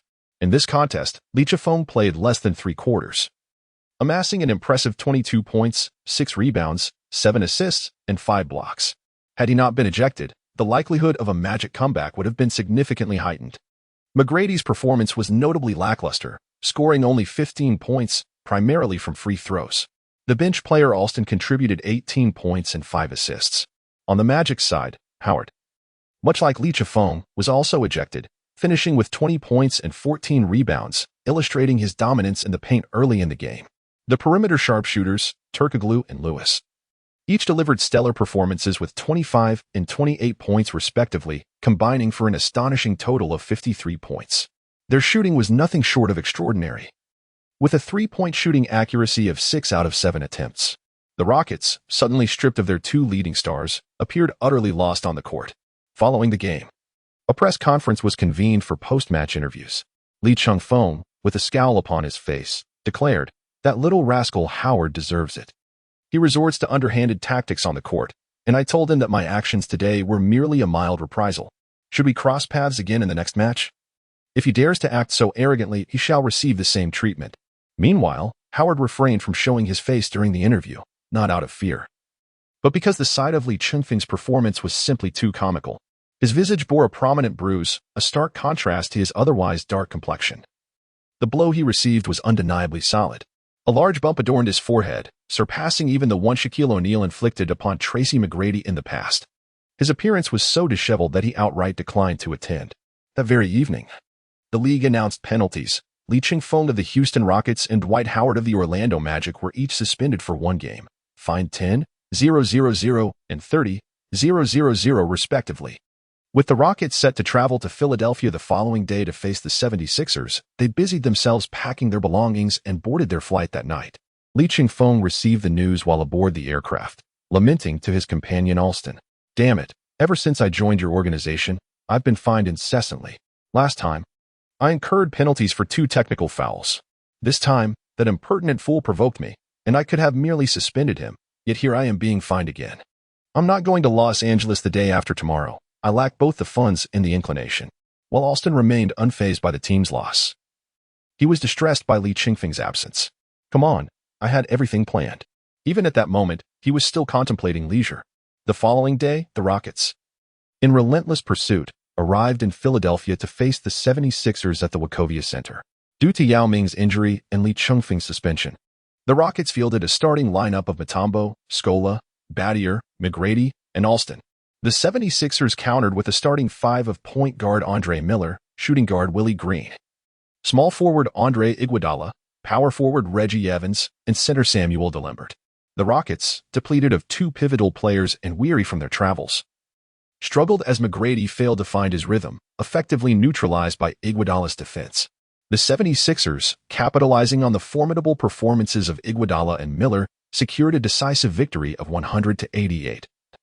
Marking the Rockets' first consecutive losses of the season. In this contest, McGrady managed only 12 points, 1 rebound, and 3 assists, while substitutes Wells and Head delivered impressive performances, scoring 24 and 18 points respectively. Without their contributions, the defeat would have been far more humiliating. Iguodala achieved 20 points, 5 rebounds, 6 assists, and an impressive 6 steals, thoroughly disrupting the Rockets' offense. Miller further excelled with 21 points and 12 assists, leaving the Rockets at a loss. After suffering 2 consecutive defeats, the Rockets fans could no longer tolerate the situation, leading to a surge of criticism online. McGrady is nothing but a soft player. He falters in crucial moments. This rookie, after a few commendable games, has become inflated with ego. The time he spends fighting on the court surely surpasses his endeavors off it. What a disarrayed performance. Even my grandmother could achieve victory against them. Perhaps we should consider bringing back Dream or even Drexler. Being overwhelmed in the paint against the Magic and on the perimeter against the 76ers. Let's not refer to them as the Rockets anymore. Perhaps the exploded team would be more fitting. As social media erupted with criticism of the Rockets and vitriol aimed at Chengfeng, they returned to Houston. Chengfeng sat at his computer at home, initially indifferent to the media's commentary. However, upon encountering remarks about his prowess in bed, he became incensed. Thus began a spirited exchange online, engaging in a verbal duel with fans. The insults were exceedingly harsh, and he unleashed the most vulgar phrases he had mastered, translating them into English with fervor. For those he could not translate, he resorted to consulting a dictionary.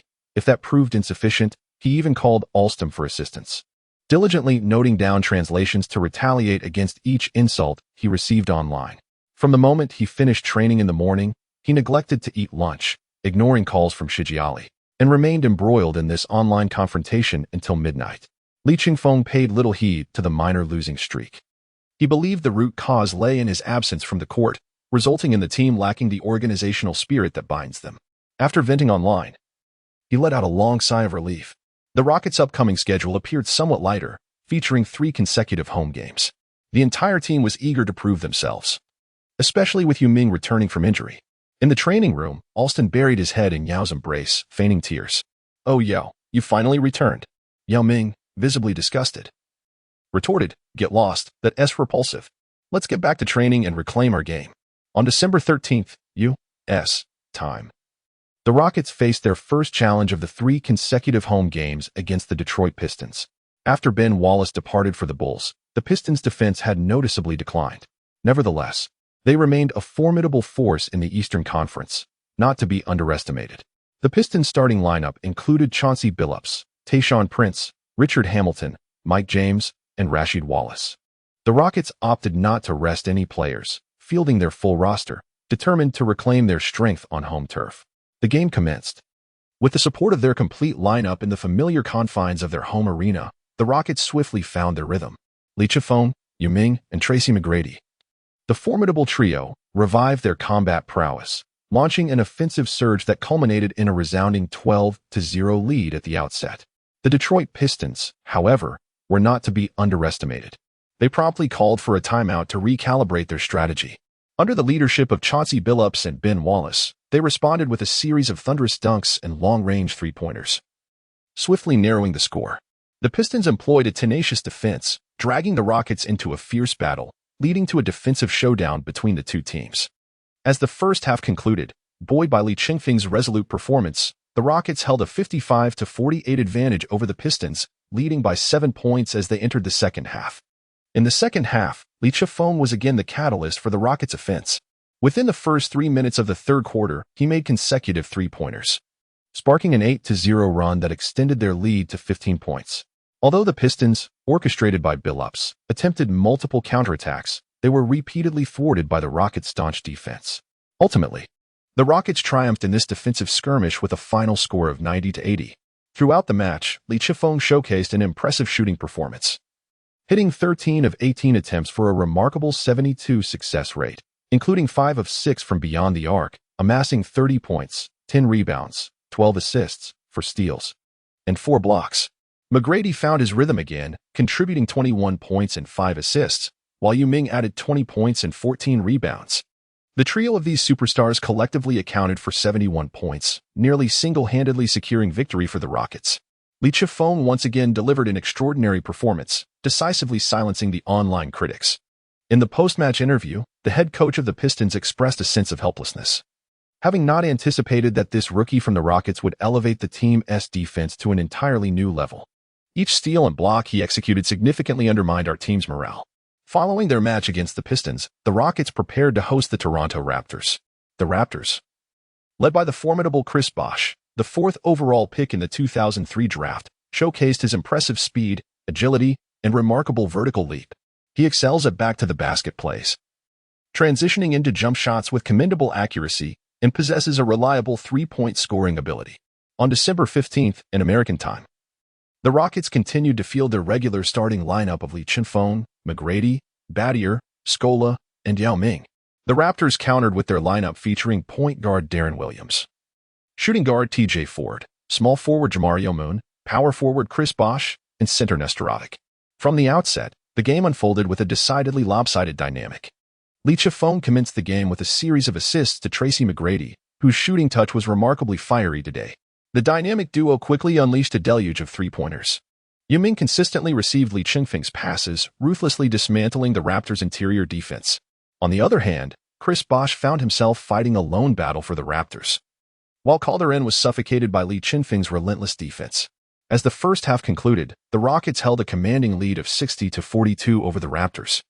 With the onset of the third quarter, the Raptors seized the opportunity during Lee Chengfeng's brief respite to launch a vigorous counterattack. Yet, the Rockets stood resolute as an impenetrable wall. When the final buzzer sounded, the scoreboard read 110-80, marking a decisive 30-point victory that obliterated the Raptors. Throughout the game, Lee Chengfeng delivered an impeccable performance with stats of 40 points, 7 rebounds, and 12 assists, resting for a mere 4 minutes. Unwilling to conclude his exertions prematurely, and channeling his frustrations onto the Raptors. In contrast, Chris Bosh led the Raptors with a mere 20 points, while Calderon Nearly rendered ineffective by Li Chengfeng's defense, managed a solitary assist, with all other statistics remaining blank. The Rockets were relentless as they prepared to face the Dallas Mavericks at home on December 17th. After a grueling battle, they once again vanquished the Mavericks, achieving a third consecutive victory over them this season.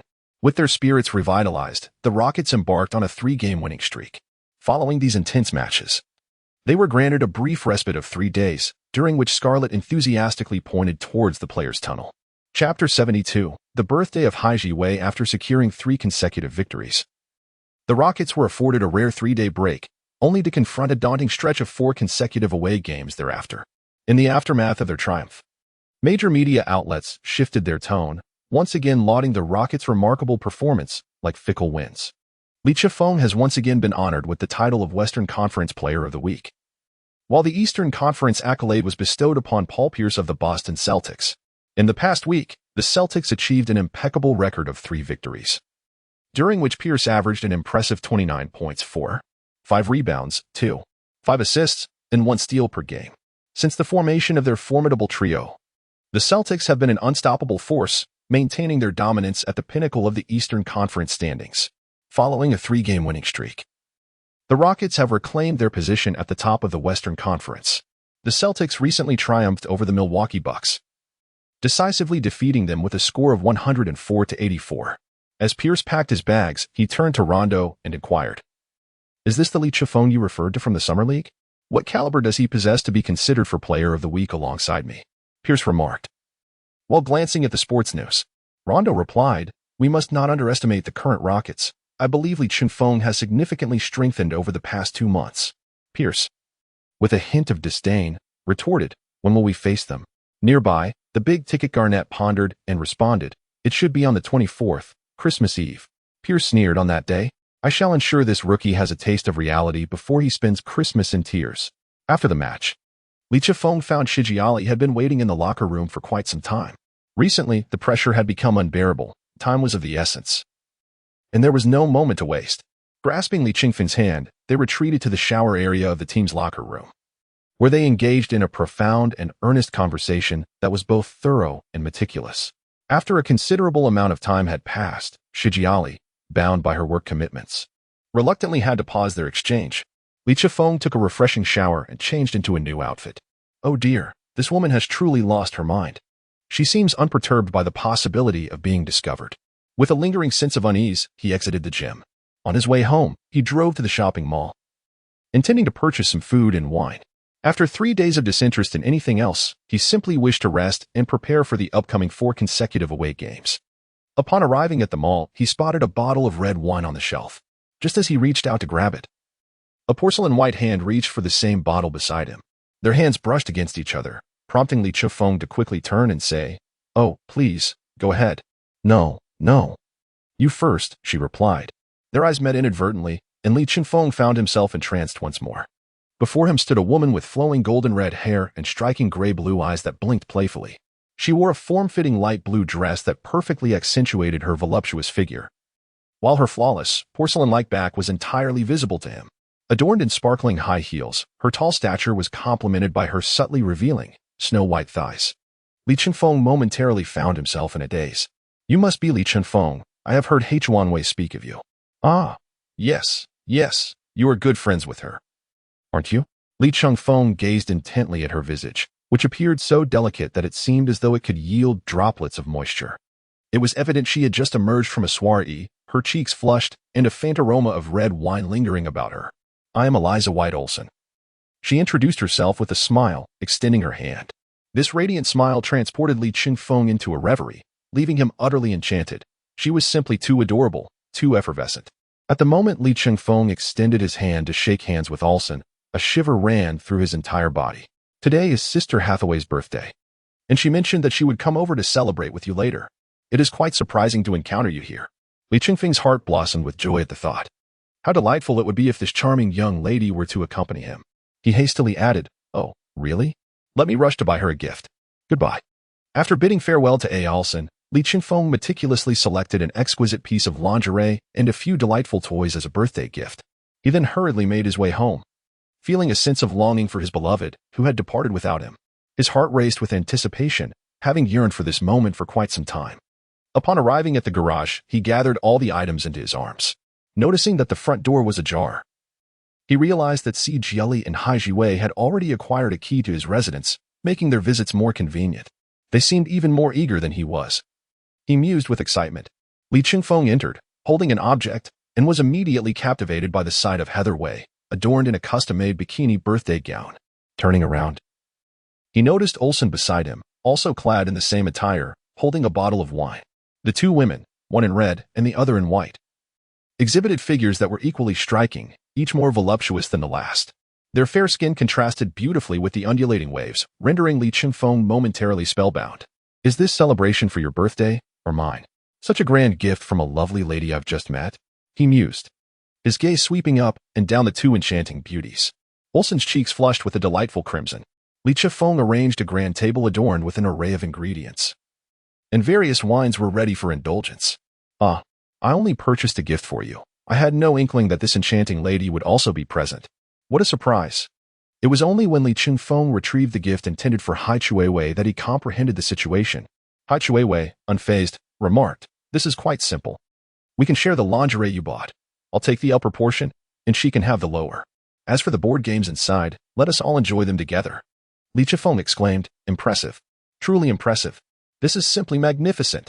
He mused to himself, these American women are remarkably bold. Despite the seemingly timid demeanor of this Olsen, one can only wonder how she will perform in due course. As if on cue, the nearby Olsen remarked, "We've had our fill of drinks. Let us hasten to the card table. I've long heard of your exceptional skills from Sister Hai Ziwei, and today I am determined to challenge you." Upon hearing this, Li Chengfeng exclaimed in astonishment, "What audacity! There are those who dare to provoke me." Just by observing these three, they resemble true heroes of the martial world. Li Chengfeng extended his hand and said, "Please." Heather and Olsen chuckled, mimicking Li Chengfeng's gesture, extending their graying arms to point towards the game room. "Please." Chapter 73. The tragic bulls. Following their amiable exchange, Li Chengfeng was secretly astonished. He realized that the enchanting beauty, Aurson, was far from ordinary. From their very first encounter, it was evident that she was an adept veteran at the card table. Her deft maneuvers and exquisite techniques surpassed those of Hai Jiwei and Si Jieli by leaps and bounds. Faced with such a formidable opponent, Li Chengfeng felt somewhat overwhelmed, struggling to keep pace. The pressure mounted further as Aorson's assaults came at him like a tempest, nearly leaving him breathless. Their seamless synergy in card play made it exceedingly difficult for Li Chengfeng to withstand. After an entire night of play, dawn broke with the sun already high in the sky. Exhausted, they finally emerged from Li Chengfeng's villa, having had lunch, their steps unsteady.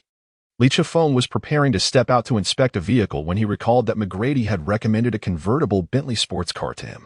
It boasted impressive speed, luxurious features, and, importantly, ample space, ideal for someone of Li Chengfeng's stature, allowing him to accommodate several individuals in the garage for maximum enjoyment.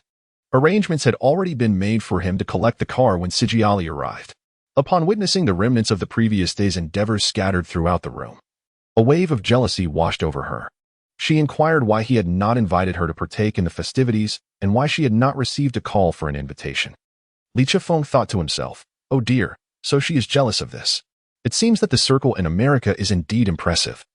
It is not uncommon for several individuals to share a single firearm." Li Chengfeng did not offer any explanation. He simply took her by the hand and hurried to the location to collect the car. There, he presented Si Jieli with a Bentley convertible identical to his own, albeit in a delicate shade of pink. Li Chengfeng understood that she was not in need of money and likely regarded such a vehicle with indifference. Her motivation lay in the desire to experience a different ambience and locale. Upon bringing her home, they engaged in an earnest discussion about the intricacies of poker strategies right there in the newly acquired car. After this encounter, they moved on to another vehicle, scarcely pausing to enter the house. To put it succinctly, during Li Chengfeng's 3-day holiday, he spent his time either purchasing cars or immersed in card games, with only the final day allowing him the opportunity to train at the gym. I must devise a duty roster for these three individuals, as this relentless rivalry could wear even an elephant thin. It is a source of considerable distress. The Rockets were about to embark on another 4-game road trip. As of now, their record stands at 20 wins and 5 losses, maintaining their position at the pinnacle of the Western Conference. However, in the fiercely competitive West, the New Orleans Hornets, sitting in second place, trailed the Rockets by a mere half game. All teams were beginning to find their rhythm and to preserve their standing. The Rockets could not afford to be complacent during this away journey. On December 21st, U.S. time, the Rockets traveled to Denver to once again face the formidable duo of the Nuggets. The Pepsi Center, often referred to as a hostile venue, is situated at an elevation of 606 meters, making it the highest arena in the NBA. The thin air at such altitudes can impair athletic performance, especially for players accustomed to living at sea level, and even the most rigorously trained NBA athletes are not exempt from this effect. Both teams fielded their strongest lineups, marking the second face-off of the season between them. The Nuggets deployed Allen Iverson, J.R. Smith, Carmelo Anthony, Kenyon Martin, and Marcus Camby. Following an outstanding performance against the Rockets in their previous encounter, J.R. Smith had earned a spot in the starting lineup. Iverson and Anthony were both eager to avenge their earlier defeat, during which Chengfeng had recorded an impressive 8 steals, 6 of which were at the expense of Iverson, leaving the NBA's steal leader quite humiliated. Anthony was almost tempted to call for reinforcements from his crew. The Rockets aimed for a clean sweep on this road trip, starting with a strong opening match. The competitive spirit was palpable on both sides. The Nuggets' dynamic duo had been in exceptional form lately, consistently delivering performances of 25 points or more. Throughout the first half, the contest remained fiercely contested, but in the third quarter, Yao Ming suddenly erupted, executing a series of thunderous dunks that drew fouls and resulted in multiple 2-1 plays. Li Chifeng continually provided assists to the inside player Yao Ming, successfully penetrating the Denver Nuggets defense with an explosive offensive surge of 17-2, rapidly widening the point gap. In the final quarter, under the relentless assault of the Rockets trio, the Nuggets ultimately capitulated prematurely. After a day's respite in Denver, the Rockets swiftly flew to Chicago to challenge the Bulls. Last season, they had swept the defending champions, the Miami Heat, with a resounding 4-0 victory in the first round of the playoffs. However, this season has not commenced favorably since the arrival of Ben Wallace. The team's defensive prowess has ascended to a new echelon. Particularly noteworthy is the Bulls' defensive anchor, Joakim Noah, selected as the 9th pick in this year's draft, rendering their interior defense formidable. Nonetheless, the Bulls' offense struggles with a lack of ball-handling options and is not particularly impressive. Their backcourt players have been ineffective offensively, a vulnerability that the Rockets exploited ruthlessly, as Silic frequently faltered under Li Chengfeng's intense defense. Although Ben's defensive skills in the paint are commendable, he finds it challenging to contend with a skilled and towering center like Yao Ming. The two teams engaged in a fierce battle of offense and defense. However, the Rockets' shooting was on point today, thoroughly suppressing the Bulls throughout the game. Li Chifeng delivered a stellar performance, amassing a game-high 32 points and 16 assists, leading the Rockets to a decisive 116-98 victory over the Chicago Bulls. The Bulls have suffered consecutive humiliating defeats, having lost 82-107 to the Boston Celtics the previous day. The Celtics trio of stars dominated, with Paul Pierce playing only 25 minutes yet securing 25 points and 10 rebounds. Ray Allen shot flawlessly from beyond the arc, going 4 for 4 and contributing 18 points and 5 assists, while Kevin Garnett achieved 20 points and 18 rebounds in just 20 minutes of play. Point guard Rajon Rondo also made his mark with a triple-double of 10 points, 10 assists, and 10 rebounds in 28 minutes, clocking out early. The Bulls were left reeling from consecutive defeats at the hands of the Eastern and Western Conference leaders, a truly disheartening spectacle. Watching from the television, Rondo felt a headache coming on from Li Chengfeng's performance. He turned to Pierce and remarked, "I told you this rookie is tough." I almost lost my composure when we faced him before. Before Pierce could respond, Garnett interjected, "What do you mean by tough? Trash talking?" "I'm keen to see his trash talking skills tomorrow." Rondo, looking exasperated, replied, "Oh, don't even get me started. It's not just the trash talk. His antics are quite irritating, and defending against him is no easy task. I wonder if he even remembers the incident from the Summer League when I pulled his pants down." Ray Allen nearly choked on his water, exclaiming, "Wow. You have this hobby too. I've noticed that after every game, when I come out of the shower, you always seem to be staring at me. I think I should keep my distance." Rondo, having learned a phrase from Li Chengfeng, retorted, "Get lost." Due to the back-to-back schedule with the Celtics, following their match against the Bulls, the Rockets hastily boarded an evening flight directly to Boston. The next day, the players had little time to rest. In the training facility, the Rockets engaged in pre-game practice, enveloped in an atmosphere charged with intensity. The anticipation surrounding the matchup had been building ever since the Rockets triumphed over the Nuggets, with the entire nation buzzing about this clash of titans from the East and West. Furthermore, both teams had been on winning streaks, heightening the stakes as everyone wondered who would be the first to shatter the other's unbeaten record. Across the ocean, Huaguo Sports dedicated a special feature to this highly anticipated contest, dispatching Yu Jia and Zhang Weiping to Boston. From the moment the Rockets entered the arena, they began tracking interviews and filming. When they interviewed Li Chengfeng, Zhang Weiping posed a question. This marks the first encounter with the newly formed Big Three of Boston since the season commenced. Do you feel confident about securing a victory against the Celtics? Li Chengfeng arrogantly remarked, in truth, this question ought to be posed to them. I have no inkling of what this trifling combination of Xiaolei, Xiaoda, and Xiaopi is all about. Are they perhaps the captains of a cheerleading squad behind the scenes? Meanwhile, Yao Ming persistently poked him from behind, yet he could not restrain this loquacious mouth. Li Chengfeng's words stirred a tempest, captivating the American media, which eagerly fanned the flames of excitement surrounding the pre-match atmosphere. The media portrayed this contest as a prelude to the season's grand finale. On the afternoon of the match, TNT, a prominent American television network, invited basketball legends Hakeem Olajuwon of the Rockets and Larry Bird of the Celtics to analyze the team's performance. The two legends pondered which team would emerge victorious that day. Well, I believe, undoubtedly, it will be the Celtics, Olajuwon asserted. Despite the Rockets' recent 5-game winning streak, they are no match for the formidable trio of Boston. Before Olajuwon could finish, Bird interjected, stating his opinion more assertively. Olajuwon shot him an incredulous glance. I disagree with that, he retorted. Your trio is aging and slow. Our rookie, Li Chengfeng, has been on fire lately. He could dominate your so-called trio. He directed his words at Bird with palpable disdain. You're talking nonsense. You're full of it. Under the guidance of host Charles Barkley, the studio guests engaged in a lively and amicable discussion, deliberating on which team had the greater chance of victory, though neither side could convincingly sway the other. Meanwhile, fans of both teams engaged in friendly banter online, exchanging pleasantries about each other's parents. On December 24th, Christmas Eve, which also marked the American New Year's Eve, fans from all over converged to witness this festive game.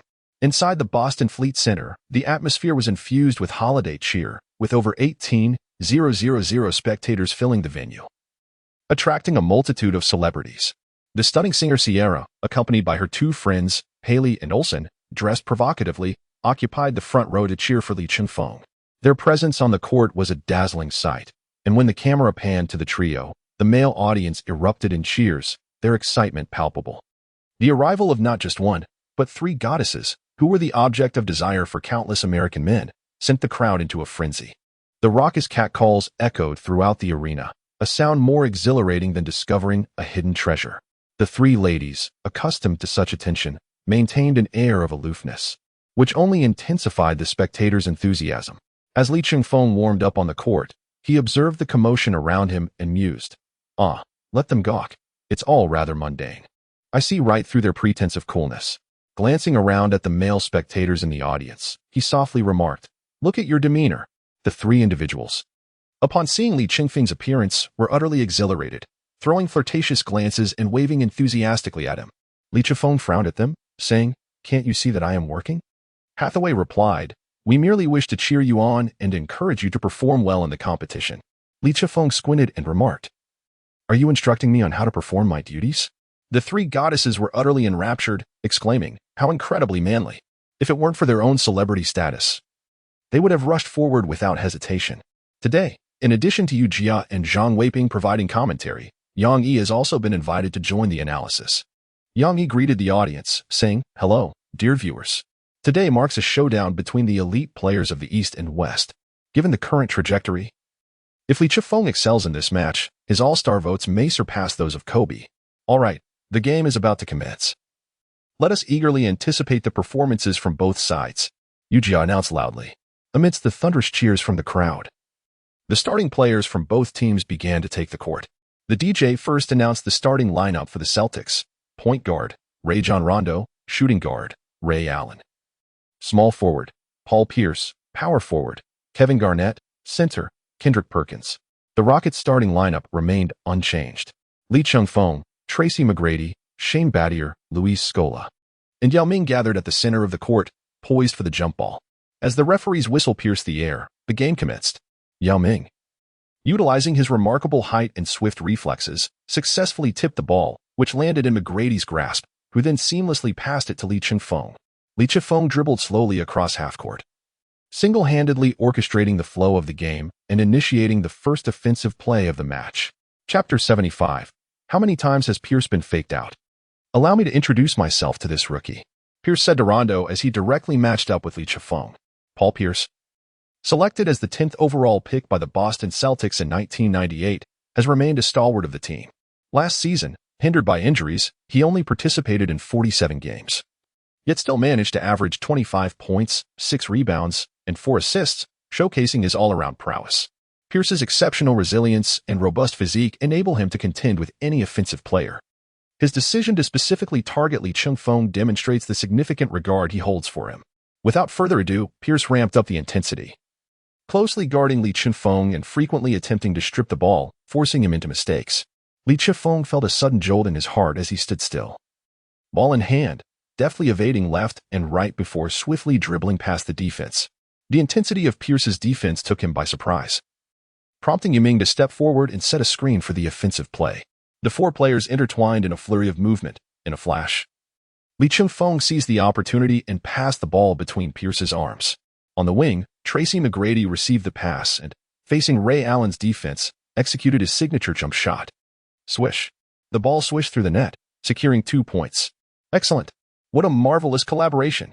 The Rockets' trifecta immediately pierced through the defense. Today, they were determined to unleash their full firepower and annihilate the opposition. On the TNT commentary booth, Olajuwon cast a sidelong glance at Bird, exclaiming loudly. Bird, unfazed, appeared deep in thought, contemplating the words he would use to retort. This kid is quite cunning. His quick passes are impressive, Pierce remarked, observing Li Chengfeng and McGrady celebrating with a high five. As possession shifted, the Celtics took control of the ball. Rondo, dribbling into the Rockets' half, flashed a broad smile, greeting Li Chengfeng with a friendly jab.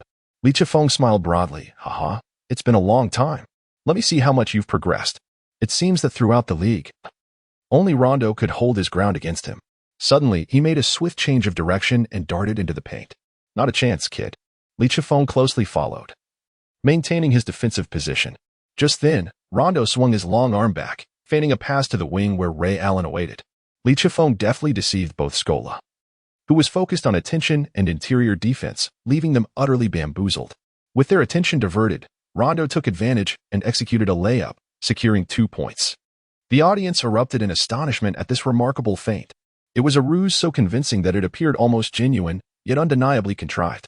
On the sidelines, commentator Yu Jia delivered an impromptu Chinese listening comprehension test at level 12. Behold, one play outwitted 2 players, leaving your so-called superstar utterly outclassed. What a spectacle! The Celtics are destined for victory. TNT commentator Bird fiercely directed his ire towards Olajuwon, who merely turned his neck and covered his ears, ignoring the tirade. The Rockets now have possession of the ball. Li Chengfeng directed his words at Rondo, saying, All right, you just made a move against me. You shall face misfortune. Rondo, while retreating to defend, replied with a smile, It is not I who defends against you. It is the strong man over there. I believe it is you who will encounter misfortune. Just then, Pierce charged towards Li Chengfeng, intent on reclaiming possession of the ball. Fine, just wait. Li Chengfeng thought to himself, filled with resentment. Li Chengfeng did not call for a pick-and-roll strategy. Instead, he unleashed Allen Iverson's signature crossover dribble technique. With a deft maneuver, he left Paul Pierce swaying awkwardly, his long arms flailing. Seizing the moment, Li made a swift dash to the right, while Pierce doggedly pursued him, resolutely maintaining his defensive stance. Li Chengfeng abruptly decelerated, skillfully using one hand to grasp the ball and sending it towards the left behind him. He intended to showcase some flair with his behind-the-back pass, thinking to himself, Watch me intercept this. Pierce anticipated the trajectory of the pass, shifting his weight towards Li Chengfeng's left side. Li Chengfeng glanced at his left wrist, deftly flicking the ball behind him to the right. Pierce found himself momentarily bewildered. Positioned before Battier on the left, Yiming received the pass and executed a thunderous dunk. What are you doing here? I have no money, Battier chuckled. By the time Pierce regained his composure, the ball had already found its way into the net thanks to Yao Ming's prowess. Hey, Li Chengfeng. That pass was quite a display. You're toying with Pierce now. He getting agitated, Zhang Weiping exclaimed with excitement. As the Celtics initiated their offensive, Pierce took control of the ball. After a pick-and-roll switch, he found himself facing Li Chifeng once more. Frustration began to brew within Pierce. Leveraging his strength, he charged forward, shouldering into Li Chifeng. As he created a slight opening, he leaped for a layup, sensing a massive hand approaching for a block. In an instant, he adjusted midair for a reverse layup, narrowly evading the right hand, only to have the left hand come crashing down. Smack! The ball was swatted away. How is this kid able to hang in the air for so long? Pierce thought, astonished. Before he could fully process the moment, Li Chifeng was already racing down the court on the offensive. Damn it, that rascal! Pierce erupted, accelerating in pursuit. The entire Celtics team scrambled back on defense, tightening their formation. Coach Rivers shouted from the sidelines, "For heaven's sake, stop Li Chifeng." Li Chifeng halted abruptly beyond the three-point line after traversing half the court, raising his hand to launch a trailing three-pointer. Pierce, pursuing fervently from behind, leaped into the air to block Li Chifeng's shot, but with a swift maneuver, he deftly evaded the attempt. Li Chifeng stifled a chuckle as he raised his hand for yet another feint, poised to shoot. Whoosh! Another ball soared past, with Rondo trailing closely behind in pursuit. Li Chifeng, noticing the absence of pursuers, effortlessly executed a jump shot. Swish! A flawless three-pointer found its mark, bringing the score to 7-2, with the Rockets maintaining their lead. Both of these players are renowned defensive stalwarts for the Celtics. Yet, in this very moment, they were each outwitted by Li Chifeng's deft feint. Li Chifeng shouted at the two of them, "Are you performing a heavenly descent of palm techniques for me?" "Huh. Today's match is becoming increasingly intriguing," remarked Yang Yi from Huan TV, with a clever grin. The Yu family marveled. Li Chifeng's series of block defenses, sudden stops, and feints flow effortlessly against such a formidable team. How many more techniques does he possess? Meanwhile, in Orlando, the Beast, nursing a slight bump on his head, watched the television intently. This kid not only excels at blocking shots, but is also quite adept at brawling. Pierce should be wary of this little rogue. On the sidelines, the small team of Sigiali leaped up, exclaiming in excitement, "Oh my, how impressive! My little furball." At the TNT commentary booth, Elijah, holding onto the table, burst into laughter, sensing that someone was about to be choked. "Tell me, old bird, how many times has Pierce been faked out in these few rounds? Is this the impenetrable defense you speak of? It looks more like a plastic urinal to me," he mocked, fully indulging in the banter directed at Bird. Bird, with an expression of disbelief, was left speechless in frustration. As the Celtics initiated their offense, a sudden pass from Rondo found Ray Allen, who attempted a three-pointer from the corner, only to be disrupted by McGrady, resulting in a missed shot. Li Chifeng seized the basketball that had bounced out, dribbling past the halfway line. Rivers shouted from the sidelines, "Double team him." Pierce and Rondo approached from either side, ready to converge. Li Chifeng executed a dramatic behind-the-back dribble, effortlessly creating space between himself and his defenders. A smug smile graced his lips as he thought, "You still wish to guard me?" With the determination of one holding a powder keg, he charged directly towards the stronghold of the Celtics. Li Chifeng, with the ball cradled in his hands, leaped into the air, poised to execute a thunderous dunk. Suddenly, a massive black net seemed to descend upon him from above. Just as Li Chifeng triumphantly maneuvered past two defenders, ready to unleash a powerful slam, the formidable Wolf King, Garnett, anticipated his attack. With an impressive leap, Garnett's hands enveloped the basketball entirely. In that fleeting moment, they hung in the air for 0.001 seconds, akin to a sharp sword striking a sturdy shield, producing a dull thud. Yet, this time, the shield emerged victorious. Garnett forcefully swatted Li Chifeng's shot down. Li Chifeng landed unsteadily, retreating a few steps before steadying himself with his hands on the ground. The lackluster offense felt akin to a cotton candy assault. Garnett's trash talk began to flow. With both hands firmly gripping the ball, he unleashed a pass that soared across nearly the entire court, delivering it to Pierce at the front. Faced with an open half-court, Pierce was elated. He dribbled swiftly, preparing to execute a flashy dunk, envisioning a grand windmill slam. However, he hesitated midair for a fleeting moment, resulting in insufficient elevation. Instead, he opted for a gritty layup. 4-7, the Celtics closed the gap. Pierce was a player grounded in fundamentals, not one who soared through the skies. His prowess rested on solid technique. This moment nearly exposed his vulnerability. In the commentary booth, Yu Jia was poised to jot down the highlights for the day, only to stifle his thoughts. Meanwhile, Bird from the TNT commentary team exclaimed, "What a block!" He was about to dunk. Oh, he scored. Elijah let out a grunt. On the court, Garnett had swatted the ball away, roaring towards the heavens. The home crowd erupted in cheers, rallying behind Garnett rather than the scoring Pierce. Garnett glared fiercely at Li Chengfeng. "All right, you're pushing me to my limits." Li Chengfeng rose from the ground, gently massaging his wrist. The possession shifted. The Rockets initiated their offensive. Li Chengfeng executed a baseline serve, launching a swift defensive maneuver. Seizing the moment before a defensive encirclement could materialize, he penetrated the Celtics' penalty area with determination. The Celtics' interior defense swiftly contracted in response. "You still haven't learned your lesson," Garnett shouted at the advancing Li Chengfeng. In an instant, the interior transformed into a formidable web of defense. Li Chengfeng seemed oblivious to his surroundings as he leaped toward the basket, a reckless act. Garnett swung his massive hand in an attempt to block him. Out of the corner of his eye, he spotted Battier, isolated at an acute angle. In midair, he engaged his core, legs spread to maintain balance, and delivered a pinpoint pass to Battier, akin to a flying dagger. The latter found himself with an expansive open shot. As all Celtics players were entrenched within the three-point line, merely watching as Battier launched his three-pointer, the basketball traced a flawless arc through the air. Clang! It ricocheted off the rim. "Oh dear," Battier lamented, cradling his head in frustration. "Secure the rebound." Inside, Yao Ming and Scolo were firmly boxed out. Garnett held his ground and soared high. His hands were reaching for the ball, a chill creeping down his spine.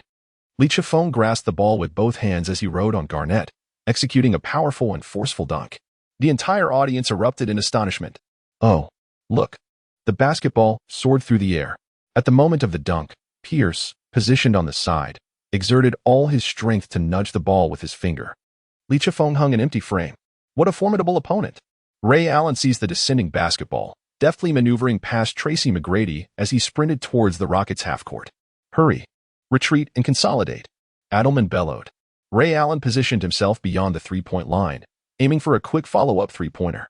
Unfortunately, Battier shadowed him like a piece of gum. Hesitant to make a rash move, Rondo swiftly darted to the center, where Allen, feigning a shot, passed the ball into Rondo's hands. Rondo ascended towards the unguarded basket. Goodness! I have no idea when Li Chengfeng, in a burst of speed, extended his colossal hand. Whack! The basketball was swatted away midair.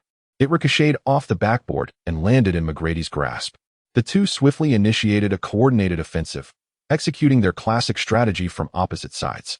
However, the Celtics' defensive response was remarkably swift. It was as if they had activated a teleportation scroll, rapidly positioning themselves. McGrady, drenched in sweat, dribbled near the arc, searching for an opportunity. My heavens, the intensity of defense from both teams is astounding. It truly feels like a finals match, with every defensive maneuver inciting relentless energy. I can hardly breathe. Someone pinch me. Barkley began to showcase his flair at the commentary booth. McGrady, evading Ray Allen's interference, caught a glimpse of Li Chengfeng sprinting along the baseline, with a keen eye on Yao Ming at the wing. He passed the ball to Li Chengfeng in the opposite direction. Li Chengfeng skillfully positioned himself to receive the ball, soaring through the air for a layup, while Pierce pursued with remarkable tenacity, attempting to block from behind. In a flash, Li Chengfeng deftly maneuvered the ball in midair to evade the defense and released it towards the basket. Just as he reached the apex of his jump, Garnett executed a powerful one-handed rejection, pinning the ball against the backboard and securing the rebound.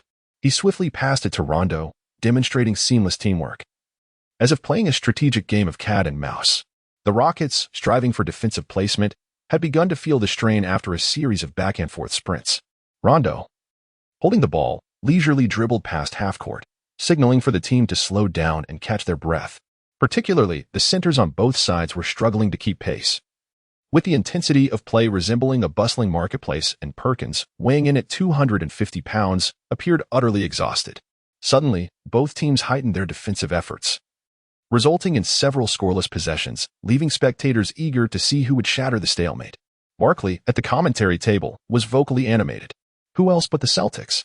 Larry Bird interjected confidently. Olajuwon, unable to contain himself, retorted, "Look at that form. If the Celtics don't score, I'm willing to bet. What are you afraid of? What's the wager?" Bird scoffed. Olajuwon, momentarily at a loss for words, then glanced at Barkley and declared, "The Rockets will break the deadlock first. And Barkley can kiss a donkey's rear. Let the Celtics break it first, and let the donkey kiss Barkley." Barkley exclaimed, visibly frustrated. "Enough of this nonsense. I haven't provoked either of you. Barkley bristled. Bird, with a serious demeanor, replied, all right. It's a bet. It's not that I favor the Celtics. I simply want to broaden the horizons of my comrades. As the trio continued their banter, Rondo executed a sudden pass, threading the ball directly to Garnett in the paint. Garnett, with his back to Scola, took a significant step back and launched into a one-legged fadeaway jumper, sending the ball soaring towards the hoop. With a resounding swish, the ball found the net, marking a score of 6-7 as the Celtics closed the gap. The first 5 minutes of this quarter had yielded minimal scoring due to the overwhelming defensive intensity. With the Celtics having broken the deadlock first, Bird chuckled, ha. The Celtics reigned supreme. Barkley, now under pressure, responded, the spotlight is on you. Let us see what you can do. Go to hell. Currently, Barkley is particularly displeased with this meme. The recent rounds have been exceedingly arduous, reflecting the essence of the first quarter. On the Rockets side, Chengfeng has ignited his offensive prowess, employing an array of techniques, breaking through double teams, passing, and executing three-point shots. Yao Ming has been relentlessly penetrating the opposing defense inside, while McGrady has started to struggle with his shots. For the Celtics, Garnett is safeguarding the paint, while Pierce and Rondo are staunchly defending against the Rockets' perimeter. Ray Allen is gradually regaining his shooting touch, consistently launching surprise attacks.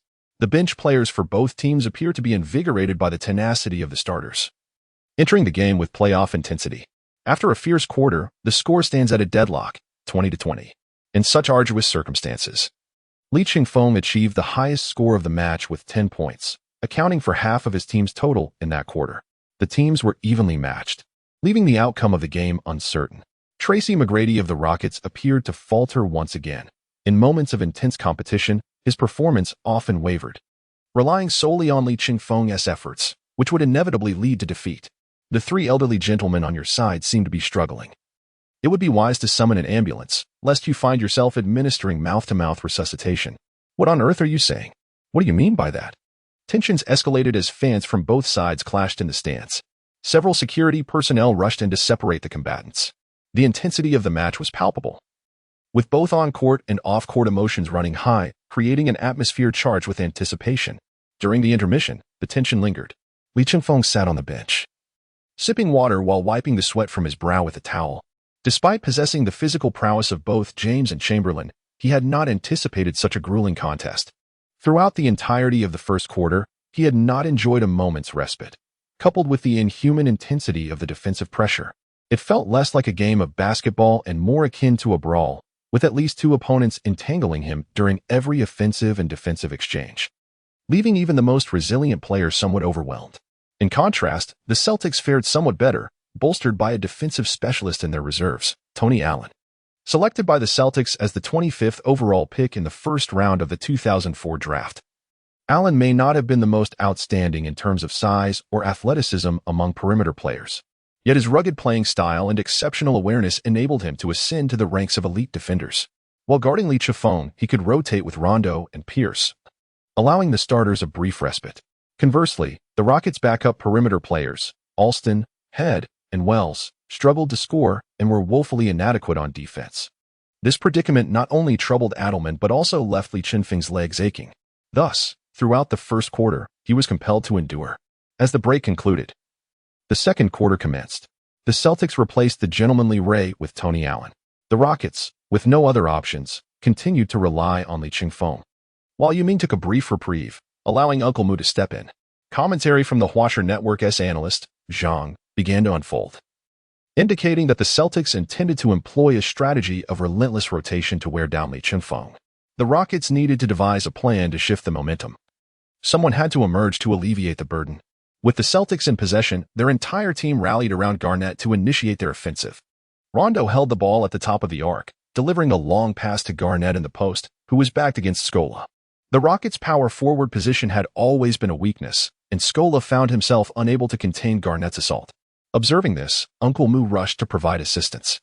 Garnett, battling against two defenders, managed to force a shot that found its mark. The intensity of the battle in the paint was palpable. The score now stood at 22-20, with the Celtics taking the lead. The two teams exchanged the lead repeatedly, with scores continually leveling before being overturned once more. The transition to the offensive play was underway. Chengfeng, with the ball in hand, surveyed the situation from the arc. Within less than a second, Tony Allen and Rondo rushed over to double-team him. Goodness. Is that all you can do? This left Li Chengfeng utterly exasperated. Meanwhile, the other players began to engage in his own defense. Li Chengfeng dribbled the ball, elevated effortlessly while fixing his gaze on McGrady. With a feint of both hands, he momentarily captivated the attention of the defenders.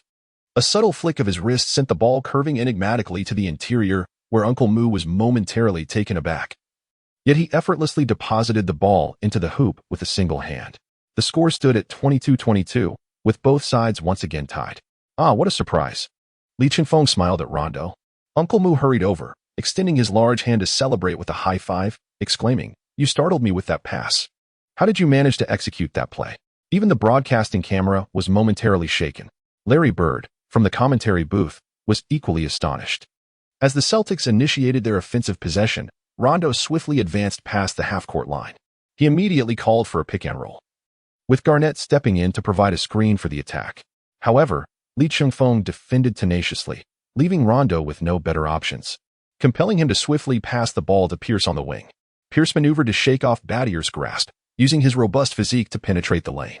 With a deft change of hands, he elevated to a height akin to that of a matchbox, launching a layup. Mutombo, stationed under the basket, seized the moment to unleash his formidable block. With a resounding slap, the ball was sent soaring away, and he struck a pose, wagging his finger in triumph. As the ball appeared destined to go out of bounds, a shadow darted in. Tony Allen valiantly saved the ball, flinging it back into Rondo's hands before tumbling into the stands.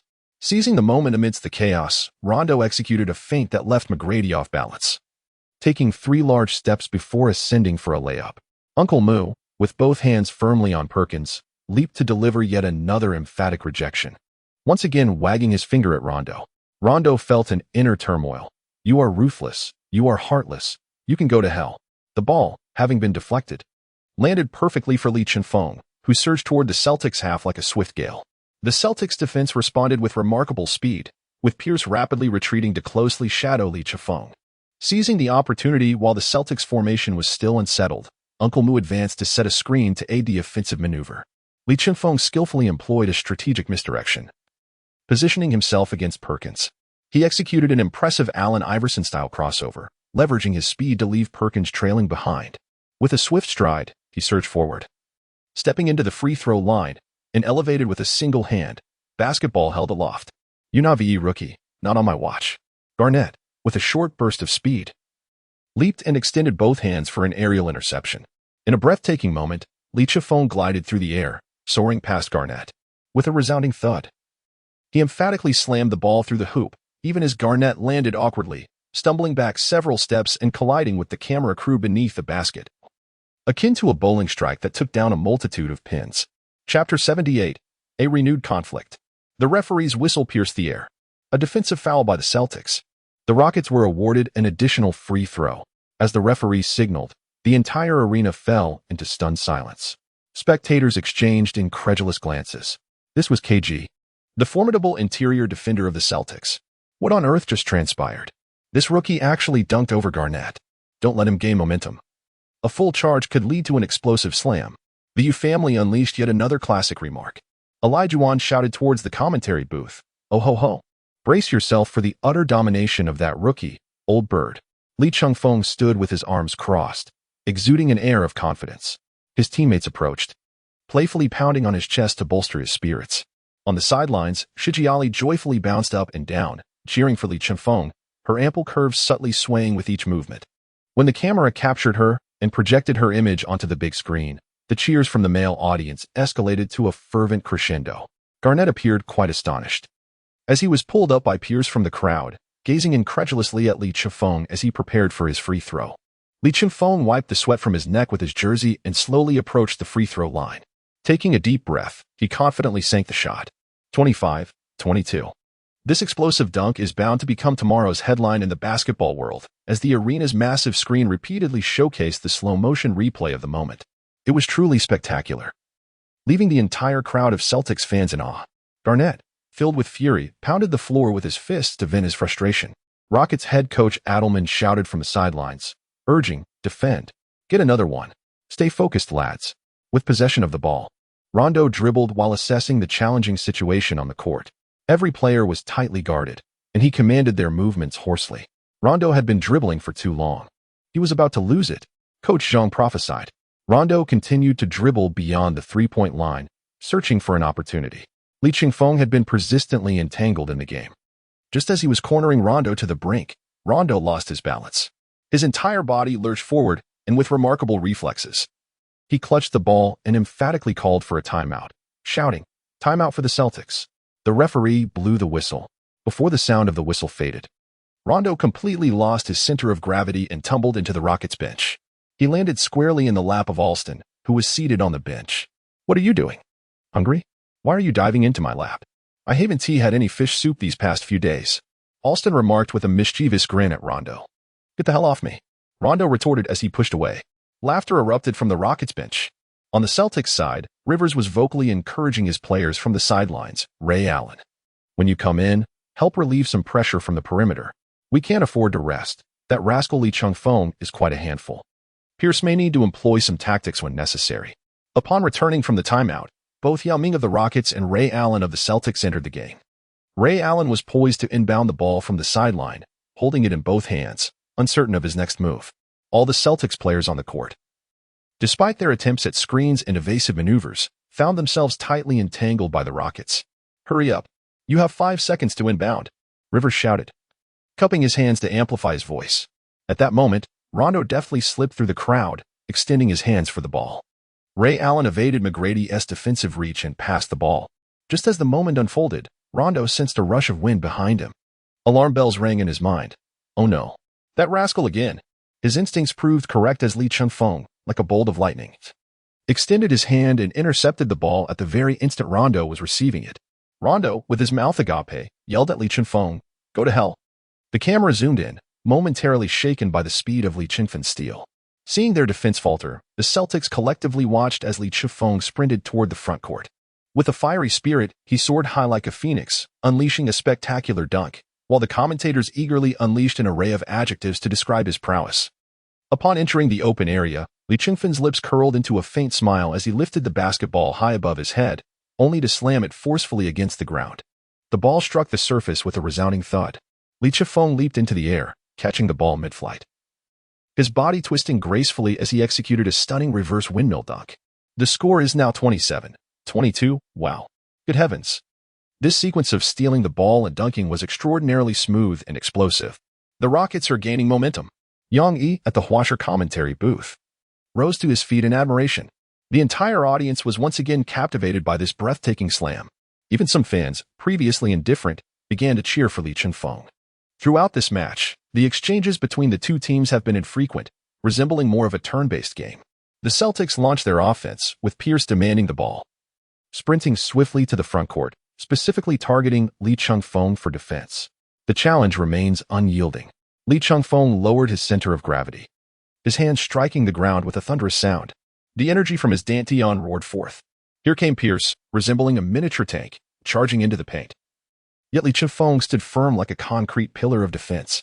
No matter how he was pushed or swayed, he remained unyielding. Ray Allen noticed that Li Chengfeng had held onto the ball for an extended duration, sensing the imminent threat of a steal. He hurriedly rushed over to set a pick, seamlessly receiving the ball in the process. With 4 players momentarily misaligned, a sliver of shooting space was created.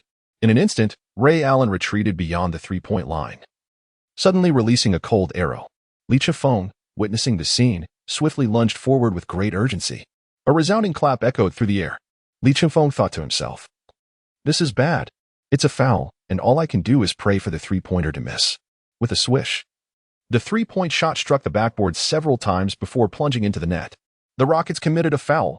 The 3 points counted. The Celtics were awarded an additional free throw. The entire arena erupted into a frenzy. Everyone could no longer conceal their exhilaration, rising from their seats in unison. This three-pointer effectively extinguished the Rockets' burgeoning momentum. Simultaneously, the other Celtics players gathered to celebrate this momentous occasion.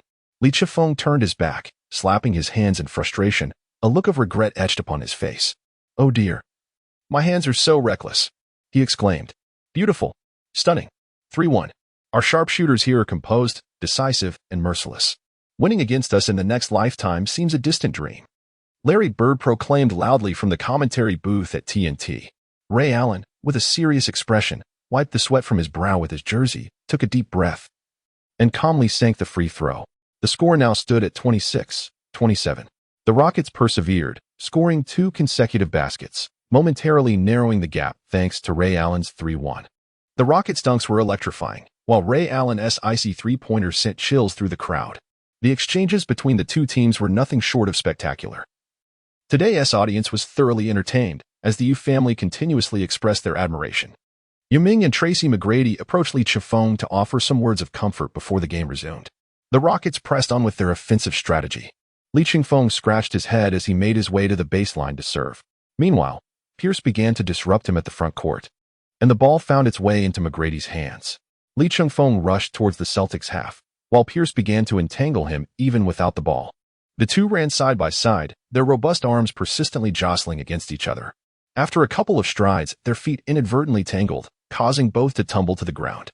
Lee Chengfeng ignored him and took a step forward, only to feel a sudden force from behind that sent him sprawling. Pierce was deliberately trying to rattle Lee Chengfeng's composure. Damn that old curmudgeon. As Pierce attempted to rise, Lee Chengfeng swiftly executed a powerful kick, driving his foot into Pierce's solar plexus. Quick as a flash, Pierce clutched Lee's leg. The two of them bounced around in place for a moment. As Lee Chengfeng's temper flared, he braced himself on one leg. Damn it, he exclaimed, followed by 2 resounding thuds as they both fell to the ground, grappling each other by their jerseys. Oh, my temper, Lee Chengfeng bellowed. He then swung his other leg, aiming directly for Pierce's face. Chapter 79, The Battle of Attrition. While Lee Chengfeng and Pierce were entangled in their struggle, the two referees from the backcourt began to rush towards them. Lee Chengfeng's kick struck the referee, who had fallen in the center of the court. Had the floor not been spotless, a large footprint would have surely marked the referee's back. Players from both sides hurriedly approached, and amidst a flurry of pulling and tugging, they finally managed to separate the two. Both individuals glared at each other, visibly irate. Several coaches gathered around the technical bench, intently watching the slow-motion replay, ultimately deeming that a foul had been committed by Pierce, thus retaining possession for the Rockets. Lee Chengfeng rubbed his shoulders and dribbled the ball, glaring furiously at the opposing Celtics. He surged into the Celtics half. As the halftime whistle blew, Lee Chengfeng executed another powerful play under the basket, bringing his score to an impressive 20 points, having played the entire first half without a moment's respite. Both teams' starting players were visibly exhausted, each one glistening with sweat and gasping for air. The Celtics' Pierce also managed to tally 15 points in the first half, creating an exhilarating offensive and defensive showdown that kept the audience captivated. As the first half concluded, the score stood at 48-46, with the Rockets holding a slender 2-point lead as they entered the second half. In the TNT commentary booth, Barkley remarked on the first half, the buzzer beater by Lee Chengfeng significantly dampened the Celtics' morale. It seems Pierce was unable to shake Lee Chengfeng's confidence during this quarter. Both teams exerted their utmost effort, as if this were the finals. During the halftime break, Pierce lounged in his chair, panting heavily, nearly cradling a bucket of Gatorade as he hydrated. It appeared he was on the verge of dehydration. Fully aware of the immense pressure from Lee Chengfeng's relentless offense and defense, having abandoned any prior underestimation of him, Rivers seized the opportunity to allow his players to recuperate while meticulously strategizing for the second half. On the Rockets' side, the situation was not much different. Following Lee Chengfeng's buzzer beater, a brief celebration ensued.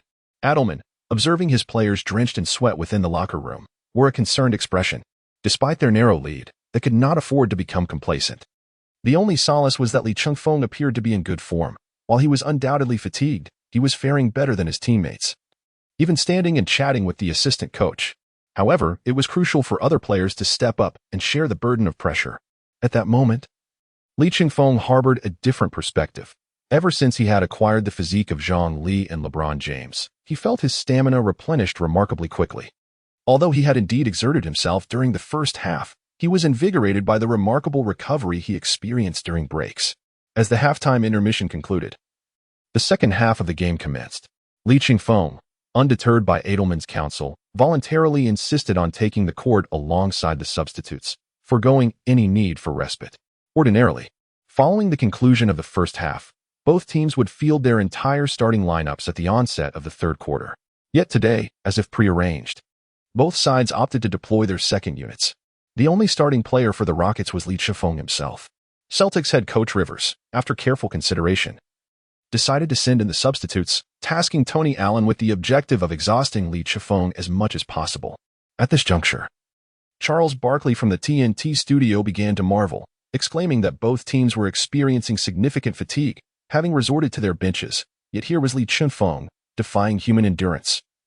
Having not rested for a single minute, the Rockets appeared to be taking a considerable risk. As the second half commenced, the Celtics' second unit displayed a noticeable disparity in strength compared to the starting lineup. Only Tony Allen posed a slight challenge to Lee Chengfeng. However, the other players on the court struggled both offensively and defensively, finding themselves incapable of effectively thwarting Lee Chengfeng's relentless attacks, while simultaneously failing to create scoring opportunities for themselves. Lee Chengfeng exhibited formidable prowess and dominance during the match, with a series of consecutive three-pointers. He effortlessly surged into the paint to execute powerful dunks. The Celtics' interior defense was utterly ineffectual, completely incapable of withstanding Lee Chengfeng's onslaught. They could only resort to frequent fouls in an attempt to curb his scoring momentum. Within less than 4 minutes of play, Lee Chengfeng's relentless assault propelled the score from 60-50 to a double-digit lead. Rivers, observing the exuberant Lee Chengfeng on the court, muttered in frustration, "I must report him post-game. He must be on some sort of performance-enhancing substance." Cursing under his breath, Rivers had no choice but to call another timeout. The home crowd fell silent as the Rockets' other players, inspired by Lee Chengfeng's relentless effort, found their own fighting spirit ignited. Concerned for Lee Chengfeng's safety, Adelman decided to substitute him. Upon resuming play, less than 2 minutes elapsed before the Celtics' Rondo created space and assisted Ray Allen, who sank 2 consecutive three-pointers. With Yuming committing a foul, Garnett found himself at the free throw line. What a pathetic defense. The whole team's defensive effort is as flimsy as a torn pair of shorts. Garnett spat out trash talk directed at Yao Ming. Realizing the unfavorable situation, the Rockets promptly reinserted Lee Chengfeng into the game. Garnett approached the free throw line, forcefully bouncing the ball before sinking both shots. The Celtics launched a quick 8-0 run, narrowing the score to just a 2-point deficit, 60-58. As the game progressed, the third quarter devolved into a fierce battle, with both teams entangled in a scoring struggle. By the end of the third quarter, Lee Chengfeng carried the entire team forward, resulting in a tie at 72-72. Lee Chengfeng had already amassed 34 points in the first 3 quarters, nearly accounting for half of the team's total score. As the intermission concluded, the fourth quarter of the match commenced. Lee Chengfeng advanced with the ball towards the Celtics' half-court. Chapter 80, Understanding Tactics, Narrow Victory over the Celtics. The first 3 quarters of the game were intensely contested, with both teams pushing their physical limits. A momentary lapse from either side could lead to a devastating defeat. As the fourth quarter commenced, the Rockets continued to allow Lee Chengfeng to spearhead the attack with the substitutes. The Celtics deployed their bench players, as the starters were clearly struggling to keep up. Rivers cursed under his breath, "Has this kid gone mad? You're exhausting yourself, you fool. Can someone please remove this idiot's battery?" Lee Chengfeng, leading the substitutes, gradually began to widen the score gap. 3 minutes into the fourth quarter, during a dead ball situation, the Celtics, unable to withstand the pressure, replaced all their starters. Similarly, the Rockets also substituted their bench players. The score stood at 77-72, with the Celtics trailing by 5 points. "Well done, Lee Chengfeng. Keep it up.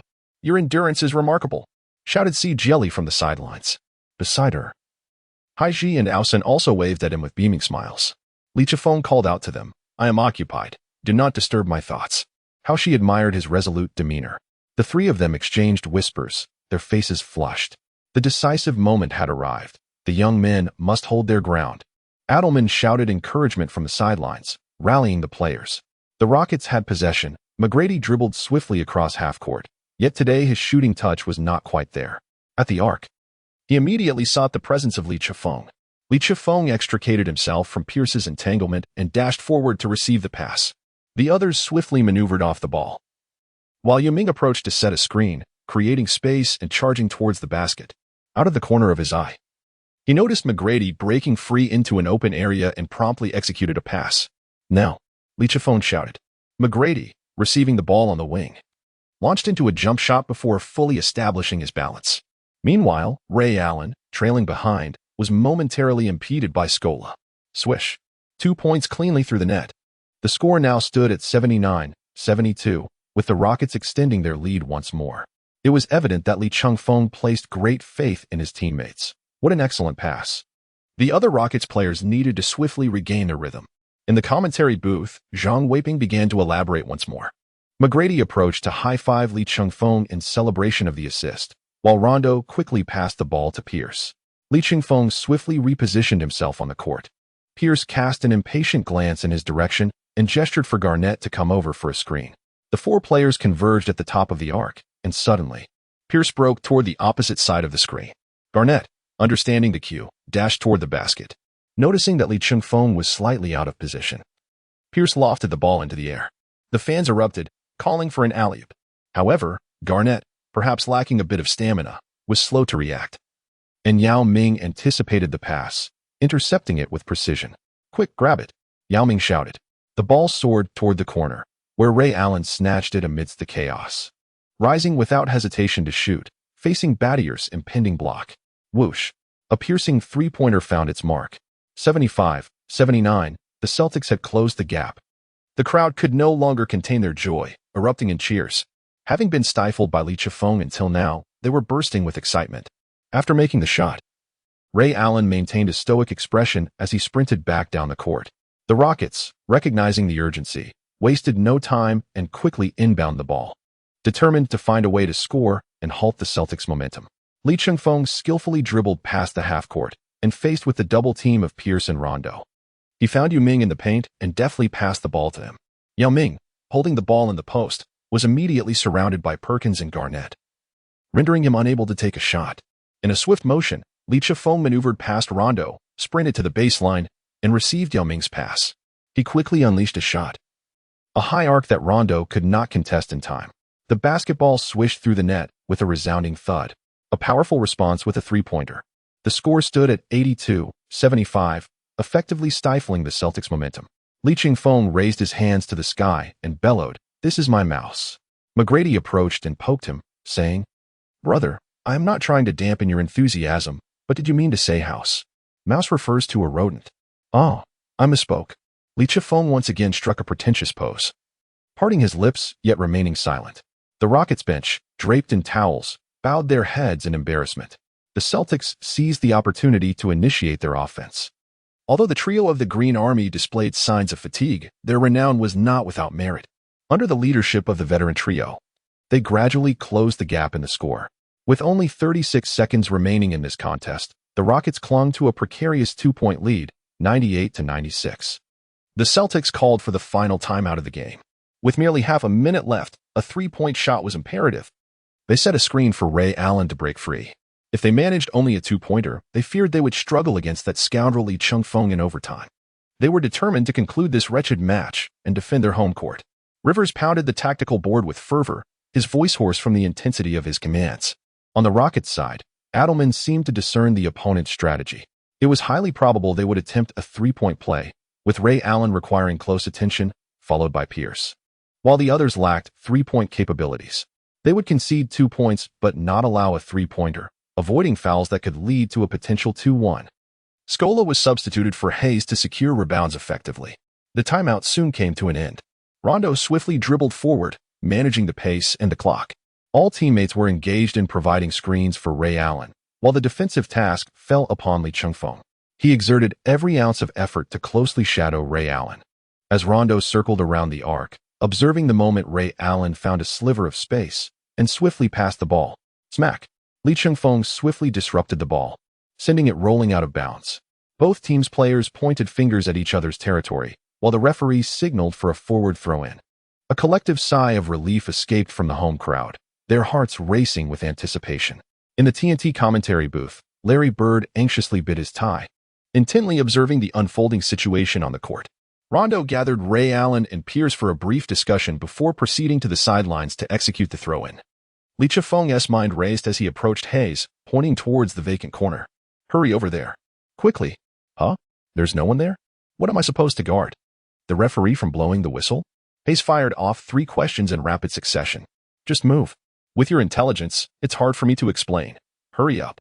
Li Chengfeng gestured emphatically while speaking. Meanwhile, at the TNT commentary booth, Larry Bird burst into laughter, exclaiming, "Has the Rockets team lost their senses?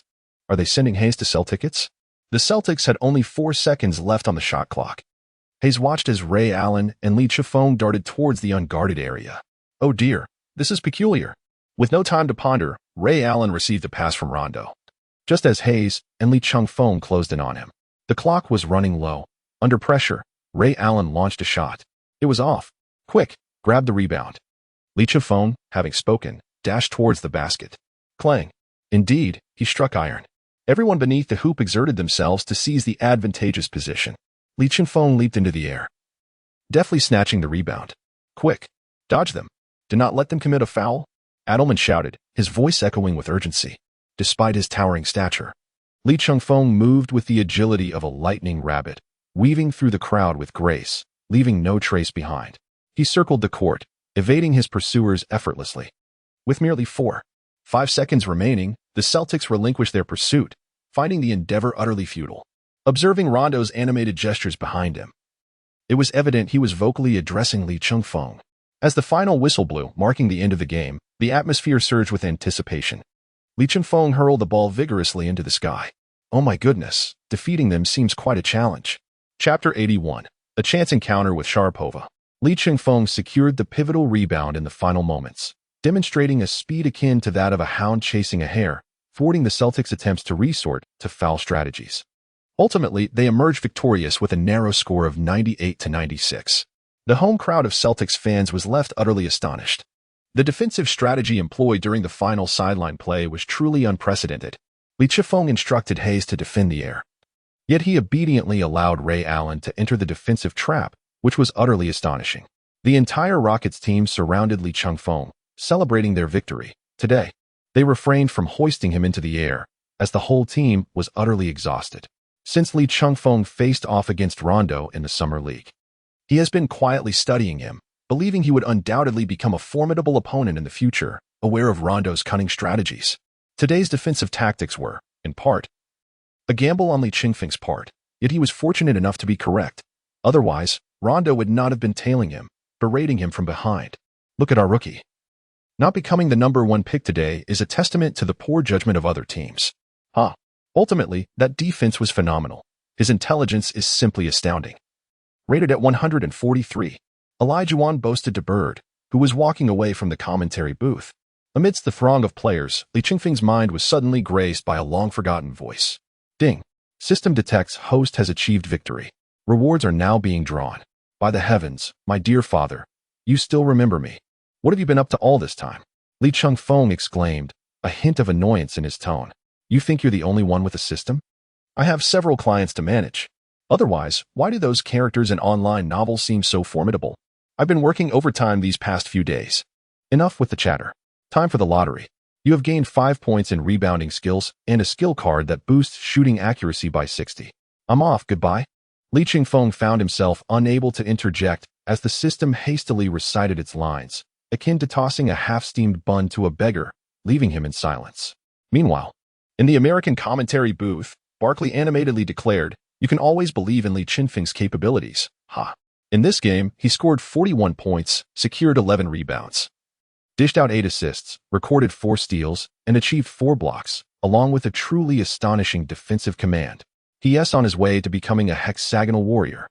Upon seeing Bird leave in frustration, Olajuwon continued to lavish praise on Lee Chengfeng's explosive performance.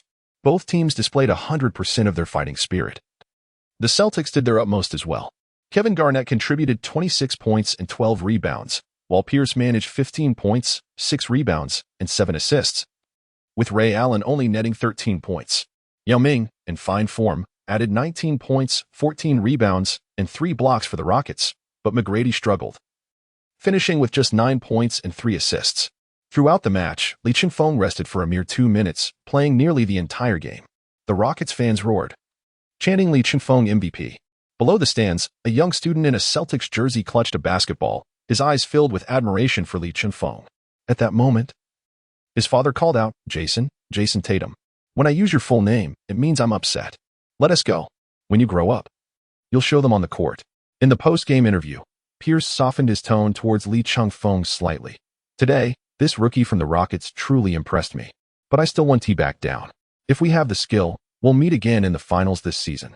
With this match concluded, the Rockets continued their winning streak, boasting a record of 21 wins and 5 losses, leading the Western Conference and celebrating their 6th consecutive victory. Due to the Christmas holiday, the entire league took a day off, and the Rockets enjoyed an extended 4-day break. Back in the players' lounge, Agent Zhang Mingji informed Li Chengfeng that he would be visiting a children's welfare organization in New York for charity the following day.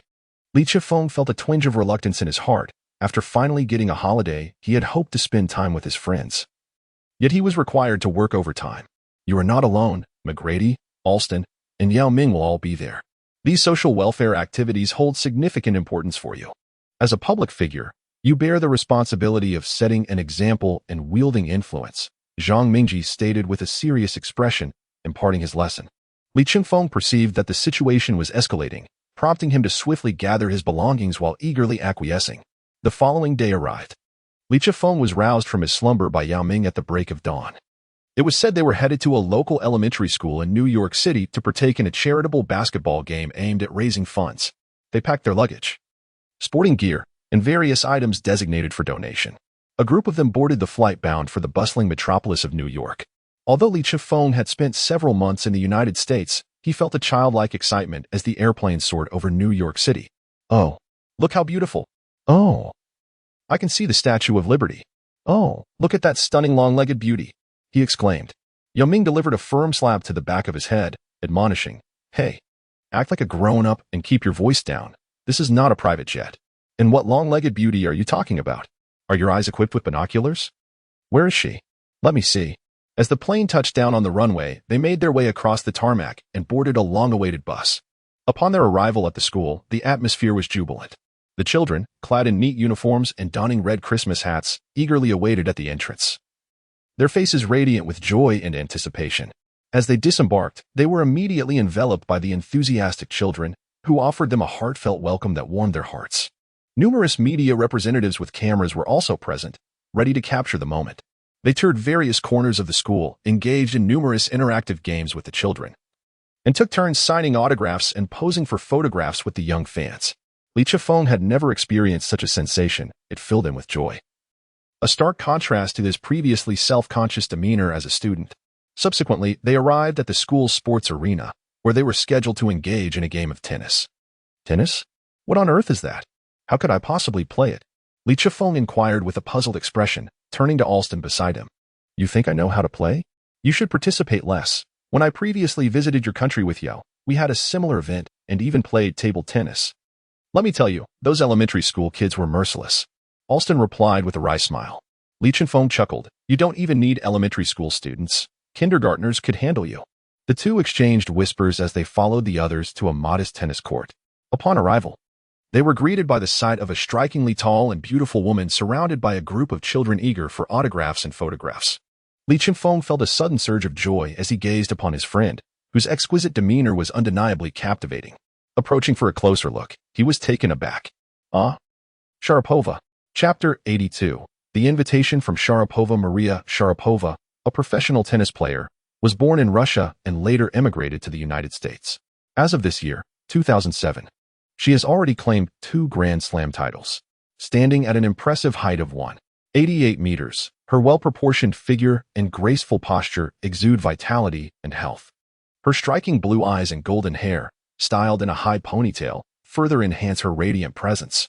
Li Chengfeng found himself momentarily entranced, unlike the actresses he usually associated with, whose appearances were often overtly sensual and glamorous. Sharapova presented a refreshing contrast that excited him. Though he had previously watched tennis matches on television, he had never truly appreciated her beauty until now, witnessing her in person, especially as she had adorned herself for this occasion in a pristine white tennis outfit.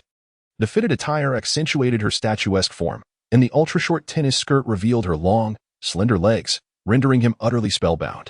This was not merely a casual encounter. It felt as if a world champion had entered his realm, challenging him to rise to the occasion. Alston, filled with enthusiasm, eagerly grasped his racket, ready to engage. Li Chengfeng extended his hand to block him, saying, "Tong, allow me this opportunity. Let me first test her strength." Alston, with a countenance full of disagreement, replied, "No. Let me have a go first. You don't even know how to play tennis." With that, he rose to head towards the court. But Li Chengfeng firmly pushed him back down. "Stop dawdling. Don't argue with me. When did I ever claim I couldn't play? You're just talking nonsense. He pressed Alston into his seat and seized the racket from his hands, striding towards the court. Alston, too intimidated to protest loudly, muttered curses under his breath. You rascal. Curse you. Upon reaching the center of the court, he extended his hand across the net to shake hands with Sharapova.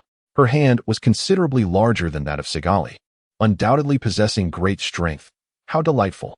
Sharapova, upon seeing the tall and handsome Li Chengfeng, felt her heart flutter with excitement. Li Chengfeng, I've heard of you from Olsen's sister. I never expected an athlete to possess such a soft-spoken demeanor. Li Chengfeng clasped his head with one hand, exclaiming, Good heavens. What kind of bizarre amalgamation is this in the United States? The rules of the exhibition match were straightforward, due to time constraints. The first to win 3 points would be declared the victor. Amidst the cheers of the spectators, the exhibition match was about to commence. Li, annihilate her. Alston shouted from the sidelines with a mischievous grin. As if I needed your encouragement, just watch. Li Chengfeng pondered to himself. This object should be quite similar to a ping-pong ball. I played with it during my elementary school days. He observed Sharapova adjusting her hair, donning a sun hat, and positioning herself at the baseline. She tossed the ball high into the air and, with a swift motion, raised her tennis racket, exerting her strength with a single arm. With a sound of exertion, Sharapova sent the ball soaring. Li Chengfeng and the men in the audience were all taken aback. Li Chengfeng stood across from him, hearing the sound, and shivered involuntarily. Momentarily dazed, he quickly gripped his racket with both hands and returned the shot. Li Chengfeng imitated her voice, letting out a loud exclamation. On the court, Sharapova was clearly focused on the game, and Li Chengfeng managed to rally for 2 rounds. The pace was rather slow, yet there was a significant issue. Each time they struck the ball with force, they emitted a series of loud sounds. The children on the sidelines were quite curious, asking their teacher if it was necessary to make such peculiar noises while playing tennis. Some young girls began to cover their ears, unable to tolerate the cacophony. Ultimately, Sharapova delivered a powerful shot accompanied by an even louder cry, smashing the ball with precision. Upon hearing that enchanting sound, Li Chengfeng was rendered motionless, failing to even intercept the ball. Sharapova swiftly claimed the first point. Stop, stop, stop. The principal of the elementary school, unable to bear the situation any longer, called for a halt to the match. He hurried over to Sharapova and whispered, Shava, I understand that this is your habitual way of expressing yourself while playing. But this is a school setting. Your voice is rather too captivating, and it may have an adverse effect on the children. Li Chengfeng glanced at the trio of McGrady, Yao Ming, and Alston sitting in the stands, all displaying exuberant expressions. McGrady, murmuring softly at first, gradually raised his voice. What a delightful sound. It resonates deep within my heart. And why should we be silenced? I object. We adore. A nearby staff member hastily intervened to quell McGrady's enthusiastic outburst. Li Chengfeng's expression was one of dissatisfaction. The voice was so melodious it could be described as enchanting. Maria Sharapova, her face flushed, turned to the principal and said, I apologize. I am unaccustomed to this and will refrain from speaking. The match proceeded to the second serve.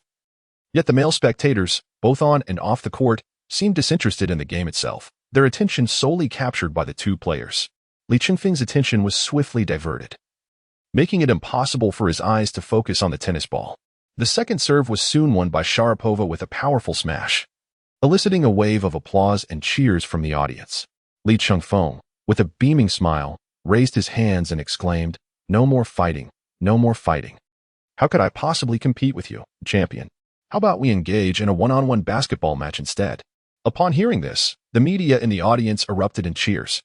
A crossover competition between these 2 sporting icons promised to be immensely captivating. Furthermore, both athletes were exceptionally attractive, undeniably the idols of the sports realm, adding yet another layer of excitement to today's sports news. Sharapova readily accepted the challenge.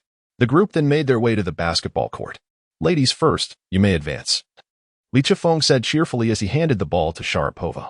She removed her sun hat and replied, I'm not very skilled at this. You'll have to give me a bit of an advantage. With that, Sharapova awkwardly dribbled the basketball, leaning against Li Chengfeng as she attempted to make her way through.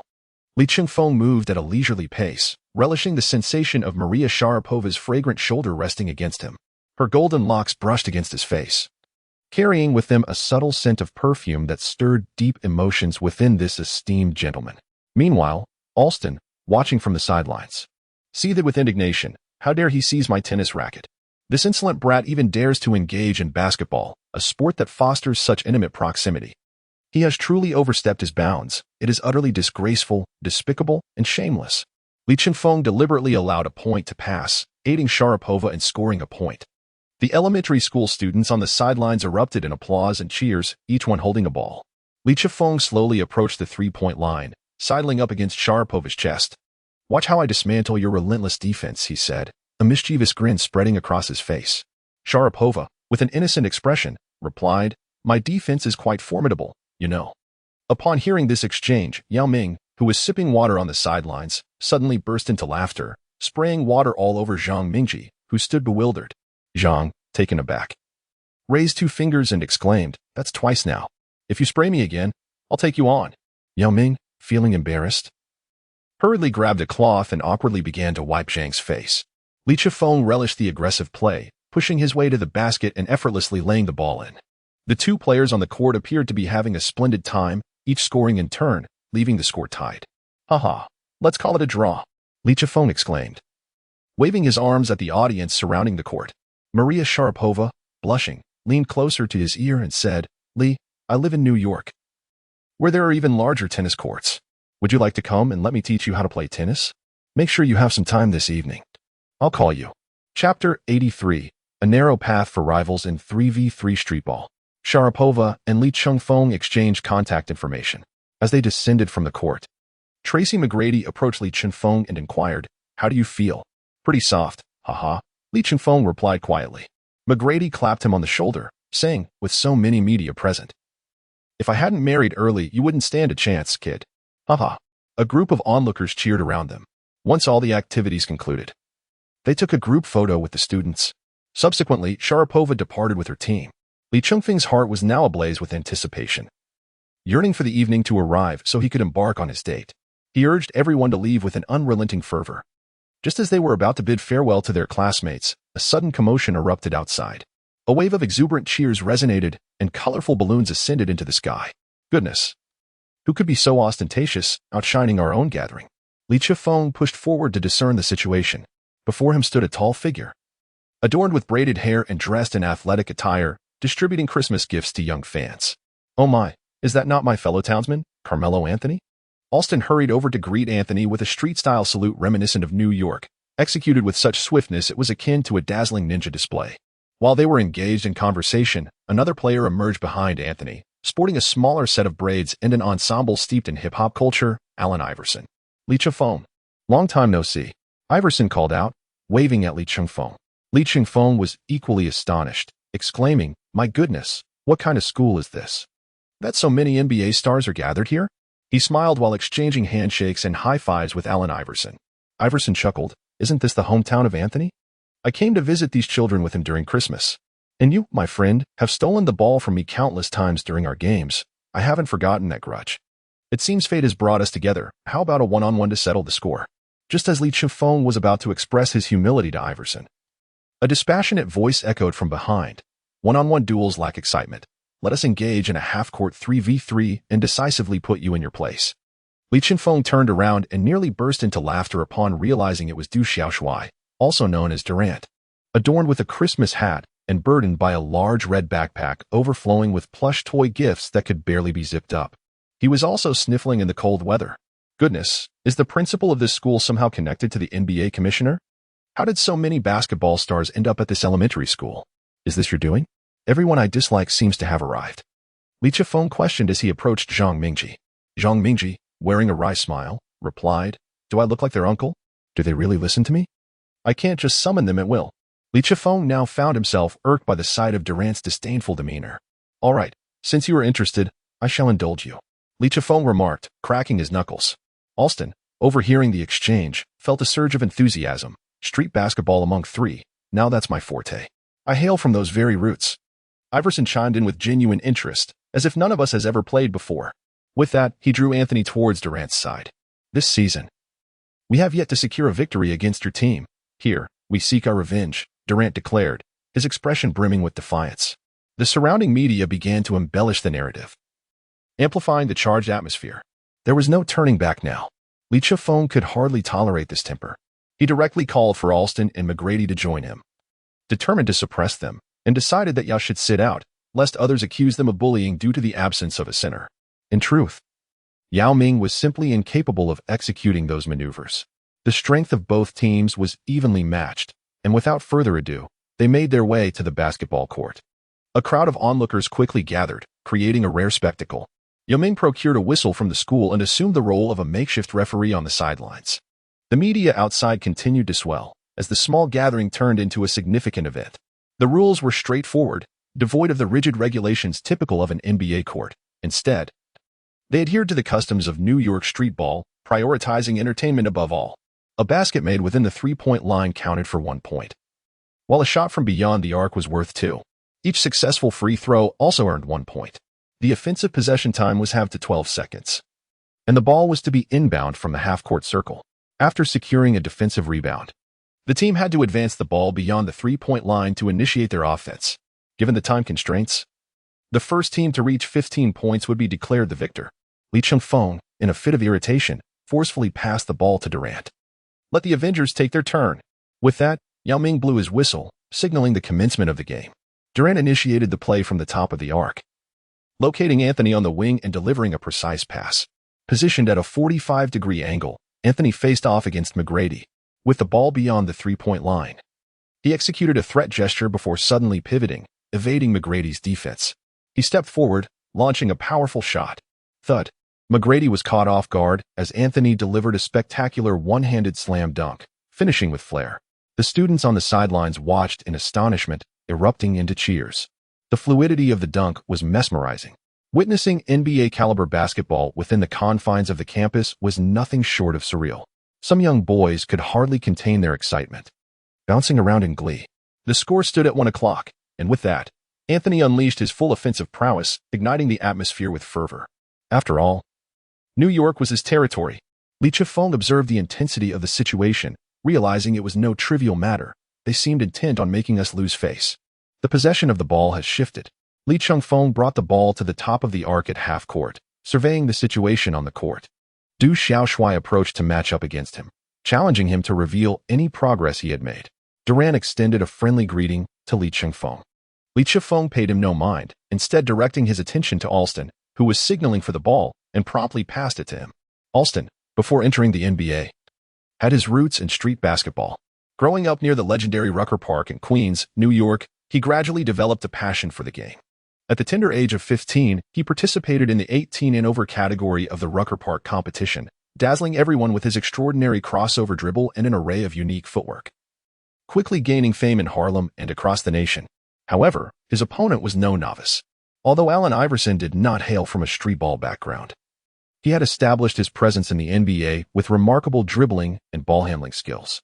Both players were of similar height and build, and Alston found himself in the most familiar of arenas and styles. As he faced Iverson, he unleashed an array of flashy dribbles and maneuvers. Executing a series of between-the-legs dribbles, he spun with his back to Iverson, showcasing a breathtaking move that left his opponent momentarily bewildered. In an instant, he darted toward the basket.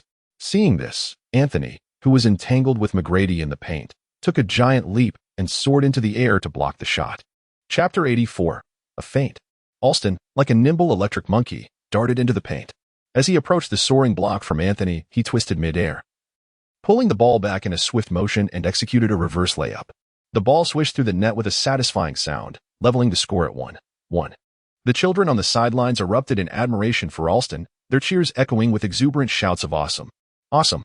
The beauty of that shot was unparalleled, as they had never witnessed such a fluid display of dribbling and layup artistry. Chengfeng stood on the court, utterly astonished. Tonggu, your control over the game is simply astounding. I've never witnessed anything like it on the field, he remarked, patting his shoulder. Alston chuckled wryly. These moves would be considered fouls in a real game. Just wait until I'm truly provoked. I might just have to showcase them out there.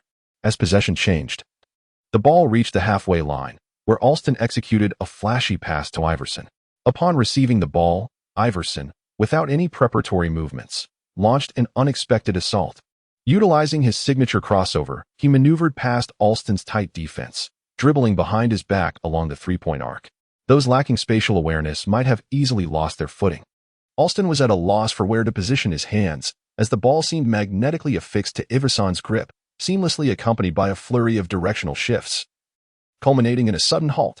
Caught off guard by such an unexpected display, Alston stumbled, nearly losing his balance. A smirk crept across Iverson's face as he stepped back beyond the three-point line and, with a swift motion, released the ball. Swish. The basketball swooshed through the net. 3-1. The score had flipped. The children in the audience were beside themselves, some removing their shirts, exuberantly cheering and waving their arms, while the teachers behind them clapped their hands, urging them to put their shirts back on. Li Chifeng observed the situation and exclaimed, "Is there truly no order in street basketball? This is clearly a violation." T-Mac approached and remarked, "In street basketball, there are hardly any rules. The objective is simply to score. Just avoid breaching the fundamental principles." "What?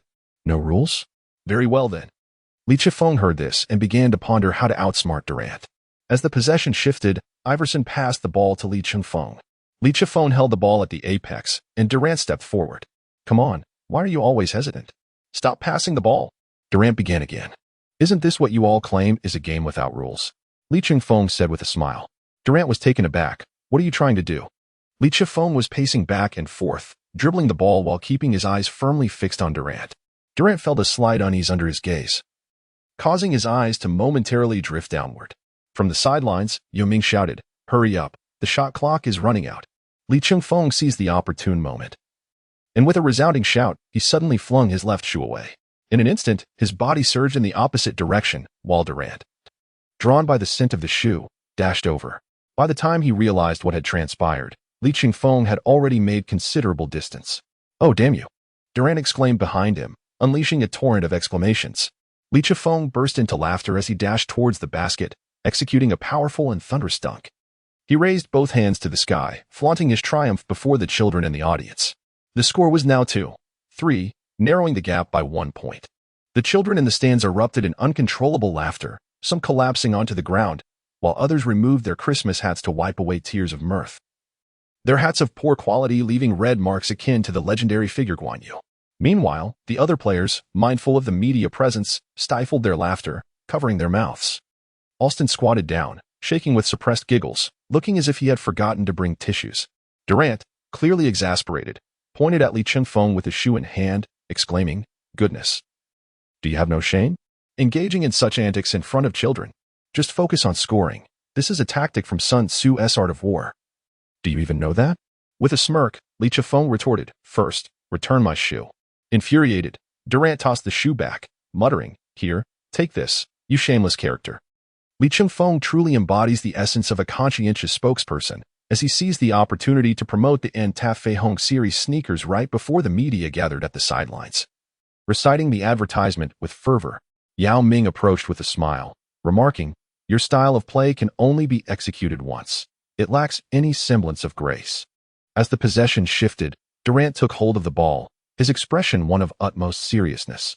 Li Chifeng gazed at him with a playful smile, teasing his mindset. The spectators on and off the court were fixated on the renewed confrontation between the two, as if anticipating something extraordinary. Du Xiaoshui bent forward, deftly maneuvering the ball in every direction with his hands, his eyes darting restlessly in search of an opportunity. Suddenly, he pivoted and charged toward the right side of Li Chifeng. Li Chifeng remained steadfastly vigilant, when suddenly Durant executed a magnificent spin, retrieving the ball with finesse. Li Chifeng maintained his defensive position unwaveringly, observing Durant's performance with unwavering focus. As beads of sweat began to form on Durant's brow, he pondered how this rascal seemed to have enhanced his defensive prowess. What a struggle this was. Frustrated, Durant stubbornly refused to pass the ball, even as Iverson positioned himself nearby, offering no assistance. After a laborious effort, Durant finally managed to create a sliver of space for a shot against Li Chifeng's relentless defense. With the shot clock winding down, he executed a swift crossover dribble, took a significant step to the left, and unleashed a mid-range jumper with precision. Li Chifeng's footsteps remained unwavering, perfectly in sync with Durant's rhythm. He soared into the air, reaching the pinnacle of his leap, and seized the ball from above. "Oh my goodness! Incredible!" The crowd erupted into waves of exuberant cheers. Most people had only witnessed such feats of NBA players on television, but witnessing it live was an extraordinarily breathtaking spectacle. Li Chifeng swiftly seized the ball and dashed beyond the three-point line, initiating a new offensive round. Durant, his face contorted with disbelief, cursed under his breath. I felt my release point was exceptionally high, yet this kid managed to leap even higher, snatching my shot as if plucking fruit from a tree. It's utterly outrageous. A beast. On the sidelines, Yao Ming observed, thinking to himself, this kid shows no mercy to his opponents. I am envious. Damn it. I haven't even pulled off such a move myself. Huh. Durant hurried to match the defensive rhythm against Li Chengfeng. Li Chengfeng feigned a pass and delivered the ball with the speed of a cannonball to McGrady at the baseline. McGrady, creating a slight separation from Anthony, executed a jump shot from beyond the three-point line. Wow, what a beautiful form. How high he soared. The students on the sidelines gazed in admiration with wide eyes. Clang. The shot ricocheted off the rim. A wave of disappointment washed over the crowd. McGrady, seizing the rebound, found himself momentarily blocked by Anthony, and with a sudden flick of his wrist, he sent the ball backward. Outside the three-point line, Li Chengfeng, in motion, received the pass and, soaring into the air with a grand drift, launched the ball towards Durant's outstretched arms. Chapter 85. This is New York. My crew is just around the corner. Wow. Look, he's flying. He's flying. The students exclaimed in awe. Li Chengfeng lingered in the air, as if time had frozen. And only when Durant began his gradual descent did he release a three-point shot. Swish. The net sang a crisp note. 4-3. A reversal of fortune. An astonishingly prolonged hang time accompanied by an invincible drifting three-pointer. Unstoppable, it was as if the opponent had been rendered helpless. Aha! Li Chengfeng bellowed at Durant. In response, Durant irately pointed at Li Chengfeng and exclaimed, "What nonsense! Get lost!" With Li Chengfeng's remarkable three-pointers sinking through the hoop, both sides began to take the game seriously. The possession shifted. Anthony received the ball and directed Durant to the wing. Iverson swiftly darted behind Anthony, executing a handoff that shed Alston's defense, facing McGrady's support. He elegantly maneuvered past the defense and charged into the paint. Taking a bold step inside, he met Li Chengfeng's block and executed an acrobatic reverse layup. Clang. The ball rimmed out.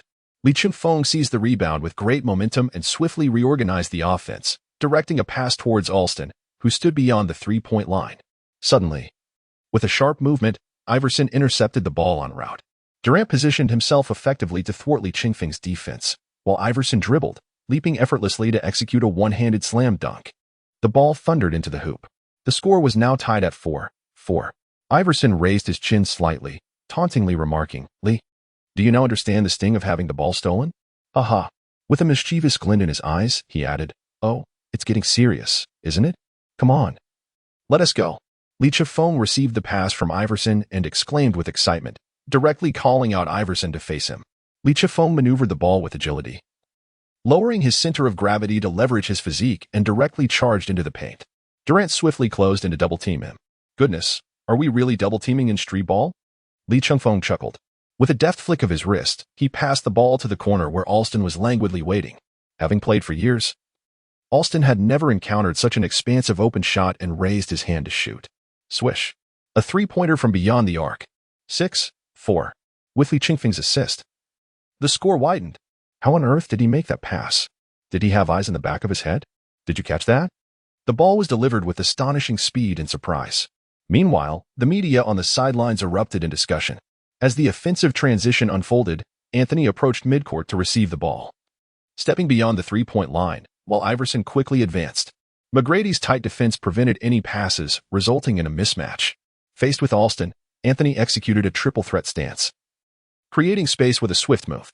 With explosive energy, he barreled into the lane, leaping off both feet to deliver a powerful two-handed dunk, sending Alston reeling out of bounds. Anthony celebrated with a classic gang sign, taunting Alston. The score tightened to 5-6. Alston leaped toward Li Chengfeng, exclaiming, "Lee, someone is bullying you. Let me handle him." "Sure thing." Anthony laughed heartily. "Come show me what you've got. This is New York, and I'll let you know my crew is just around the corner." Alston, with a look of disdain, scoffed, "What are you trying to act tough about?" The offense quickly transitioned again. Li Chengfeng received the ball from Anthony and advanced to the midfield. Without granting Anthony a moment to react, he suddenly broke to the right. It appeared that Anthony had anticipated his movement, using his ample belly to obstruct Li Chengfeng's path. Li Chengfeng suddenly pulled the ball back, swiftly executing a cross-cover maneuver that evaded his defender. He charged towards the basket, launching the ball towards the backboard. Soaring into the air, he caught the rebounding basketball and delivered an awe-inspiring windmill dunk. The rim shook violently as the ball thundered through the hoop. The score stood at 7-5, with Li Chengfeng maintaining the lead. Hanging from the rim, he unleashed a classic celebratory gesture, flexing his powerful biceps and roaring in triumph. Allen Iverson and Tracy McGrady exchanged knowing glances, recognizing the familiar flair of his moves. The crowd erupted in a frenzy. The cacophony of cheers and applause was deafening. In their excitement, even the media's cameramen seemed ready to leap into the air, equipment be damned. Wow, what a shot. Such a play should only exist in the heavens. Where else could one witness? Whatever. The referee, Yao Ming, found himself at a loss for words. On the court, Kevin Durant was equally astonished, silently pondering how someone could possess such incredible speed. It defied all logic. I must train harder, he thought. It seems my skills need to keep pace. With Li Chengfeng's audacious dunk, the intensity of the match escalated. The subsequent exchanges between the teams were fiercely contested, each side demonstrating equal prowess. Every confrontation was charged with tension, and the audience could feel the exhilarating atmosphere. This was no longer a mere exhibition. Both teams had become serious, employing every tactic at their disposal to outmaneuver one another. The game began to showcase fundamental basketball skills, stripped of any frivolity. As neither side wished to lose face in front of the youthful spectators, the two teams battled relentlessly until the final moments, with the score reaching 14-13. Li Chengfeng led his team with a narrow 1-point advantage over Durant and his comrades.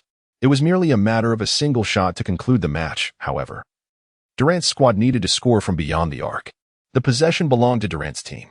Initially, they approached the game with a light-hearted spirit, aiming to entertain the children in the audience, yet they unexpectedly found themselves embroiled in a serious competition, akin to spirited youngsters. Each player was drenched in sweat from their exertions. Durant passed the ball to Iverson to orchestrate the offensive play, as they prepared to secure victory with a decisive three-pointer. Li Chengfeng and his companions were well aware, exerting every effort to defend against outside shots while allowing drives to the basket. Iverson, with his swift and incessant changes in direction, adeptly utilized Anthony's screen to evade Alston's defense, creating a clear shot opportunity. He launched a jump shot from beyond the three-point line, accompanied by a resounding proclamation in midair. Allow me to demonstrate the descending hand of power. It was as if a tempest had suddenly swept in from nowhere. Li Chengfeng swung his long arms, sending the ball soaring away with a powerful slap. Tracy McGrady dashed forward to retrieve the ball, swiftly pulling it beyond the three-point line. Simultaneously, Li Chengfeng angled his way into the baseline, sprinting towards McGrady and pointing skyward. With a whoosh, McGrady hurled the ball with both hands towards the backboard. Boom! Li Chengfeng soared through the air, catching the ball with a single hand and striking down with force upon the majestic Himalayas. 15-13. Li Chengfeng shook his shoulders and approached Durant with an air of bravado. As Li completed the final aerial relay, the crowd of students erupted into a frenzy, encircling him like stars around the moon. It took the staff and teachers quite some time to calm their exuberance. What a spectacular match it was. Thank you to all the basketball stars for your unwavering dedication in showcasing the allure of the game. Now, let us take a photograph with the children, the principal cheerfully announced. Everyone gathered together. Li Chengfeng surveyed the surroundings. Where is young Master Durant? Chapter 86, The Dominant Sharapova. The match concluded amidst a chorus of cheers as he was organizing everyone and the children for a commemorative photograph. Li Chengfeng searched for Durant in circles, occasionally opening the classroom door, then the car door, and then running over to rummage through the trash can. He called out Durant's name as he searched. Enough already. Stop pretending. Who searches for someone in trash cans and cups? He has long since left. Anthony interjected, trying to deter Li Chengfeng. Anthony then asked with confusion, what grievance do you have against him? No matter how his team advises him, he refuses to listen, saying he cannot be in the same frame for a photo. It's as if you've committed some unspeakable crime. Li Chengfeng rested his chin on his hand, feigning deep contemplation. I believe it is the resentment born from the theft of a wife, he mused. In our gang, according to the rules, one would have to pay dearly for such an offense. Anthony, with a look of curiosity, interjected, but how old is Durant? How could he possibly have a wife? Who are we even talking about? Such matters of society are best left unexplored. After distributing gifts to the children at the school alongside Iverson, Anthony's team bid farewell, concluding their journey as the afternoon wore on. The Rockets team began to pack their belongings in preparation for their return to Houston, with the players eagerly anticipating the opportunity to celebrate Christmas at home. Li Chengfeng chose not to return with them, stating that he had matters to attend to and needed to meet a friend. RC, peering at him with narrowed eyes, remarked, "Where in New York could you possibly have a friend? I hesitate to reveal the truth to you, but here, take this for any unforeseen circumstances." With that, he produced a box of Luo Di Huang pills from his bag and handed it to Li Chifeng. I interjected, "Tong Ge, do you carry this around with you? I am merely 20 years old and have no need for such things. Let us be off." Li Chifeng dismissed them all and stepped outside. As he picked up the phone and was about to dial, he received an incoming call. Li Chengfeng's lips curled into a smile. Indeed, Sharapova could not quell the restlessness within her heart. "Hello? Is this Li Chifeng? Are you still in New York?" The crisp sound of her voice echoed from the other end of the line. "Of course, I wouldn't dare to leave without your command." Li Chengfeng replied with a hint of playfulness. From the phone came a feigned angry tone. "You smooth talker. Where are you? I'll drive over to pick you up. Come accompany me to buy some clothes. I exist within your heart. Where else could you possibly find me?" He quipped. "Stop being silly and just tell me." Li Chifeng informed her of the location, and after approximately half an hour, a bright red Ferrari thundered toward them from a distance. "Wow, it's a Ferrari 599 GP. The latest model, absolutely stunning," Li Chifeng exclaimed, his eyes wide with admiration. As she emerged from the vehicle, Sharapova transformed her athletic, sun-kissed demeanor. She donned an exclusive custom-designed light blue lace-fitted dress, the tailored silhouette exquisitely accentuating her figure. The delicate hue was adorned with exquisite embroidery, exuding both elegance and a hint of sensuality.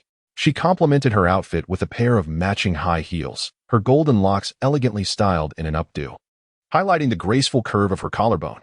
As she stepped out, her long, slender legs were tantalizingly revealed. Li Chifeng thought to himself, "Oh no. The right atrium collects deoxygenated blood from the body, which is then pumped through the right ventricle into the pulmonary artery.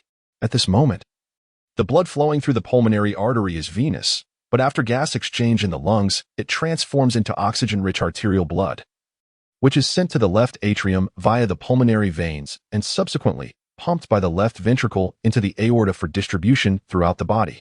He felt a tingling sensation all over.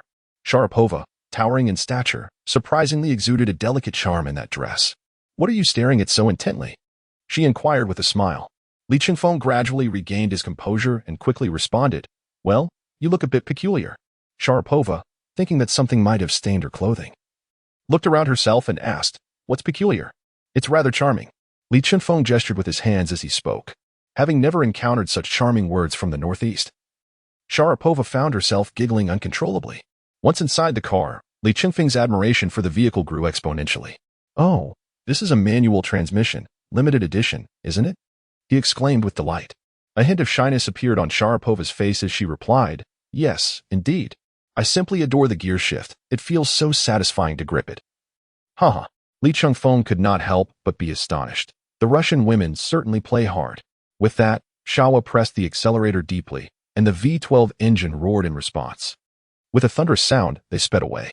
Driving the supercar, they soon arrived at 5th Avenue in Times Square, New York. Times Square, also known as the crossroads of the world, is a bustling hub of entertainment and shopping.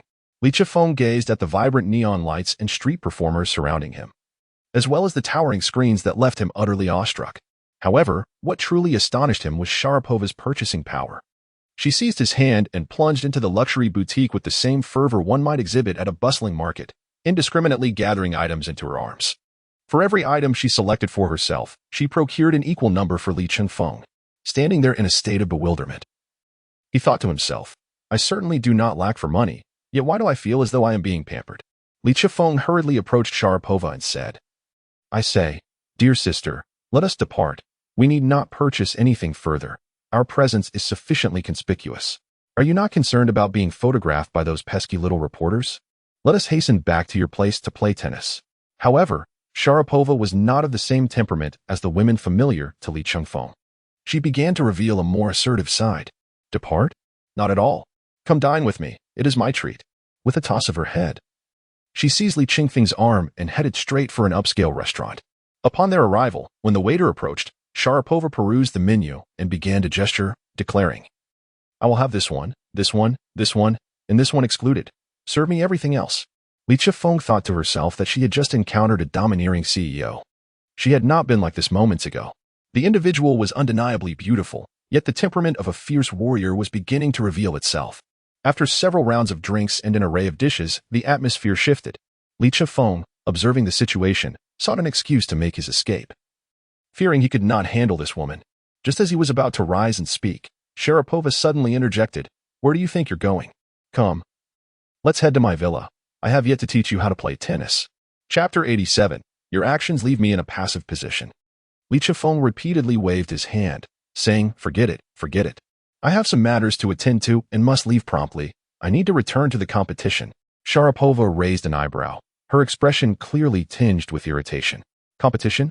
What competition? Today is Christmas. Everyone is on holiday. Where do you think you're going? Li Chifeng felt utterly exasperated, pondering to himself, the women involved in sports are no different from ancient warriors, and coupled with the fierce spirit of their people, they have taken to unleashing a torrent of profanities. Initially, she put on an innocent and charming faade, and I was completely duped by her appearance. Sharapova sensed that her tone had been somewhat excessive, and she began to feign a shy and endearing demeanor. "Please don't leave just yet. I still need to teach you tennis, and you must instruct me in basketball. Today is Christmas, and I have no one to share it with. I feel so empty and lonely." Li Chifeng gazed at the exquisite visage, blushing as she activated her charming demeanor, causing an involuntary shiver to run down his spine. Internally, he chided himself. Li Chifeng, this damned allure of yours is bound to lead you to trouble with women." An old saying in Huaguo aptly states that even the bravest man cannot withstand 3 pouts. Sharapova unleashed her enchanting charm, leaving the esteemed Li in a state of delightful disarray, his face adorned with an infuriatingly smug expression. Persuaded by her playful banter, Li Chifeng chose to linger a while longer. The two resumed their light-hearted conversation, and after a delightful dinner, Sharapova drove him to her seaside villa on Long Island, New York. The car glided into the front yard, where the verdant lawn, private swimming pool, and marble pathways harmoniously blended with the azure sky and sea.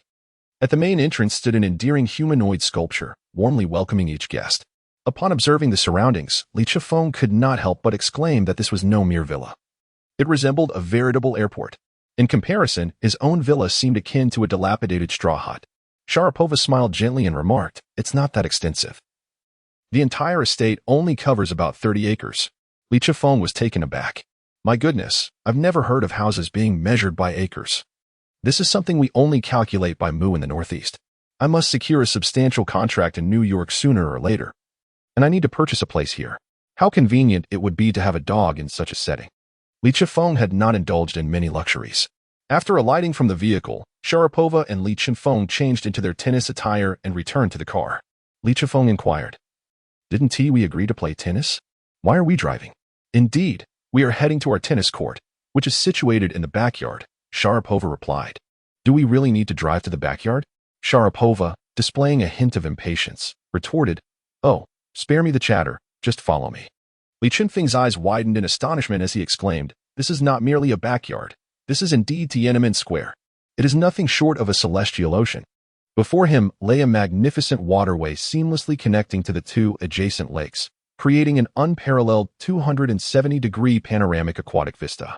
As twilight descended, the enchanting ripples of the lake reflected the beauty of the night, captivating all who beheld it. Nearby, an expansive private swimming pool awaited, accompanied by a standard tennis court and a basketball court.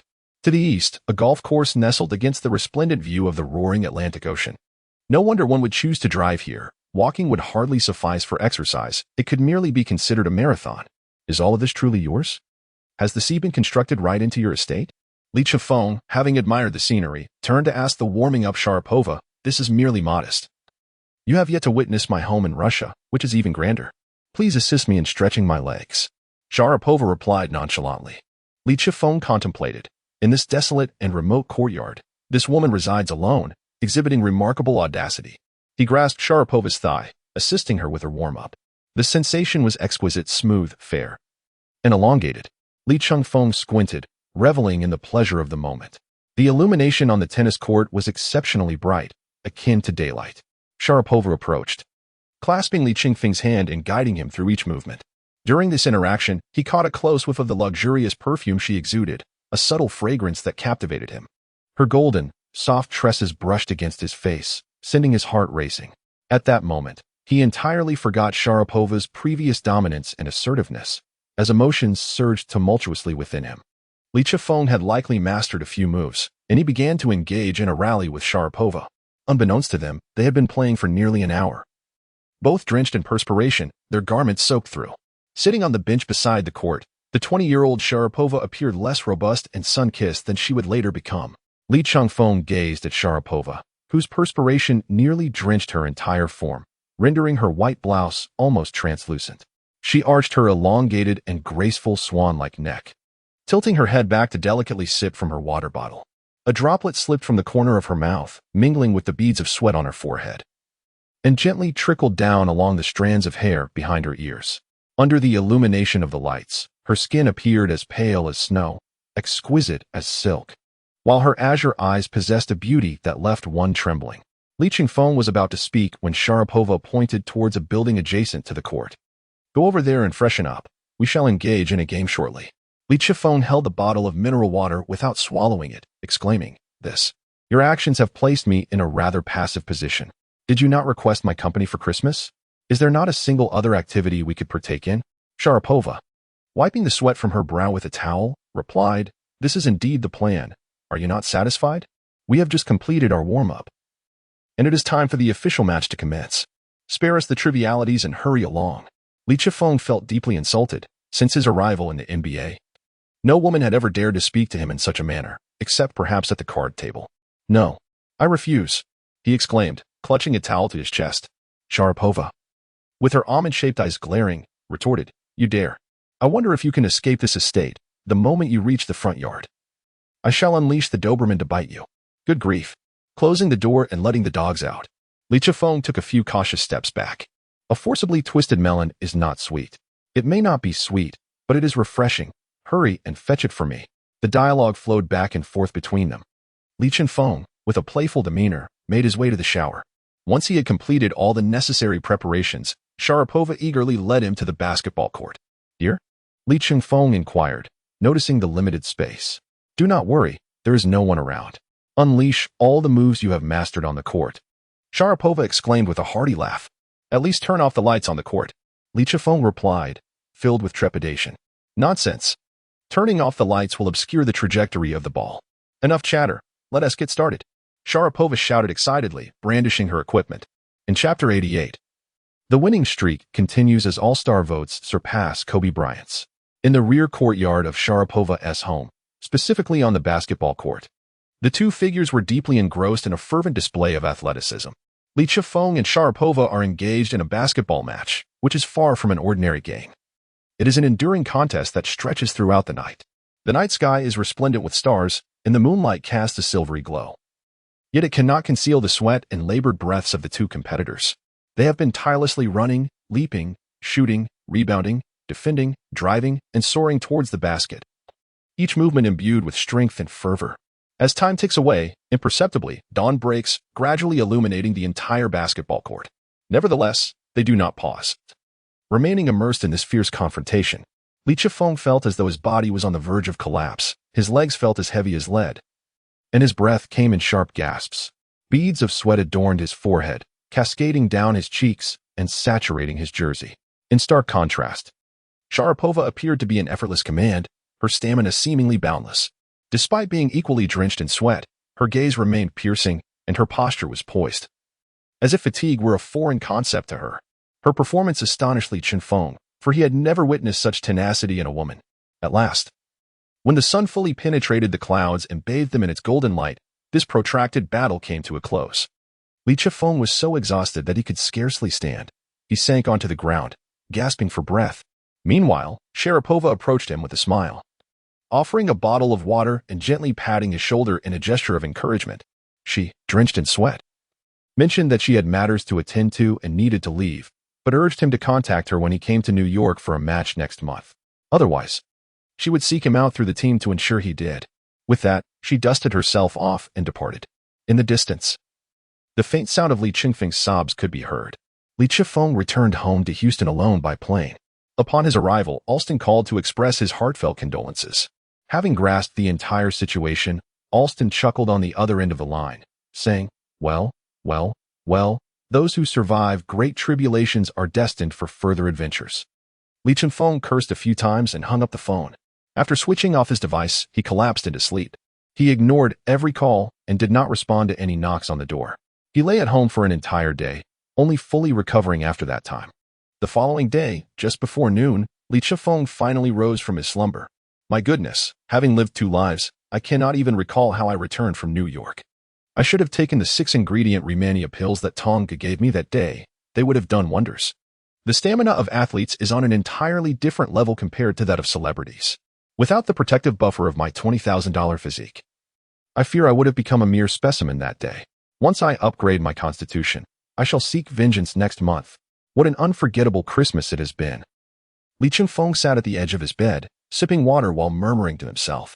After organizing his thoughts, he hurried off to the team's training session, preparing for the final game of a grueling 4-game road trip against the Memphis Grizzlies. As December 29th arrived in the United States, the Houston Rockets, having enjoyed 4 days of rest, were poised to extend their winning streak. They arrived at the FedEx Forum in Memphis, ready to face the Grizzlies. Led by the formidable Pau Gasol, despite the presence of several star players, the Grizzlies had struggled with dismal performance, consistently being overpowered in the Wild West. The starting lineup for the Grizzlies featured point guard Damon Stoudemire, affectionately nicknamed Little Flying Mouse, shooting guard Mike Miller, small forward Rudy Gay, known as Little T-Mac, power forward Pau Gasol, and center Darko Milicic, the 2nd overall pick in the 2003 draft, who, despite being overshadowed by LeBron James, had garnered a reputation for his lackluster performance. The Rockets, well-rested, deployed their regular starting lineup. Gasol, a 3rd overall pick in 2001, had showcased typical European big man traits upon entering the league: an accurate mid-range shot, solid footwork in the paint, tenacious rebounding, and a diverse offensive skill set, making him the undisputed core of the Grizzlies. However, he was left to shoulder the burden alone, with only Mike Miller providing the necessary firepower to alleviate some pressure, while the rest of the team underperformed. Throughout the match, the Rockets maintained dominance, only allowing the Grizzlies to tie the score during the 2nd quarter when the Rockets rested their starters. The second half saw the Rockets decisively pull away. Ultimately, the Rockets triumphed with a comfortable score of 103-83.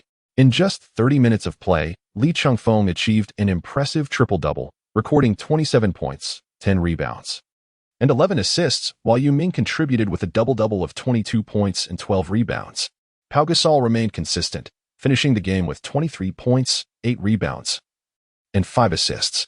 Following the game, news circulated regarding Gasol's potential trade due to the Grizzlies' poor performance.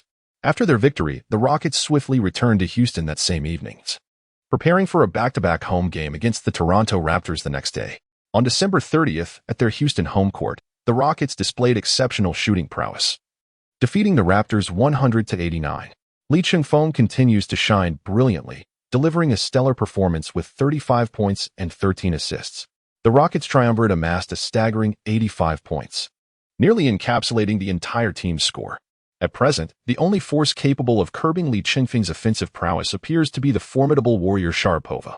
Following this victory, the Rockets' record stands at 23 wins and 5 losses, marking an impressive 8th consecutive win for the team. Today, the NBA officially announced the results of the 2nd round of All-Star voting.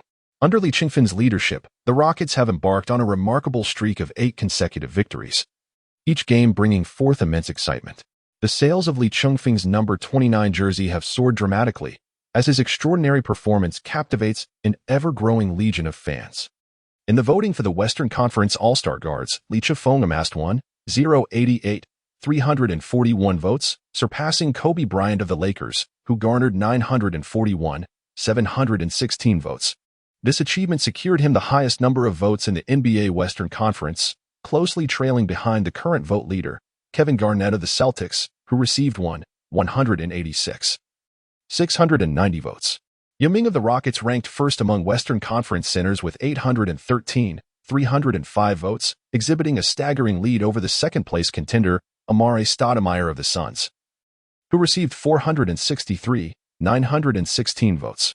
Tracy McGrady followed closely behind Kobe, securing 3rd place among Western Conference guards with 141 votes. As for the Rookie of the Year rankings, Li Chifeng triumphed over his contemporaneous competitors, including the highly regarded Kevin Durant. This has undoubtedly caused significant frustration for the young prodigy, Durant, The subsequent rankings from 2nd to 10th are as follows: Al Harford, Sean Williams, E. Jianlian, Jamario Moon, Jeff Green, Daquan Cook, Luis Scola, Juan Carlos Navarro, and Jason Smith. Li Chengfeng's all-star voting has soared, and he has ascended to 3rd place in the regular season's MVP rankings, trailing only Kobe and Chris Paul. Tomorrow marks the final battle of the year. Li Chengfeng is poised to confront the formidable challenge posed by Chris Paul and his New Orleans Hornets, currently ranked 2nd in the MVN standings. Chapter 89, the final battle of the year, facing the Hornet King. On December 31st, 2007, in the United States, the Houston Rockets are set to engage in their last game of the year against the New Orleans Hornets. Earlier in the season, the two teams had clashed, but the Hornets were missing their stars, Chris Paul and David West, due to injuries, allowing the Rockets to secure an easy victory. Now, under the leadership of Chris Paul, the New Orleans Hornets have demonstrated remarkable prowess in the fiercely competitive Western Conference, standing just 0-5 games behind the first-place Houston Rockets. This clash for the top spot in the West has garnered significant attention, becoming one of the focal events of the season. The Hornets have exhibited formidable strength this season, particularly with Chris Paul at the helm, resulting in substantial improvements in both offense and defense. As a rising star, Chris Paul is renowned for his exceptional ball-handling skills, keen basketball intelligence, and outstanding leadership. He not only excels at scoring but also orchestrates the team's offense, creating ample opportunities for his teammates. Furthermore, his defensive capabilities are equally impressive. His quick reactions and impeccable footwork compel opponents to hesitate in their dribbling, while his low center of gravity and swift hands disrupt their ball control, often leaving them uncomfortable when receiving the ball. Utilizing his robust lower body strength and subtle rhythm-breaking maneuvers, he proves to be quite adept at defending larger point guards. This season, he has averaged an impressive 22 points, 12 assists, and 3 steals per game, an astonishing feat for a point guard standing at just 183 meters tall in a league filled with muscular athletes. Today, Li Chengfeng will face an immense challenge. The two players exhibit strikingly similar styles, both possessing comparable skill sets and techniques, though Li Chengfeng tends to play with a more aggressive flair. As the evening approaches, with only an hour left until the game, the atmosphere at the Toyota Center in Houston is electric. Nearly 20,000 spectators have arrived early, eagerly anticipating the thrilling matchup between the two teams. In a pregame interview, Paul, the Hornets star point guard, confidently declared his intent. "Today, I will decisively topple the Rockets from their perch atop the Western Conference and bring their winning streak to an end." A reporter then inquired about Li Chengfeng's impressive performance since the start of the season, noting his physical advantages. Paul feigned innocence, stating, "I have only been in the league 2 years longer than Li Chengfeng, and his recent performances have placed unprecedented pressure on me. I must learn from him and seek his guidance." Observing Paul's demeanor, Li Chengfeng was acutely aware of the underlying implications. His words, veiled yet pointed, were designed to unsettle his mindset. In recent times, Li Chengfeng had devoted considerable effort to studying Paul's offensive and defensive techniques. Within the entire league, there were few point guards capable of posing a significant threat to him, and Paul was certainly one of them. Adelman also cautioned Li Chengfeng. Paul is notorious for his subtle antics, adept at manipulating his opponent's psychology. It is imperative that he remains composed and does not succumb to provocation, lest he incur further technical fouls. Li Chengfeng presented a demeanor that instilled confidence in his coach. He knew that his approach might lead to repercussions in the future, yet he vowed to remain composed and maintain the team's leading status in the league. Adelman, however, remained apprehensive about Li Chengfeng's temperament, noting that the young man possessed a penchant for colorful language and was quite adept at dishing out trash talk. "Fear not, coach. You ought to know me better. I thrive on banter." As the pregame warm-ups concluded, the arena erupted with deafening cheers as both teams introduced their starting lineups. The Hornets starters were impeccably aligned: center Tyson Chandler, power forward David West, small forward Peja Stojakovic, shooting guard Morris Peterson, and point guard Chris Paul. The Rockets maintained their customary lineup: center Yao Ming, power forward Luis Scola, small forward Shane Battier, shooting guard Tracy McGrady, and point guard Li Chengfeng.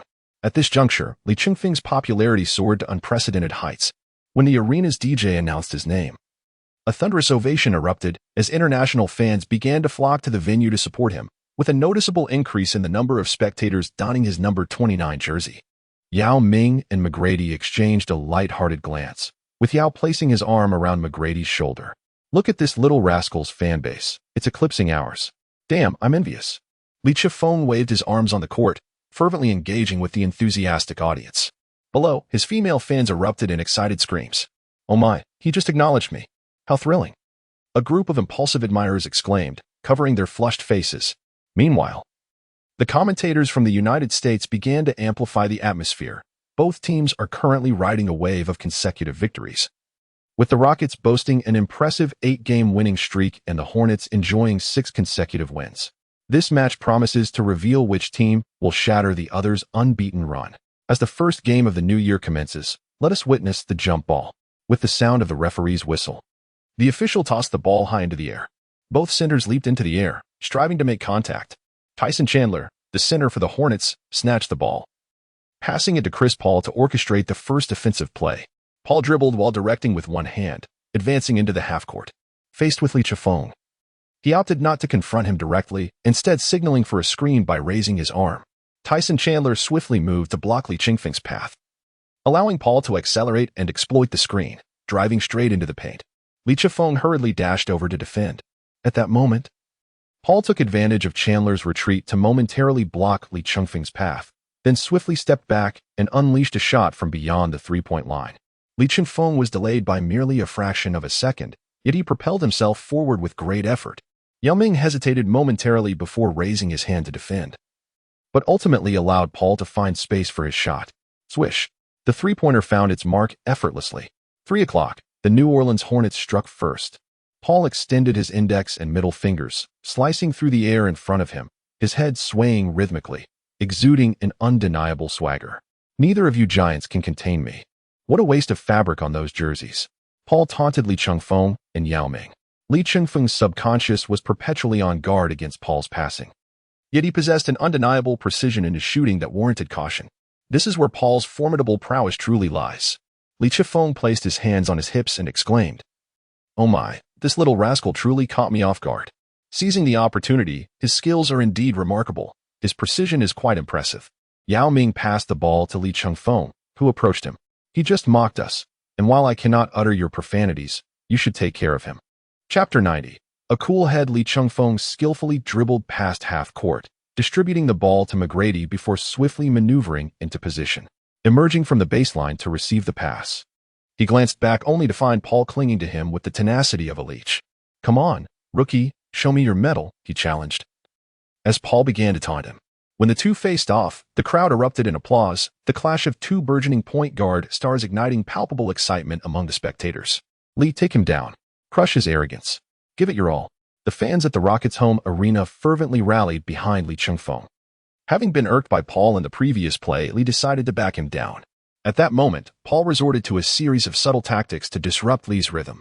He persistently jabbed his knee into Lee's legs while reaching for the basketball in Lee's grasp, attempting to snatch it away. This barrage of antics left Lee feeling quite repulsed. "Can you be quiet for just a moment? You're buzzing around like a fly," Lee exclaimed, unable to contain his frustration. Seizing the opportunity to leverage his physical advantage, Lee aimed to push Paul aside and emphatically dunk over this insufferable opponent. After several vigorous attempts, he realized he was unable to budge him. What the hell? Is this guy a miniature version of Shaquille O'Neal? He's as immovable as a concrete barrier, Lee thought, taken aback.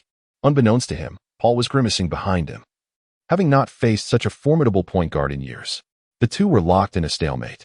Upon realizing the precarious situation, Li Chifeng, having turned his back for too long, summoned his strength for a forceful shove, creating a slight opening.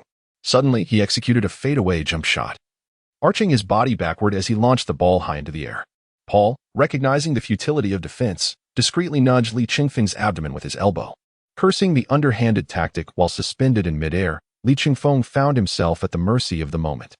The basketball ricocheted off the rim several times before gracefully descending into the net. The score stood at 2-3. Li Chifeng made a powerful response with a single shot. The audience erupted in passionate cheers for this formidable reply. Paul, with a hint of disdain, remarked to Li Chifeng, "Not bad, managing to score despite the stomach pain." As Li Chifeng retreated, he began to voice his grievances to the referee. However, due to the subtlety of the opponent's actions, the referee remained oblivious and dismissed his complaints. Li Chifeng clutched his abdomen and bellowed at Paul, "You little rascal, just wait." As the possession shifted, Paul leisurely retrieved the ball from the baseline and ambled into the Rockets' half. He then replicated the strategy from their initial offensive, with Chandler once again positioning himself beside Li Chifeng to obstruct his path. Paul, utilizing a swift dribble and a screen, surged forward. Not a chance. Li Chifeng maneuvered through the narrow gap, extending his arms to press against Paul until he surged beneath the basket. Where did this little stout fellow find such vigor? Li Chifeng, while defending, cursed at him. Suddenly, Paul reduced his speed, yanked the ball back forcefully, and altered the rhythm of his dribbling. Li Chifeng, however, did not lose his position at all. Following this, Paul executed a sudden hesitation, raising his hand as if to take a shot. Li Chifeng maintained his composure, anticipating the move from the rotund player, and stood firm, his hands effectively blocking the shooting lane. Realizing his ruse had failed, Paul swiftly took a step towards the basket. You are finished. This is your demise. Li Chifeng leaped into action, extending his hand toward the ball in Paul's grip. Whoosh! To everyone's astonishment, Paul abruptly flicked his right wrist backward while airborne, sending the ball soaring to Peja Stojakovic in the corner. Battier, who was tasked with defending him, was entirely captivated by Paul's advance into the paint. By the time he attempted to return, it was too late. Peja caught the ball, his keen eyes taking aim. He lifted his hand and unleashed a three-pointer. Swish! The ball hit the mark with a crisp sound. The score was now 6-2, with the Hornets continuing to lead. Instantly, the cheers from the home crowd diminished by half. Peja, selected by the Kings as the 14th pick in the first round of the 1996 draft, right after Kobe, had made 3 All-Star appearances and won the three-point contest twice. During his tenure with the Kings, he was a versatile player capable of playing positions 1 through 3. Although not particularly strong defensively, his remarkable shooting skills earned him widespread acclaim. The game commenced with Paul sinking a three-pointer and executing a peculiar pass, contributing to the Hornets' initial 6 points. The commentator from the United States remarked that if the Rockets failed to mount a robust response and continued to struggle defensively, they would likely lose control of the game as tempo. As the Rockets prepared for a baseline inbounds, McGrady received the ball and advanced to half-court.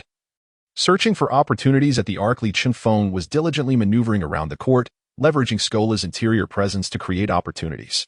With remarkable swiftness, he darted into the paint, raising a finger skyward as a signal.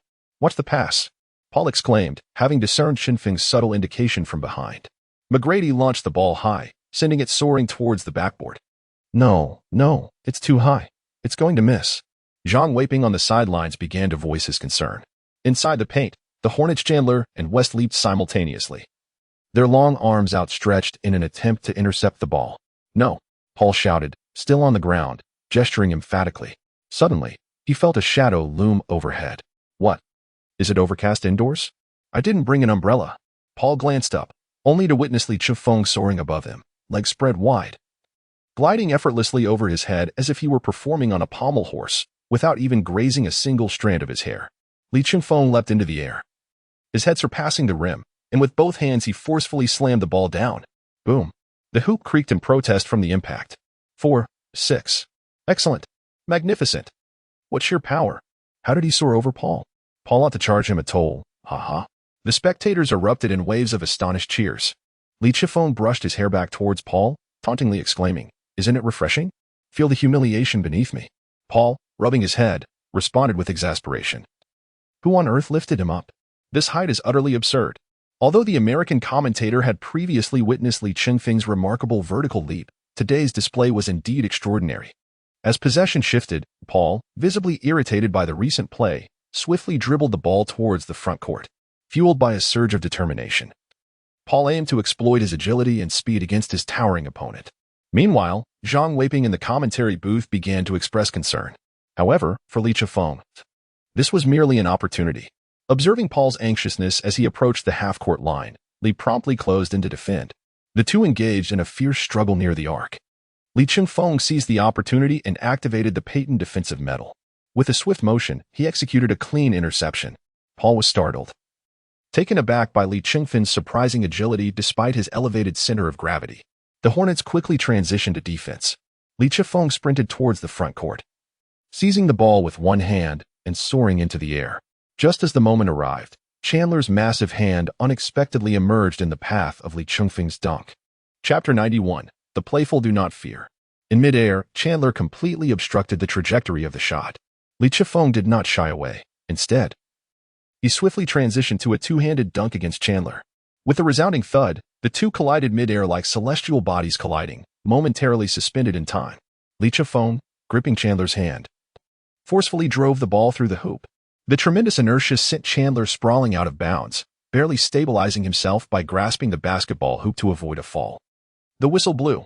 Chandler of the Hornets committed a foul, rendering the 2 points valid, along with a bonus free throw. The Toyota Center erupted in a chorus of cheers. Oh.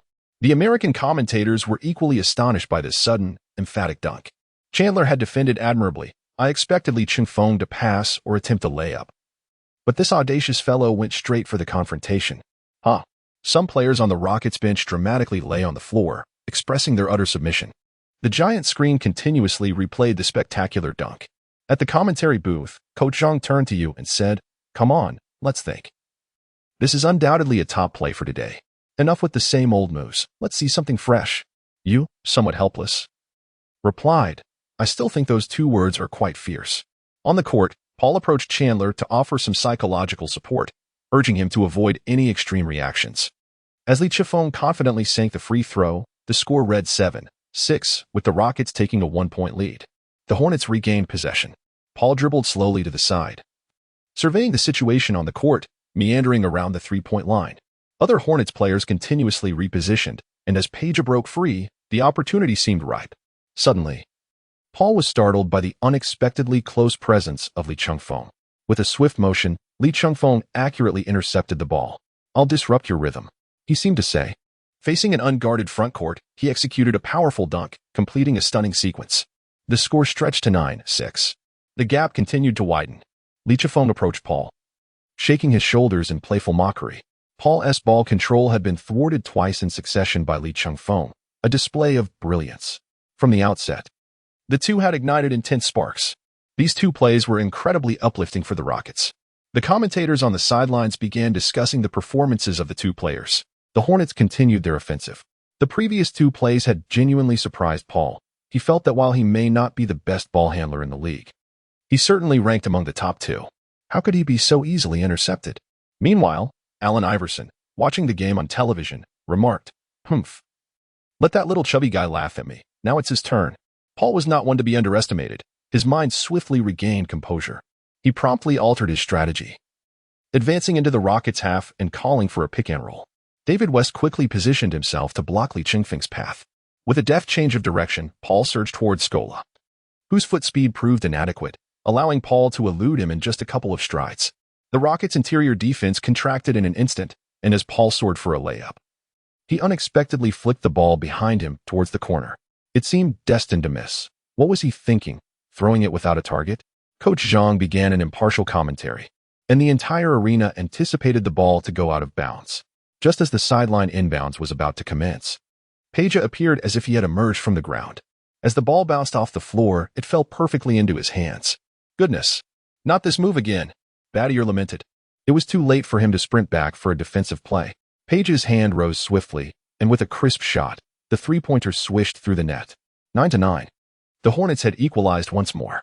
Adelman, fuming on the sidelines, admonished Battier, "Pay attention to that. Keep your eyes open. Move faster." Meanwhile, on the sidelines, Zhang Weiping remarked, What a play." The Rockets regained possession, ready to execute a dazzling maneuver. Li Chengfeng swiftly dashed to the front court, executing a quick scissor kick to create a sliver of space. He charged towards the basket, directly confronting Paul. The Hornets rapidly collapsed their defense, anticipating Li Chengfeng's drive and sending West to double-team him. Li Chengfeng suddenly came to a halt by the paint area, encountering West face-to-face. Gazing intently at West, he swiftly maneuvered the ball behind him. With a quick flick of his forearm, he scored. The spectators along the sidelines gasped in astonishment. The close-knit circle of friends, who had been closely observing the game, internally acknowledged his remarkable precision and speed. The ball deftly passed through Li Chengfeng's legs, then through West's, before rapidly bouncing to the waiting hands of Yao Ming in the paint. Yao Ming received the pass with unparalleled ease, launching into a soaring 2-handed dunk without any preparatory movement. The score stood at 11-9, with both teams tightly contesting each point. As the ball slipped through both sets of legs, Yu Jia at the commentary booth silently pulled out a notebook, contemplating fresh phrases for the highlight reel. As Li Chengfeng retreated, he approached Paul with a playful taunt. Aren't you the one known for your flashy assists? Well, I shall match your flamboyance. Paul, hands on his hips, smirk back. Are you certain? When the tears start flowing, there won't be a mother to console you. Li Chengfeng laughed. Let us see who cries first. As the offensive transition unfolded, it appeared that Paul, provoked by Li Chengfeng, was becoming increasingly fervent. Upon reaching the half-court, he deliberately attempted to evade Li Chengfeng's defense, incessantly calling for pick-and-rolls in an effort to create space. Li Chengfeng deftly maneuvered through the narrow gaps, relentlessly denying his opponent any opportunity to misalign. He advanced to a 45-degree angle and boldly passed the ball to West in the paint. With time running out on the shot clock, he swiftly turned and released a shot. The ball ricocheted off the rim multiple times, refusing to settle within the net. It bounced out, and Yao Ming seized the opportunity to secure the rebound. Without hesitation, he executed a quarterback-style pass, sending the ball straight into the hands of the already advancing Li Chengfeng. Li Chengfeng swiftly advanced to the front court with the ball. He was poised to dunk. Ready to entertain, Yu Jia began to contemplate his words. Zhang Weiping commenced his predictions. Amidst the audience's bewilderment, Li Chengfeng confronted an open basket and abruptly slammed on the brakes. Oh, he intends to take a shot from the open three. Zhang Weiping had yet to finish his sentence. Li Chengfeng stood firm, legs apart, as he deftly passed the basketball through his legs to the awaiting hands of McGrady, who was sprinting up the court. McGrady, closely pursued by Morris, skillfully executed a layup, scoring with precision. The referee's whistle pierced the air. 2 points confirmed for the Rockets, along with an additional free throw. McGrady flashed a broad smile, revealing his white teeth, as he approached Li Chengfeng for a celebratory high-five. What a turn of events today. How unexpectedly generous. At the sidelines, the Huashi commentary booth buzzed with anticipation, as Yu Jia remarked, Zhang, it seems your predictions have once again missed the mark. Zhang Weiping, with an expression of denial, retorted, that ball should have been passed to Yao Ming. Chapter 92. It seems he has forgotten the score. Regardless of Zhang's stubbornness, Li Chengfeng assisted McGrady, who scored a remarkable 2-1 basket, bringing the score to 14-9. The Rockets continued to extend their lead. Zhang Weiping was still engaged in a debate with Yu Jia beside him regarding the inaccuracy of his predictions. In a remarkable turn of events, Li Chengfeng orchestrated a scoring spree for the Rockets, propelling them to a remarkable 14-3 lead. Witnessing the Rockets' soaring momentum, Hornets coach Byron Scott was compelled to call a timeout. Faced with his players, who appeared visibly disheartened, he exclaimed, What are you doing? Are you asleep? Should I fetch you a pillow so that this rookie from the Rockets can run rampant? He continued, addressing Chris Paul. Why are you allowing this rookie point guard to steal the ball from you repeatedly? What are you afraid of? Can't you employ your skills to counter him? Coach Scott resorted to psychological tactics to motivate his star player. In this league, the only player I fear is Darren Williams from the Jazz. But I certainly do not fear anyone else. Paul, feeling the weight of his words, swallowed back his thoughts. The Hornets' emergence as a formidable team this season was intrinsically linked to Chris Paul's rapid development.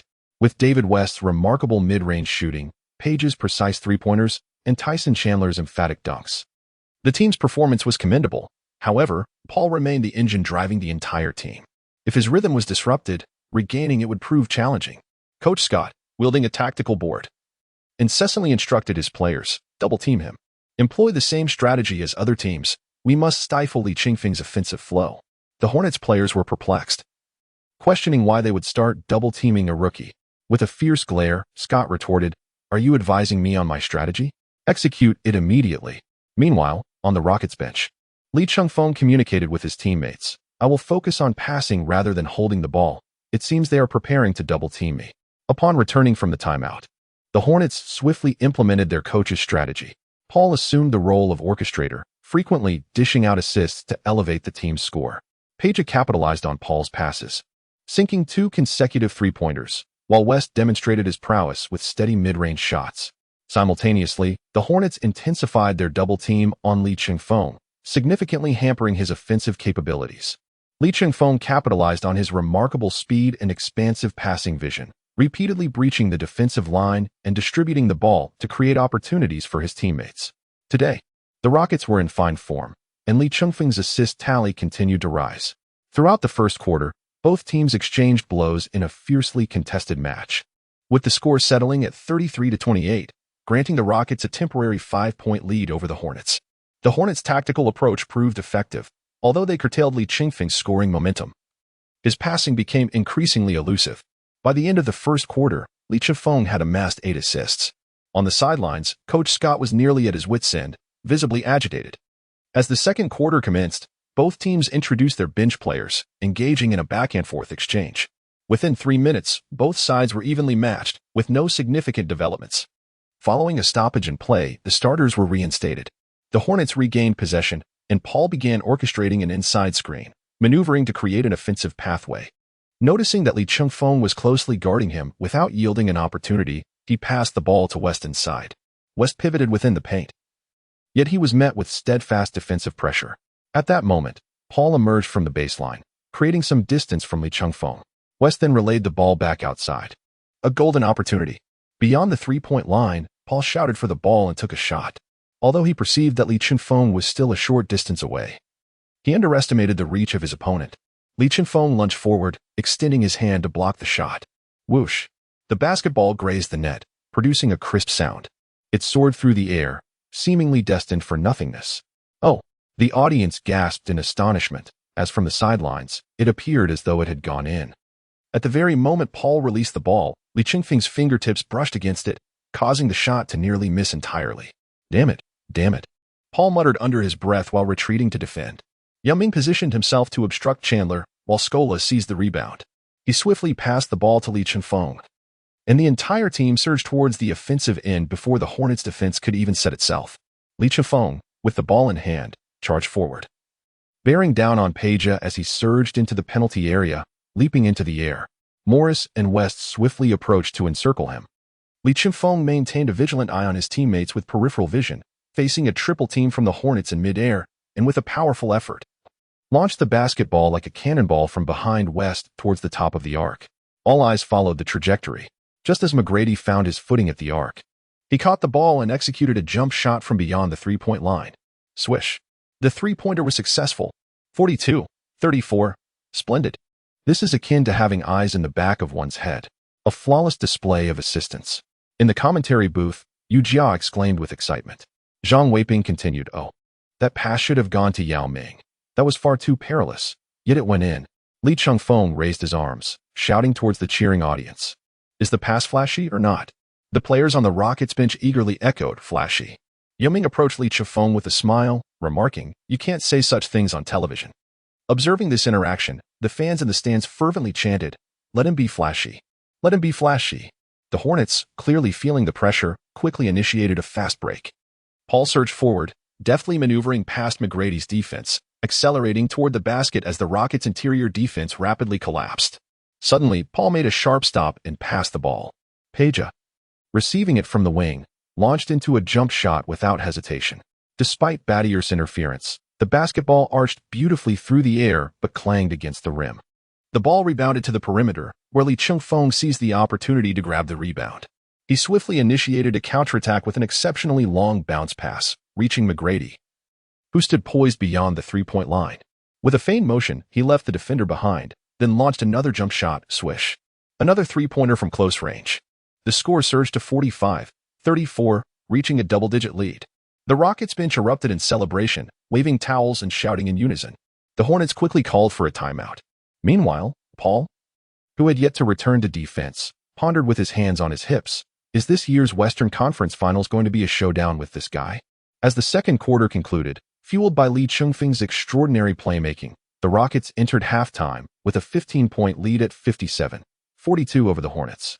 In the commentary booth, Yu Jia flipped through the players' statistics, exclaiming, "The Rockets performed exceptionally in the first half, with both Yao Ming and McGrady scoring 10 points. But Lee Chengfeng, wait, it seems he forgot to score this quarter. Yet, he astonishingly delivered 9 assists, totaling 17 assists in the first half, my goodness." Chapter 93, The Creation of Legendary Single-Game Assists. The entire first half transformed into a showcase of Lee Chengfeng's passing prowess, each delivery brimming with creativity and imagination. Fans eagerly discussed, there surely won't be enough room for today's top 5 plays. At that moment, an astonishing statistic appeared on the arena's large screen. Lee Chengfeng had recorded 17 assists in the first half, breaking the NBA's record for assists in a half. This revelation struck like a thunderbolt, instantly electrifying the entire arena. Lee Chengfeng, Lee Chengfeng, Lee Chengfeng. As the game continued, The fans in the stands began to chant his name fervently. In that moment, everyone realized they were witnessing a monumental moment in history. The grand screen above the arena displayed the jubilant news, elevating the atmosphere to a fever pitch. McGrady patted Lee Chengfeng on the shoulder, exclaiming, "By golly. Back in my day, scoring 13 points in 35 seconds didn't inspire this level of fervor. You're something else. I've never seen such passionate support from female fans. What an electrifying ambience." Lee Chengfeng, with arms outstretched, gestured towards the audience. McGrady playfully retaliated with a swift kick. "That'll teach you to show off." As halftime concluded, the second half commenced. Within less than 4 minutes into the third quarter, Lee Chengfeng led the bench players to an explosive 8-0 scoring run. The score surged to 65-42, instantly widening the gap to 23 points. Remarkably, all 8 points were a result of assists from Lee Chengfeng, who had already notched 4 assists at the outset. The Rockets' morale soared, compelling Coach Scott of the Hornets to call yet another timeout. Basketball is not merely a test of skill and physical prowess. Maintaining a sound mindset is equally crucial. The Hornets players began to unravel psychologically. The game had started with a semblance of balance, yet Paul's distribution line was ruthlessly stifled, causing the entire offensive system to collapse. Regardless of the tactical adjustments Scott attempted, none seemed to yield significant improvement. No matter how he screamed at his players, he could not rouse them from their stupor. Once their mentality faltered, their shooting touch began to wane. Upon returning from the timeout, Paul, as the team's linchpin, quickly recalibrated his focus. In the face of Lee Chengfeng's relentless defense, he swiftly passed the ball to Peja in the corner. Peja maneuvered past Battier's defense with a decisive step, launching a three-pointer.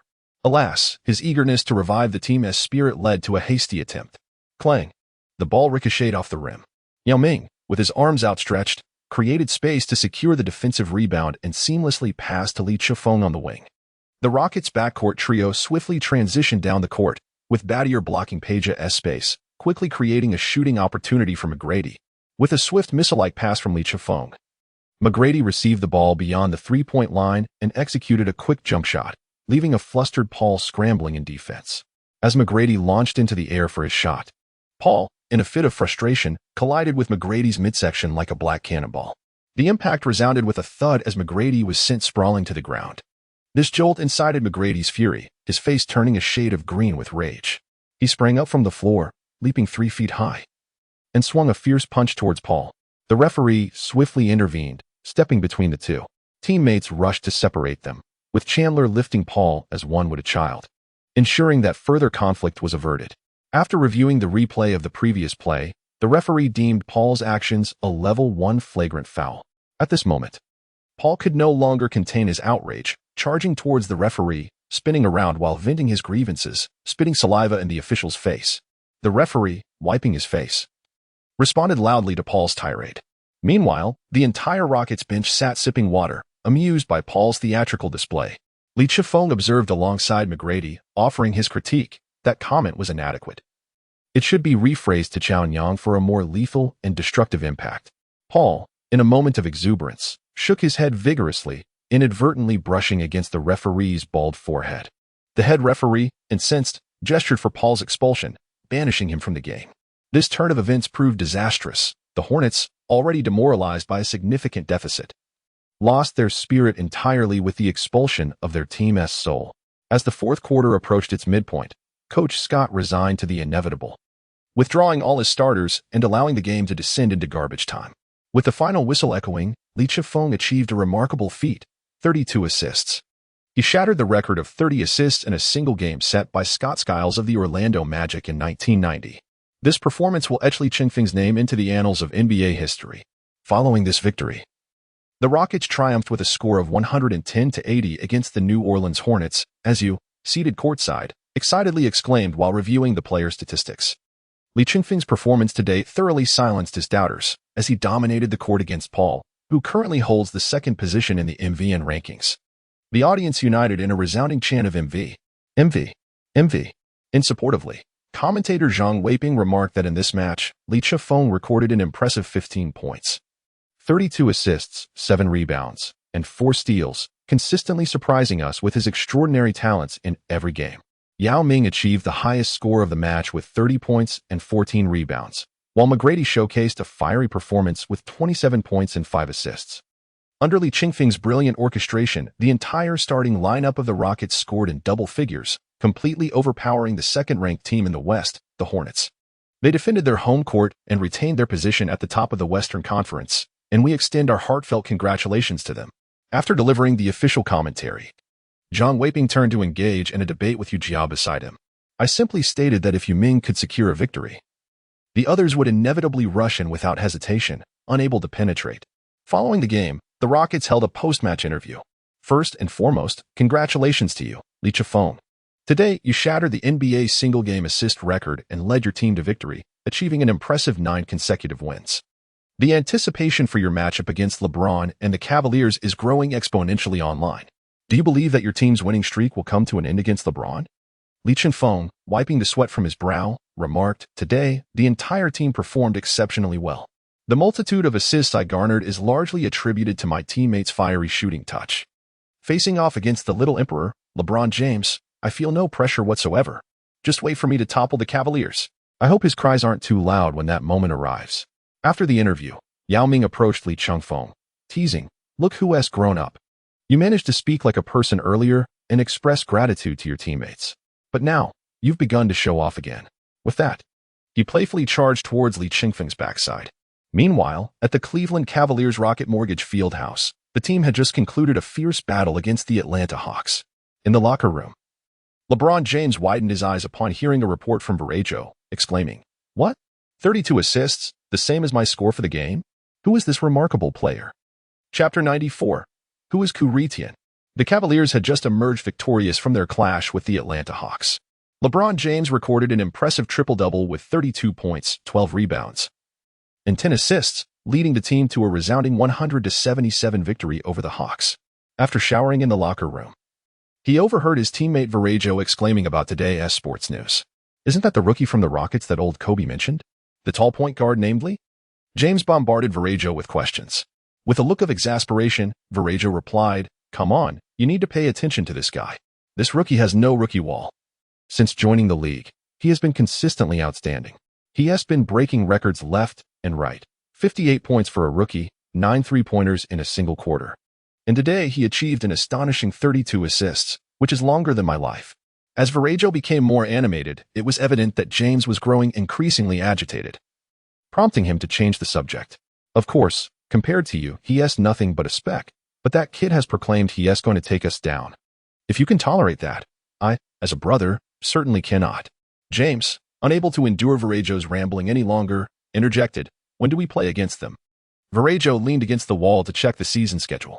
On the 9th of this month. James smirked coldly, let that kid prepare for a thorough lesson.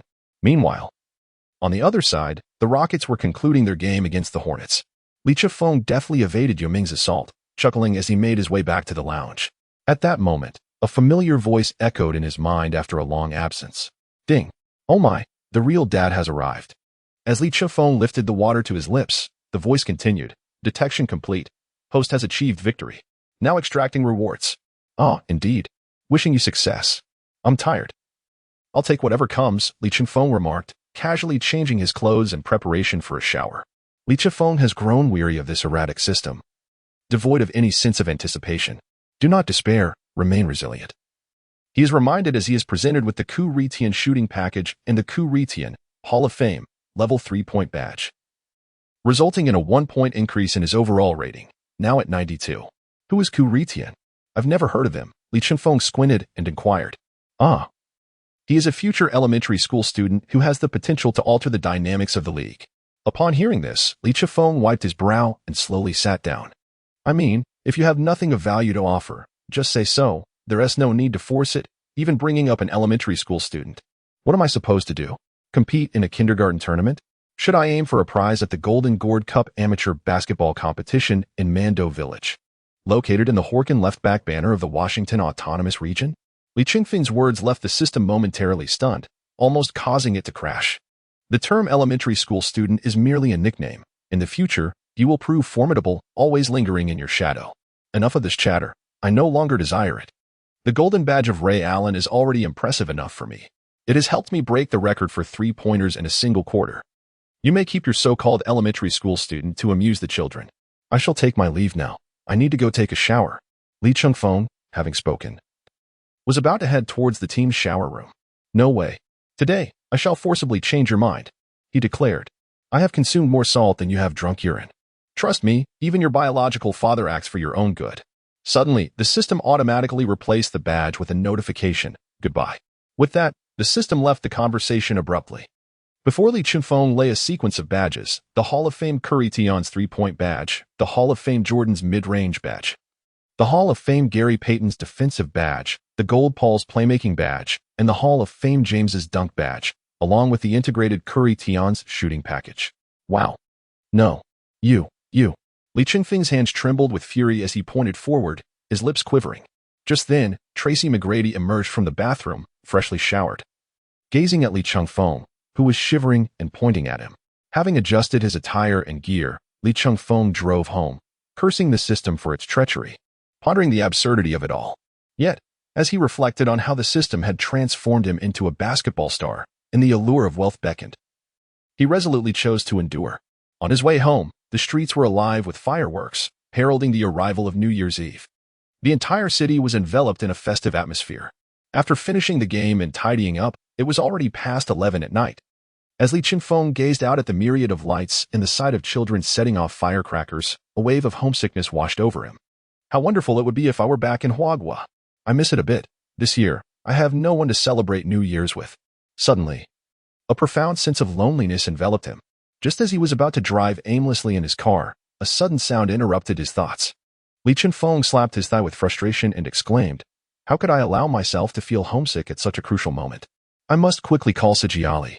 After muttering to himself, Li Chengfeng pulled over and began to dial the number. To his dismay, he discovered that Sijiali was abroad filming and unavailable. Li Chengfeng, holding his phone, rolled his eyes and dialed Haijiwei's number once more, only to find that she was once again unavailable. Undeterred, he proceeded to call the charming young lady, Olsen, whom he had met only once, but she too was abroad.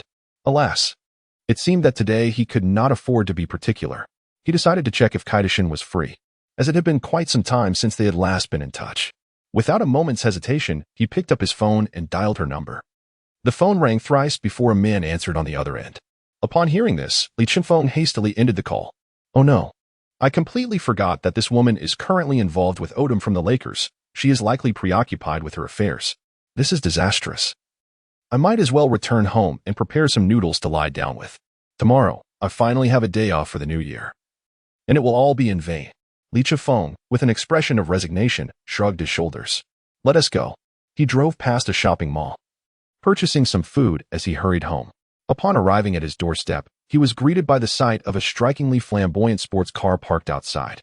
Goodness! What an eye-catching crimson beauty. The owner of such a vehicle must surely possess an equally flamboyant personality. The car was undeniably impressive, exuding an aura of allure. Li Chengfeng alighted from the vehicle, a hamburger clasped between his teeth, marveling at the car. However, the more he gazed, the more he sensed something amiss. This car was strikingly familiar. Could it possibly belong to that individual? As Li Chengfeng was taken aback, a voice emerged from behind him. "Yes, it's mine. Do you like it?" Chapter 95. Sawa's visit on New Year's Eve. Li Chengfeng gazed at the familiar crimson Ferrari, a sense of recognition washing over him, as he pondered whether it truly belonged to her. At that moment, Sharapova, standing behind him, greeted him with a radiant smile, saying, "You are not mistaken. It is indeed mine." Upon hearing that voice, Li Chengfeng nearly choked on his hamburger. He thought to himself, "It's over. This woman has come to find me." Turning around, he noticed that today, Sharapova was dressed in an extraordinarily alluring manner. It was evident that her outfit had been tailor-made to accentuate her figure. She donned a remarkably simple, spaghetti-strapped, sheer black mini-dress that showcased her elongated collarbones and enticing décolletage. The snug fit of the garment emphasized her seductive silhouette, evoking a myriad of tantalizing thoughts. Li Chengfeng gazed at Sharapova in sheer astonishment, stammering as he inquired, "How do you know where I live? It's such a long way from New York to Houston. Did you drive here?" The mere recollection of their encounter that fateful night sent tremors through his legs, leaving him momentarily at a loss for words. Sharapova, leaning against the car, replied with a charming smile, "Is it really so difficult to find out where the illustriously resides? Since you have an affinity for this car, I arranged for a helicopter to transport it here just for you. It's now yours." She then added with a playful grin, "And seeing as you had no company on New Year's Eve, I noticed you made a round of calls with no one to answer. So I thought I would come and keep you company." Upon hearing this, Li Chengfeng could not help but widen his eyes, a visage filled with rage. "What the hell? You actually followed me and listened to my phone call. By the way, is this car truly for me? I was just contemplating a firm approach to send her away, and if she decides to linger here tonight, it would certainly lead to a considerable amount of trouble for me. Yet, it is a Ferrari." The mere thought of this made Li Chengfeng momentarily falter. He clenched his teeth and mused inwardly, "Damn it, one cannot both be a scoundrel and maintain a facade of virtue. I must endure." Sharapova giggled with unrestrained delight. "How could I possibly go back on my promise? It's merely a car. If you desire anything in the future, just let me know. And I assure you, your wishes will be fulfilled." Li Chengfeng's mind became increasingly troubled. "I have indeed been ensnared in a scandal." Just then, Sharapova noticed the numerous bags in Li Chengfeng's hands and approached him directly, cornering him against the car door. With a thud, she executed a dramatic lean-in. "You're so tall. Bend down a little. What have you bought?" She playfully pressed him down with a hand, then inquired with a charming smile. Li Chengfeng gazed at her with a dual expression of astonishment. Under the moonlight's gentle illumination, Shawa's skin appeared even more porcelain-like, and the subtle fragrance wafting from her being caused his lips to tremble once more. Li Chengfeng did not shy away from the sight of a woman. Rather, he was acutely aware of her fierce temperament, which could lead to unpredictable actions. He took a deep breath, attempting to calm himself. Yet his body betrayed him with involuntary tremors. Sharapova seemed to sense Li Chengfeng's unease, a subtle smirk curling at the corners of her lips, hinting at mischief. She leaned in closer, her finger gently tracing the contour of his cheek, and in a soft, enticing whisper, she said, "Do not be anxious. I merely wish to see what delectable treats you have procured." Her voice carried an irresistible allure, rendering resistance futile.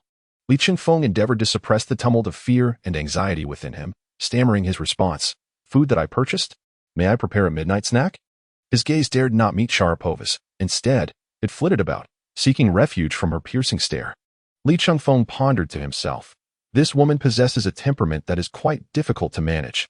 Her moods shift like the wind, and it is rather exhausting. A flicker of disappointment crossed Sharapova's eyes, yet she swiftly regained her composure. With a gentle smile, she straightened herself and took the bags of food from Li Chengfeng's hands. "Are there no toys?" Upon hearing this, Li Chengfeng thought to himself, "It seems I cannot escape tonight, so let it be. I have an assortment of games at home, and the mahjong room is replete with various cards." After expressing his deep regret, Li Chengfeng pondered on the futility of his words, feeling as if his life was at stake.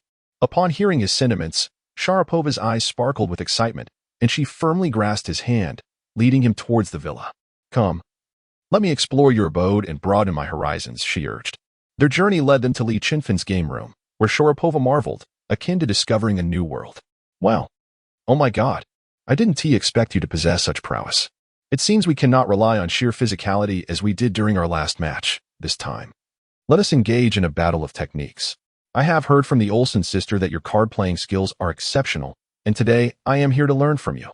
Realizing the implications of her words, Li Chengfeng suddenly understood the connection. How did she know about his phone call? It dawned on him that he was merely a conduit for their interactions. "Dear lady," he replied, "we have only been apart for a couple of days. Let us converse and reflect on life instead of exhausting ourselves with games." Sharapova casually poured herself half a glass of red wine, her crimson lips accentuating her vibrant allure as she took a sip. "Isn't there a saying in your country that goes, 'A day apart feels like 3 autumns'? Given our few days of separation, how many autumns have we endured?"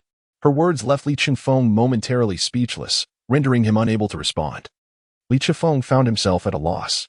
With a sigh, he resignedly remarked, "Since the atmosphere has been cultivated to this extent, please, do come in." With that, he extended his hand in a gesture of invitation, signaling for Sharapova to enter, holding half a glass of wine. A smirk of satisfaction danced upon her lips as she sauntered in, teasing, "Ah, quite obedient, aren't you? Well then, let's proceed." With a confident stride, she entered the game room. This time, they seemed to have reached an unspoken understanding, opting not to engage in the physically demanding basketball matches before, but instead, they settled into a game of cards. Perhaps due to the intensity of their previous competition, they recognized the parity of their skills, thus determining that exhausting themselves in a battle of attrition was futile. They chose to interact in a manner that was more relaxed and enjoyable. That evening, Li Chengfeng resembled a valiant commander, wielding his cards like a sharp lance, relentlessly deploying powerful moves such as the King Bomb and 3-with-2, forcing his opponent to retreat step by step. In contrast, Sharapova embodied a shrewd strategist, adeptly employing tactics like the 2 aces for 2s and a straight flush of spades, meticulously defending her lines. Occasionally, she launched a counteroffensive, placing considerable pressure on Li Chengfeng. After several rounds of intense play, Sharapova suddenly raised her hand to call for a pause, exclaiming, "I need a sip of water. I am utterly fatigued." She had reached her limits and needed a brief respite. After a night of intense practice, Li Chengfeng finally discerned an effective strategy. He realized that mere confrontation with Sharapova would not lead to victory. He needed to apply more technical approaches. Only then could he subdue this fierce beast from the fighting nation. He understood that in future contests, relying solely on strength and speed would be insufficient. He must leverage his intellect and skills to exploit Sharapova's vulnerabilities, turning her power against her for a triumphant comeback. Upon rising early, Li Chengfeng felt invigorated. Observing Sharapova sprawled in the game room, he thought to himself that he had finally avenged his previous defeat. It was not until midday that Sharapova regained her composure, her previously assertive demeanor having taken a complete turn. Li Chengfeng was in a hurry to reach the team training, as the matches were set to commence tomorrow. Sharapova clung to him, unwilling to let him leave, her previous assertiveness completely subdued by his charm. "I'm hungry. Why not have your personal chef prepare a meal for us? It would be lovely to eat before we depart," Sharapova began to plead with a coy tone. Li Chengfeng found her tone particularly disconcerting. "I do not have a personal chef. How about this? I shall treat you to another lollipop," he remarked, raising an eyebrow. Sharapova playfully covered her face with her hand and laughed. "You are so mischievous. I absolutely adore it." "Well then, it seems this is the only option. As I am rather inept in the kitchen, I suppose I shall have to settle for this," she chuckled. Li Chengfeng spread his hands in a gesture of resignation and remarked, "You are indeed Princess Janning. Without a formidable presence, one simply won't be obedient. Come now." On this day, January 1st, 2008, according to the American calendar, the NBA officially announced the player of the month for the previous month. The star of the Eastern Orlando Magic, Dwight Howard, secured the accolade for the second consecutive month. Last month, he averaged 21.7 points, 14 rebounds, and 2.9 blocks, surpassing his competitors. In the fiercely contested Western Conference, the battles among teams were particularly brutal, as each star player sought to showcase their prowess with the All-Star game approaching. Despite the Houston Rockets currently holding the top position, they were merely 5 wins ahead of the 8th-ranked Denver Nuggets, making them vulnerable to being dethroned with even the slightest misstep. Under Li Chengfeng's leadership, the Rockets achieved an extraordinary record of 9 wins and no losses last month. In December, Li Chengfeng averaged an astonishing 34 points, 13.2 assists, and 9.7 rebounds, along with 3.4 steals, shattering 3 league records in succession. He maintained a staggering lead over the second-place Kobe Bryant, thus earning the title of Western Conference Player of the Month once more. Presently, his average score is the highest in the league, surpassing the Eastern Conference's LeBron James, who averages 33 points. Following the announcement of the best player, Li Chengfeng's regular season MVP votes and All-Star votes have soared like a rocket. From being an overlooked rookie in Huaguo to now becoming a sensational MVP contender, this narrative resonates deeply with fans. His following has grown exponentially. Presently, Li Chengfeng's performance has begun to capture the increasing attention of LeBron James. While watching NBA news reports at home, LeBron finds himself increasingly unsettled by the prominence of this rookie, frustrated by the audacity displayed. He tosses aside the taco in his hand and heads to the gym, determined to train rigorously and prepare to vanquish the Rockets before facing the Cavaliers. The Rockets have 3 more matches to play. On January 3rd, the Houston Rockets will host the Orlando Magic, led by the recently crowned Eastern Conference Player of the Month, Dwight Howard. In their previous encounter, Li Chengfeng was ejected for a confrontation with the Beast, and with Yao Ming sidelined due to injury. The team could not contain Howard's dominance in the paint. This led to a significant deficit during a crucial phase of the game, resulting in a disappointing 92-108 loss to the Magic. However, with the entire Rockets roster in good health this time, and Yao Ming's calm demeanor being crucial to managing Li Chengfeng's exuberance, head coach Adelman can finally breathe a sigh of relief. Li Chengfeng had been harboring a deep-seated determination to confront the Magic, his gaze fixated on Howard, igniting a fervent desire to confront him. The Rockets approached this match with an unwavering mindset, intent on avenging their previous defeat. Howard, too, was haunted by memories of the last encounter, where Lee had delivered a stunning blow, leaving him with a bruise that took nearly 2 weeks to heal. As the clock struck 7 p.m. at the Toyota Center, the venue for the highly anticipated rematch against the Magic, both teams engaged in their pre-game warm-up. Yuming approached Lee Chengfeng, who was practicing his shots, and advised, "Stay composed in this match. Do not allow Howard to provoke you again, lest you find yourself ejected once more. I am determined to dominate him this time." "Understood," Lee replied.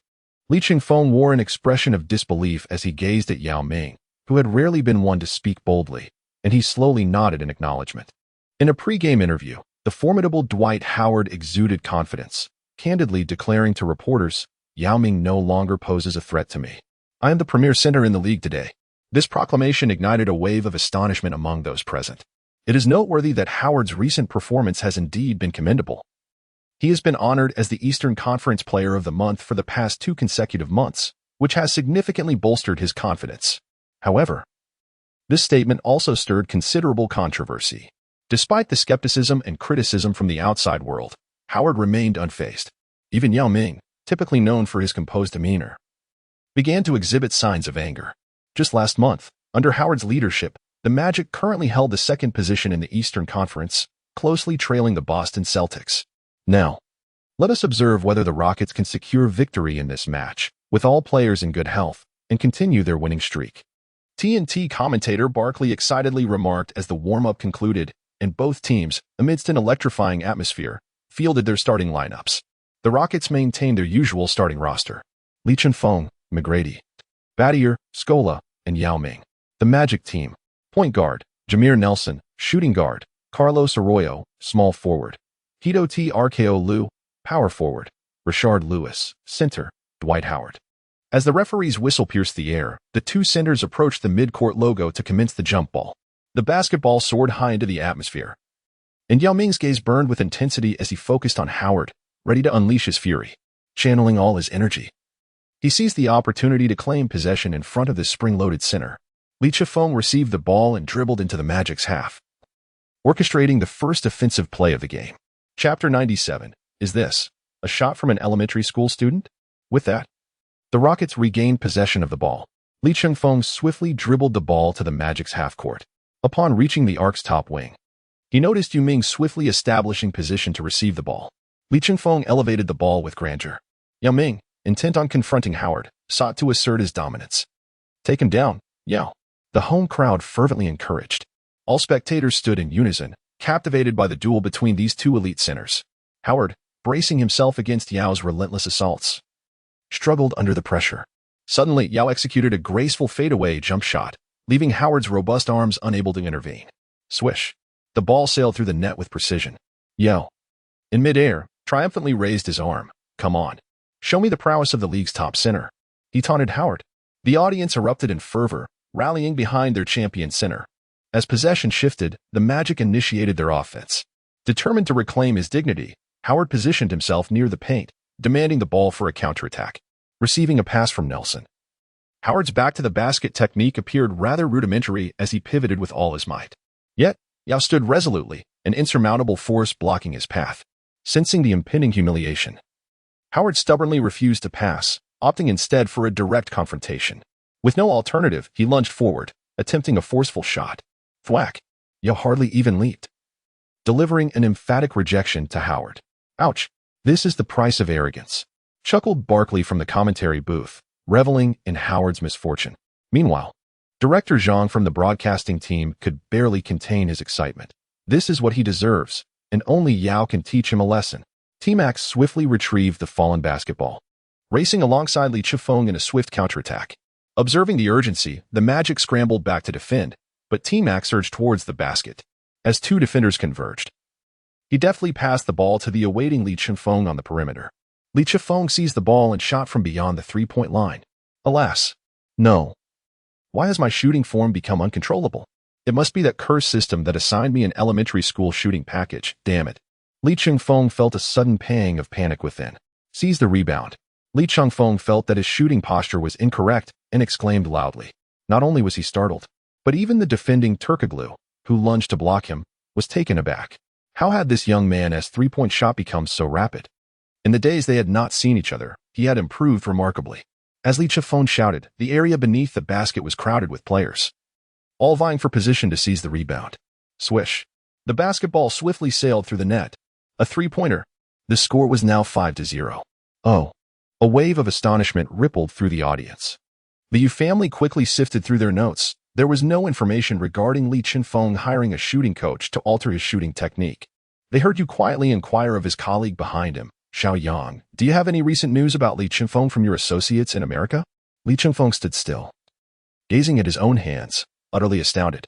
Is this kid really a primary school student? The speed, the precision, the force. Yoming shouted at him. What are you daydreaming about? Have you never played a three-pointer? Get on defense. Nelson swiftly passed the ball to Lewis at the front court, initiating a rapid counterattack. Lewis stepped back to the perimeter, setting up like a cannon as he launched the ball against Scola's defense. Clang. The basketball ricocheted off the rim. Howard soared like a rocket, snatching the rebound with both hands. He then leapt again, preparing to unleash a powerful slam dunk. However, two enormous hands, resembling giant fans, emerged in midair and firmly pressed down on the poised basketball. Yao Ming exerted his strength, declaring, "You shall not pass." Bang! The ball was forcefully pinned down by Yao's hands. Howard stumbled and fell to the ground with a thud. Oh! The crowd erupted in astonished gasps once more. The ball had not gone out of bounds. Battier dashed to the floor and snatched it from Nelson's grasp. With great effort, he tossed it to Scola, who then launched a long pass to Li Chifeng, who had already sprinted to the opponent's half-court. Turkoglu closely pursued Li Chifeng from behind, defending fiercely. Li Chifeng swiftly passed the ball, taking a quick step beyond the three-point line, evading the defense of the lunging Turkoglu. Once more, I shall attempt this rapid shooting stance. In an instant, he leaped. Li Chifeng felt that his shooting release point was remarkably low, and his release speed was akin to lightning. With the ball positioned below his forehead, he propelled it forward in an instant, completing the shot in less than half a second. The entire arena witnessed this missile-like three-pointer soar towards the hoop. Swish! Another perfect shot. The Rockets surged ahead with an impressive 8-0 start. Everyone on the court turned in astonishment to gaze at Li Chifeng. Li Chifeng swung his large hands and exclaimed, "Wow, this shooting style may appear unconventional and unorthodox. Yet not only is it accurate, but it also requires astonishingly little effort." As the defensive player McGrady approached, he inquired, "When did you invent this technique? Hurry and teach me, so I won't have to exert myself so much while jumping for my shots. There are always troublemakers lurking to trip me up." At that moment, the scene shifted to a dormitory at Dyson College in the United States. A disheveled college student sat at his desk, voraciously devouring instant